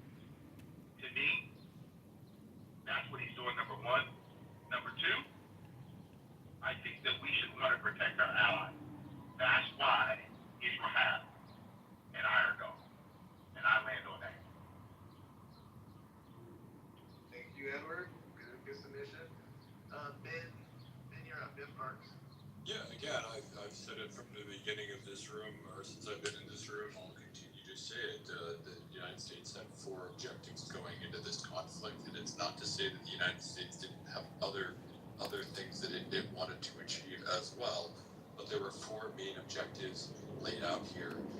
As Mr. Edwards so eloquently said, a lot of what I was going to say anyways, that the United States has overlapping objectives with her allies, and that's fine. Sometimes the United States and Israel agree on things, sometimes they don't. But the United States laid out 4 military objectives, and again, that does not mean that other things, the United States doesn't have other things that it would like to see happen. Obviously, the United States would love to see a brand new regime led by a government that's friendly to the Americans. Obviously, who wouldn't want that? But that was not one of the military objectives laid out by the Trump administration. Why I keep laying this out, and I think this is important, why I keep laying out the military objectives of Donald Trump as stated on March 2nd, why I keep stating that is because this is what the American people are signing on to. This is what the people who supported Donald Trump sign on to, in the sense that this is what Donald Trump is saying. Look, I'm not going above and beyond this. Once these are accomplished, this is when we get to say that this war is done. And obviously, nobody outside of a few quote-unquote neocons wants a massive overhaul and 100,000 troops on the ground and a giant military incursion we did in Iraq and Afghanistan. Nobody really, save for a very, very few minority people, certainly not this administration, and certainly not the vast majority of voters for this administration, want a giant, huge Afghanistan, Iraq-style troops on the ground thing. That's why I keep going back to these objectives. Destroying their capabilities, their missile-making capabilities, that's number 1. Annihilating their navy, number 2. Ensuring that they can't be the world sponsor of terror is number 3. And making sure that they can never achieve a nuclear weapon. So to all of the Iranians that join these rooms, passionately, my heart goes out to you.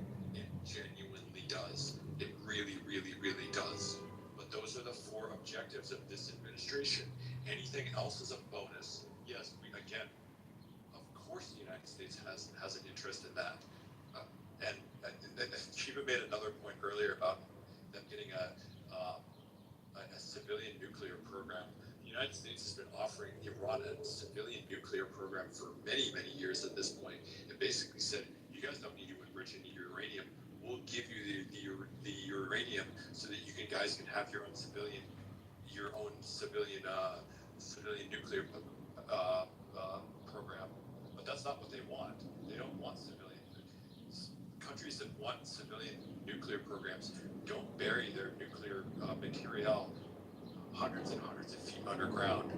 Countries that want civilian nuclear programs don't continue to escalate their enrichment of uranium far past civilian levels. And this is what this regime has continued to do over and over and over again. Iran has shouted death to America since the inception of this current regime in the 1970s. Like, anybody who thinks that if they had a nuclear bomb, that they wouldn't either use it or threaten to use it is out of their minds. Of course they would. So, again, the United States has had 4 very, very basic, very, very, so we hear on these rooms all the time, oh, well, if the regime doesn't fall, is this really a mission accomplished?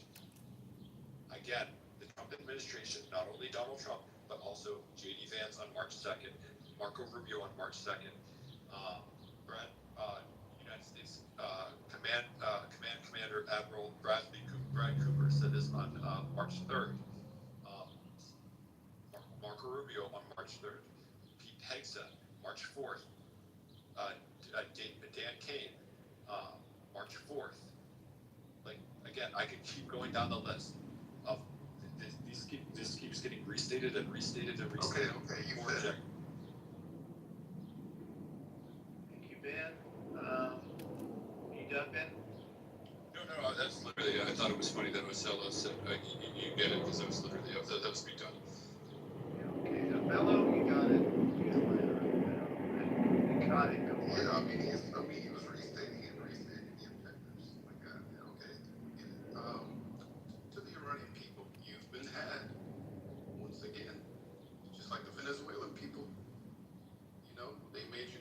up there on CNN and turn your back on your country. Well, not your country, but the IRGC.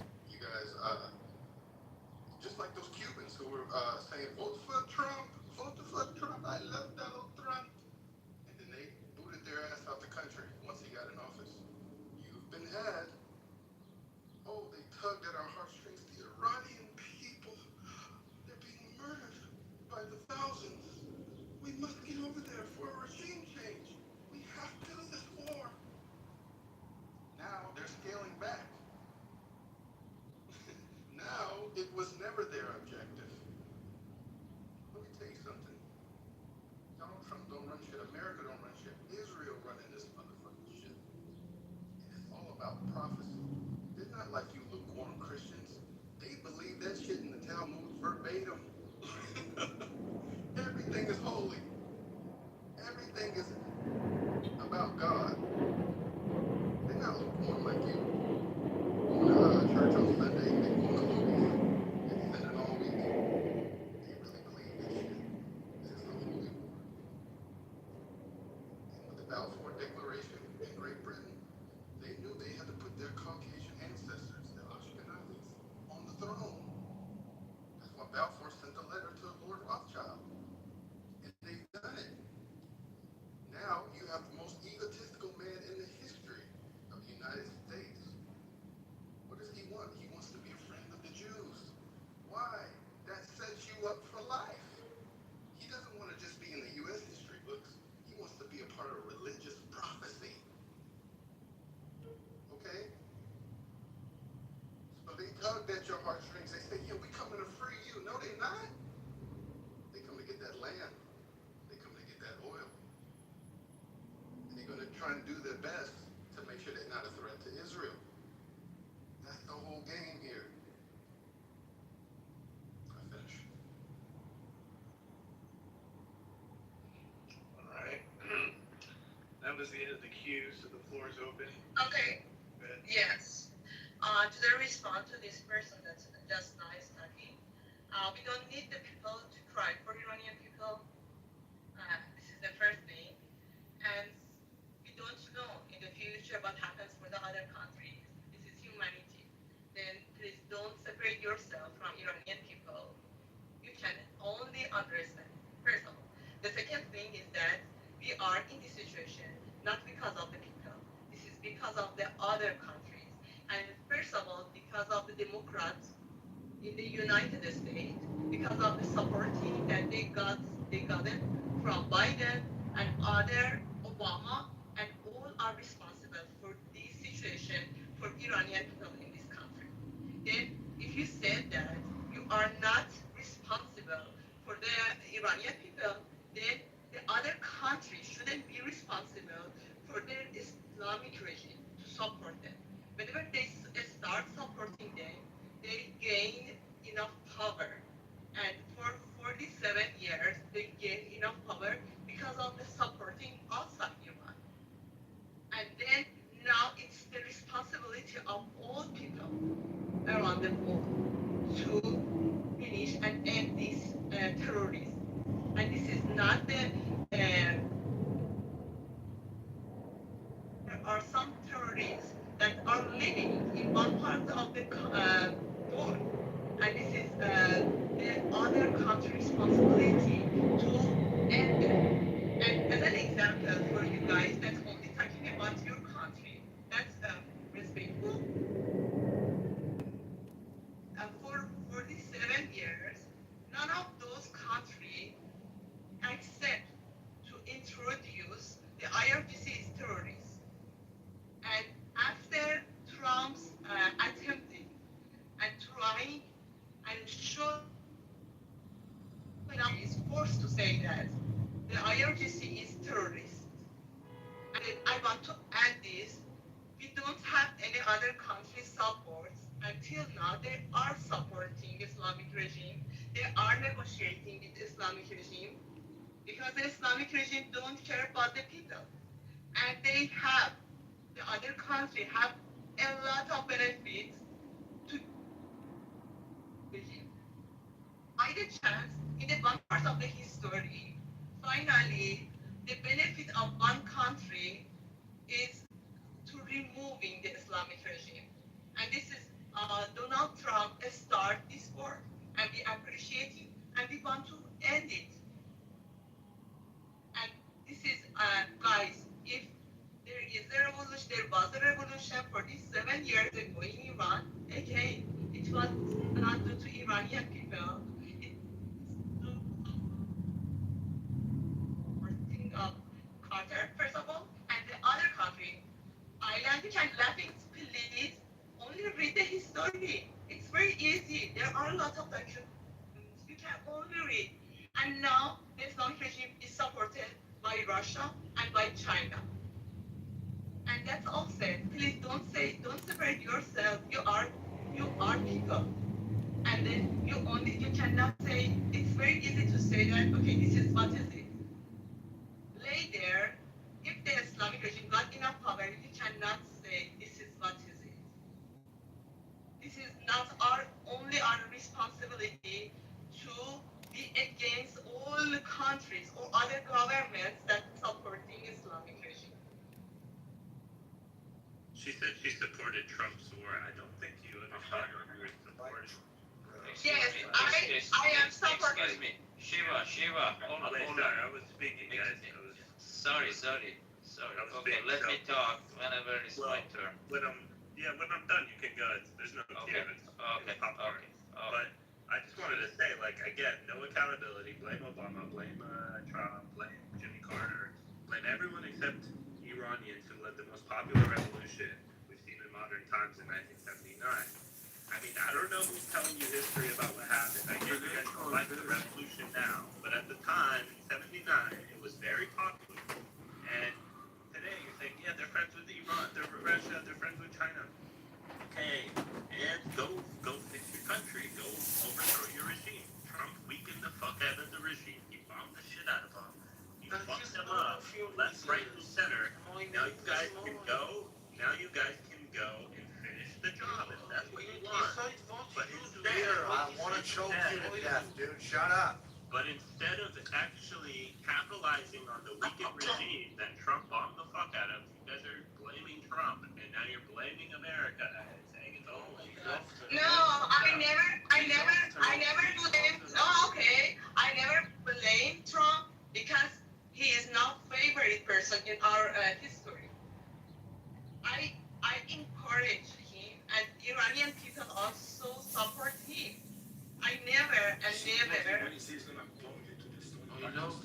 Yes. But we don't want the negotiation with Iran, Islamic regime. We don't want the negotiation.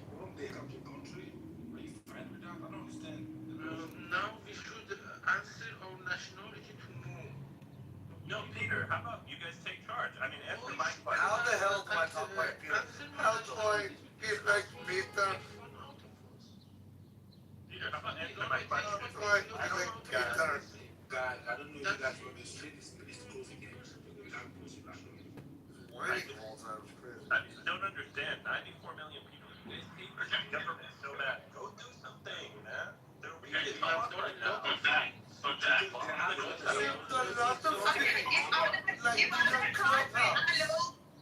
If other country didn't support Islamic regime, we could do that. Oh my God, here we go. Okay,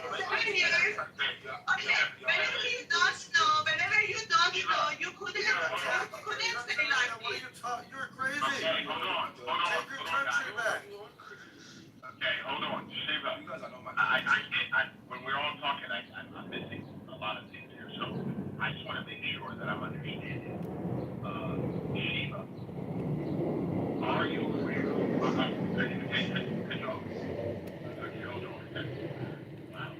So Shiva, could you, or are you aware of the objective of the conflict that the U.S. and Israel have against Iran? Do you know if they've achieved those objectives? Not yet. No. Your name's not Shiva. I know. They started this war because of finishing the nuclear energy in Iran. I know it. That's right. Okay, but my point is that it's not happening. Okay, this is my regime. 30 years, then I know Islamic regime better than anyone else that's in this room. Because Okay, Shiva, hold on. I understand. Excuse me, please. No, I'm not interrupting her. Excuse me. Could you do me a favor, please? Just you, please. Okay, so I'm moving down, Edward. I'm moving down. All right, thanks, Anthony. Come on. So Shiva, I understand that you know all of Iran better than all of us. I'm telling you, since our second, we have an objective. Number one, to make sure that Iran never get a nuclear weapon. The second thing that we wanted to do was destroy their navy, which we did. Also, we did not do that. No, not yet. It's not completed. Okay, hold on, Shiva. How many ships was in the Iranian Navy, and how many of them right now at the bottom of the ocean? It's a very good question. Okay, I'm not aware about the amount. Okay, I agree that now in the south of Iran, now the USA, fortunately, USA could surrender Iran and could open them. No. Shiva, hold on. I'm sorry. Shiva, hold on. Shiva, I want to have a back and forth, but I want to make sure we're answering the same thing. Okay, I'm going to say again. Do you know, before the conflict started, on March 2nd, before the conflict started, how many ships were in the Iranian Navy? No. Okay, so this is what I want you to do. Because you said you know the regime better than all of us. You know this. I need to be aware that you're speaking from a place of understanding, not just a place of emotion. I got it. Because you listen, if it was America, I'd be just like you, but I'm going to come with some information. Also, you need to know which site did the United States hit in Iran? Which site? Okay? What military post? All this stuff is documented. Okay, how many planes is no longer in their Air Force? These were things. What were the three countries? Hold on. What were the three countries, which is our objective, that Iran would no longer support in reference to their proxy? These are terrorist proxies. Do you know the three countries? Okay, I know that now. Okay, I know that now. Sorry. Can I respond? I know that the Islamic regime now is in the weakest point. Okay, I know it. Could you please now take a look at the reference that I sent to you now? But you need to know what's going on during the ceasefire now in Iran. And what's going on in Iran just now. Take a look at it and take a look at other documents. The Islamic for 47 years, the Islamic regime shows that it's not trustworthy. Whenever, okay, you can say that, okay, we try to stop the nuclear energy, but it's not. It's not happening at all. And I promise that, I swear to God, never it happened. You can say in the world, but in the reality, it's not happening at all. It happened only whenever the Islamic regime is ended. That's all said. You can believe me or not, but I know the Islamic regime better than you. Okay, you are trying to say that, convince me that now you hit a lot of equipment in Iran. I agree. I don't deny it. But the thing is that the truth is that now, in the reality, the Islamic regime will get enough power to continue nuclear energy. That's all said. This is my point. They are liar and they are killer. And if you consider these 2 points, later, whenever they got enough power again, they will continue this again. And they will be the big danger for the United States as well. And also you said that it's done. The objective of the United States is done. I said that no, it's not done. It's done whenever the Islamic regime is ended. That's all said. Edward, hey dude, no, you have the answer. I'm sure you're the only one who have an answer. No, Please. no, I don't have any answers. Stop it. No, you have the answer. Believe me, you do have the answer. I wanna ask you this. Why United States, this my question answer will go to Iranian new generation. They will understand why America doesn't wanna regime change in Iran in his way. So why US drop nuclear bomb in Japan? Why don't you allow someone else to speak? You've been on the mic a lot. My bad. Okay, no problem. So, first of all, we're not talking about Japan right now. I'm trying to stay focused on one country that we're dealing with, and we're not being that clear.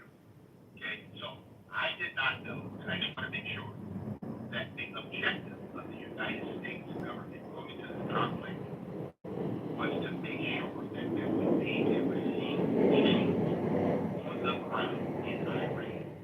Can anybody give me that document that was the objective of the United States military to go into Iran and to make sure that the Iranian people, after the regime was removed, that the United States set up some regime?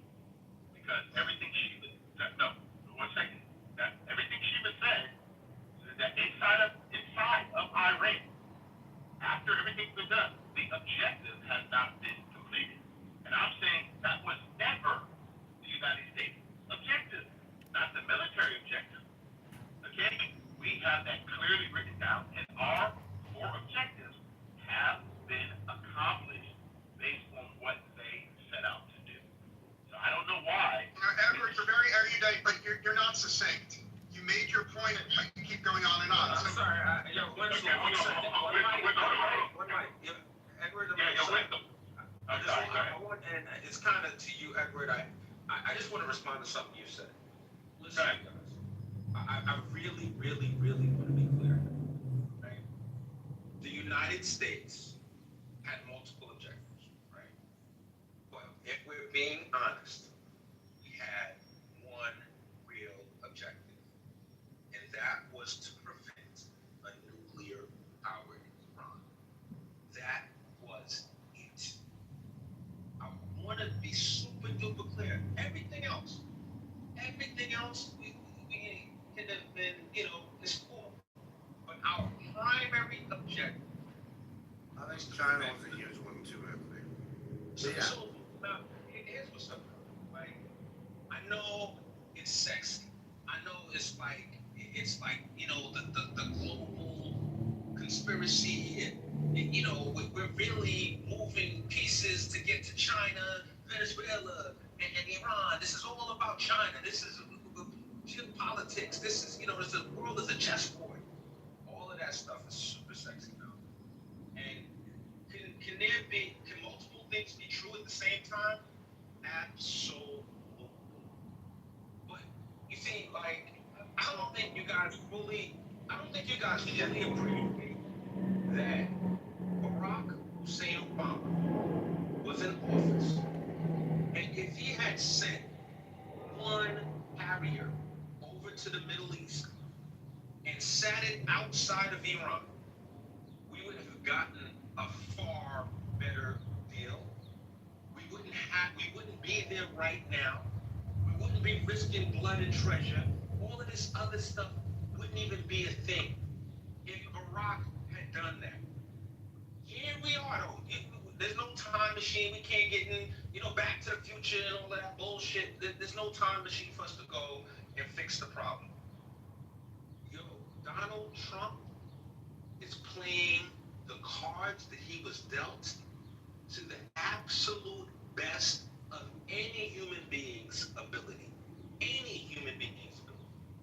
If someone told you that we have the potential of resolving this conflict with as little blood and treasure as we've spent in Iran, and somehow with a favorable outcome, we would have lined up and thanked our lucky stars for this outcome.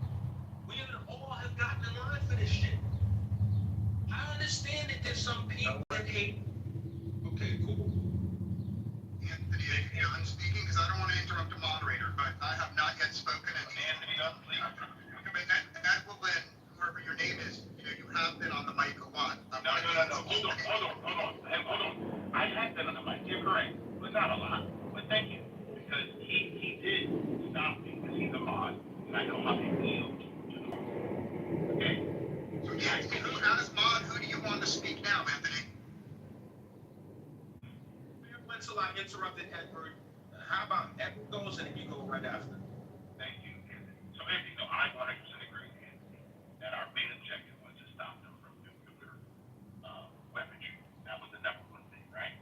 You and I both agree that, to my knowledge, I'm 62. There's only one president in the history of America that has got this accomplished, right? So I'm grateful for that. So you and I are on the same page, okay? The biggest thing I say, Anthony, like you said, there's a lot of things that can be done at the same time. One of the things I would say, the objectives that we had outside of just stopping them from the nuclear opportunity is the terrorist proxies and also destroying their Navy and their Air Force. And I land there. Thank you for letting me respond. So, Anthony, you're correct that ending the nuclear Iran was the most important objective, but let's all be honest. In an ideal world, it would be in the best interest of America if the IRGC was all dead and there was a new government. That would be the ideal. Now, the reason why we can't have that, it's not President Trump's fault we can't have that. It's the fault of Americans that are sabotaging President Trump that we can have it. You have the entire, if you go to any Kuiper room, any Nick Fuentes room, any Tucker Carlson room, they are denouncing Trump for the war. At the same time, the leftists, the progressives, the people that hate America, they're also denouncing Trump. Trump is getting attacked by losers and pieces of shit on his left and his right.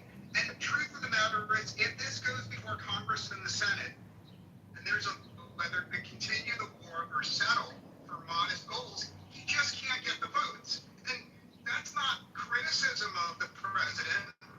That's the economic reality. The economic reality is you have to look your fellow Americans, and I say this to you, Anthony, you have to look your fellow Americans in the eye, your fellow Americans who are leftists who hate this fucking country, and your fellow Americans who are groypers who also are sabotaging. The groypers and the leftist scum have teamed up to fuck Trump up the ass, and they have allowed Trump to only get limited objectives. It's 80%, but it's not 100%, and I think you're man enough to admit that, and I'm fucking done. Can I get in there? Those fucking groyper assholes. Go ahead, Sword. I just want to say that Wenzel is spot on in everything he said. But Wenzel, I'm cool with what we have accomplished. I'm cool with it. But are you right in everything you said? Absolutely. I would say this. I think the same thing we saw happen to Cuba, where it took out their life supply and just let them choke out. It wouldn't surprise me if we saw the same thing with these guys. You just rerouted they number one revenue resource away from them. And now the bargaining chip that they thought they had, they no longer have. So I'm pretty sure they've been Sorry. Yeah. Then there's no question the Iranians knew that they were going to be squeezed to the table to negotiate or figure something else out. Whatever they had going on was not going to work in the long term. There's just no way. They thought China was going to rescue them, Matt. Well, possibly too. A bunch of other players probably. None of those folks, by the way, came to their aid. When this thing started, I heard a bunch of people, even on the right, that were saying China's got a submarine tracking our carrier fleet. China's gonna attack. We're gonna have World War III if America attacks Iran. They won't do it because China will attack. Yeah, well, fuck them. Those assholes. You know what we found out is that both sides found out who has their back. You notice that? The America, UK didn't show up. None of these other Exactly. And Trump, they called them out. Now we know their true colors, and we're gonna circle back around and take care of that too. By the way. Oh yeah. This whole time, would they show up? Why wouldn't they? They're our allies. It's their oil too. They're supposed to be our allies. It's it's their shipping lane too. Like you go and pick a fight without consulting them. What are you talking about? Why the fuck do I need to tell you I'm finna fight, nigga? I said, come on, you better bring your ass. Why would you expect them? How would you expect them to come bail you out? Why? Alright, well, I tell you what, I'm finna take my money and I'm going home. Y'all figure it out, y'all. Cause clearly y'all can't do it all night on your own. What kind of people turn their back on fellow friends or allies like that? Because they're not about to go to war for Israel. Well, that's their story. Shout out to Israel. At least Israel willing to fight. Show up for a little They bit. have to fight. Othello, you at least show up for a little bit of the game. Why should I think they show up a little bit by letting Othello show up on the field. Wait, sorry, I can't even hear you, man. Go ahead. I said they didn't even show up on the field. Who does that? Like the guy said. We don't need them. But You didn't even Listen, guys, man, just real quick, Othello. Man, I want to be clear about something. I go into a bar with Totem Pole, all right? Totem Pole gets a little inebriated, and he squeezes some guy's wife's behind. This is a good one. Dead wrong. He's dead wrong. I'm going to fight with Totem Pole. Yes, sir. In that bar. Every motherfucker in that bar, we're gonna Yes, sir. I'm going to talk to Totem Pole.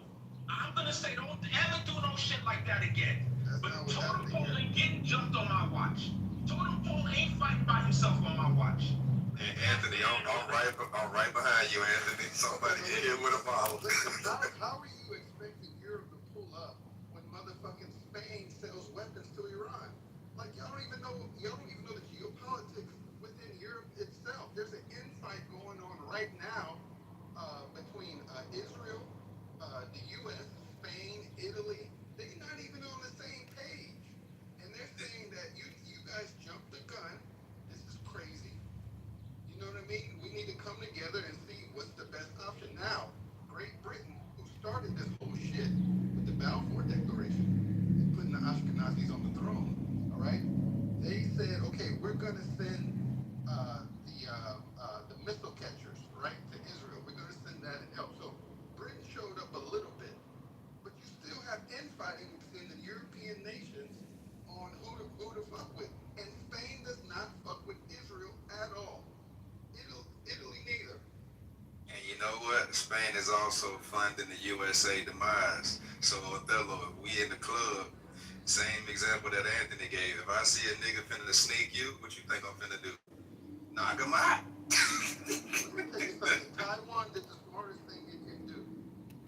When that prime minister went on there and shook Xi's hand, they said, look, we want peace. Everybody want peace. In the end. Not Israel and not the U.S. And not Spain. Not Spain. That has to follow behind. The U.S. got to follow behind Israel. What did Joseph Kent say? Joseph Kent was in all the damn meetings. Brother, you just admitted that Spain. Okay, my bad. I love this dialogue. Joseph Kent said that Trump couldn't even give them the names of who they were negotiating with because if it got back to Israel, Israel would bomb the people. Okay? So they got their own fucking agendas. How dare any American in here say what Israel's agendas are? You don't even know. All these goyim conspiracy theories, I'm tired of this shit. Okay? Trump wants to do enough not to put boots on the ground, but at the same time wants to be able to say, I was a friend of Israel in the end. I did enough. I can't go all the way, but I did enough. Okay? This is Israel's fucking war. Period. So, here's what's up, bro. Listen, but the reason, the stuff that you just pointed out, fellow, yo, whoever's off the mic, please mute up. My bad. Sorry. Thank you, brother. Yeah, so here's what's up, man. Othello, there was points when we had divergent agendas. The United States was looking for a certain objective. Israel had a different objective. 100%. But I'll be honest with you. I will go to war with Israel 10 times out of 10 before any of our NATO allies. They are useless. They are completely hapless, useless, and feckless.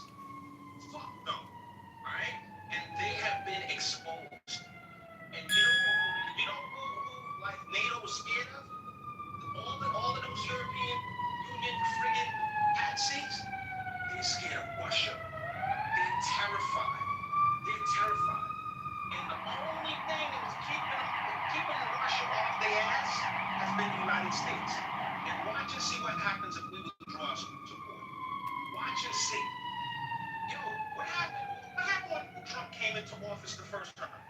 He said, yo, you guys aren't contributing your fair share to NATO. He called them on the carpet. He called them out. It was pitiful. The amount of their GDP, the percentage of their GDP that they were contributing towards their military. It was pitiful. Everybody looked at the United States like their big brother, and they would run home and go get their big brother. That shit is over with. That's over with. We're not fucking with them like that anymore. They have been exposed. Thank God. And I did raise something, so I've been listening for a while, and I believe Congress was starting and Whiteland at some point said that regime change was never an objective. Well, that's just untrue, right? Like, there's literally several tweets by Trump that you can go and look yourself where regime change is mentioned explicitly. And I guess, Anthony, here's a more accurate analogy of what totem pole. If totem pole went into the bar and tried to rape 6 different women, would you still be fighting along with totem pole? And then totem pole said, hey, because he's a rapist and he's tried to rape 6 different women, people are kind of attacking him or fighting him, and can you send your son and your daughter and your cousins to fight on behalf of them? Would you still fight with totem pole? Because that's more of an accurate analogy. So truth, all jokes aside, right? Let's just call totem pole Mr. X. Let's not put that on his name. All right? Cool. We'll move forward from there. Now, I'm trying to understand who in your analogy is Mr. X is. Are you saying Israel's Mr. X, the rapist? Who are you talking about? Let's use totem pole as an analogy of I'm not trying to use totem pole as an analogy for rape. I'm not trying to do that to that brother. No. You asked me a question, let me answer it. Sure. Just let you know, we don't want to stay that good. Exactly. No, I appreciate that. I'm using the analogy you used. I'm not saying I don't know totem pole. We love it. I'm not suggesting, totem pole would do that. I'm just using the analogy that you used, whereby you said if totem pole is a kind of replacement for Israel, and you give the United States. Of this conversation. Let's move forward. It's not a big deal, Truth. I don't want to get bogged down with this. I'm asking you the question. I'm asking you in your analogy, who is Mr. X, the rapist? Right. Okay, Mr. X.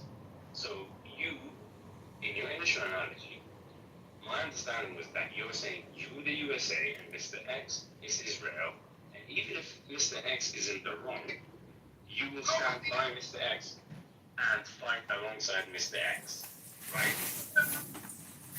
Just go with the I'm saying at some point, there is enough that Mr. X will do that at some point, you have to say, how?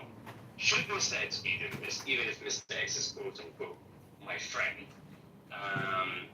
And at what point do I say, okay, this is too much, I need to distance myself from this. To be honest, I need to control Mr. X. It's true. To be honest with you, you're 100% correct. There is behavior that's going to cross a line for me that I will not be able to. You're 100% correct. But I would also have to call into question, right?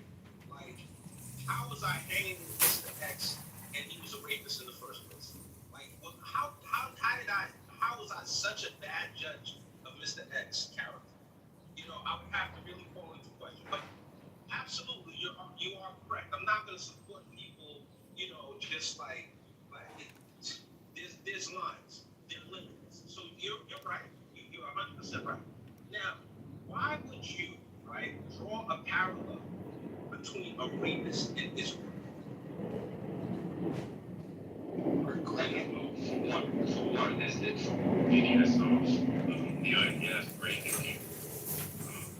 We can start there. If you want to speak about it in the literal sense, but aside from that, I think, at some point you're going to say, well, if a country is, waging war on 6 different fronts, is occupying territory, is building illegal settlements, is keeping people yet. Men of House Darkland,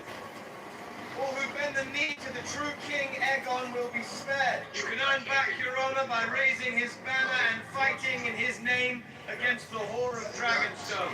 All who refuse will have their death.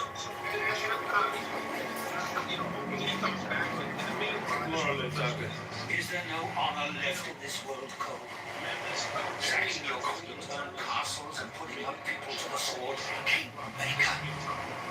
This is not fit for the white cloak. This isn't a death in a traitor deserve. You should thank me for it. Yours will come in kind. Men of house.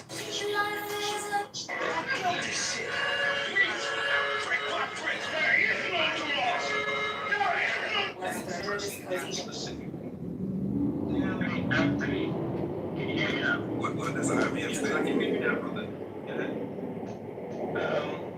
So obviously it's not the entirety of the country, that's just ridiculous, but you do have government officials, saying some of this stuff.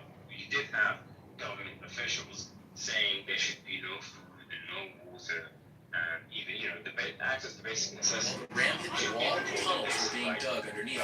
While the tunnels were dug, the tower was already moving. Assyria didn't besiege cities, it ran them through machine. 701 BC, Lachish, the second most important city in the kingdom of Judah, King Sennacherib arrived with the most sophisticated siege operation the ancient world had ever seen, and he ran all three methods at the same time. The battering ram had been refined across generations of Assyrian kings. Ashurnasirpal II built them 15 feet long, suspended on iron chains inside a wheeled housing with an archer turret on top. Each iteration got lighter, faster, harder to stop. The ram's metal blade didn't smash, it pried bricks out one by one. The ram required 3 million stones, quarried from a cliff face 80 meters from the wall, passed hand to hand along human chains to the construction site.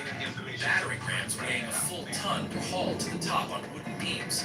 Defenders threw burning torches at the wooden siege towers. Assyrian engineers poured water from hoses on top to stop them catching fire.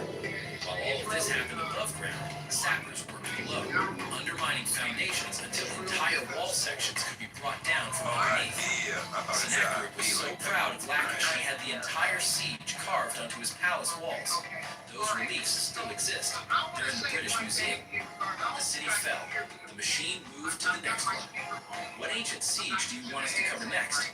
While the ram hit the wall, tunnels were being... I understand what the gentleman just said in regards to the rape thing. Because in some ways, I kind of feel the same way. Is that Israel has really pushed the line on some of this stuff as far as on a global level, as far as they've been very aggressive in their way of dealing with the U.S., with our economy, our banking system, the media, also with Palestine, and they've been very rambunctious since October 7th with quote-unquote defending of themselves. And to a level, I understand as far as what kicked it off. They didn't start that. And I can understand to a level of defending yourself. But then I just feel like there is a line that you kind of have went overboard. I mean, all of your neighbors don't even receive this. I mean, you killed hundreds of thousands of people over there in Palestinian land, right? And so I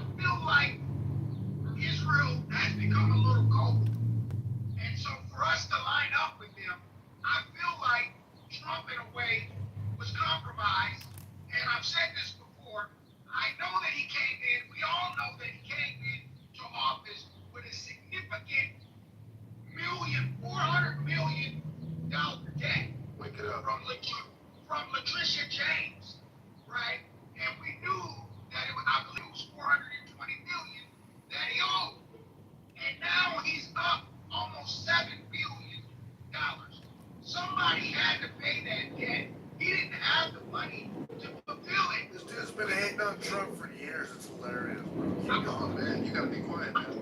But I'm not hating. But we're just using mathematical facts on this. We know he didn't have that money. So somebody, and I believe Jared Kushner and Benjamin Netanyahu were orchestrators of how that $420 million debt. And so I think at the speech of the State of the Union, we see a different Trump. I was supporting Trump. We were supporting the movement that he was making with the tariffs, the movement that he was making with the country as far as the Golden Dome. We were supporting even the massive AI that we were supporting all that. But then 72 hours after he gave the best speech of his life, I think that speech that he gave was the best that he ever gave. It was clear, it was concise, it was smooth, and it made sense. And 72 hours later, I think they called in his own guard. I think he was compromised, and I think he called in his guard and said, look, either you drop with us and you ride with us on this. This wasn't a bar fight. This was them putting a gun to Trump's head and telling him, either you come with us or we'll use our nukes. You're either riding with us because you owe us, you bastard, and we'll bring out the other evidence about this Epstein shit. You were goofy as fuck.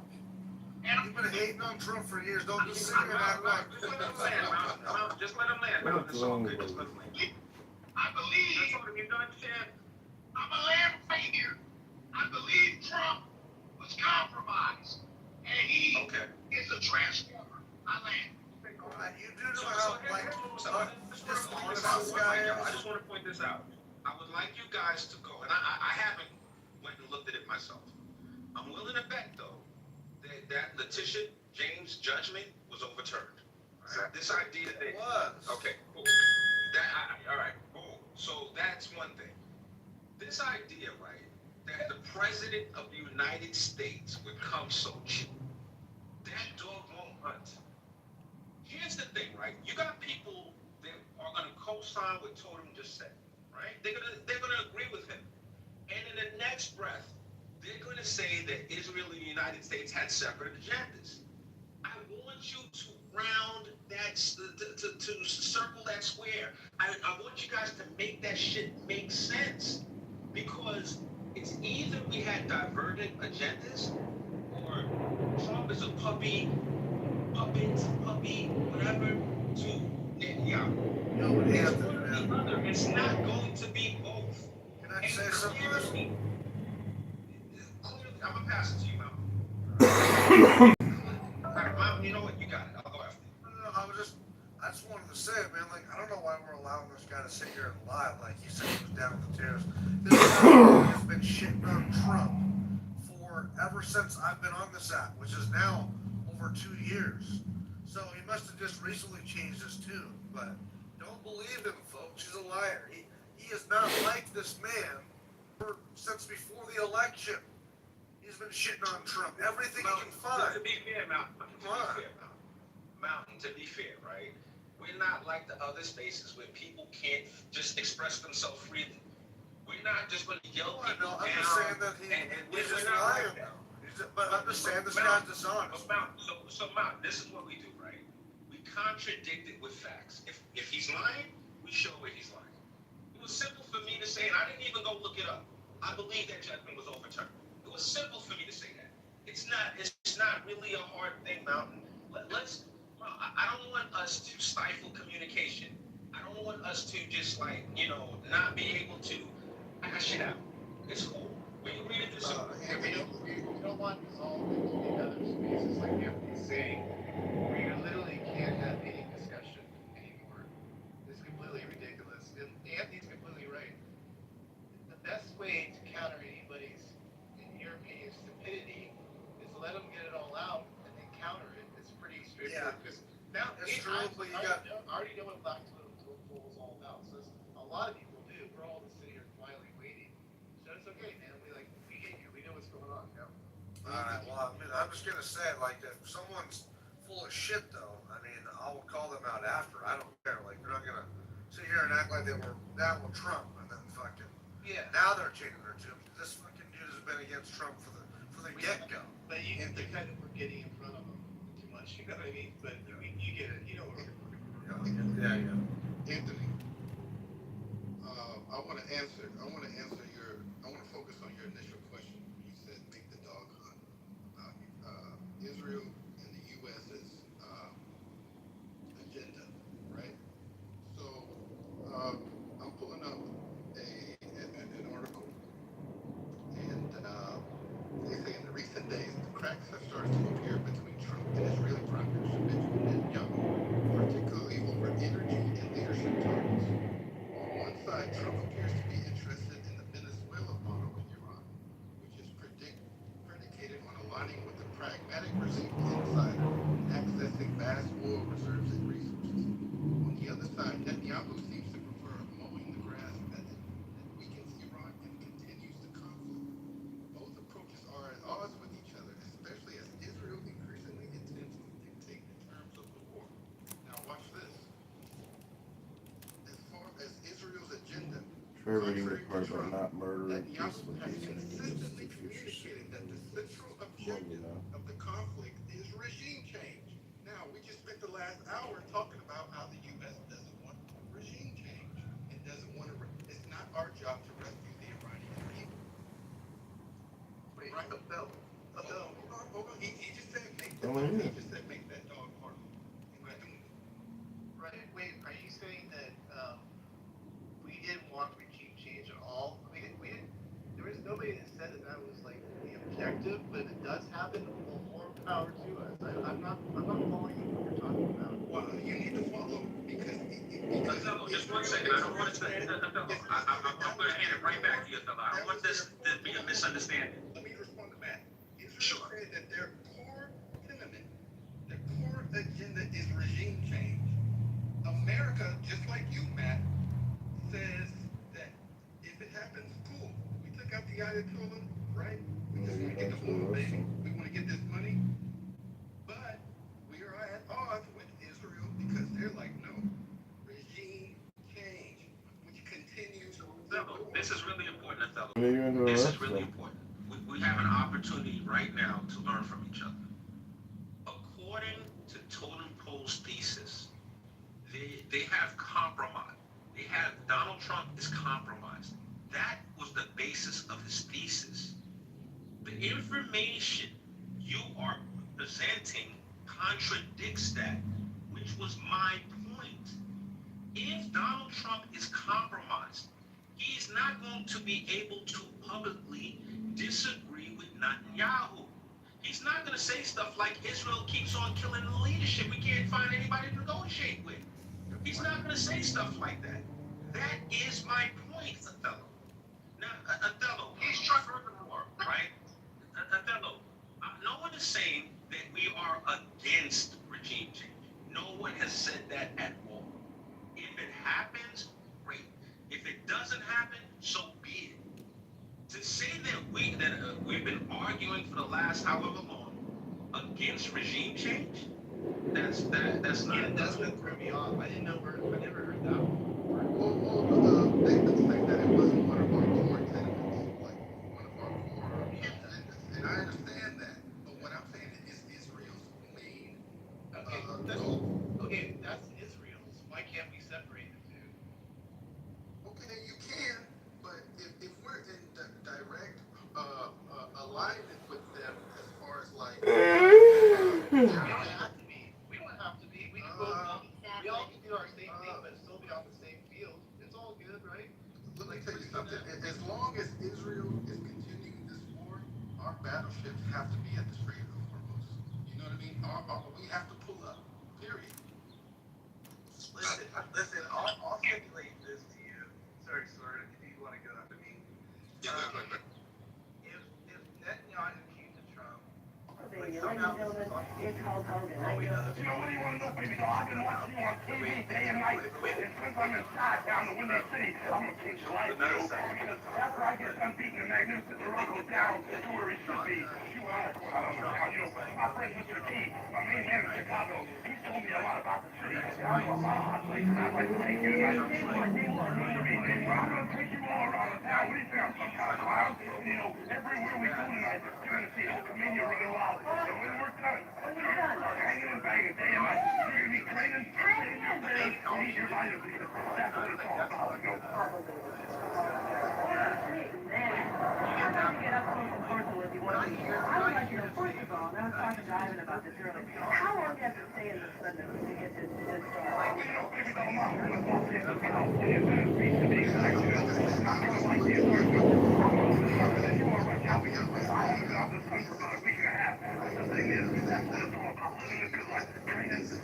It's not our agenda, but as Americans, we need to know what the fuck their agenda is and what we're getting into. So I'm not mad at anybody in this room, right? I'm just offering another side to it because we're focused on the American side. But you have to understand that that is our ally, and we are there as long as, you know, they want to continue this. They want to continue this shit. I don't think we don't know their agenda. I don't know that part either. I'm a little confused on that. I think we do know the agenda. It's the Hulkster. He's the most talked about man in wrestling today. This is a give and take situation. If I'm going to be out here talking about Hulkamania running along, trying to set an example for all the little Hulksters, I got to keep a clean track record, you know. Not that I'm perfect, but I'm awful close. I've done a few things a long time ago that I'm not too happy about. I took a few cheap shots and busted something up. But as far as drugs go, baby doll, that went out a long time ago, back in Woodstock, back in '69. We're talking about living clean, doing the right thing, positive actions and positive thoughts. Look how big it is. You know, this arm's bigger than your head. Yeah, it is. What do you do when you want to just relax? Do you ever get any time to just relax? Yeah, once in a while, you know, here and there, relaxing goes. I'm on a roll like a lot of Vegas, you know. I could have been relaxing now, but I gotta come out here and talk with you, you know. You're the number one lady around this town. You're the number one squeeze around this town. That's why I'm out here. I want to be out here with just a nobody. I believe it. I want to know what it was like to just sitting on her bed. Is she wild and weird and crazy as we think she is? Well, you know, you're coming from the wrong point of view. I can definitely see that I'm an actual Hulkamania and you because the thing is, why don't you ask Cindy Lauper what it was like to hang out with me for a while and get her head right? You know, I trained her to get her shape for rock and roll. Did you know that? I didn't know that. Well, I did. Well, I agree with you. Because, I mean, the international community is by and large against Israel. Israel needs America. So they can't just do what they want. They cannot just do what they want. They have to have America's backing from a lot of They're going to do what God wants.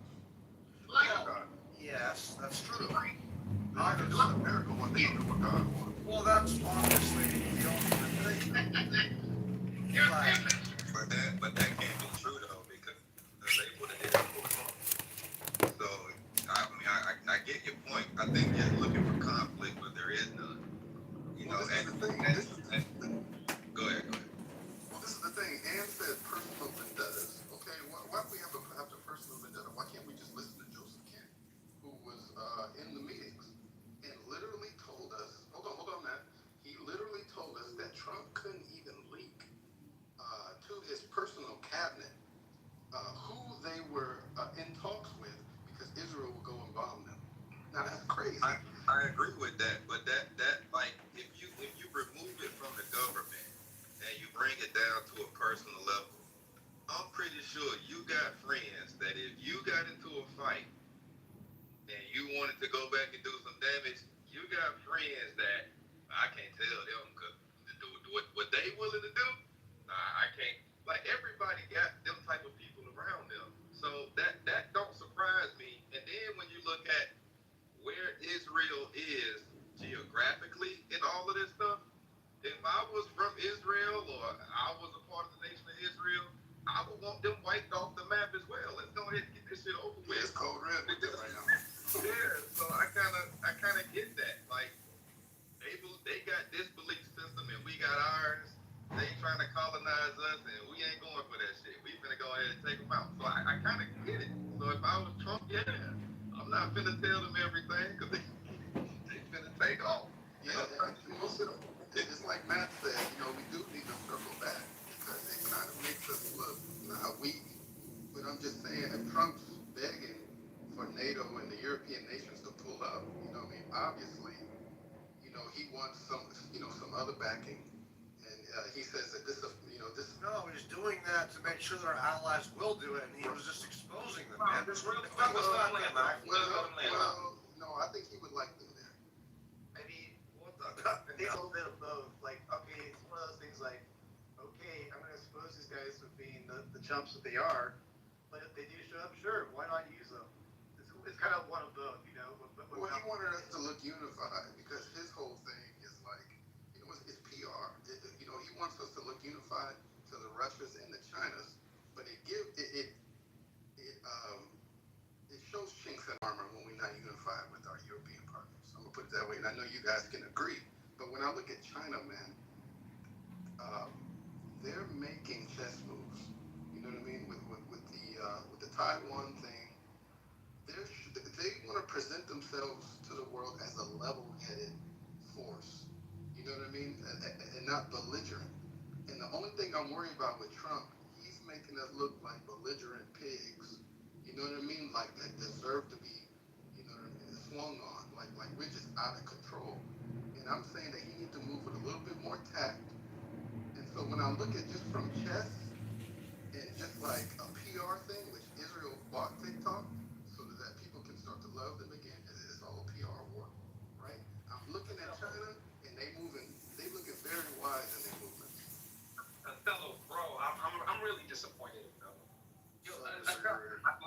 I implore you to really do some research into what's going on in China.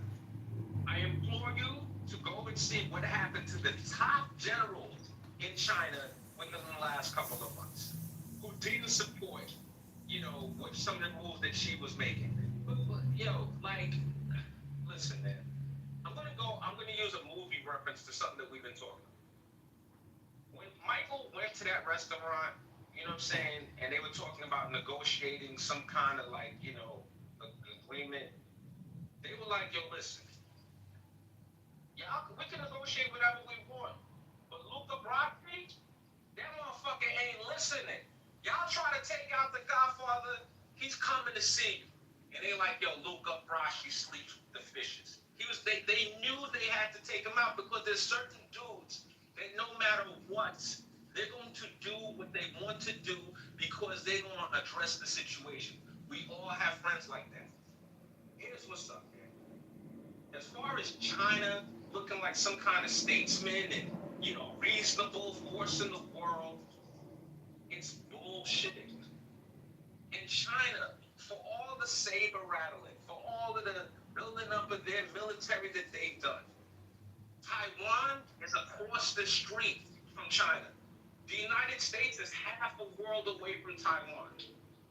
Why hasn't China run up in Taiwan yet? Why haven't they? Why? Because Joe Biden's no longer president and they know they'll get their ass kicked. Because they are scared. They're shook ones, part 1, 2, and 3. Shook ones. They are scared. That's why they haven't run up there. And the other thing is, what do you think happens to the chip factory if China was to try to run up in Taiwan? That shit would be rubble overnight. We are not giving China the chip factory, which is the only reason they want Taiwan. So listen, man, you guys, you can worry about whatever you want to worry about.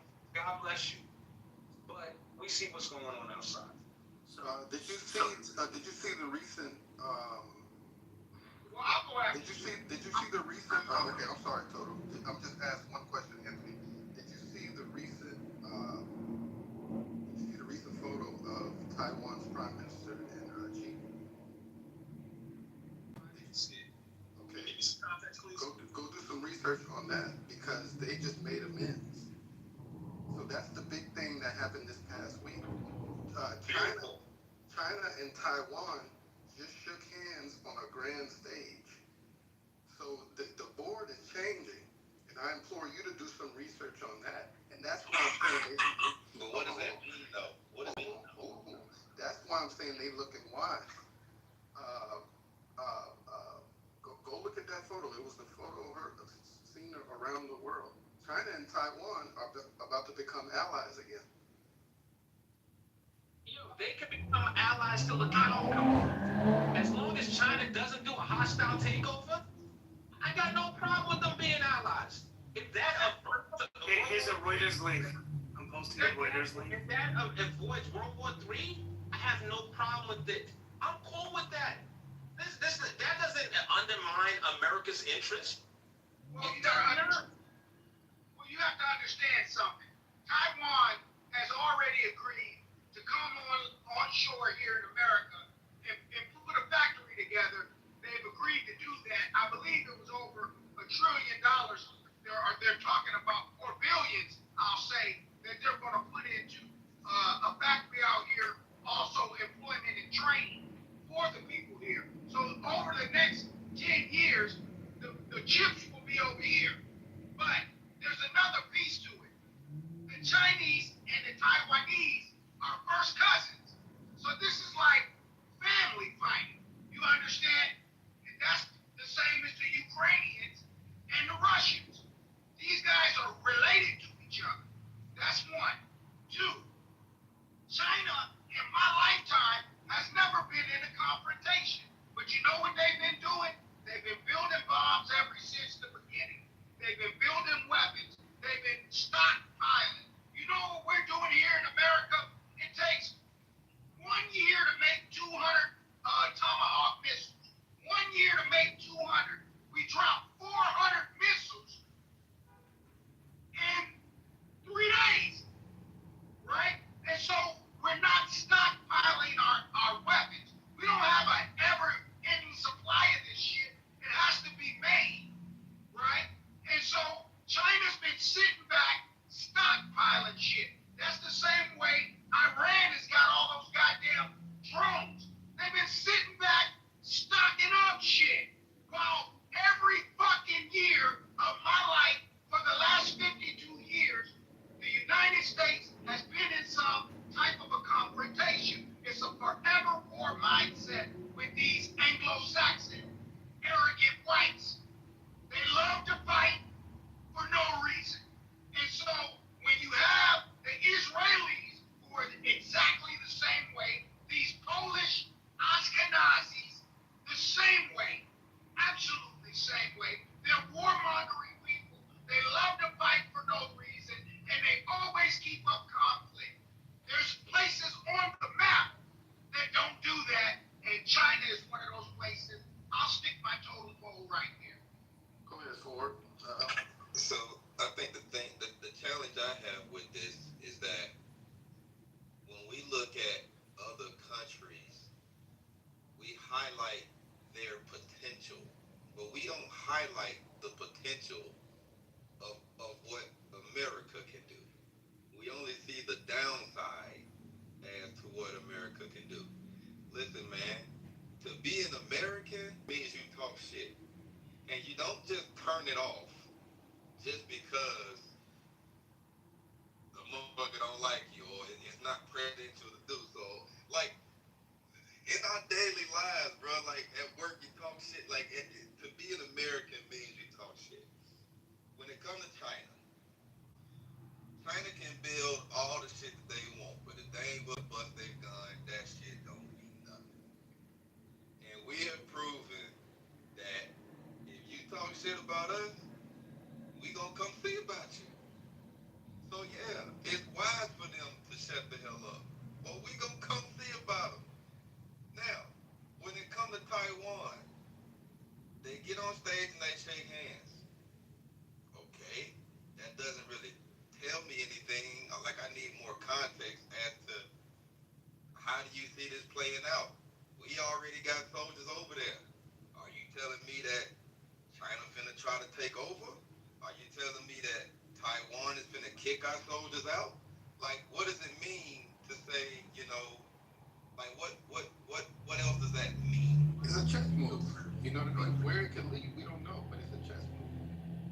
Can I just say, first of all, I think, some of what is being said, frankly, in some ways is a bit childish, this idea that, go find out about China and all the rest of it. I mean, you can point to things like even Afghanistan, right? Which is just, the Taliban was a ragtag group of just guys in sandals and AK-47s, and look how that turned out, right? The Taliban for Afghanistan now. But if this argument, China hasn't done shit in Taiwan because they're scared, it's a joke. I mean, maybe there's another reason, as Tosin, and I completely agree with Tosin. Maybe it's because they're respecting international law, has that struck your mind as well? And we can point to some other evidence. So, for instance, Russia right now has invaded Ukraine. Did the USA engage in direct?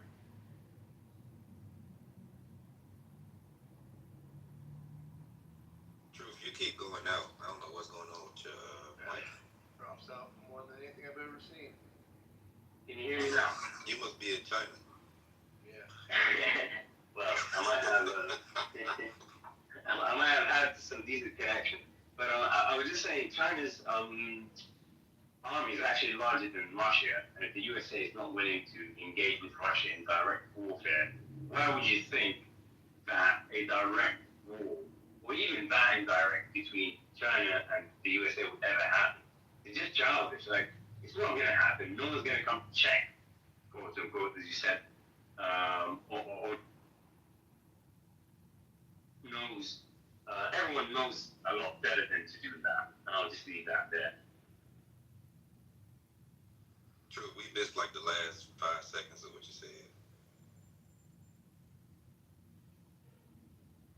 Well, I hope basically the point was clear.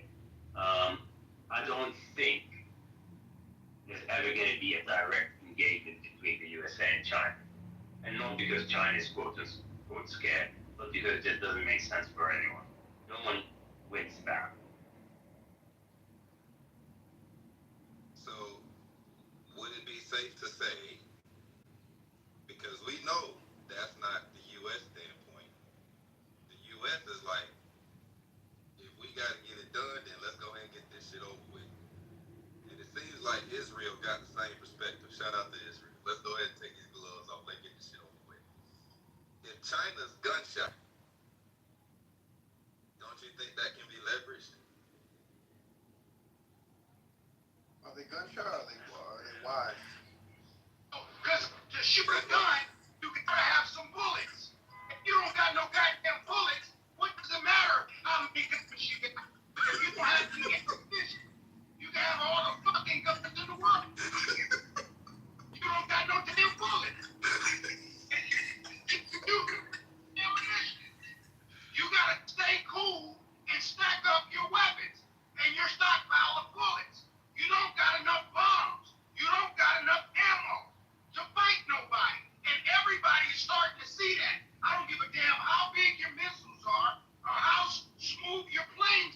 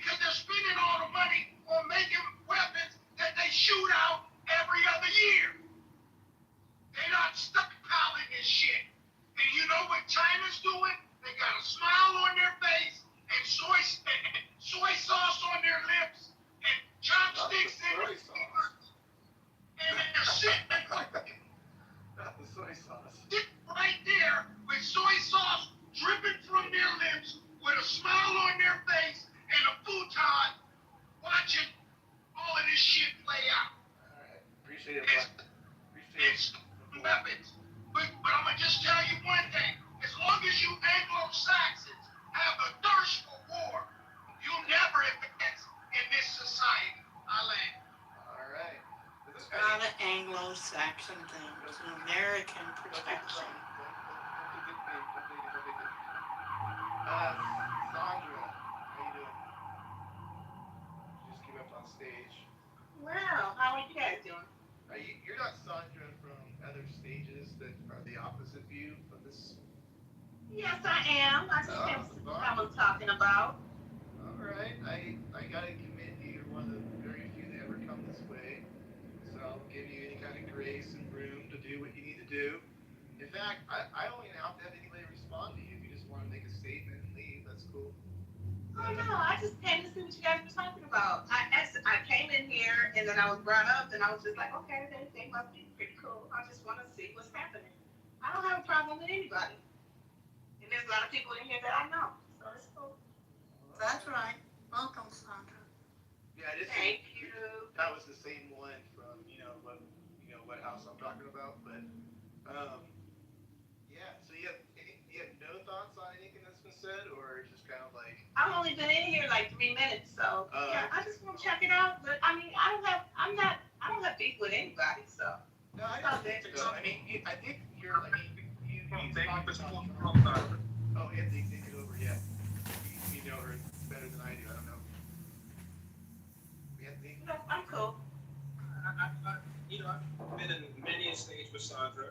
We don't typically agree, but I'm happy she's in here. I'm happy, she's willing to come and exchange ideas and listen, and it's impressive. God bless her. Yeah, well, Anthony, I given my command, or I don't know what you call them, the rules of engagement from the other houses, that if you want me on their stage, you have to come on mine. So there's been this ongoing battle with a bunch of people about that, and then I'm like, well, you guys just show up over on mine, it's fine, and get one or two that will show up, or they're actually in the goo mostly. So I'm like, okay, and then when one does show up, it's like I'll clear the way, it's the way it goes. So I've been on these stages for over 6 years. I don't have a problem with anybody. If I have an issue with somebody, I just leave that room. But I mean, it all makes sense until it doesn't. And everybody has to express themselves the way that they do. And you can't be mad at somebody who feels differently from you. Like me and Anthony don't get along, but we don't agree on the same things, but we're still friends. We both follow each other, so it's not a big deal. well, It's okay. I give you more balls than literally most of the men over there. No offense to your friends over there, but you have a lot more bravery and balls than they do. I just have to say that right now. Where was over there? Well, you know the places, Alan. Come on, I don't know if you're playing dumb. No. There's a few. I was wondering if there was one in particular, but if I'm not going to mention it because it does get out or whatever. But you know the ones that the ones that you tend to get tossed from. You know what I mean? Yes. To be honest with you, it doesn't make any sense for us to mention them specifically. It really That's counterproductive. That's Honestly, fine. yeah, I'm just saying it to you. That's all. No, that's fine. It's perfectly understandable.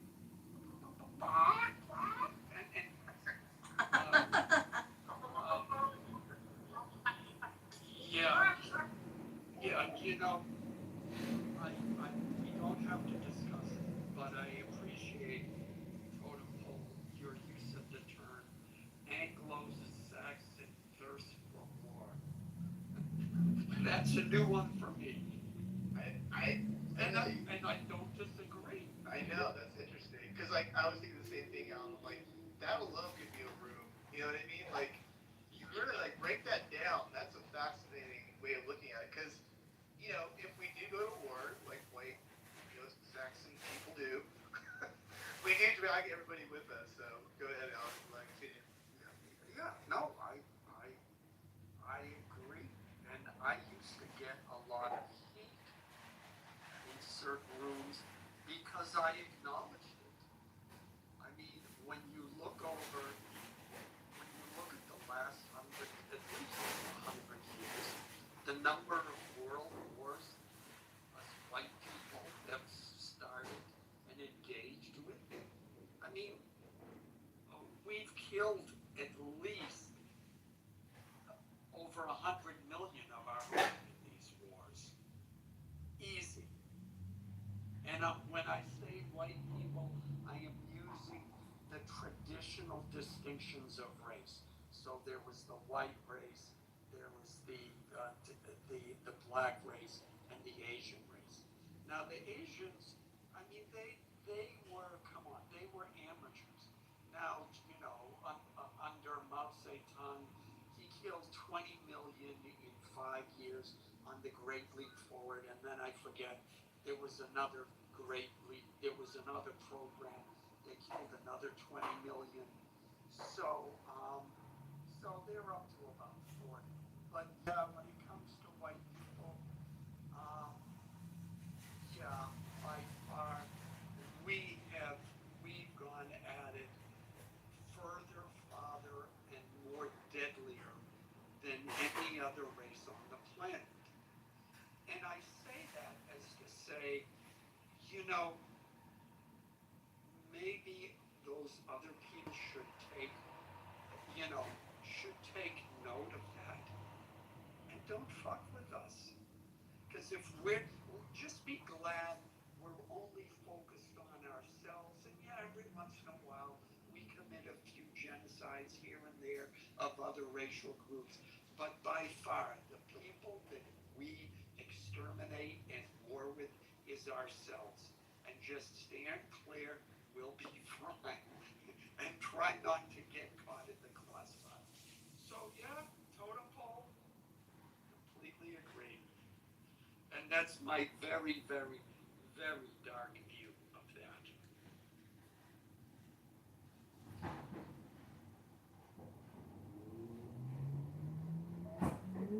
All in this room, I consider all to be Clubhouse friends, if not friends, acquaintances.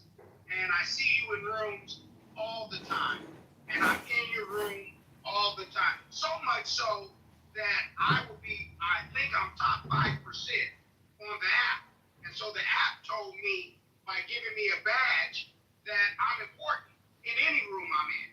So I come into these rooms and I communicate with my Anglo-Saxon friends. But the reality of it is, in my lifetime, in the 52 years that I've been on this planet, I've never seen you not have 2 consistent years without a war going on. And like I say, this type of a mindset, when you bring in technology, right, it's one thing to have all the information in a book, and you say, we'll keep the books in the library. It's another thing to upload all the information into the cloud and put it in your hand on a cell phone and say, here's your own smartphone, and all of our history, all of our information, and everything we know is right here at the palm of your hand. And then you expect people not to look at you a little different, Anglo-Saxons? Well, wait a minute. Now, I don't have to do much to do any history. I don't have to have a library card to do history on you folks. And so now people are starting to side-eye your movements a little different. Because we have these smartphones, and this AI, and this Google, and all this stuff makes you even more arrogant. Because you say, I can give you fools all of the information and history on us, and we still will be on top. And I don't think that's the way it's going to be with the technology. I think people are starting to look at you a little different, and people are starting to see, wait a minute, you fools just like to fight. But there's something that happens to a fool that likes to fight all the time. There's only 2 things that can happen to him. Either he's going to be put in jail, or he'll be put in a box. And don't forget that. I'll put some totem pole on it, and I'll stick it right there. Well, totem. Yeah, you're right. You're right. Yeah, I mean, more people are aware of the history. More people are looking sideways at all of this and saying, what the hell? I think, but I think what's true now and what was true 100 and 200 and 1,000 and 2,000 years ago is all of these foreign wars, they were always fought over resources. Now you spoke about China earlier. Yeah, China's not sitting there smiling. China's sweating bullets because they get all of their oil from Iran. Well, they got it. If I understood or am remembering correctly, they were getting some from Venezuela, and they were getting a good portion from Iran. And initially, what I heard, they were the ones who told Iran, look, go to the peace table, agree to the ceasefire, because if you don't, we're not going to be able to get the oil we need from you, and then we're in trouble. So you better deal with the Americans.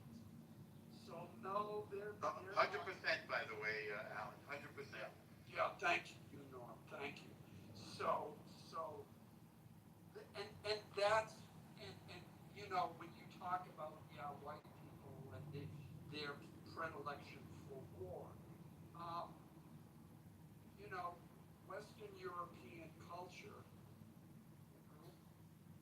we had to fight over resources. Resources were scarce. The surviving in Western Europe over the past 10,000 years in that environment required a very set and required very different solutions than the people that came from Africa or the people that came from Asia or the people that came from the Middle East. It is just the way it is. And you had to fight. You're starving, your family and your village and the women and your children are starving, and some guy in the village, one village over, they're living it up, and your women and children are looking at you saying, we're hungry, we don't care. Yeah. You pick up some rocks and you go over there and you start hitting them on the head and you steal their food. I'm oversimplifying it, but that's what it boils down to. And that's where it comes from. So, I don't know what else to say, except that, and I'll end with this, in today's world, we are still fighting over resources. And now it happens on a global scale. We're fighting,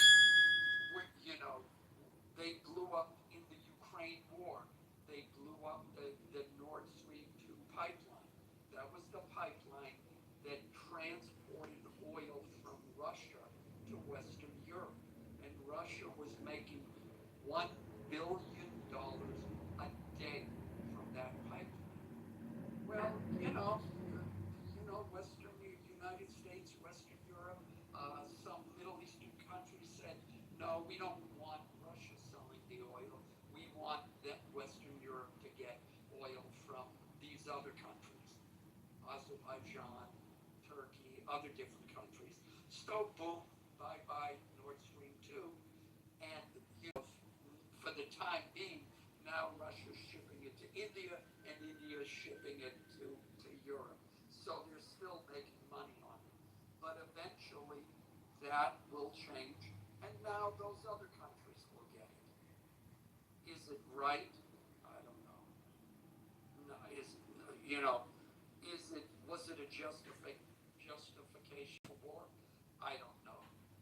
I don't think they should have done that.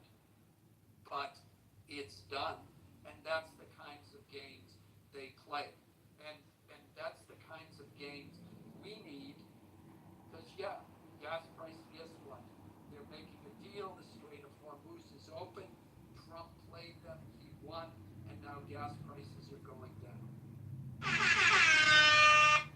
Okay, and don't just put it all on white people. They are some murderous people, but those Arabs too.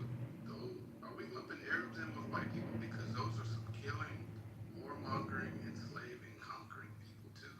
They went all the way up into the Caucasus Mountains trying to spread Islam. They went all the way into Europe. They went all the way through North Africa. So you know what I mean? We're not just gonna let them slide. Otello, yes, I know, but Totem Pole was focusing on white people. That's why I limited it fake designation white people, I can't think of people who haven't had a history of murder and war and killing. I don't know of any people that are free of that. People from the continent of North America, South America, Asia, Africa, there's killing on every single continent. I don't think anybody has a monopoly on killing. That's true, Norm, but when you rack up the actual numbers, and this was before you came in, the distinction we made, white people have by far outdone every other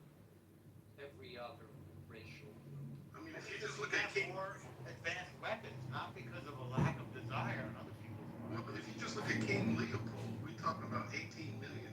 That's one guy. Yes, that Yeah, is exactly. that. 18 million That's not Africans. white people. That's one man. But he's a part of it. Well, Yeah. he's one gabillions of white people. Yeah, but and look, he took out. Listen. This is not 6 million. We know about 18 million people. Well, I'm not sure how many it is, but he certainly was 18 responsible for some. Well, you don't know and I don't know. But he is responsible for some. No doubt about it. Definitely a bad guy. I think we can concede a little bit on things. I mean, this Alan, right? Do you agree? I mean, we did drag and kill quite a few people on our way to where we needed to go. You know, so I mean, it's not like. Yeah, but there's a lot of killing in Africa. Let's not. Yeah, I don't deny it. No. Yeah, I just say don't fight it. You know what I mean? Like we can agree on all these things. You know. Yeah, but Norm, look, I don't shy away from the behavior of the individual implicates the entire group. I don't mean to say, well, it was just one person, doesn't represent all. We're talking in extreme generalities here, and I think it's for the purpose of this conversation. I understand you don't want to do it more, and that's fine. I get it. I think it's scientifically dishonest. Like, I don't even believe in this idea of white people. Like, you think an Armenian person is the same as a Greek person, is the same as a Portuguese person, is the same as a Norwegian person, is the same as an Australian? No, these are all different people. No, or a French person, or a British person. Yeah, clearly. Like, are the Australians British? Yeah, because clearly the Armenians are better, but that aside. Absolutely. That's true. Yeah, but I know. That's semantics a little bit, right? Yeah. Yeah, we're trying to keep it We don't have to belabor the point. I mean, when this conversation started, I pointed out, in World War I and World War II, I mean, the death toll. Russia had a death toll of, all said and done, of like 50 million by the end of World War II. They sent their own people to die. Yeah, I mean, it's, and I said, in Mao Zedong, there was the Great Leap Forward killed 20 million, and then something else was 20 million. So. Cultural revolution. Yeah, but I mean, by comparison, Asia is not, is amateurs compared to white. Don't forget Pol Pot. Oh yeah, Pol Pot too. How many did he kill? 3 million, I would say. 3 million. Come on. That's rookie. Those are child numbers over there.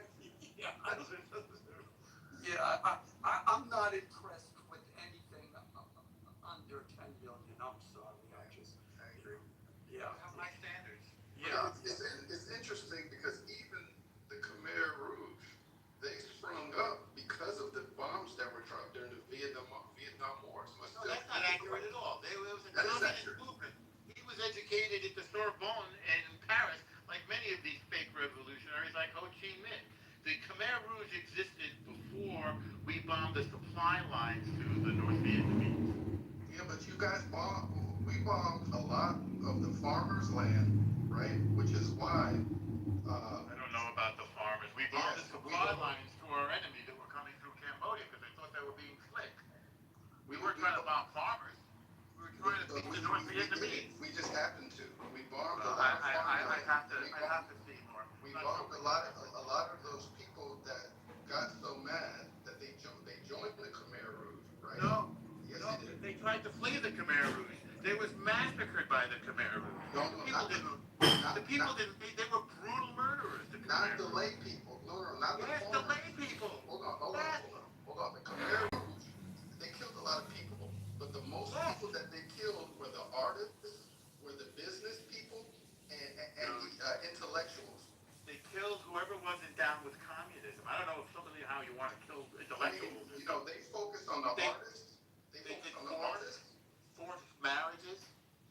There were The not 3 million intellectuals and the artists in businessmen. Cambodia, bro. Oh, what? There were 3 million intellectuals in Cambodia. Well, come on now. Cambodia was a hub for art before the Vietnam War. I got some documentaries that I can send to you. Yeah. I mean, because, I made a film there. I'm quite familiar with Cambodia. Okay, that's I fine. studied it deeply. Huh? Yeah. Have you seen Don't Think I've Forgotten the Lost History of Rock and Roll in Cambodia? No. Oh, yes, I did. It's a long time ago. It's a very old one. Yes. Yeah, it's an interesting film. It has nothing to do with art. I mean, that's post-war rock and roll in Cambodia. Yeah, it's actually a really interesting and good film. Yeah, even the Prime Minister was a director and actor. So, they were a hub for the arts, but also, Western influence. There was a lot of Western influence. But we don't have to get into that. Yeah, I mean, what does Western influence mean to you? Just like, the music, the dress, and that's why the... So, is that something you're against? No. I'm not even saying it on that level. I'm telling you why the communists even hyper-focused on that area too. Communism is a Western ideology. Okay. That's a Western influence. Yeah. And it's been instrumentalized as a way of attacking the West. It's a suicidal ideology. With my friends here on stage. I have grown up in a time where, and some of you have too, where there were actual crop circles that were coming up when I was probably in middle school. And we know they were from extraterrestrials. There was no way that they were making these signs and symbols, geometric symbols, in the ground on crops. And I remember that some of the mathematical scientists started to get together and decipher some of the messages that were being sent through the aliens that were coming down and beaming these crops in one night, and then the next night you wake up and you have these geometrical signs on the ground. And when they started to decipher, the only thing they kept coming up with when they started putting the mathematic universal numbers together was be at peace, stop war, stop fighting. This is the message that the aliens were giving to the planet, right? So the Anglo-Saxon has had a number of years, and I would say power over the earth. They've been in existence. We know you guys go back at least 6,000 years. We go back to the beginning of the planet. When I say we, I'm talking about melanated, right? So with the existence of you on the planet and in power, the only thing that you've done is precipitate war. But the reality of it is the whole universe knows about it, because we've had visitors from other planets come and tell us, be at peace. Now these people are these beings we know can go. What language are you talking about? Excuse me, hold on. Well, I'm just curious. What language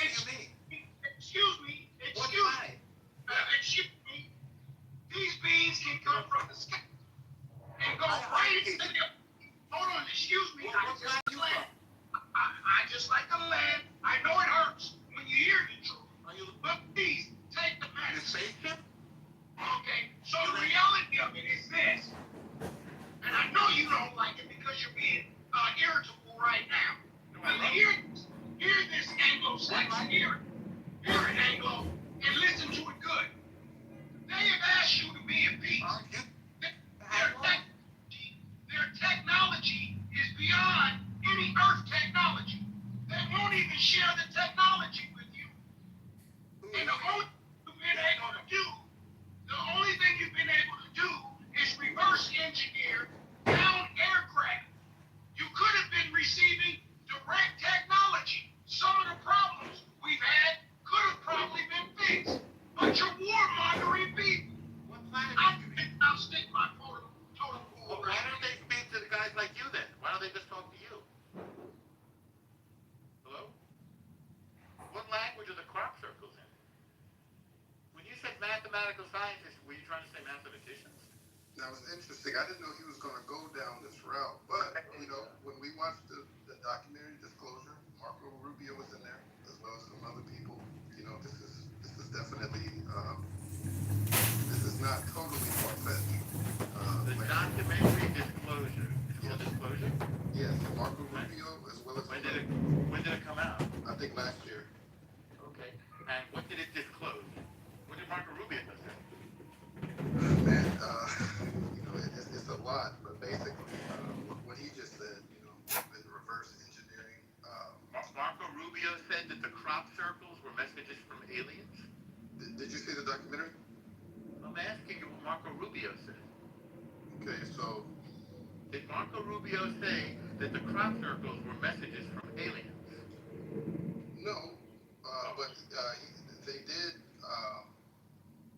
did greenlight a lot of the other things that he said. I think he's mixing different things that he had learned. Okay, what did Marco Rubio say? Because you said he said basically what the other guy said, but now he said he didn't say that. So I'm just curious. He more so greenlight that there are orbs and UAPs and unidentified objects that are a national security threat. Documentary is called Disclosure. Everybody should go see it. So he didn't say that there were aliens from other planets telling us to be in peace like this guy just said, did he? He didn't say that, did he? I was thinking it is him that's panicked. Man, you know what? Some were saying that they were already here and they're underneath the Yeah. ocean. I'm saying, what did Marco Rubio say? Did he say that there were aliens? Yeah, I was surprised Rubio put himself out there like he did. I didn't think he would do that when I watched What it. did he say?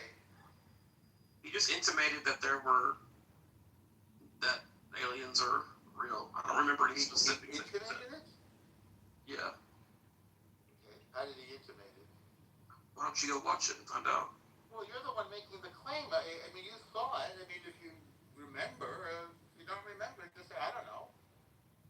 There's a lot that we're still in the dark about, right? Okay. But at the same time, like Beaver said, for him to put himself out there in the documentary, agreeing with the general agenda of the documentary. What's the general agenda? That that there are UAPs, orbs, on the planet that so they're unidentified. Yeah, unidentified aerial phenomenon is what they call them, Norm. Right, but he doesn't say that there are aliens. He just says they're unidentified. Yeah, him specifically, he didn't say what they're saying is the propulsion technology that these UAPs have, the way they're able to slow down, move fast, and they've been doing this since like the 660s. A lot of unexplained. Yeah, it's unexplained pretty much. But he doesn't say that they're aliens. Well, I mean, we didn't have any capability, so it definitely could have been like some type of orb or artificial intelligence, kind of tracking, vessel that just goes through the galaxy. You know what I mean? It could be something like that too. Here's a quote. We've had repeated instances of something operating in the airspace over restricted nuclear facilities, and it's not ours. I mean, to me, the implication is that it's China. The nuclear they've been able to turn it on and off. It's been documented that any time it was turned off, they didn't do it. And the orb right over the ship. I just want to land. The orbs have been turning these nuclear facilities off because they want peace. They want the army killed. When was the nuclear facility turned off? When was the nuclear facility turned off? I'll let you talk, and then talk once you go on mute. When was the nuclear facility turned off? I can Google it, Norm. I can Google it. I will say this. Is it on Netflix or what? I just posted it in the I forget what it was on. You know, I use torrents. Okay. But I will say this, Norm. If it is another nation, it's still a national security threat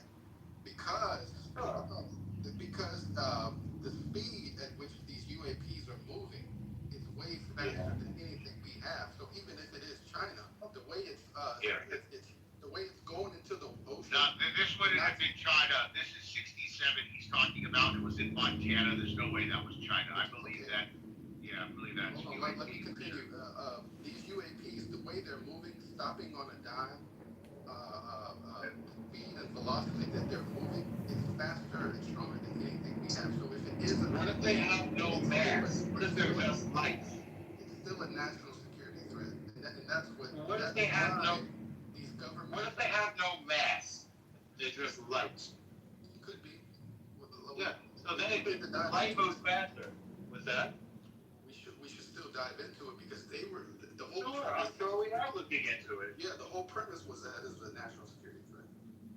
Well, sure, but there's not the whole premise that it's aliens. Have you seen the documentary? I'm asking you. Have you seen it? I'm asking you. Okay. And they said, be at peace. You've seen it, right? I'm trying to get. You've seen it, right? Too bad the Ayatollah didn't get the memo. Look it up. Look it up. They saying. Look it up. Did you look it up? And they don't want to commute with them.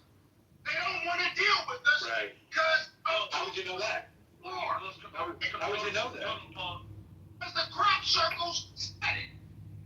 Really? In what language? Hello? What language were the crop circles in? How would you know what they're saying? Huh? It was in mathematics.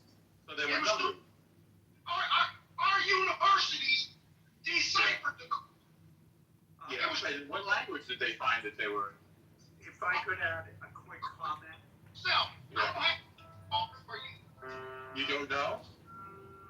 I mean, why would you say this crazy stuff if you don't know? Hey, I don't know where this conversation is going, but I think you asked what did Mark Rubio say? Here is something Mark Rubio said. He said the USA attack He said they were playing. I quoted him. We know already what he said. I said that he did the chat. If you don't know. Can we? We're talking about aliens. Play the piano, Ellen? She was playing Closely Counted of the Third Kind. Can we just do 1 minute? And 1 minute intermission, please. Thank you, Alan. Go ahead. You want me to? Yeah, please carry on. 30 seconds. I nobody heard it. I just know the thing.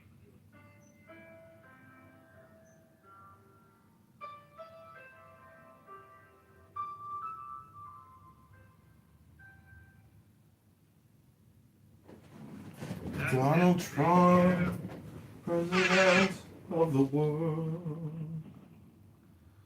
Donald Trump, president of the world.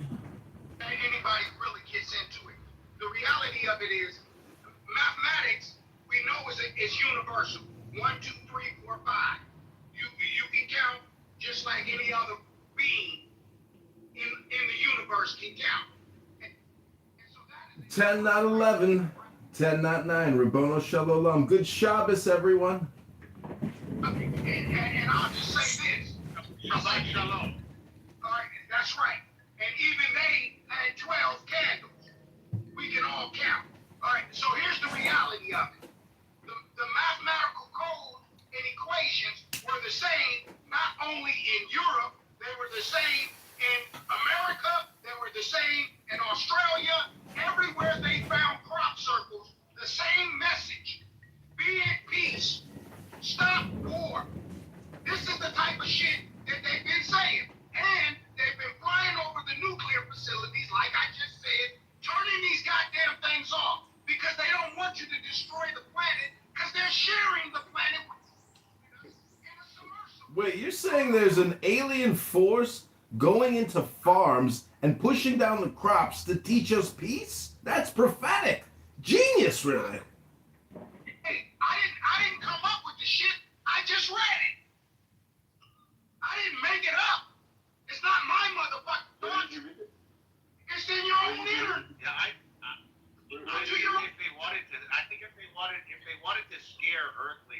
they would do it more upfront. You know, I don't think. I was actually at a crop circle, and I actually felt peace when I was in the crop circle personally. But there were other people that were upset the crops were destroyed, and they weren't able to sell the crops. And I said, no, this is a message from international outer space aliens declaring peace. You have to look at it positively, with a positive attitude. Hey, I didn't make it up. I definitely we visited. You made it up. It's your internet. Go to your own internet. Don't ask me. I'm just a phone user. But the evidence is there. Billy, where is the evidence? Use your internet and find it. So, in other words, you can't find it, so you want me to find it for you? Norm, what you really need to do is just get in your car, drive out to your nearest farm right now, and see if you can see any crop circles anywhere. If you see one, take a picture, change your PTR, and we will meditate on peace. Oh, yeah. They didn't send that since I'm a little kid. I'm 52 years old. But I'm telling you. Why? They figured out the motherfucking mathematics. Not me. I was in fucking middle school. Normal, I put the Othello said the YouTube link that I put in the chat. Yeah, you see that? Hey, for those of you who are interested, there's a long-time group called MUFON. I think it's MUFON or just maybe one F. And it's been a group that's advocated, you know, discussed UFOs, et cetera, et cetera. If you're interested, look them up.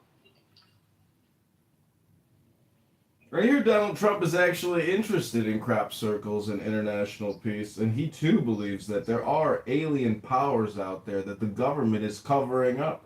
But I think it's just the military-industrial complex playing games, psyop games with the public, so we keep funding them at $1.2 trillion a year. Norm, are you there? Yeah. Are you saying you do not believe in aliens? I was trying to figure out where you're going with what you're saying. I'm just interested in the evidence. I don't believe things, I just look at evidence. Well, if we look at the evidence of just the solar system in general, I mean, you know, for sure there's more intelligent life than us. You can't say for sure. I mean, yeah, for sure. You can say it's likely. You can say it's likely. Okay. Speak out of all the millions of solar systems, I get it. And there's planets that likely, yes, I get it.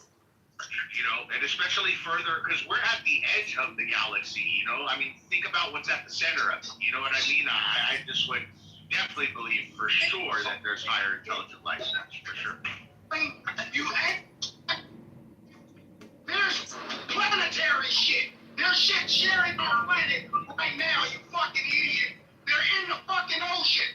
They're oceanary. Calm down. You need to calm down before you give yourself a heart attack over aliens. Here's the reality. It's not up to me to educate you on what the fuck is going on the planet. You got a psychological problem, bro. You need to calm down.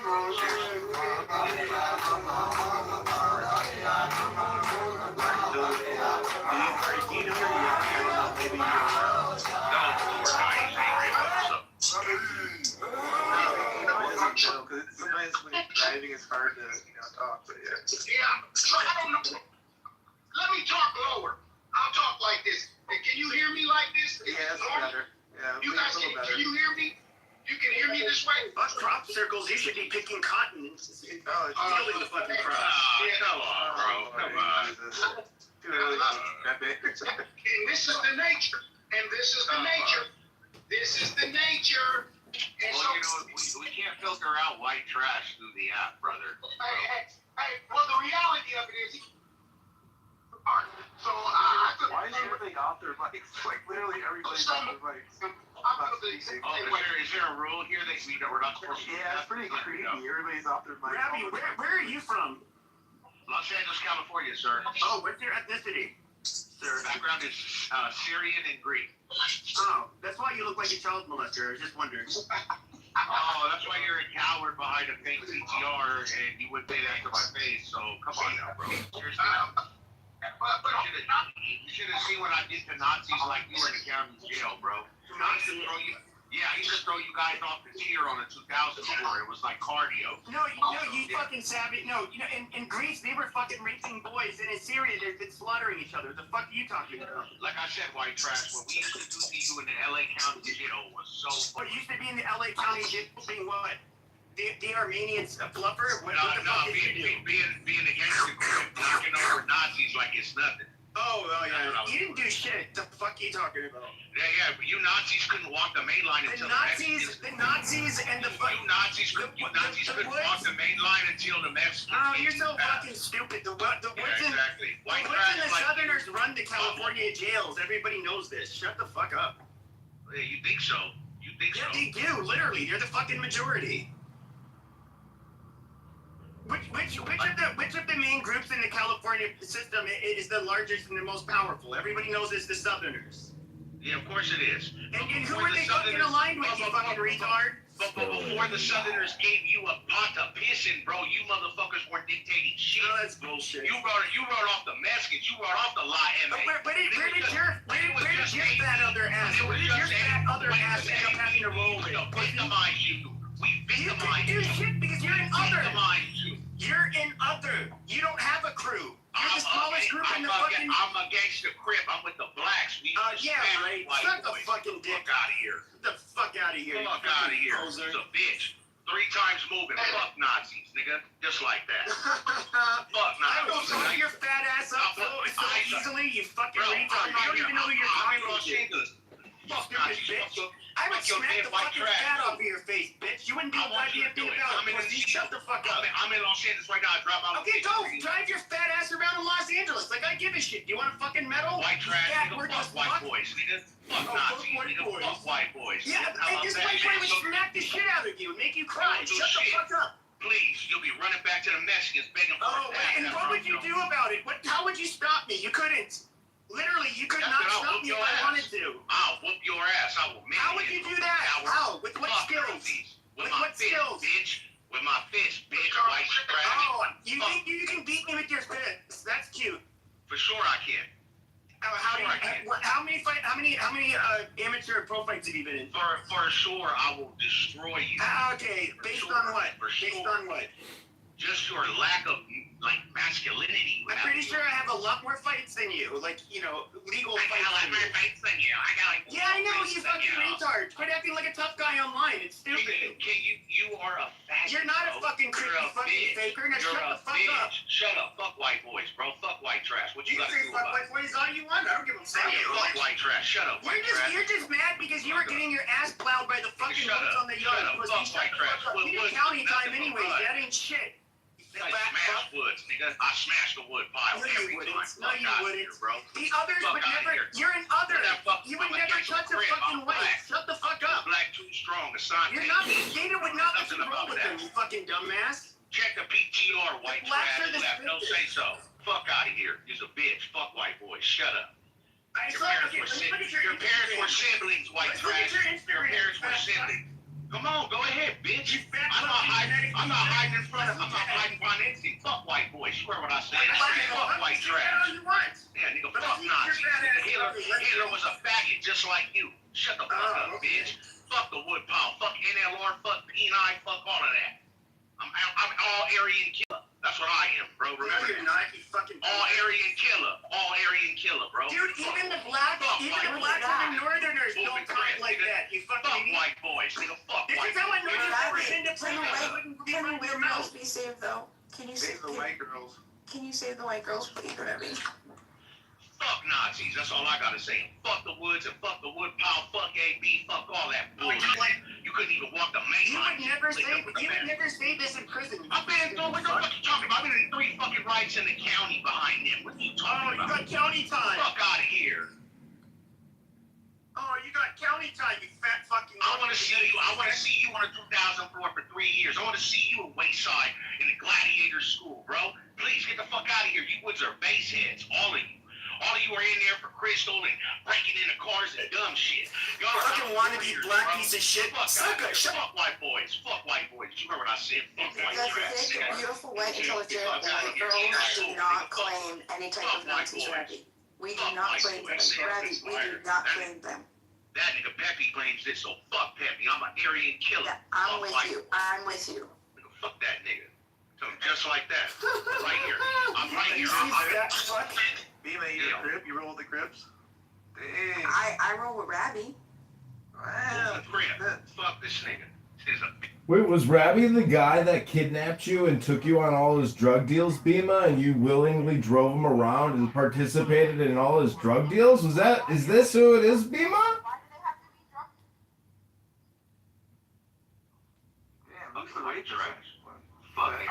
So how does a little Syrian wigger like you end up, and why do you want to be black so bad? I'm just curious.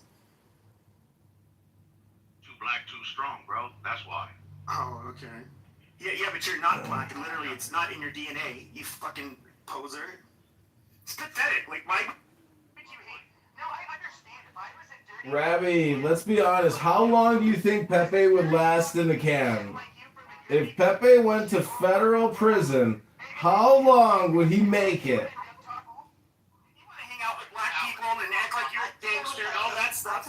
But you know that it's funny though, because you do know that you would never disrespect any Southerner or white that in the fucking county jail or prison. You would never do that. I didn't talk about a Southerner. I'm talking about you coward ass white trash. You're gonna tell me the AB, they're pussies, they would let your fat ass talk shit to them? You know they wouldn't. The ABs couldn't even walk the main line until they... Oh, you're so fucking stupid. Get the fuck out of here, bro. Y'all were always... They literally controlled the fucking state system for decades, you moron. You just had, back in the day, you just had some racist ass white CEOs bring you in drugs. That was it. Y'all controlled nothing on New York. Until you clicked up with that. I'm not an AB, and I'm not a fucking, and I'm not a skinhead, so I don't know what the fuck you're talking about me. Shut the fuck up then, bitch. No, you can shut the fuck up. I'll smack that goddamn beard off your face, you fat fucking sand nigger. Shut the fuck up. Learn how to speak English like a white man. White trash, look at you, motherfucker. You have to act like a fucking hood rat. And you're white, you fucking fat fuck. Worthless fat fuck. My vernacular can go from the corner to the corner store to the metropolitan of Central. Oh, so in other words, you're a faker. In other words, you're a faker. In other words, you fake it. That's what you do. I'm versatile, motherfucker. You're versatile. You're versatile. Yes, sir. You know, your father speaks like this. Why do you have to sound versatile? Wallah, wallah. Yeah, I don't speak that garbage. Yeah, all that, nigga. Fuck white boys. No, fuck you, fat fuck. Fuck white trash, nigga. Just like I said. You know what's really funny though is white trash was literally killing your fucking family in Syria. Literally, white boys, middle class white boys were going to Syria and putting bullets in the heads of people who look like you, only less well fed. Shut up, white trash. Shut up, fat ass. Shut up, Aryan bitch. Shut up. You're just a dartboard with black dick. That's all you are. Right around your buttholes. Like I said, fuck Nazis and fuck you. You fucking fart out quick. Everything you fart, you put chlamydia in the air. You got it in the ass so many times, you dirty bitch.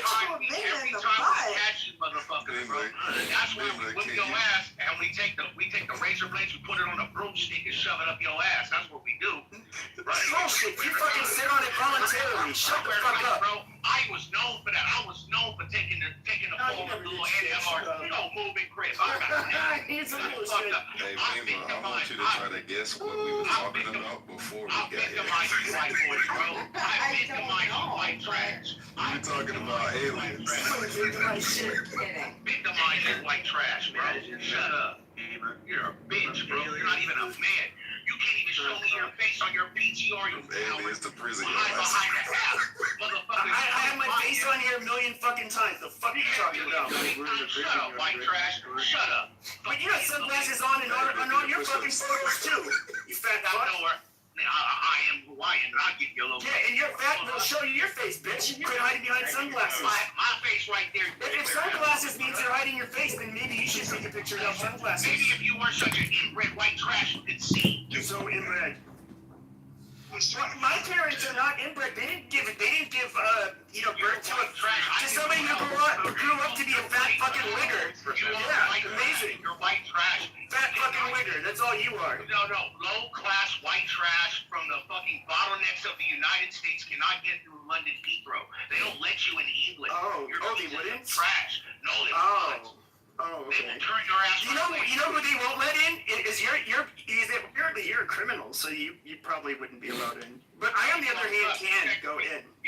Actually, I just came back because my flats in central London broke, motherfuckers. No, you didn't. Take a look at the Hey, PCR. did you guys, Pepe, Robbie, did you hear, I guess the 11th scientist that was part of that anti-gravity thing has been found dead? Amazing. That's because this fat motherfucker sat on him. I'm telling you, man. Those people, man, they had a hard job. Not like growing up in a trailer park with his mom and pops and siblings, you know. White trash. Wait, so why do you think they're killing these scientists, though? Wait, Rabbi, there's a room you haven't heard about. It's called Chillism, and I would love for you to spend maybe a couple years in Chillism. I think you're really going to do great there in the Gladiator School.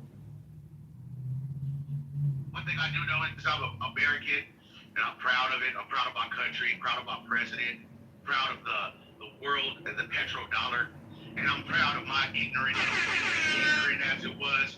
But I'm a man, stood on my own, and he's talking about, oh, you're just with the blacks. You're fucking green men. What the fuck are you talking about? Outnumbered 10 to 1. I was born in Boston, Massachusetts, and I grew up here in Los Angeles. Oh, you're from Boston. Amazing. That's where my family's from. That's cool. Oh, so you're liberal white trash. Oh. Liberal? I'm not liberal. Also, be sure to tell. First I'm a Peckerwood, then I'm liberal. Oh my god. You got liberal Peckerwoods for sure. You got a shitload of liberal with Peckerwoods. What are you talking about? Yeah, I know you got bullied. That's fine. What you think the surfers were in Venice Beach? They were no real right wingers. They were cowards. All you white boys were cowards. We're cowards? Oh, so you would go running. So wait, how old are you? How old are you, tough guy? Coward. Hey, tough guy, how old are you? Like what decade? Like what decade? I'll give it to the Northern Cali white boys. I think we're cousins. Are you like in your 40s? Are you in your 40s? That'd be some shit. I'm 41. Okay, so you're telling me that like the white boys and the South from Southie that you think they were pussies? Yeah, majority of them were not factors whatsoever. Oh. Not factors for decades. They were to struggle off drugs. That was their Don't be downfall a big because they were beautiful crystal girl. heads. Also, be sure to tell your votes for the top 50 recipients of tax credits are. Many of the corps that have donated to you more than 600 million. No, I'm talking about in Boston. I'm talking about in Boston. Southeast. Different. No, I don't say that about those white boys. Fuck no. Yeah, I don't think you would talk shit to those white boys. I wouldn't want to talk shit to those white boys. What is an Irishman that I have no quarrel with him. I have no quarrel with Irishman. Yeah, I don't like not even in Revere. I like some of those areas. I don't think you'd want to talk shit to them. I don't talk shit to a Catholic Protestant white boy. He's an American. God bless him. But you Nazi motherfucker. Oh, I'm a Catholic white boy, you dum dum. No, but you're a Nazi though. You're a neo-Nazi. Oh, how am I I'm a neo-Nazi. Wow. For sure you are. Oh, how do you know that? Because you took such offense when I started disrespecting Aryan Brotherhood and Peckerwood. It's like I hurt your family line when I said that. No, I just think it's funny. I think that's LARPing. That's like me saying I went into the Hells Angels clubhouse and I started beating all of them up. And said I'm the Hells Angels killer. It's just so it is so stupid and like so out of this world and like dumb. I'm not gonna take it seriously. You're a racist, inbred, lefty, white trash piece of shit. I'm a lefty. Oh, that's all. And I'm racist. Amazing. I love that combo. For sure. Yes. What are you talking about? Free healthcare for all, but not for the niggers. Amazing. So what you said. I hate when you say that word. Lefty white trash, bro. It's disgusting. The bottom pit of American. Yep, that's exactly, yes. You know, I gotta thank you, Rabbi, because usually I'm the only one here making fun of Pepe, and thank you for letting me take the day off. God bless you, Rabbi. And sorry to hear about all your trouble in prison, but I really appreciate all the great work you're doing here with Pepe.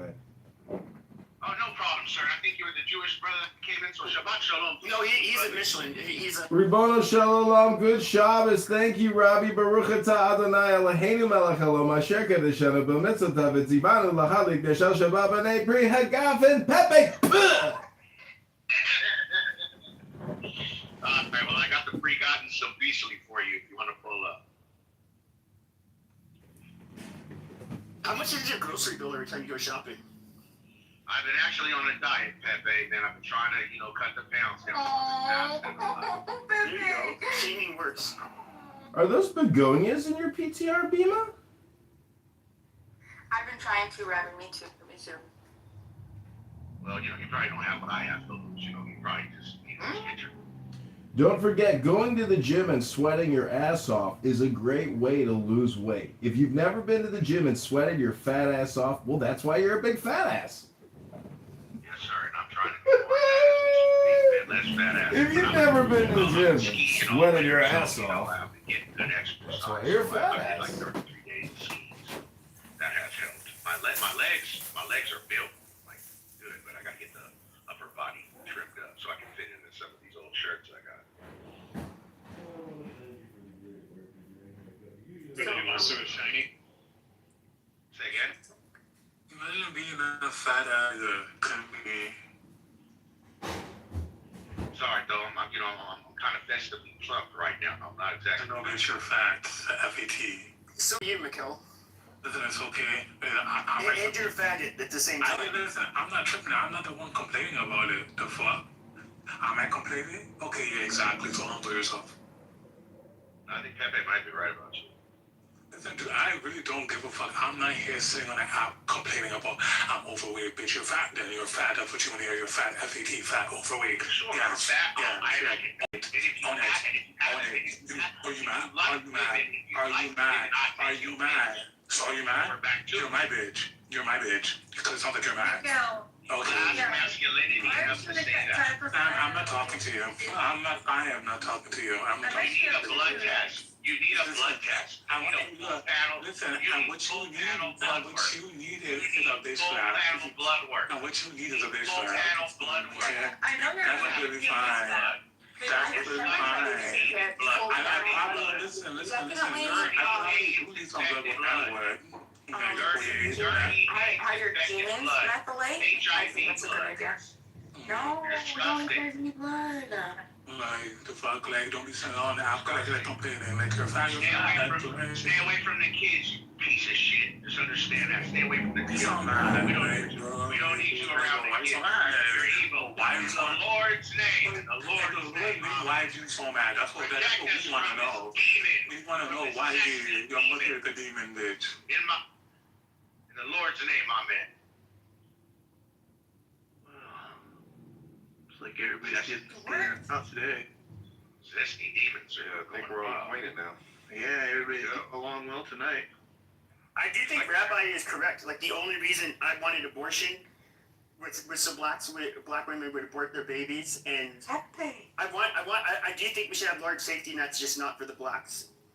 And he's actually right. That's fine. Us blacks don't want nothing from you either, but don't fucking bother us either. We don't, just leave us the fuck alone.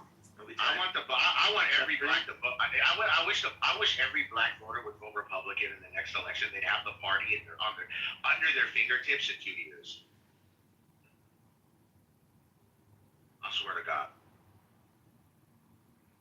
It's starting to sound like we need to separate. White boys will still be stealing all of our music and style and trying to be cute. No, I mean, everybody's got style in America, man. Of course, the... white boys can't dance. Is there any white boy on the stage that can dance? Depends on the kind of dance.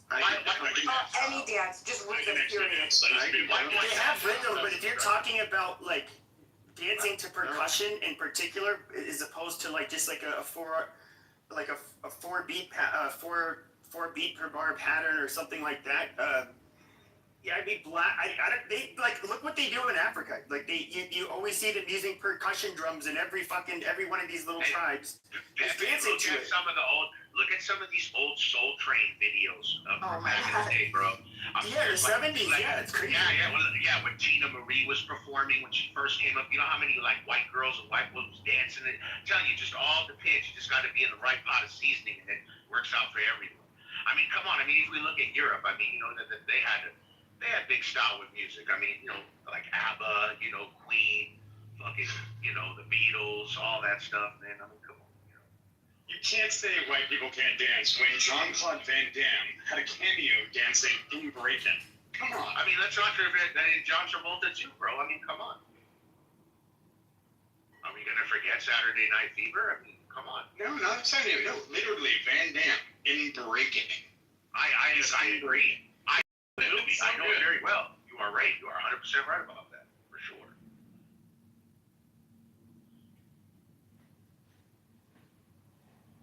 So did you guys find out that you were cousins?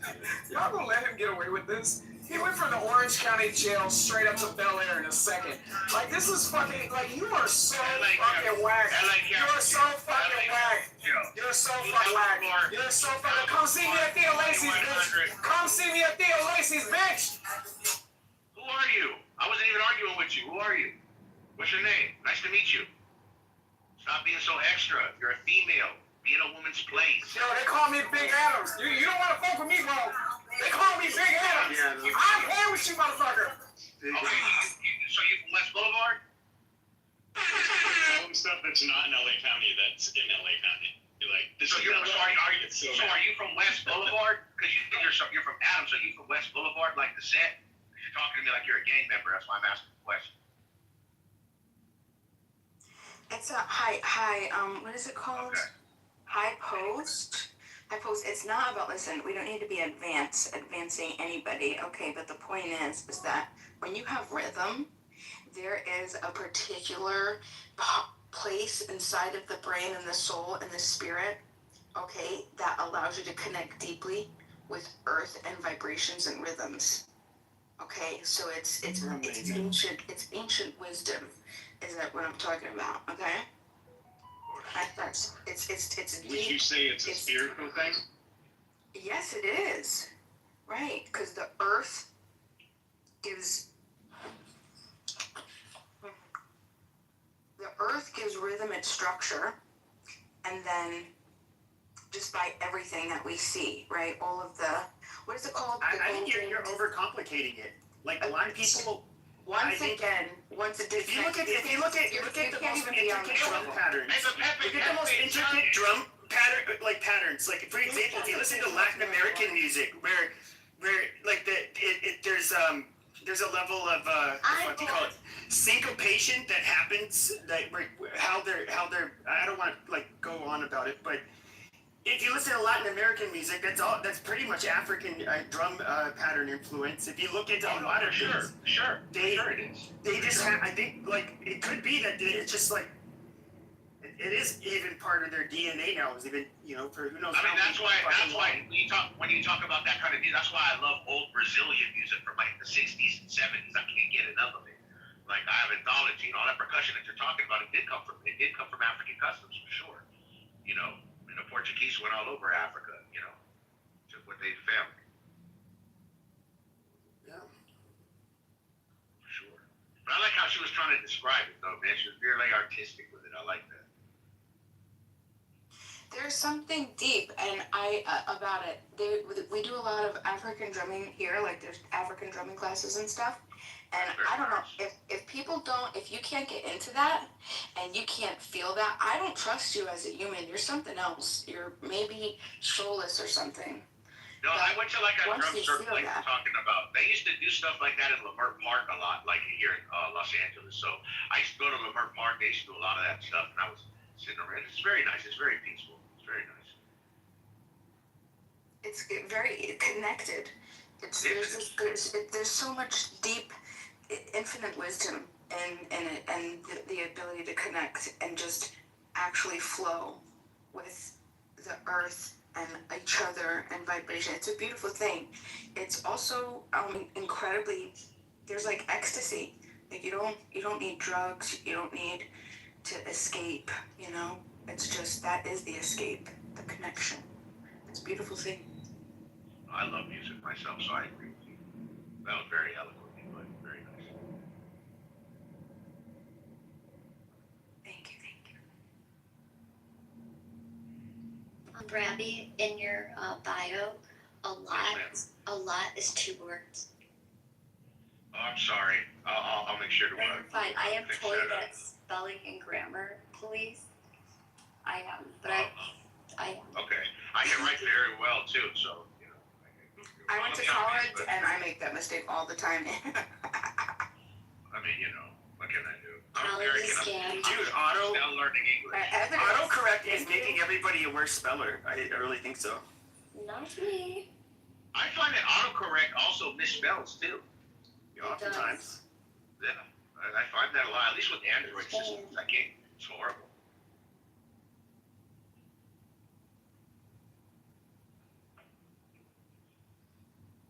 We're not bad spellers. The English, we're just so weak. No, I know they are. Snarky people who try to make it hard for everyone. No.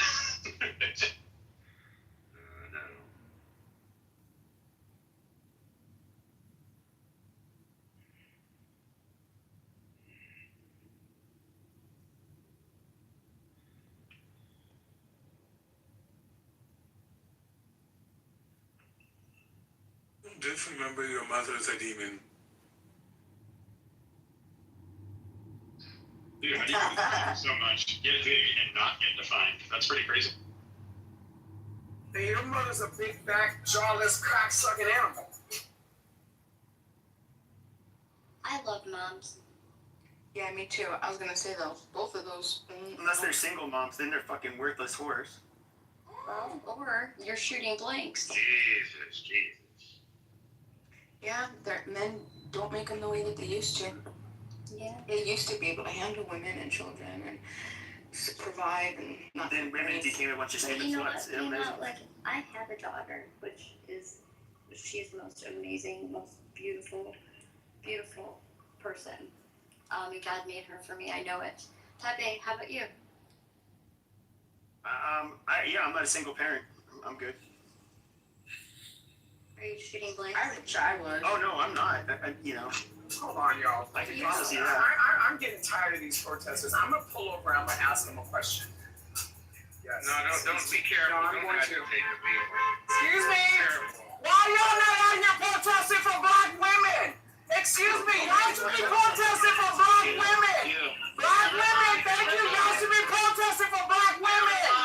Get them, Adams. Get them. Yeah, go ahead. I'm sorry. Yeah, that was good. That was really nice.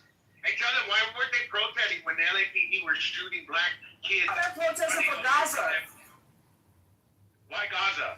How about Damn, why can't they do both?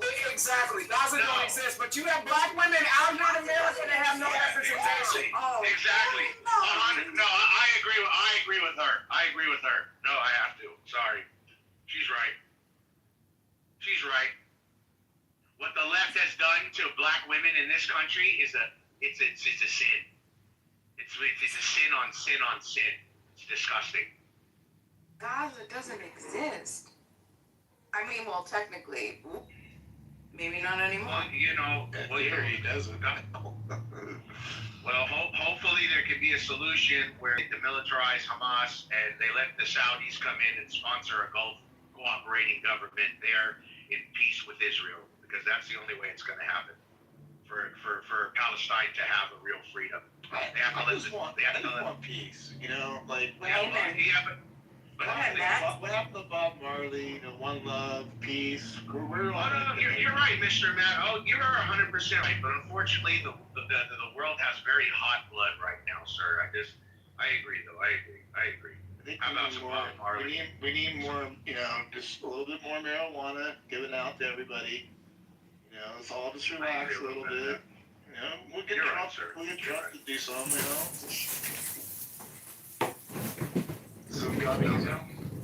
See, the truth is, even if Gavin Newsom becomes the president, the Democrats will force project, even though Newsom will go to war overseas, they will still project him as being the solution or the truth because it aids their feelings. What the Democrat Party believes in is a black tax. They want reparations for blacks in this country, and everyone else will have to pay it. And they are so delusional. They think it's in the trillions. There are other things. They believe in abortions at scale. They want more abortions. They want to fund abortions even more. They want abortion buses. They want abortions everywhere. They also want trans men dressing up as women everywhere. They want as many gay people as possible. They are so delusional, so psychotic, so sociologically deranged, and so backwards that there is no way after Donald Trump America ever slides back into that type of mold.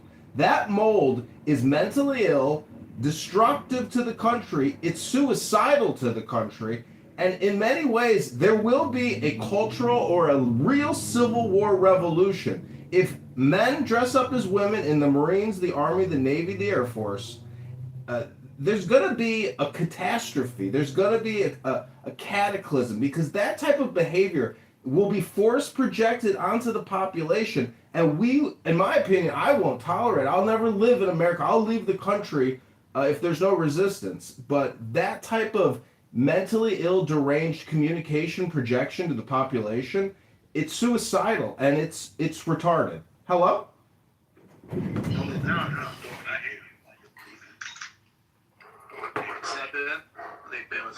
I said, don't let the door hit you while you leave the country. And well, let's hope he finds happiness and finds, a better America so he doesn't have to leave, How about that? Let's hope he can stay. I think it's... I'm just trying to call out the hypocrisy that Democrats won't criticize international regime change when a Democrat does it. But they're more concerned about propaganda. All illegal aliens are great. They're great for society. Oh, the Republican capitalists, they love the illegal aliens. It's all a lie. It's all a lie and propaganda. The Democrats do it all day. Alistair, if they cared about the Latinos, right, they wouldn't use them as voting slaves. That's what they do to them, right? You look at how many trillions of dollars that the elite left has in California, from technological, I'm talking about Silicon Valley to even farm industry that they own, agriculture, just all types of technology, even fuel. They have trillions. That's why they bought up most of the elite properties in Hawaii to keep the property rates up, and keep the property high. They gentrify everything they touch. So at the same time, right? Have you been to Hawaii? It's all Japanese. Yeah, if they really love the Latinos, my thing is since this has been happening since the 80s, the Democratic Party could have put together a private funded workforce kind of community out in rural areas and start training these people and then have them on paperwork where everything they make, they take taxes from. And you have a system of work to citizenship. They let them in and say, oh, we're a sanctuary city, come, we'll give you healthcare, we'll give you this, but we just want you to vote for us. We're going to keep you broke enough to where you vote for us because we won't deport your parents. And it's the same psychological, traumatic kind of shit political game they play over there.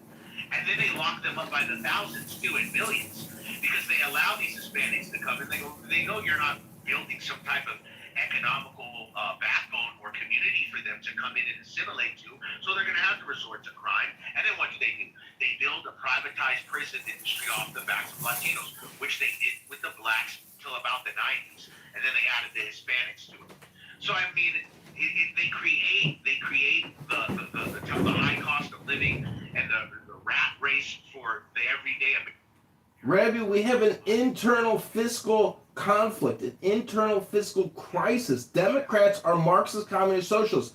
The way to expand the currency and to inflate it more, we are now paying $100 billion a month. $100 billion a month in interest, the top 10 recipients of our VIG. And it's only going to get bigger. And the Democrats want to expand it at an incredible rate. Donald Trump is the solution because he at least knows how to spend it, and he knows how to win a war at a good price. Hello? How about the debt today, Trump? Isn't it 27% of the debt? America's debt was all of the Trump.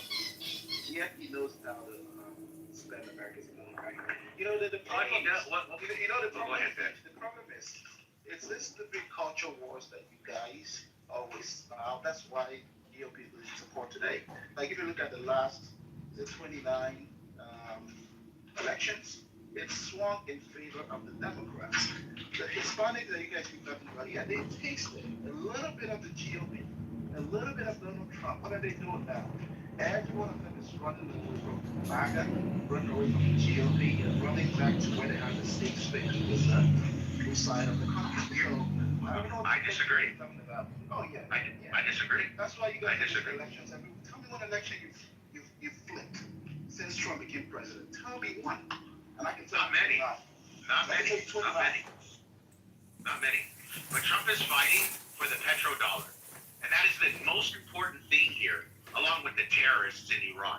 So at the end of the day, securing our petrodollar, securing our allies in the GCC, and eventually having a peace kind of talk between the Gulf states and Israel for a greater peace along the Levant will boom this economy, something that you, don't worry, we'll take care of that national debt all right. Because if we get that economy booming, if we get that economy booming, we get peace. We get peace between Al Saud and Tel Aviv, and then we have a greater peace going throughout the Middle East. Not a fucked up Middle East behind Iran and their dirty politics with China and Russia playing the games like puppeteers. If we really have an assimilating ecosystem, we can do a lot, and that's what he's doing. He's protecting our petrodollar. Because at the end of the day, they invest in the U.S. economy. They trust the dollar because what? It's not backed up by gold anymore. What really backs up that dollar? The United States Armed Forces. We pull up, we bomb shit, take shit over. So if you fuck with our dollar, we're pulling up. So as long as we have that power, we will be on top and we will remain on top. And I believe. Why did I get this freaking music, you guys? Why did you guys say? Well, what about the innocent victim in Austin that died from that piece of shit American, whoever the fuck he was, who was a sleeper cell for a run? The fact is there were no more sleeper cells, or they took them out. But there was a 24-hour period after Trump came up at 2:30 in the morning and said we're going to war. Within 48 hours, there should have been sleeper cell attacks, but there weren't. Why weren't they? Why weren't there any real terror attacks in this country? Hello? Excuse me, I have a question. So, I mean, this is the Trump house, and we've been belaboring this topic for quite some time now. When are we really going to have the conversation about the protection of black and white women? Okay, because I'm really tired of listening to the hijab crowd and everybody complaining about what's going on in the Middle East. Okay, when are we going to talk about black and white women here in America? Okay. Speak up for him, sister. Speak up for him, Queen. Queen, we gotta make our local politicians make that a part of their voting platform. We gotta start saying that. What about the women's rights? What about colored women? What about white women? What about American women? There has to become a ground movement, ma'am. Right, but y'all have to Women of understand. color. But listen, y'all have been focused on halal. Dr. Adams, they already get $100 trillion in female reproductive care. How much is enough? All this reproductive care, it's not reproductive care, it's abortion murder care. It funds the doctors, not the patients. $1 billion a year in reproductive rights? $1 billion a month, I mean. To do with any women in hijab or any of the women of the Middle Eastern ilk. So I'm trying to understand, why are we continuing to belabor this topic in the Trump house? Like, what are we doing? Let's talk about these white women and black women, Dr. Adams. Preach, Queen. And his fake rubber breasts. Then listen to another 10 hours of y'all bitching and moaning. Blubber breasts? The man is an artist. He likes to role play, like you, Dr. Adams. We don't know that he likes to role play. He does. He's trans. He's just trying to figure it out. You're trans, right? Like, what's the story completely? So, fake rubber titties, or what's going on there? all right, so check this out. So Kristi Noem's husband, while she was, serving as the Secretary of Homeland Security and deporting people, which she did a wonderful job deporting people. She spent $200 million on TV ads and was banging on an airplane. Her husband was at home, okay, at the same time as John Kitover. They may have been on the same website with the same fake rubber breasts. Don't dox me, Dr. Adams. We have an agreement. He was wearing fake rubber breasts, and he was on chat websites with transgender sex workers going by the name of Crystal, where he was asking for the sex workers to call him, are you guys ready for this, a trans bimbo slut. So apparently, when he didn't pay one of the sex workers $25,000 fast enough, they ended up letting his business out, and that's how we know about him wearing those fake rubber breasts. Wasn't she also allegedly having an affair with Corey Lewandowski as well? Yeah, banging on the airplane, banging on the job, banging them out. She's actually in the canning business. She's in the Puerto Rican, Mexican, Ecuadorian, every and there is. But Operation Wetback was a failure, wasn't it, statistically? Because Obama supposedly got more numbers out. That's what they like to say, but I don't believe it. Alcatraz Island at this very moment is housing some of the most deadly, vicious, criminal, illegal alien intruders this country has ever experienced. And it's just beginning. I think we should all pray to Donald Trump that he refocuses his eyes, his gaze, his one eye back into the country, into Chicago, into New York, into Miami, into Dallas, into Austin, into Seattle, into San Diego, and he redeploy and hire an additional 500,000 law enforcement to take out this alien invasion of over 20, 30 million illegal alien invaders that don't belong here. Time to go! This man needs to go to the loony bin. I'm trying to understand what's wrong with Edmund. Why does he need to go to the loony bin, Pepe? Do I really have to answer that? Yes, you really do, because I'm trying to understand what is it about John Kitover and him. We have an agreement, Dr. Adams. My name is Alistair Crowley. Do not dox me. My name is Alistair, please. Hello? Why does Alice go into a padded room for doing the same? Alistair. Pronounce it correctly. Alistair. Recording people, hold on.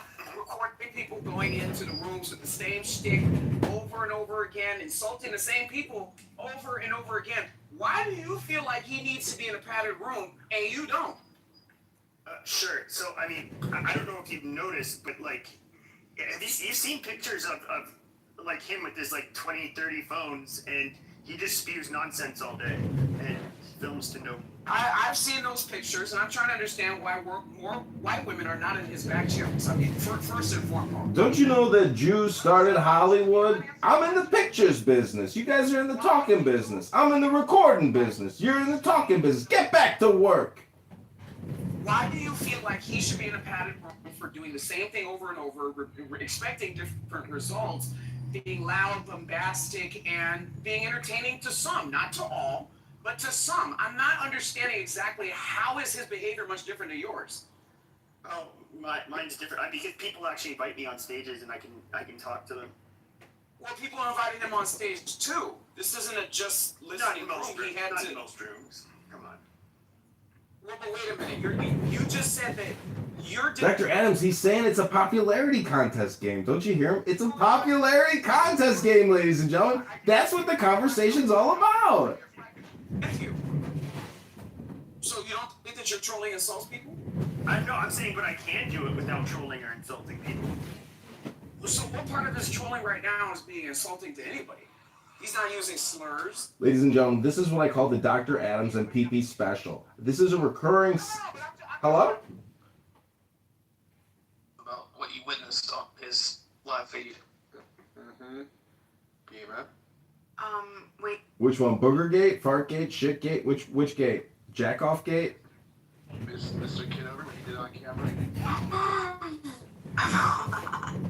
Listen, my name is Alistair Crowley. Stop doxing me, and everybody in this room should know that there is a warning before you come in here that you will be recorded in this room and put on many YouTube accounts that you didn't agree to, but that's just the rules. Well, then you shouldn't be too upset to have your story told again, since it's recorded and for everybody to hear themselves. So, one day, Alistair Crowley, he was doing a live, and he was looking very fresh, a nice black collared shirt. And so you were watching him? Mm-hmm. Okay, Yeah. I just want to be clear. I'm sorry to interrupt. I was watching him. He popped up in my news feed on TikTok. And I was like, oh, I know that face. So I proceeded to watch. So as I was watching, he, this nice, and I mean like this black collared shirt. It was like, it wasn't like a washed collared shirt. It was one of those very fresh, like the deep dark black that it's, you know. Like a black T-shirt, Bima. Hello. And no, it was a nice collared shirt, and it was nice in a deep black. So either you do. This was a different booger gate? I thought there's 2 booger gates, ladies and gentlemen. Or it's a brand new shirt, which I would think it was a brand new shirt. Anyway, he proceeded to pick his nose with his right hand, and then he pulled a special something out, and then he wiped it on his left pec. And on the left pec of the black shirt, I'm sorry, that is so fucking dirty. you saw this big booger on his shirt. Now this shirt, it's crazy. And so now there's this Stop. That is like, I don't even want to hear the rest of that. That's just so nasty. That's so nasty. You have damn nerve to be calling anybody dirty. You're fat as hell. Listen, I can't imagine anything more dirty. You're the one that wants but you're fat as hell. That is just so you're fat as hell. The darker, the skin between your eyes are darker than your face. You're fat as hell. You don't see me. What are you talking about? See me. Like, you are fat as hell. We know what you look like. We know what you look like. We can hear the sleep apnea in your voice, fat ass. We can hear the sleep apnea in your voice. Let this black woman finish speaking. Go ahead, Bima. Go ahead, Bima. So I refer to everybody. If you could just see my PTR, I was able to grab the moment. Yeah, I'm not looking at that. I was able to grab the moment. Oh, pick the winner! Pick the winner! Pick a big winner. Holy shit. And so then he wiped on his shirt. This is really funny. It's interesting. That booger was infused into the fabric of this nice black shirt because he had. So you must have really been staring at that man's chest. I was. And wait, but first, Dr. Adams, can you look at my PTR? This is booger gay. This was the moment that made me have to follow up, right? But this was the thing. He then, the day went on, and he did other lives, and the booger was still here. Wait, it gets even worse. The booger had staying power. And he had like a robot, and he was like putting robes on and off, and the booger was still there. Some boogers live on forever. I'm sorry, just because that was a powerful booger. No, the man was scratching his that booger had strength. The man was scratching booger his had staying power. Now, see, Bima, now you're just making shit up. The man was clearly scratching his mustache, and you can see because his fingernail isn't properly in his nostril. Have you ever had a booger just sitting up out of your nose? I just want to say that booger had strength. That booger had staying power. That was a powerful booger. A profound booger. I only pick winners. What if you were scratching the side of your leg and somebody said you were scratching your pussy and you're not clean? How would that make you feel? Like, this is a wild accusation. Like, y'all need to stop. The man is weird, but to say that he's dirty based on that PTR, like, this is weird. I appreciate the attempt to maybe sort of bond with John Kitover, but you gotta. I want to thank you, Dr. Adams, for coming to my defense in Boogergate. I'm appointing you chief counsel on the campaign to elect John Kitover to Chicago mayor. Thank you, Dr. Adams. You are now my chief counsel. I'm showing you a photo, right? It was difficult because it's a video. And let me remind you that it is a photo of a man scratching his mustache. Right, because you can only capture. Moderators, I object. This is hearsay. Show the evidence. Moderators, please. I object. I object. I object. Moderators, I object to this. This is all hearsay. Strike from the record and silence the prosecutor. Moderators. Oh, Bima, you were studying the man's chest. You said it yourself. I asked you, and you confirmed you were studying the man's chest. Well, I mean, I wasn't studying the man's chest. You were studying the man's chest. You gave great detail about the man's chest. and about what you thought was on the man's finger. Like, this is weird. This is weird, Bima. You were watching the man. Maybe you were watching it because you like him. I don't know. But this does not raise. I don't see any. This is a cute. I approve. This is. I don't think it's cute at all. You are too grown, Bima. I don't think anything about this is cute. If you want to fuck the man, tell the man you want to fuck the man. She did. She asked me one day, John, would you? She said, Alistair, would you go out on a date with me? She asked me, and I said, Bima, what kind of question is that? You have a love of your life. You're dating a black man. I was shocked when she asked me if I would sleep with her. Kitover, I'm sure you were shocked you found she had a crush on you too. I was shocked. Because she says she loves her boyfriend so much, but yet she made a pass at me and tried to, say she wanted to sleep with me. Then her and She-Wolf came in my room, and guess what She-Wolf said? She said her mother raped her. And then they reported my room and they banned all my accounts. She's a fucking snake. A fucking snake. Bima is no fucking bee. This bitch is a fucking snake. A communist. A socialist. She's nothing but a goddamn Democrat hustler. Posting a strong Republican picking his nose. Shame on you, fatty.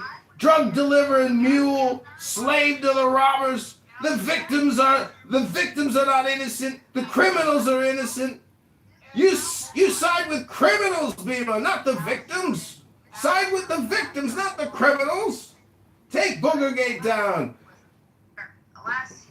Bima, you were watching the man, you were studying the man, you went out of your way to go and see the man's broadcast. The fact is that it was a fact. Bima, you have no evidence. You have evidence that you taking pictures. It's true, I was only tickling my nose, scratching it. I'd never picked. There was no booger. There was no booger. Bima, you are I deny this prolific booger, this clinger honor booger that stayed on my shirt all day and then I put a bathrobe over it. That is hearsay. Show the proof of the booger. We want to see the booger. There was no booger. I was merely tickling my nose, scratching it. I wasn't picking for a booger and there was no booger. Show the booger or it's all just gossip and hearsay. Strike it from the record. I know I have prolific boogers, but this was not that day. How dare you, Bima?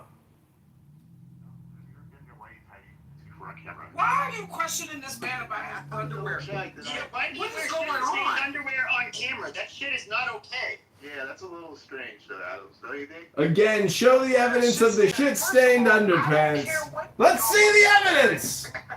Show the evidence. There was no shit stain. Those were clean Hanes. Clean Hanes underpants. How dare you, Matt Cool? Accuse me of shit-stained underpants because Jazzy likes to carry around pictures of me doing yoga. How dare you? Gossip and slander. Defamation of character.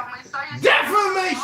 A man is entitled to scratch his nose when it tickles. There was no booger. I picked no booger. There was no carry-on clinger booger. You are full of shit, Bima, as usual. I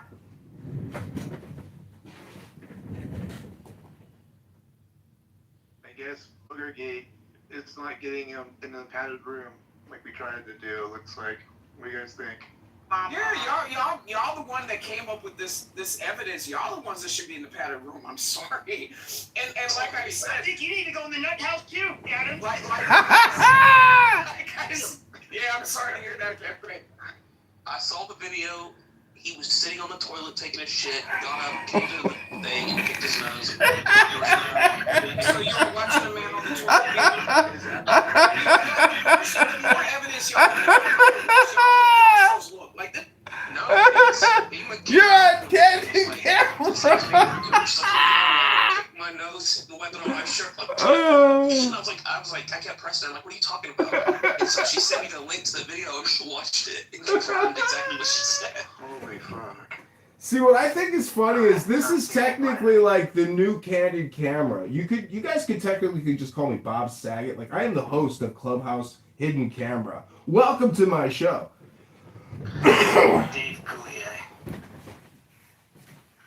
I'm looking, these 11 scientists, so they miraculously, some of them were shot dead in their homes or just disappeared completely, with like everything left in their house, perfect, no packing, no, I mean like purses, phones, everything, like they were just like sucked up into space by some beam of light.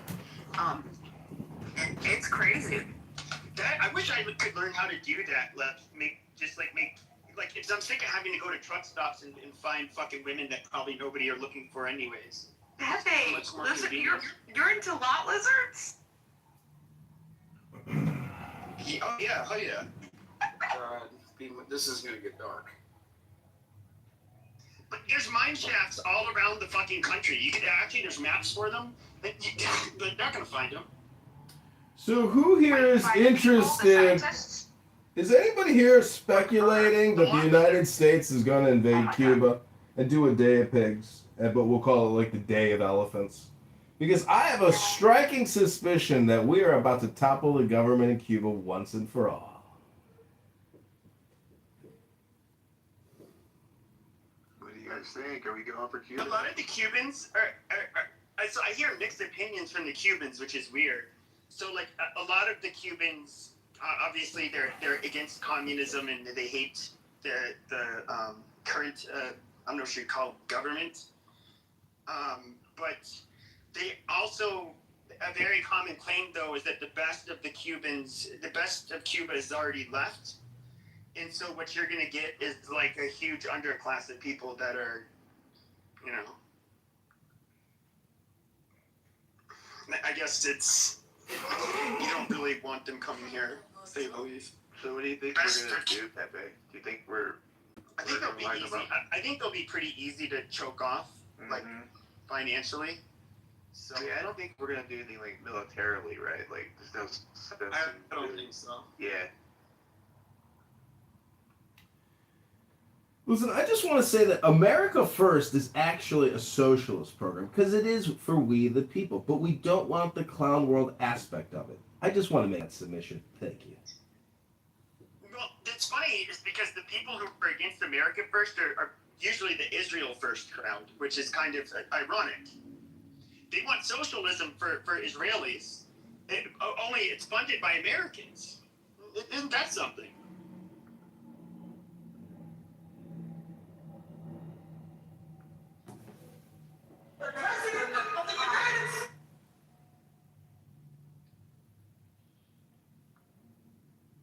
So, do you think that there will be a ground invasion of Iran at the end of the day? Because, based on my experience and the things that I've seen, until U.S. boots are on the ground, it's not real. And to make it real, that requires tens of thousands of men deploying to go conduct operations. It's a highly unpopular war, and Trump's approval ratings have fucking absolutely tanked. I just don't see it happening. Well, you don't see a lot of things happening. You probably didn't see Maduro getting scooped up in the middle of the night by a griffin and flying him to Manhattan for justice. You probably didn't see that one, did you?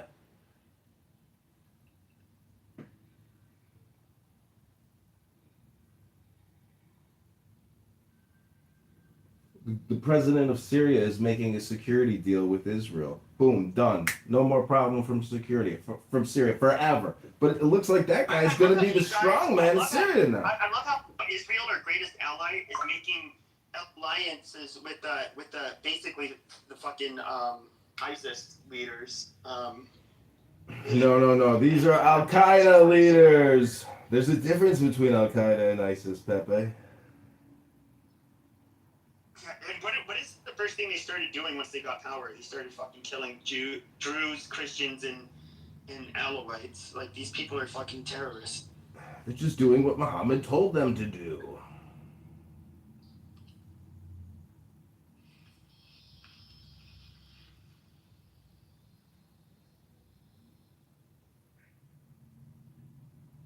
But at the end of the day, our glorious president has won so much already that I can't believe there's even more winning to do. I'm actually, in many ways, a little terrified that I've supported Donald Trump this long because everybody I meet, no matter where I'm at, seems to hate Donald Trump. But that makes me think, you know what? Maybe I was right all along. How much do you think that the hate is justified, and how much do you think is just complete, unsupported, bandwagon appeal? Hate. He's the all or nothing catch-all for people's complete lack of enlightenment. He's the opposite of people's non-enlightenment. You see what I'm saying? Like, that's why the Jesus meme is so funny, because this is what I can't understand about people that hate him, especially in the psychedelic community. They fail to see the divinity that is within Donald Trump, and they fail to see the concept that there's Divinity? yeah. God.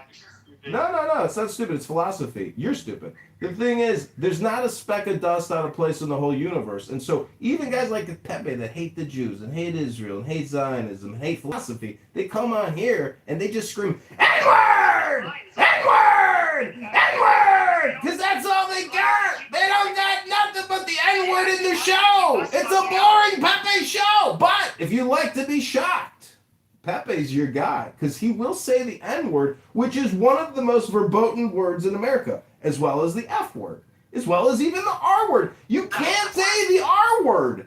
That's so ridiculous. Anyways, I hope I'm articulating, because I want to get into the ejaculating. And what I'm trying to tell you is there's not a speck of dust out of place in the whole universe. If you have that reframe, even in your own personal life, it'll resolve a lot of memories that might be a little traumatic. Hello? What was that big word you used, John, for Bolton? It's just Bolton. Can you spell that big word for me? DERBOTE. Fucking the Trump. Fucking Concrete will use it 20 times next week.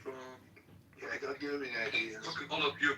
What's this guy up to? Let's let him talk. Hold on. Ah, shoot. Did someone move him? Yeah, I wanted to keep him up. I did. Get him a People keep talking about the fact that I got no children, and all I want to say is Danny, Jewish Danny on here, very annoying girl. If her and I have a kid, we will create a Super Saiyan annoying person. This could be the Messiah we're looking for.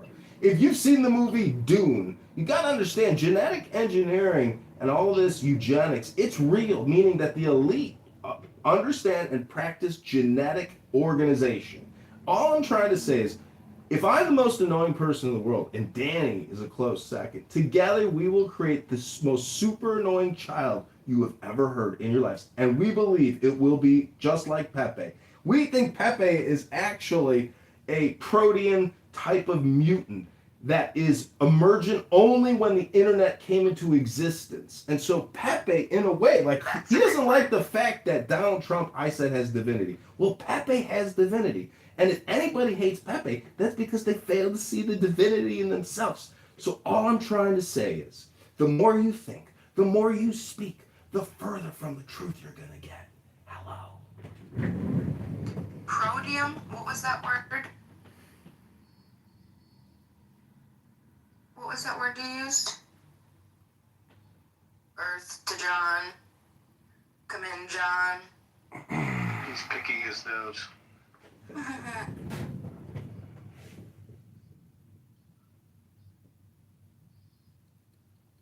By the way, I don't know the word. What does diabolical mean? Right here, Like evil. Like a very. I only hear diabolical when it's used to describe like a plan or a plot. Generally, it's like a diabolical plan. In other words, like an evil plan. Exactly. Like, if you believe that the Zionists, blew up 3 skyscrapers on 9/11, and Shel Silverstein was involved, that would be diabolical, wouldn't it? Diabolical! Motherfuckers, diabolical! Articulating, ejaculating, articulating and ejaculating. Diabolical, motherfucker! So have you heard the term Jewish lightning? What's that? It's when you burn your own house down and say that it's struck by lightning, so you can get your insurance money. It's a Jewish thing to do. Alright, so back to what Bima asked about the hatred that people may have for one person. So I'm just going to run through a couple things, and you tell me what human being on planet Earth has been impeached twice, had a Russian collusion that did not turn out correctly, 2 assassination attempts, and 34 counts against him in a New York court, and went there every day. Who robbed off the porn star while his wife was giving birth? Let me hold on. I would never interrupt you, Tom. Who decided to make $7 million on his mugshot? I don't know how many people in the world ever done that on their mugshot. And how many of us would even survive any of these things to go through the J6 committee that they tried to tear them down, and to come back and win every swing state, to swing the popular vote, and to beat not only Hillary Clinton, also Harris, the whole Democratic regime. Tell me one person that no, Biden didn't do any of that. Well, so Biden was part of that he lost. Biden lost, so he didn't run. Yeah, exactly. But you're correct, man. So, but if you look at all these things, why would anyone want to criticize someone who's had all this up against us and he still gets up every day because he loves his country? Just think about what the regime, the machine, has tried to put against one American. Because I didn't look at Donald Trump as one American. He just happened to run for the office of presidency. But he's just another American. So, B-Bomb, this is what I say to you. Disease is real. The deranged syndrome is real because people look more at someone else than themselves. And for me, the only person I'm responsible for is Edward. Donald Trump's responsible for Donald Trump. But I am right now, at 62 years old, happy that he is the president of the United States with everything he's gone through. Oh, yeah. Because he's been through some stuff. And whatever the world tried to throw at him, I think he's proved that he can go. I land there. Thank you, Edward. Bima, what say you? If anything. You silenced the great Bima, Edward. I just think in relationships, we should. I definitely think that there's unwarranted hatred for Trump. I think a lot of it is blind. A lot of it's bandwagon appeal. But I have to be honest, I see that with every presidency that I've ever been alive to see and witness. It might be more so with him, but I don't know if it's just because of the connectivity and the measure by which we can keep track and then spread information now versus yesteryear. So, I mean, I don't know, but I don't trust anybody who says any president is overall just been bad or good, right? It's just, you gotta remember that they're inheriting an entire issue, an entire system, and they're working off of what's already been in place to try to improve it. And I think that there are ultimately some good things that every president could be. Net positive or negative, I don't know. I wouldn't be the one to tell you that, but I don't ever trust anybody that says ultimately. You want the federal government completely removed, right? Kaput. I want it deregulated. I want it like massively limited. Like if I can't get, post-conventional cognitive moral development. What? I.e. highest level of emotional maturity, I would say, can we do like a far libertarian sort of like Bima, employment at the federal government is down 40% already. Do you want the president to not have as much power? To take us to war?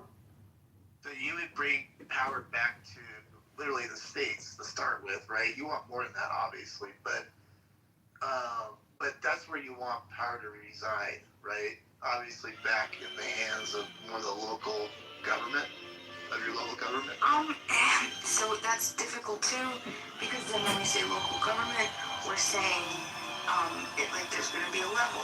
But ultimately, I think, yeah, there should be like a start at least. I know you want more than that. You want to go way, way further. I get that, but right. You would take that in a heartbeat. The man was not having it. Yeah, oh yeah, definitely, definitely. In the federal government is to protect the local, well, not the local, but the states from over-regulating themselves, right? So the federal, okay, yeah, we want to keep it deregulated, you know, innovative, creativity, loving, forward-moving. Sank back in 1912.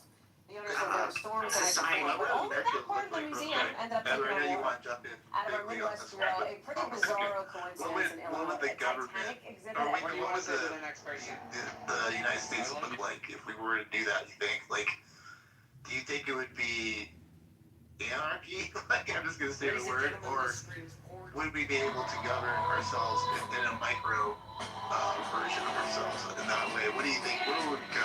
What would it look like? I don't even know. Well, one thing, I don't think that we would be a superpower anymore. I think that that would, because of all the other potential competition for other currencies and with everything that we'd be able to grow, I don't think we would have that power, but I do think that we would be extremely successful. I think that we could potentially be, I mean, I see like significant lower rates of homelessness and everything. If we could deregulate, allow people to make direct contracts, decide for themselves, get rid of all of the competition inhibitors, allow for, you know, real true commerce. I mean, free market, like that would be massive, but you have to know that you're going to have to go with those ebbs and flows, right? Government tries to keep us up all the time, despite, you know, some failures. We're going to have to take the failures as they come, but the failures are going to be just as great as the next high. Right. Amber's chomping at the bit. I think he's going to like this one. Go for it, Amber. Yeah. So, Bima, and I do agree with you. We actually have the only constitution that supports limited government. Right? So, if I say to you, I'm 62, and I've got to govern my own life locally, so, and I know that I live in the state of California, but I do everything to make sure that they do not infringe on my rights, right? And unfortunately, if you ask the average person that comes on these platforms, who is their local mayor, who is their local sheriff, do they even know their government? Do they know what's happening in their own state? Most of them couldn't tell you. But they can tell you what's happening in the straight up removes and what's going on with the regimes overseas, which is kind of interesting to me. Because I'm very focused, like you said. I don't think that you need to do anything other than we the people need to take our rightful place in the actual documents we have. It says we the truth inside of it. I ask a lot of Americans almost every week, what truth do you believe in? Do you know what a lot of them do to me, Mom? What were you talking about? Maybe the rest of the document. They don't even know what Bill of Rights, the Declaration of Independence. They don't know. So it's very hard to govern people who don't even know the foundation of the country. That's the hard part. So we think that central government. And the reason why we have a bloated bureaucracy is because the people that's even running for all these offices know that it's a big. What do you want to say to the next person? Okay, it's the only place for you to go to become a billionaire. Because there's so many back channels, so many things, and they're just living off of the public dole. And this is the hardest thing. What you just said. Can we shrink it? Yeah. We the people have to get some courage to really do this. And I don't just Edward's observation at 62. I don't think America can have the stomach to break this. I don't think they have it. I don't think we have the stomach. I think we're afraid to really hold ourselves accountable and then our elected officials. Like they say, oh, you need to run this. No, you just need to vote the people out every time. We know they're not doing it. No, I land there. Good point. Would you follow the Constitution at all in your ideal world at all? That's a good question, Andrew. Yeah, that's actually my biggest claim. The Constitution is not legitimate in my view because it's only legitimate for the people who are there to sign it. That was their contract. They contracted and they had the opportunity to say, this is what we want for the society, right? New generations that gain the ability to participate in society, we don't get to opt in or out of what we decide, right, that is going to be beneficial or harmful to us. We've just inherited the system that somebody else signed off on us, for us. And so ultimately, yeah, I think that there would just be a couple small, I mean, I love the Constitution, but I think that there should be some small caveats that would allow for more privatization, a lot more, significant more, a lot more competition, a lot more free market. And, because it's not that I don't like a lot of the things that the government is trying to do. It's just that was never intended for the government to do. That was intended for us to do. How they organize and get our tax dollars together to pass something.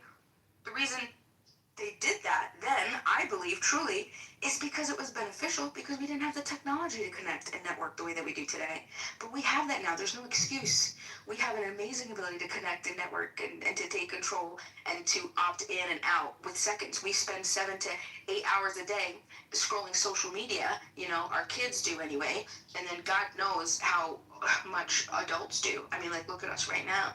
We could spend a couple, hours a week opting in and out to things that we want with direct control over. We have direct agency, right? More accountability. This voting in new representatives, I'll tell you what, that was what got me, that's what made me lose my passion for the Constitution as it stands, because that's what originally was brought to me. They said, oh, you know what? You don't like the way that the laws are, BMO. Well, you got to make sure that you vote. Okay, all right. So make sure as soon as I could, I started to vote. Then I started to vote, and I'm like, listen, I'm voting, and these politicians still ain't doing shit. They're not doing what I need them to do.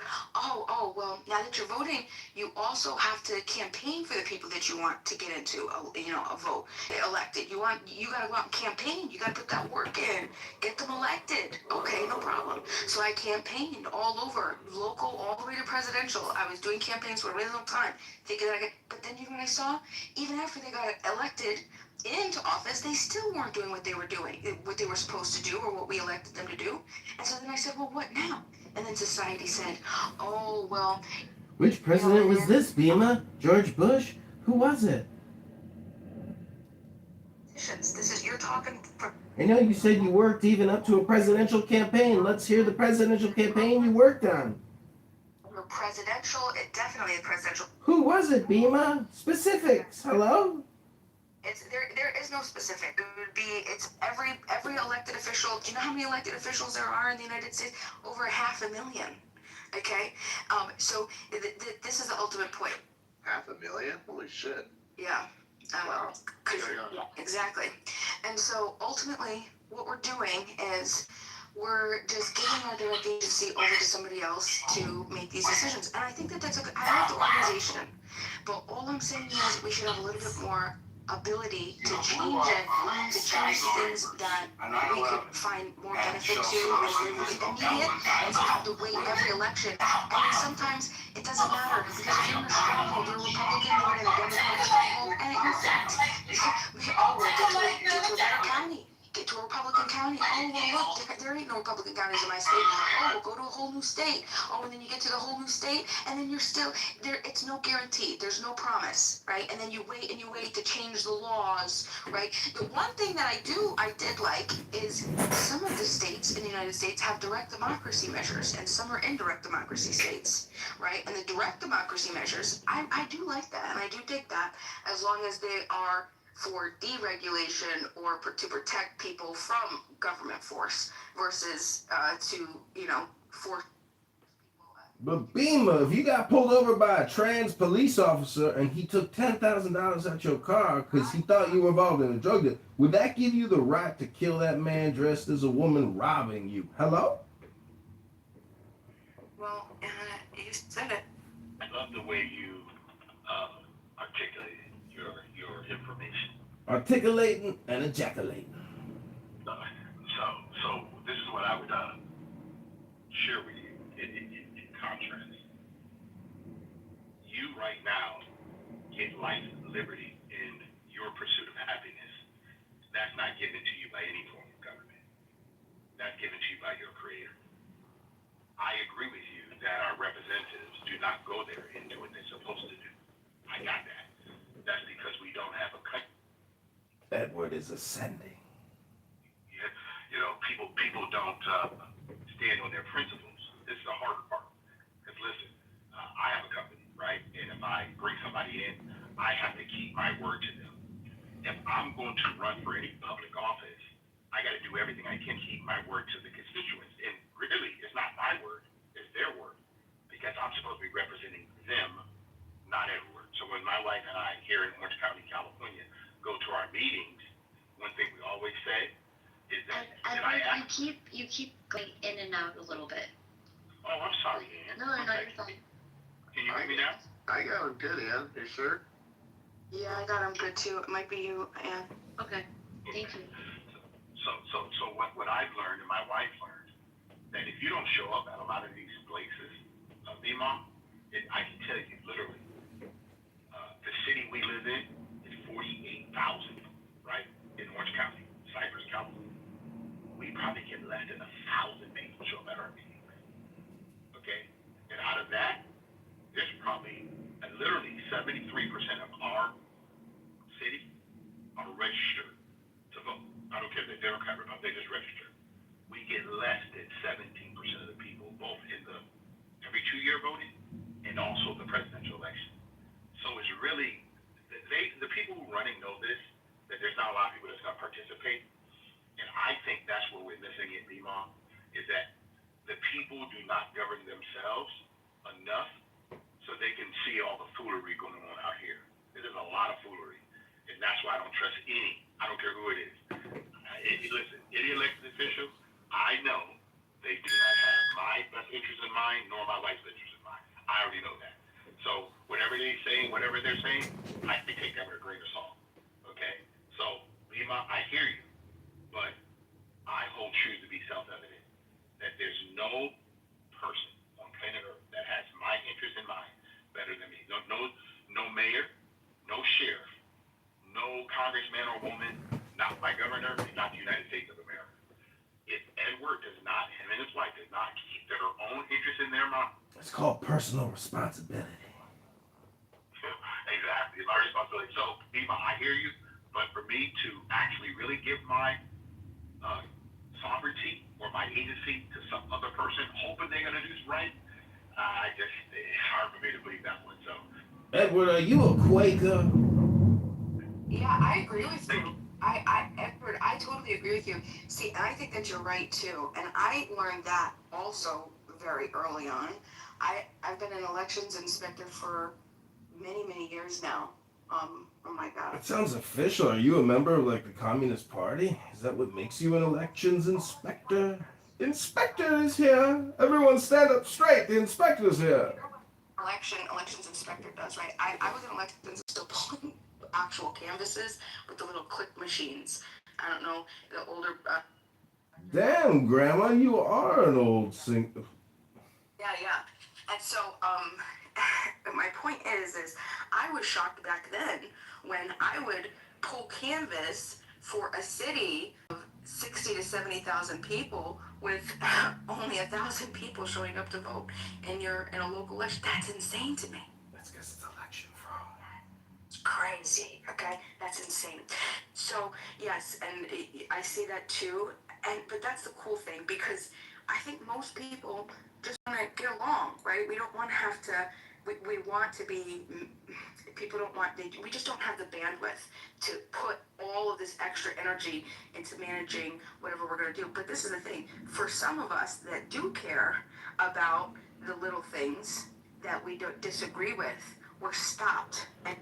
But Bima, where are you on accounting? Because at, $100 billion a month and 40 trillion in debt, where do you stand on accounting, Bima?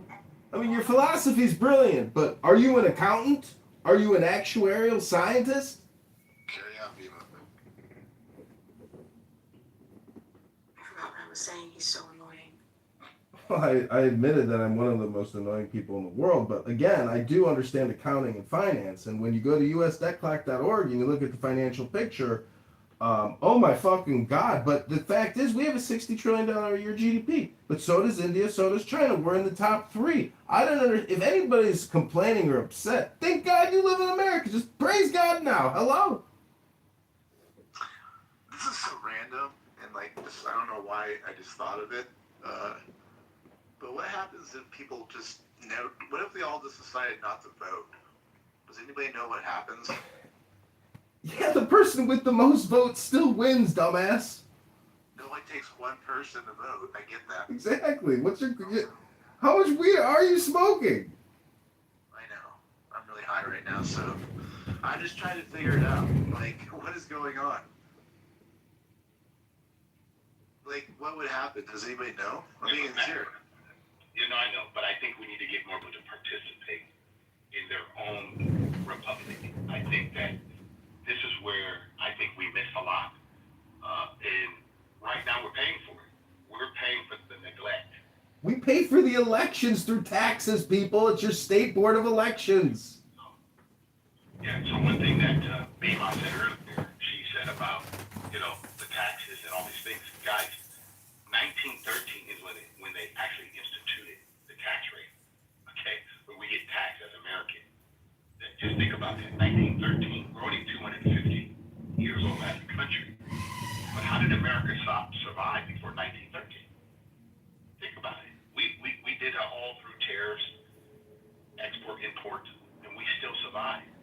And I don't think that today that a lot of Americans really understand that the government has nothing to really offer us. I mean, really, there's no real benefit. If I made an investment, Imam, in anything, I should get a return on it. And right now, if I have a representative say they're representing me, and we give them our tax dollars, how do I know that I get it back in return? Now in Orange County, I can tell you that a lot of the tax dollars do go to our schools. We have great schools. I also know that we have great roads out here. Our trees, everything are taken care of. Because we do have people in our city that we know personally, my wife and I, that are there because they care about the city of Cyprus. Okay? They care about our parks and recreation. They want to make sure that the sidewalks are balanced, everything. This, to me, is people who live in the same community versus people just going for power. Bima, you know this. I'm around some of these people, they're just there for power. They don't care about nothing else. They just want to keep climbing the ladder, make as much money, meet as many networking people as they can, and get as many free meals and go on golf courses. That's all. So for me, it's really hard because the average American today, correct me if I'm wrong, everyone, the average American today is uninformed about how it's supposed to really work. Yeah, I agree with you. I definitely agree with you. Especially with, I definitely agree. I worry though, is it a worry? Because over the years, especially in the 20th century, we built such massive piles of legislation. We taught, trained, and indoctrinated the growing generations to think that government's supposed to solve the problem. And they forget that government's only supposed to protect us so we can solve the problems. And it's so interesting when we look at the left and the right. The left and the right have such positives and such cons. And I'm always forced to just side with the political right, even though I know that there are things that need to be done that the political left are saying, just because I know that it's not the government's job, And I wish that we just had a better opportunity to do that, or to teach people that it is up to us to build these solutions and to resolve this ourselves. But at the same time, we need legislation out of the way so we have the ability to do that. That's why I liked one thing Trump has made me very proud about is I always mention this. It's his promise to eliminate 10 pieces of legislation for every one he passed. That was a promise he made to himself. and January, he said at the Economic Forum, and I think, I'm not sure if he mentioned it again during the State of the Union, but I think he said it both times where he said, I'm averaging, over 125 pieces of legislation that I'm removing, right? And this is the thing, a lot of Democrats are frustrated because they see how so much funding is being pulled from so many aspects of society. And that's the way it's supposed to be, though. And it's not to say, right, Democrats process it as, oh, you don't care. You don't care about education. You don't care about health care. You don't care about medicine. The thing is no, we care about it. But we care about it so much that we know the right thing to do is to let us solve it.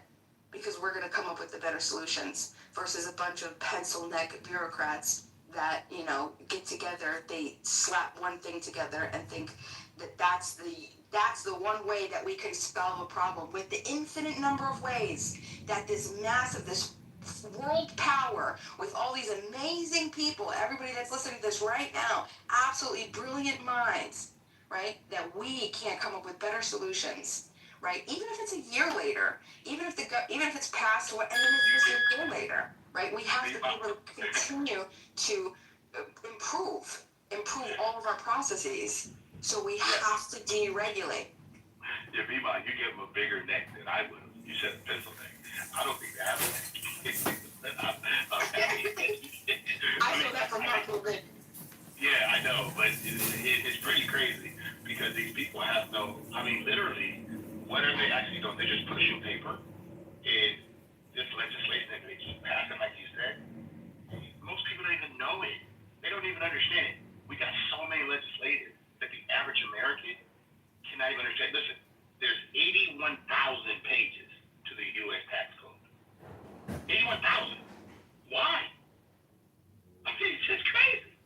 That's what I mean by you get people who really have zero value trying to explain to people how each state should operate, but not how only each state. Because this is my understanding. I'm going to land on this guy. We have 350 independent Americans. We have 50 independent states. And we have 435 people in the House and 106. I do not know why they don't leave us alone. Just leave us alone. Period. Let us decide, because I personally believe that we can, my wife and I, we can invest our money better, we can take care of ourselves better. Just leave us alone, because I've learned already that no form of government can spend our money better than we can as the American people. And I really believe that if we didn't have all this stuff over our head. Edward, that's where the Libertarian Party is trying to liberate America. It's in the name, Edward. Join the Libertarians. Do you ever do that, Edward? Alistair, I can't go that far. I'm a Republican. I'm to the Republic for which we stand. I still believe I'm personally responsible for the outcome of my life.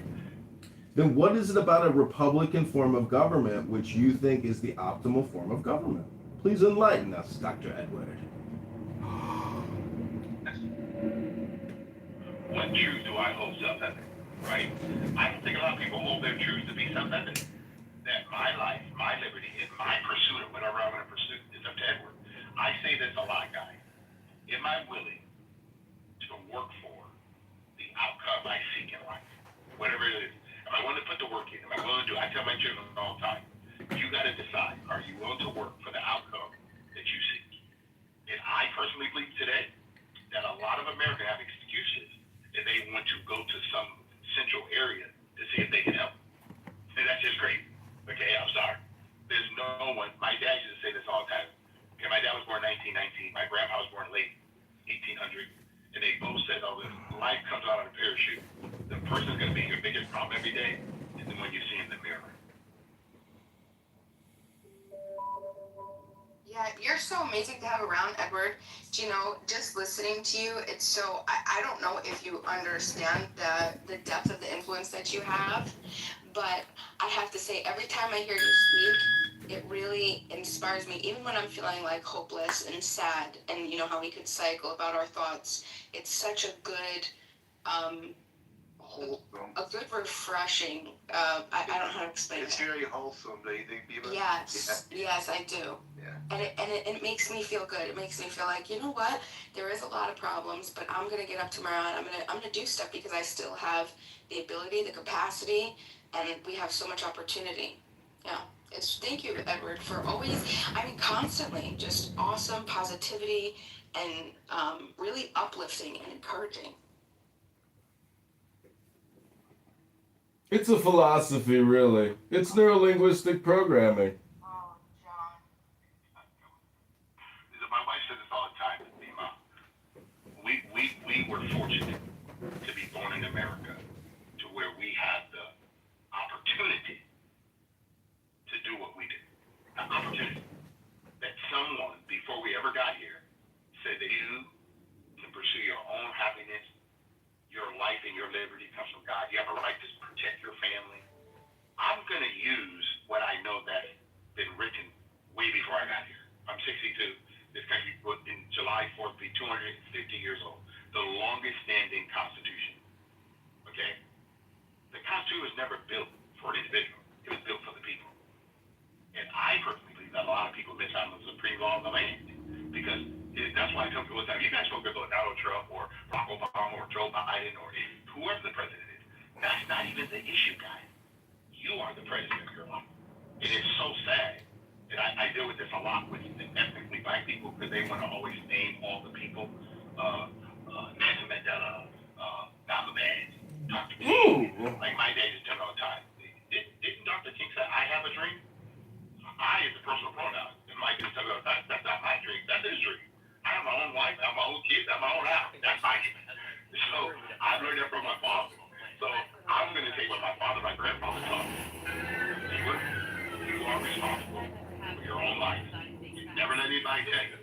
There's no person thinking about you every day. And my dad used to say this, and I'll land on this.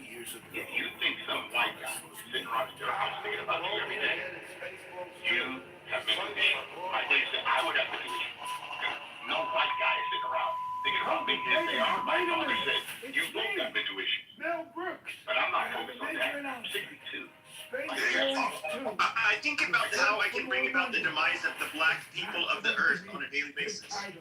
Yeah, thanks, Steve. Thanks.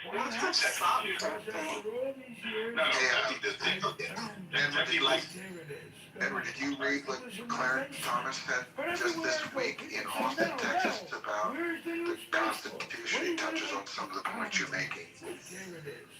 I haven't got to read it yet, but I will look it up because it did come to my feed because I know Thomas, what he writes, because obviously, again, he's one of the longest sitting Supreme Court people, but yet he is really, for me, an individual who loves the documents. He tries his smart. Okay? He completely subscribes in the legislative speak what you just described about, those of us who choose to be left alone by our government and pursue the core tenets of the Constitution. We require people like him to basically put it in the context of how the political entities in the country threaten those, rights that were extended to us by the Constitution, right? So, and what I find nice about this, because I don't know how his comments could have been more perfectly timed than right now. He went to Austin, Texas, which is the liberal capital of Texas, and at the university, which is the only liberal university in Texas, and had enough gut. He was not booed. No one threw anything at him. There were no protests. And he was in a rare situation where he was able to articulate that without distraction or disruption. You should read it. It's a pretty. He had a speech, and then they had a question and answer period where he was asked, and he reinforced his points in his lecture, which I think you'll find resonate with what you just told everybody here. Actually, I definitely want to look at it. My wife and I look at it. That gives us some good stuff for tonight to watch. Well, I mean, I usually bring it up because I read it, of course, and you're just, like I said, those of us who aren't preoccupied with the whole effort of trying to control the rest of us actually live a life where we go out, realize no one really gives a shit about us. There's no white man trying to take you down, and there's no black man trying to take me down type mentality. Your dad, that was pretty good advice from your dad, by the way. I hope you think of your dad quite often, but that's the deal, man. I don't think it could have been. And I respect him and my grandpa. I respect. They own property in America. My grandpa, my granddad always said they never met a slave. They never met a slave. So they're not gonna have a slave mentality. They're American. They love this country, and they're gonna be American. And to me, I'm just grateful that I was born in that home. I'm grateful that God chose those to be my parents and my granddad, and there were men who showed up. And I'm just very fortunate because my dad said, son, in this life, you will lead with responsibility, not your ethnicity. And he says, you're going to be a person of character. You're not going to walk through life being a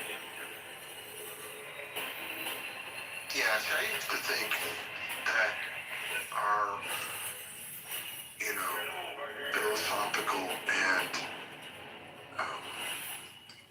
intellectual understanding of the American principle and the core tenets of our foundational documents were so broadly understood, and I underestimated how the corruption against it over 2 or 3 generations could erode that to the point where when we were younger, you just needed a reminder once in a while to remember what America stood for. Now, it's constantly under attack. We've had 2 generations of indoctrination at our higher education institutions, and I'm beginning to think it's going to require a systematic, refresher of why and how our countries differ from all the other countries that ever preceded us with sort of a core document. You know what I'm saying?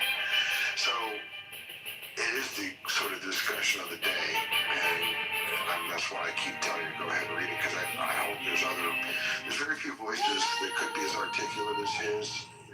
He spoke. This speech reminded me, Edward, I don't know if you still read, but if you want to really read something boring that won't matter for the rest of your life, go ahead and read it. Abraham Lincoln's Diaries. It teaches you how to think and speak succinctly. And when I listened to Thomas talk, he reminded me of how Abraham told people to, you've heard of the Gettysburg Address. That's just a few hundred words, and there's very few messages ever better communicated than that.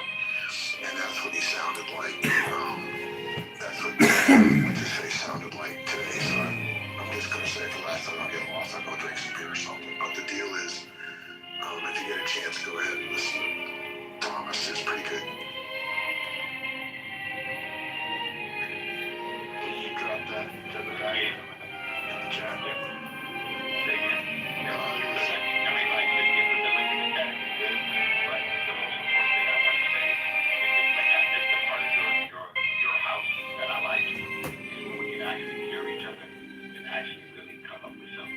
Good content of what it really means to be free and to be an American. And see, freedom is responsibility itself. And that's the hardest thing for all of us to think about. And you talk about government as though they have some magic law, but they do not. Very unfortunate. Like I tell my kids, they don't sell problems in the world. Okay? We create problems. And all the problems most of us have today, either they're self-inflicted or some government decides to make a law to say that you cannot do this. Okay? So now we have to navigate all this stuff and someone thought that, hey, this is a good deal. Like, we always say, who would have ever thought that the people that's most affected by law would think that people like someone just defund the police? Now, the people that already having the most difficult, right? This is great. And all of a sudden you would say, we're going to send social workers into the community when people are getting murdered and assaulted at the highest rate. Does anybody think that any of this stuff does not make sense? A lot of stuff sounds great on paper, but you still need people to be responsible for whatever they're doing. And the 2 words I do not hear often on Clubhouse is responsibility and accountability.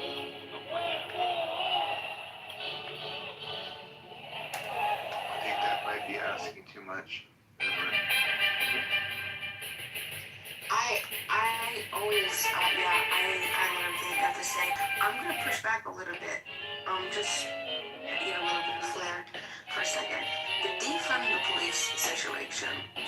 So, I'm very passionate about police and how we perceive them in the United States. I think a lot of people see them as the people who are like, oh, how could we defund police? We have crimes. We need people, a nice organization to combat and keep track of holding criminals accountable. We need this institution. I don't think that that's what defund the police is saying. Defund the police isn't about that. It's about all of the other things that come with the institution of law enforcement that are negatively affecting a cycle that are causing, it's just creating an endless cycle of criminality and circumstance, and then because of where you are, and because of the beats, because of the over policing, because of the lack of whatever there might be in the particular area, it's just going to be a constant thing. They talk about the school to prison pipeline and stuff like that. So what I would like to have seen, because the defund the police, that gets everybody immediately, like you just want to reject, like, yeah, what do you mean? You're telling me that just people are gonna run amok and create crimes, and nobody's gonna be there to hold, like, that's what you want. You want chaos, you want anarchy. No, that's not what we want. We want defensive security. We want people to be there to hold people accountable for their crimes, okay? But what that requires is if you are not committing a crime that involves a person or person's property, then you can't have violent back force be the solution to something that isn't a violent crime to begin with. You see what I'm saying? Like, that's a problem. It's a contradiction, not even a hypocrisy. I don't know what we would call that, but it's not proportionate. It doesn't make sense. So we see how other countries, and I understand we have a large population, and I get that. And also there are different communities that are going to require different levels, right, of this because of whatever is happening at the time. But I think that we really need to start to transition out of everything being violent back force. We need to look into rehabilitation and restitution. What is it called? Restoration. A different type of jail system, because the recidivism rates. This doesn't make sense. This isn't helping anybody, and we're not helping. I mean, I just think that's crazy. So yeah, let's not defund the police entirely. We might be able to get there. There's a town that's next to me that has no police in the entire town. Zero. No police department. They only have a sheriff. And that's just been the case forever. And you could imagine how do they solve crimes? You think they don't have crimes? Yeah, of course they have crimes. They have of course they do. But they have, maybe Bima, this goes back to what Dr. Edward was saying about personal responsibility. We don't use our rights. We've got a Second Amendment right, but we've got a debt problem. How do we solve it? We arm ourselves, obviously. Hello. So you think with a debt problem, arm ourselves, and then what do we do with the army? It's called making an adjustment to a budget. Hello? Again, I know you're not an accountant or an actuarial scientist, but numbers and finance are real, as we just occurred an hour ago when we were talking about math. Some of you think that math isn't real, that $100 billion a month in VIG on a $40 trillion mortgage isn't real. Those are your taxes you're gonna have to pay back, everybody. Everybody owes $400,000 to the government. You just don't know it yet. Hello? Yeah. So there's a couple things. Hello. I think that when we say, and I want somebody to look this up, we have 350 million Americans. Can anyone tell me how many law enforcement that we have in the United States, including all federal law, federal FBI, everybody? A couple million? No, not Not even a couple million. I think it's less than a million. 170,000. Yeah, there you go. See, so look at the number. Now, look at, we have 360 million Americans, and we have less than a million law enforcement. Okay, guys, most of America are governing themselves. How about defund the criminal? How about people talk about the people that are actually assaulting all the people and breaking in there and doing really bad stuff? Stop providing retirement programs in prison. When someone murders, we kill them. We save the money. Hello? Nobody. How off Edward? It's okay, Diva. Listen, I got it. So all I'm saying to you guys is this. I'm 62. I've never been arrested. I've never got involved with the police in the sense of, have I been pulled over again? He's a smooth criminal. Thank you, Pepe. You're correct. He's a smooth criminal. Because I'm choosing not, Pepe, to be reckless in life. Because I've learned from my father, again, the word reckless is with two words. Whatever I wreck, I would have less of it. So one thing I'm not going to do is participate in criminal behavior. That's a choice that Edward gets to make and everyone else gets to make. So, and we all know this, and you correct me if I'm wrong. If you're driving down the freeway and you happen to see a black and white, what happens to all of us? Come on, Edward. We know you ran out of embalmer's fluid at some point and you used maple syrup. Come on, Edward. You cut some corners at the mortuary. We know, Edward. Stop. Okay. What we all do is we know that. We all know that. Okay? So the bottom line is, most police officers, and again, look up the number. How many people who serve as a police officer, a sheriff, an FBI Secret Service, in their whole career, 45 years, 40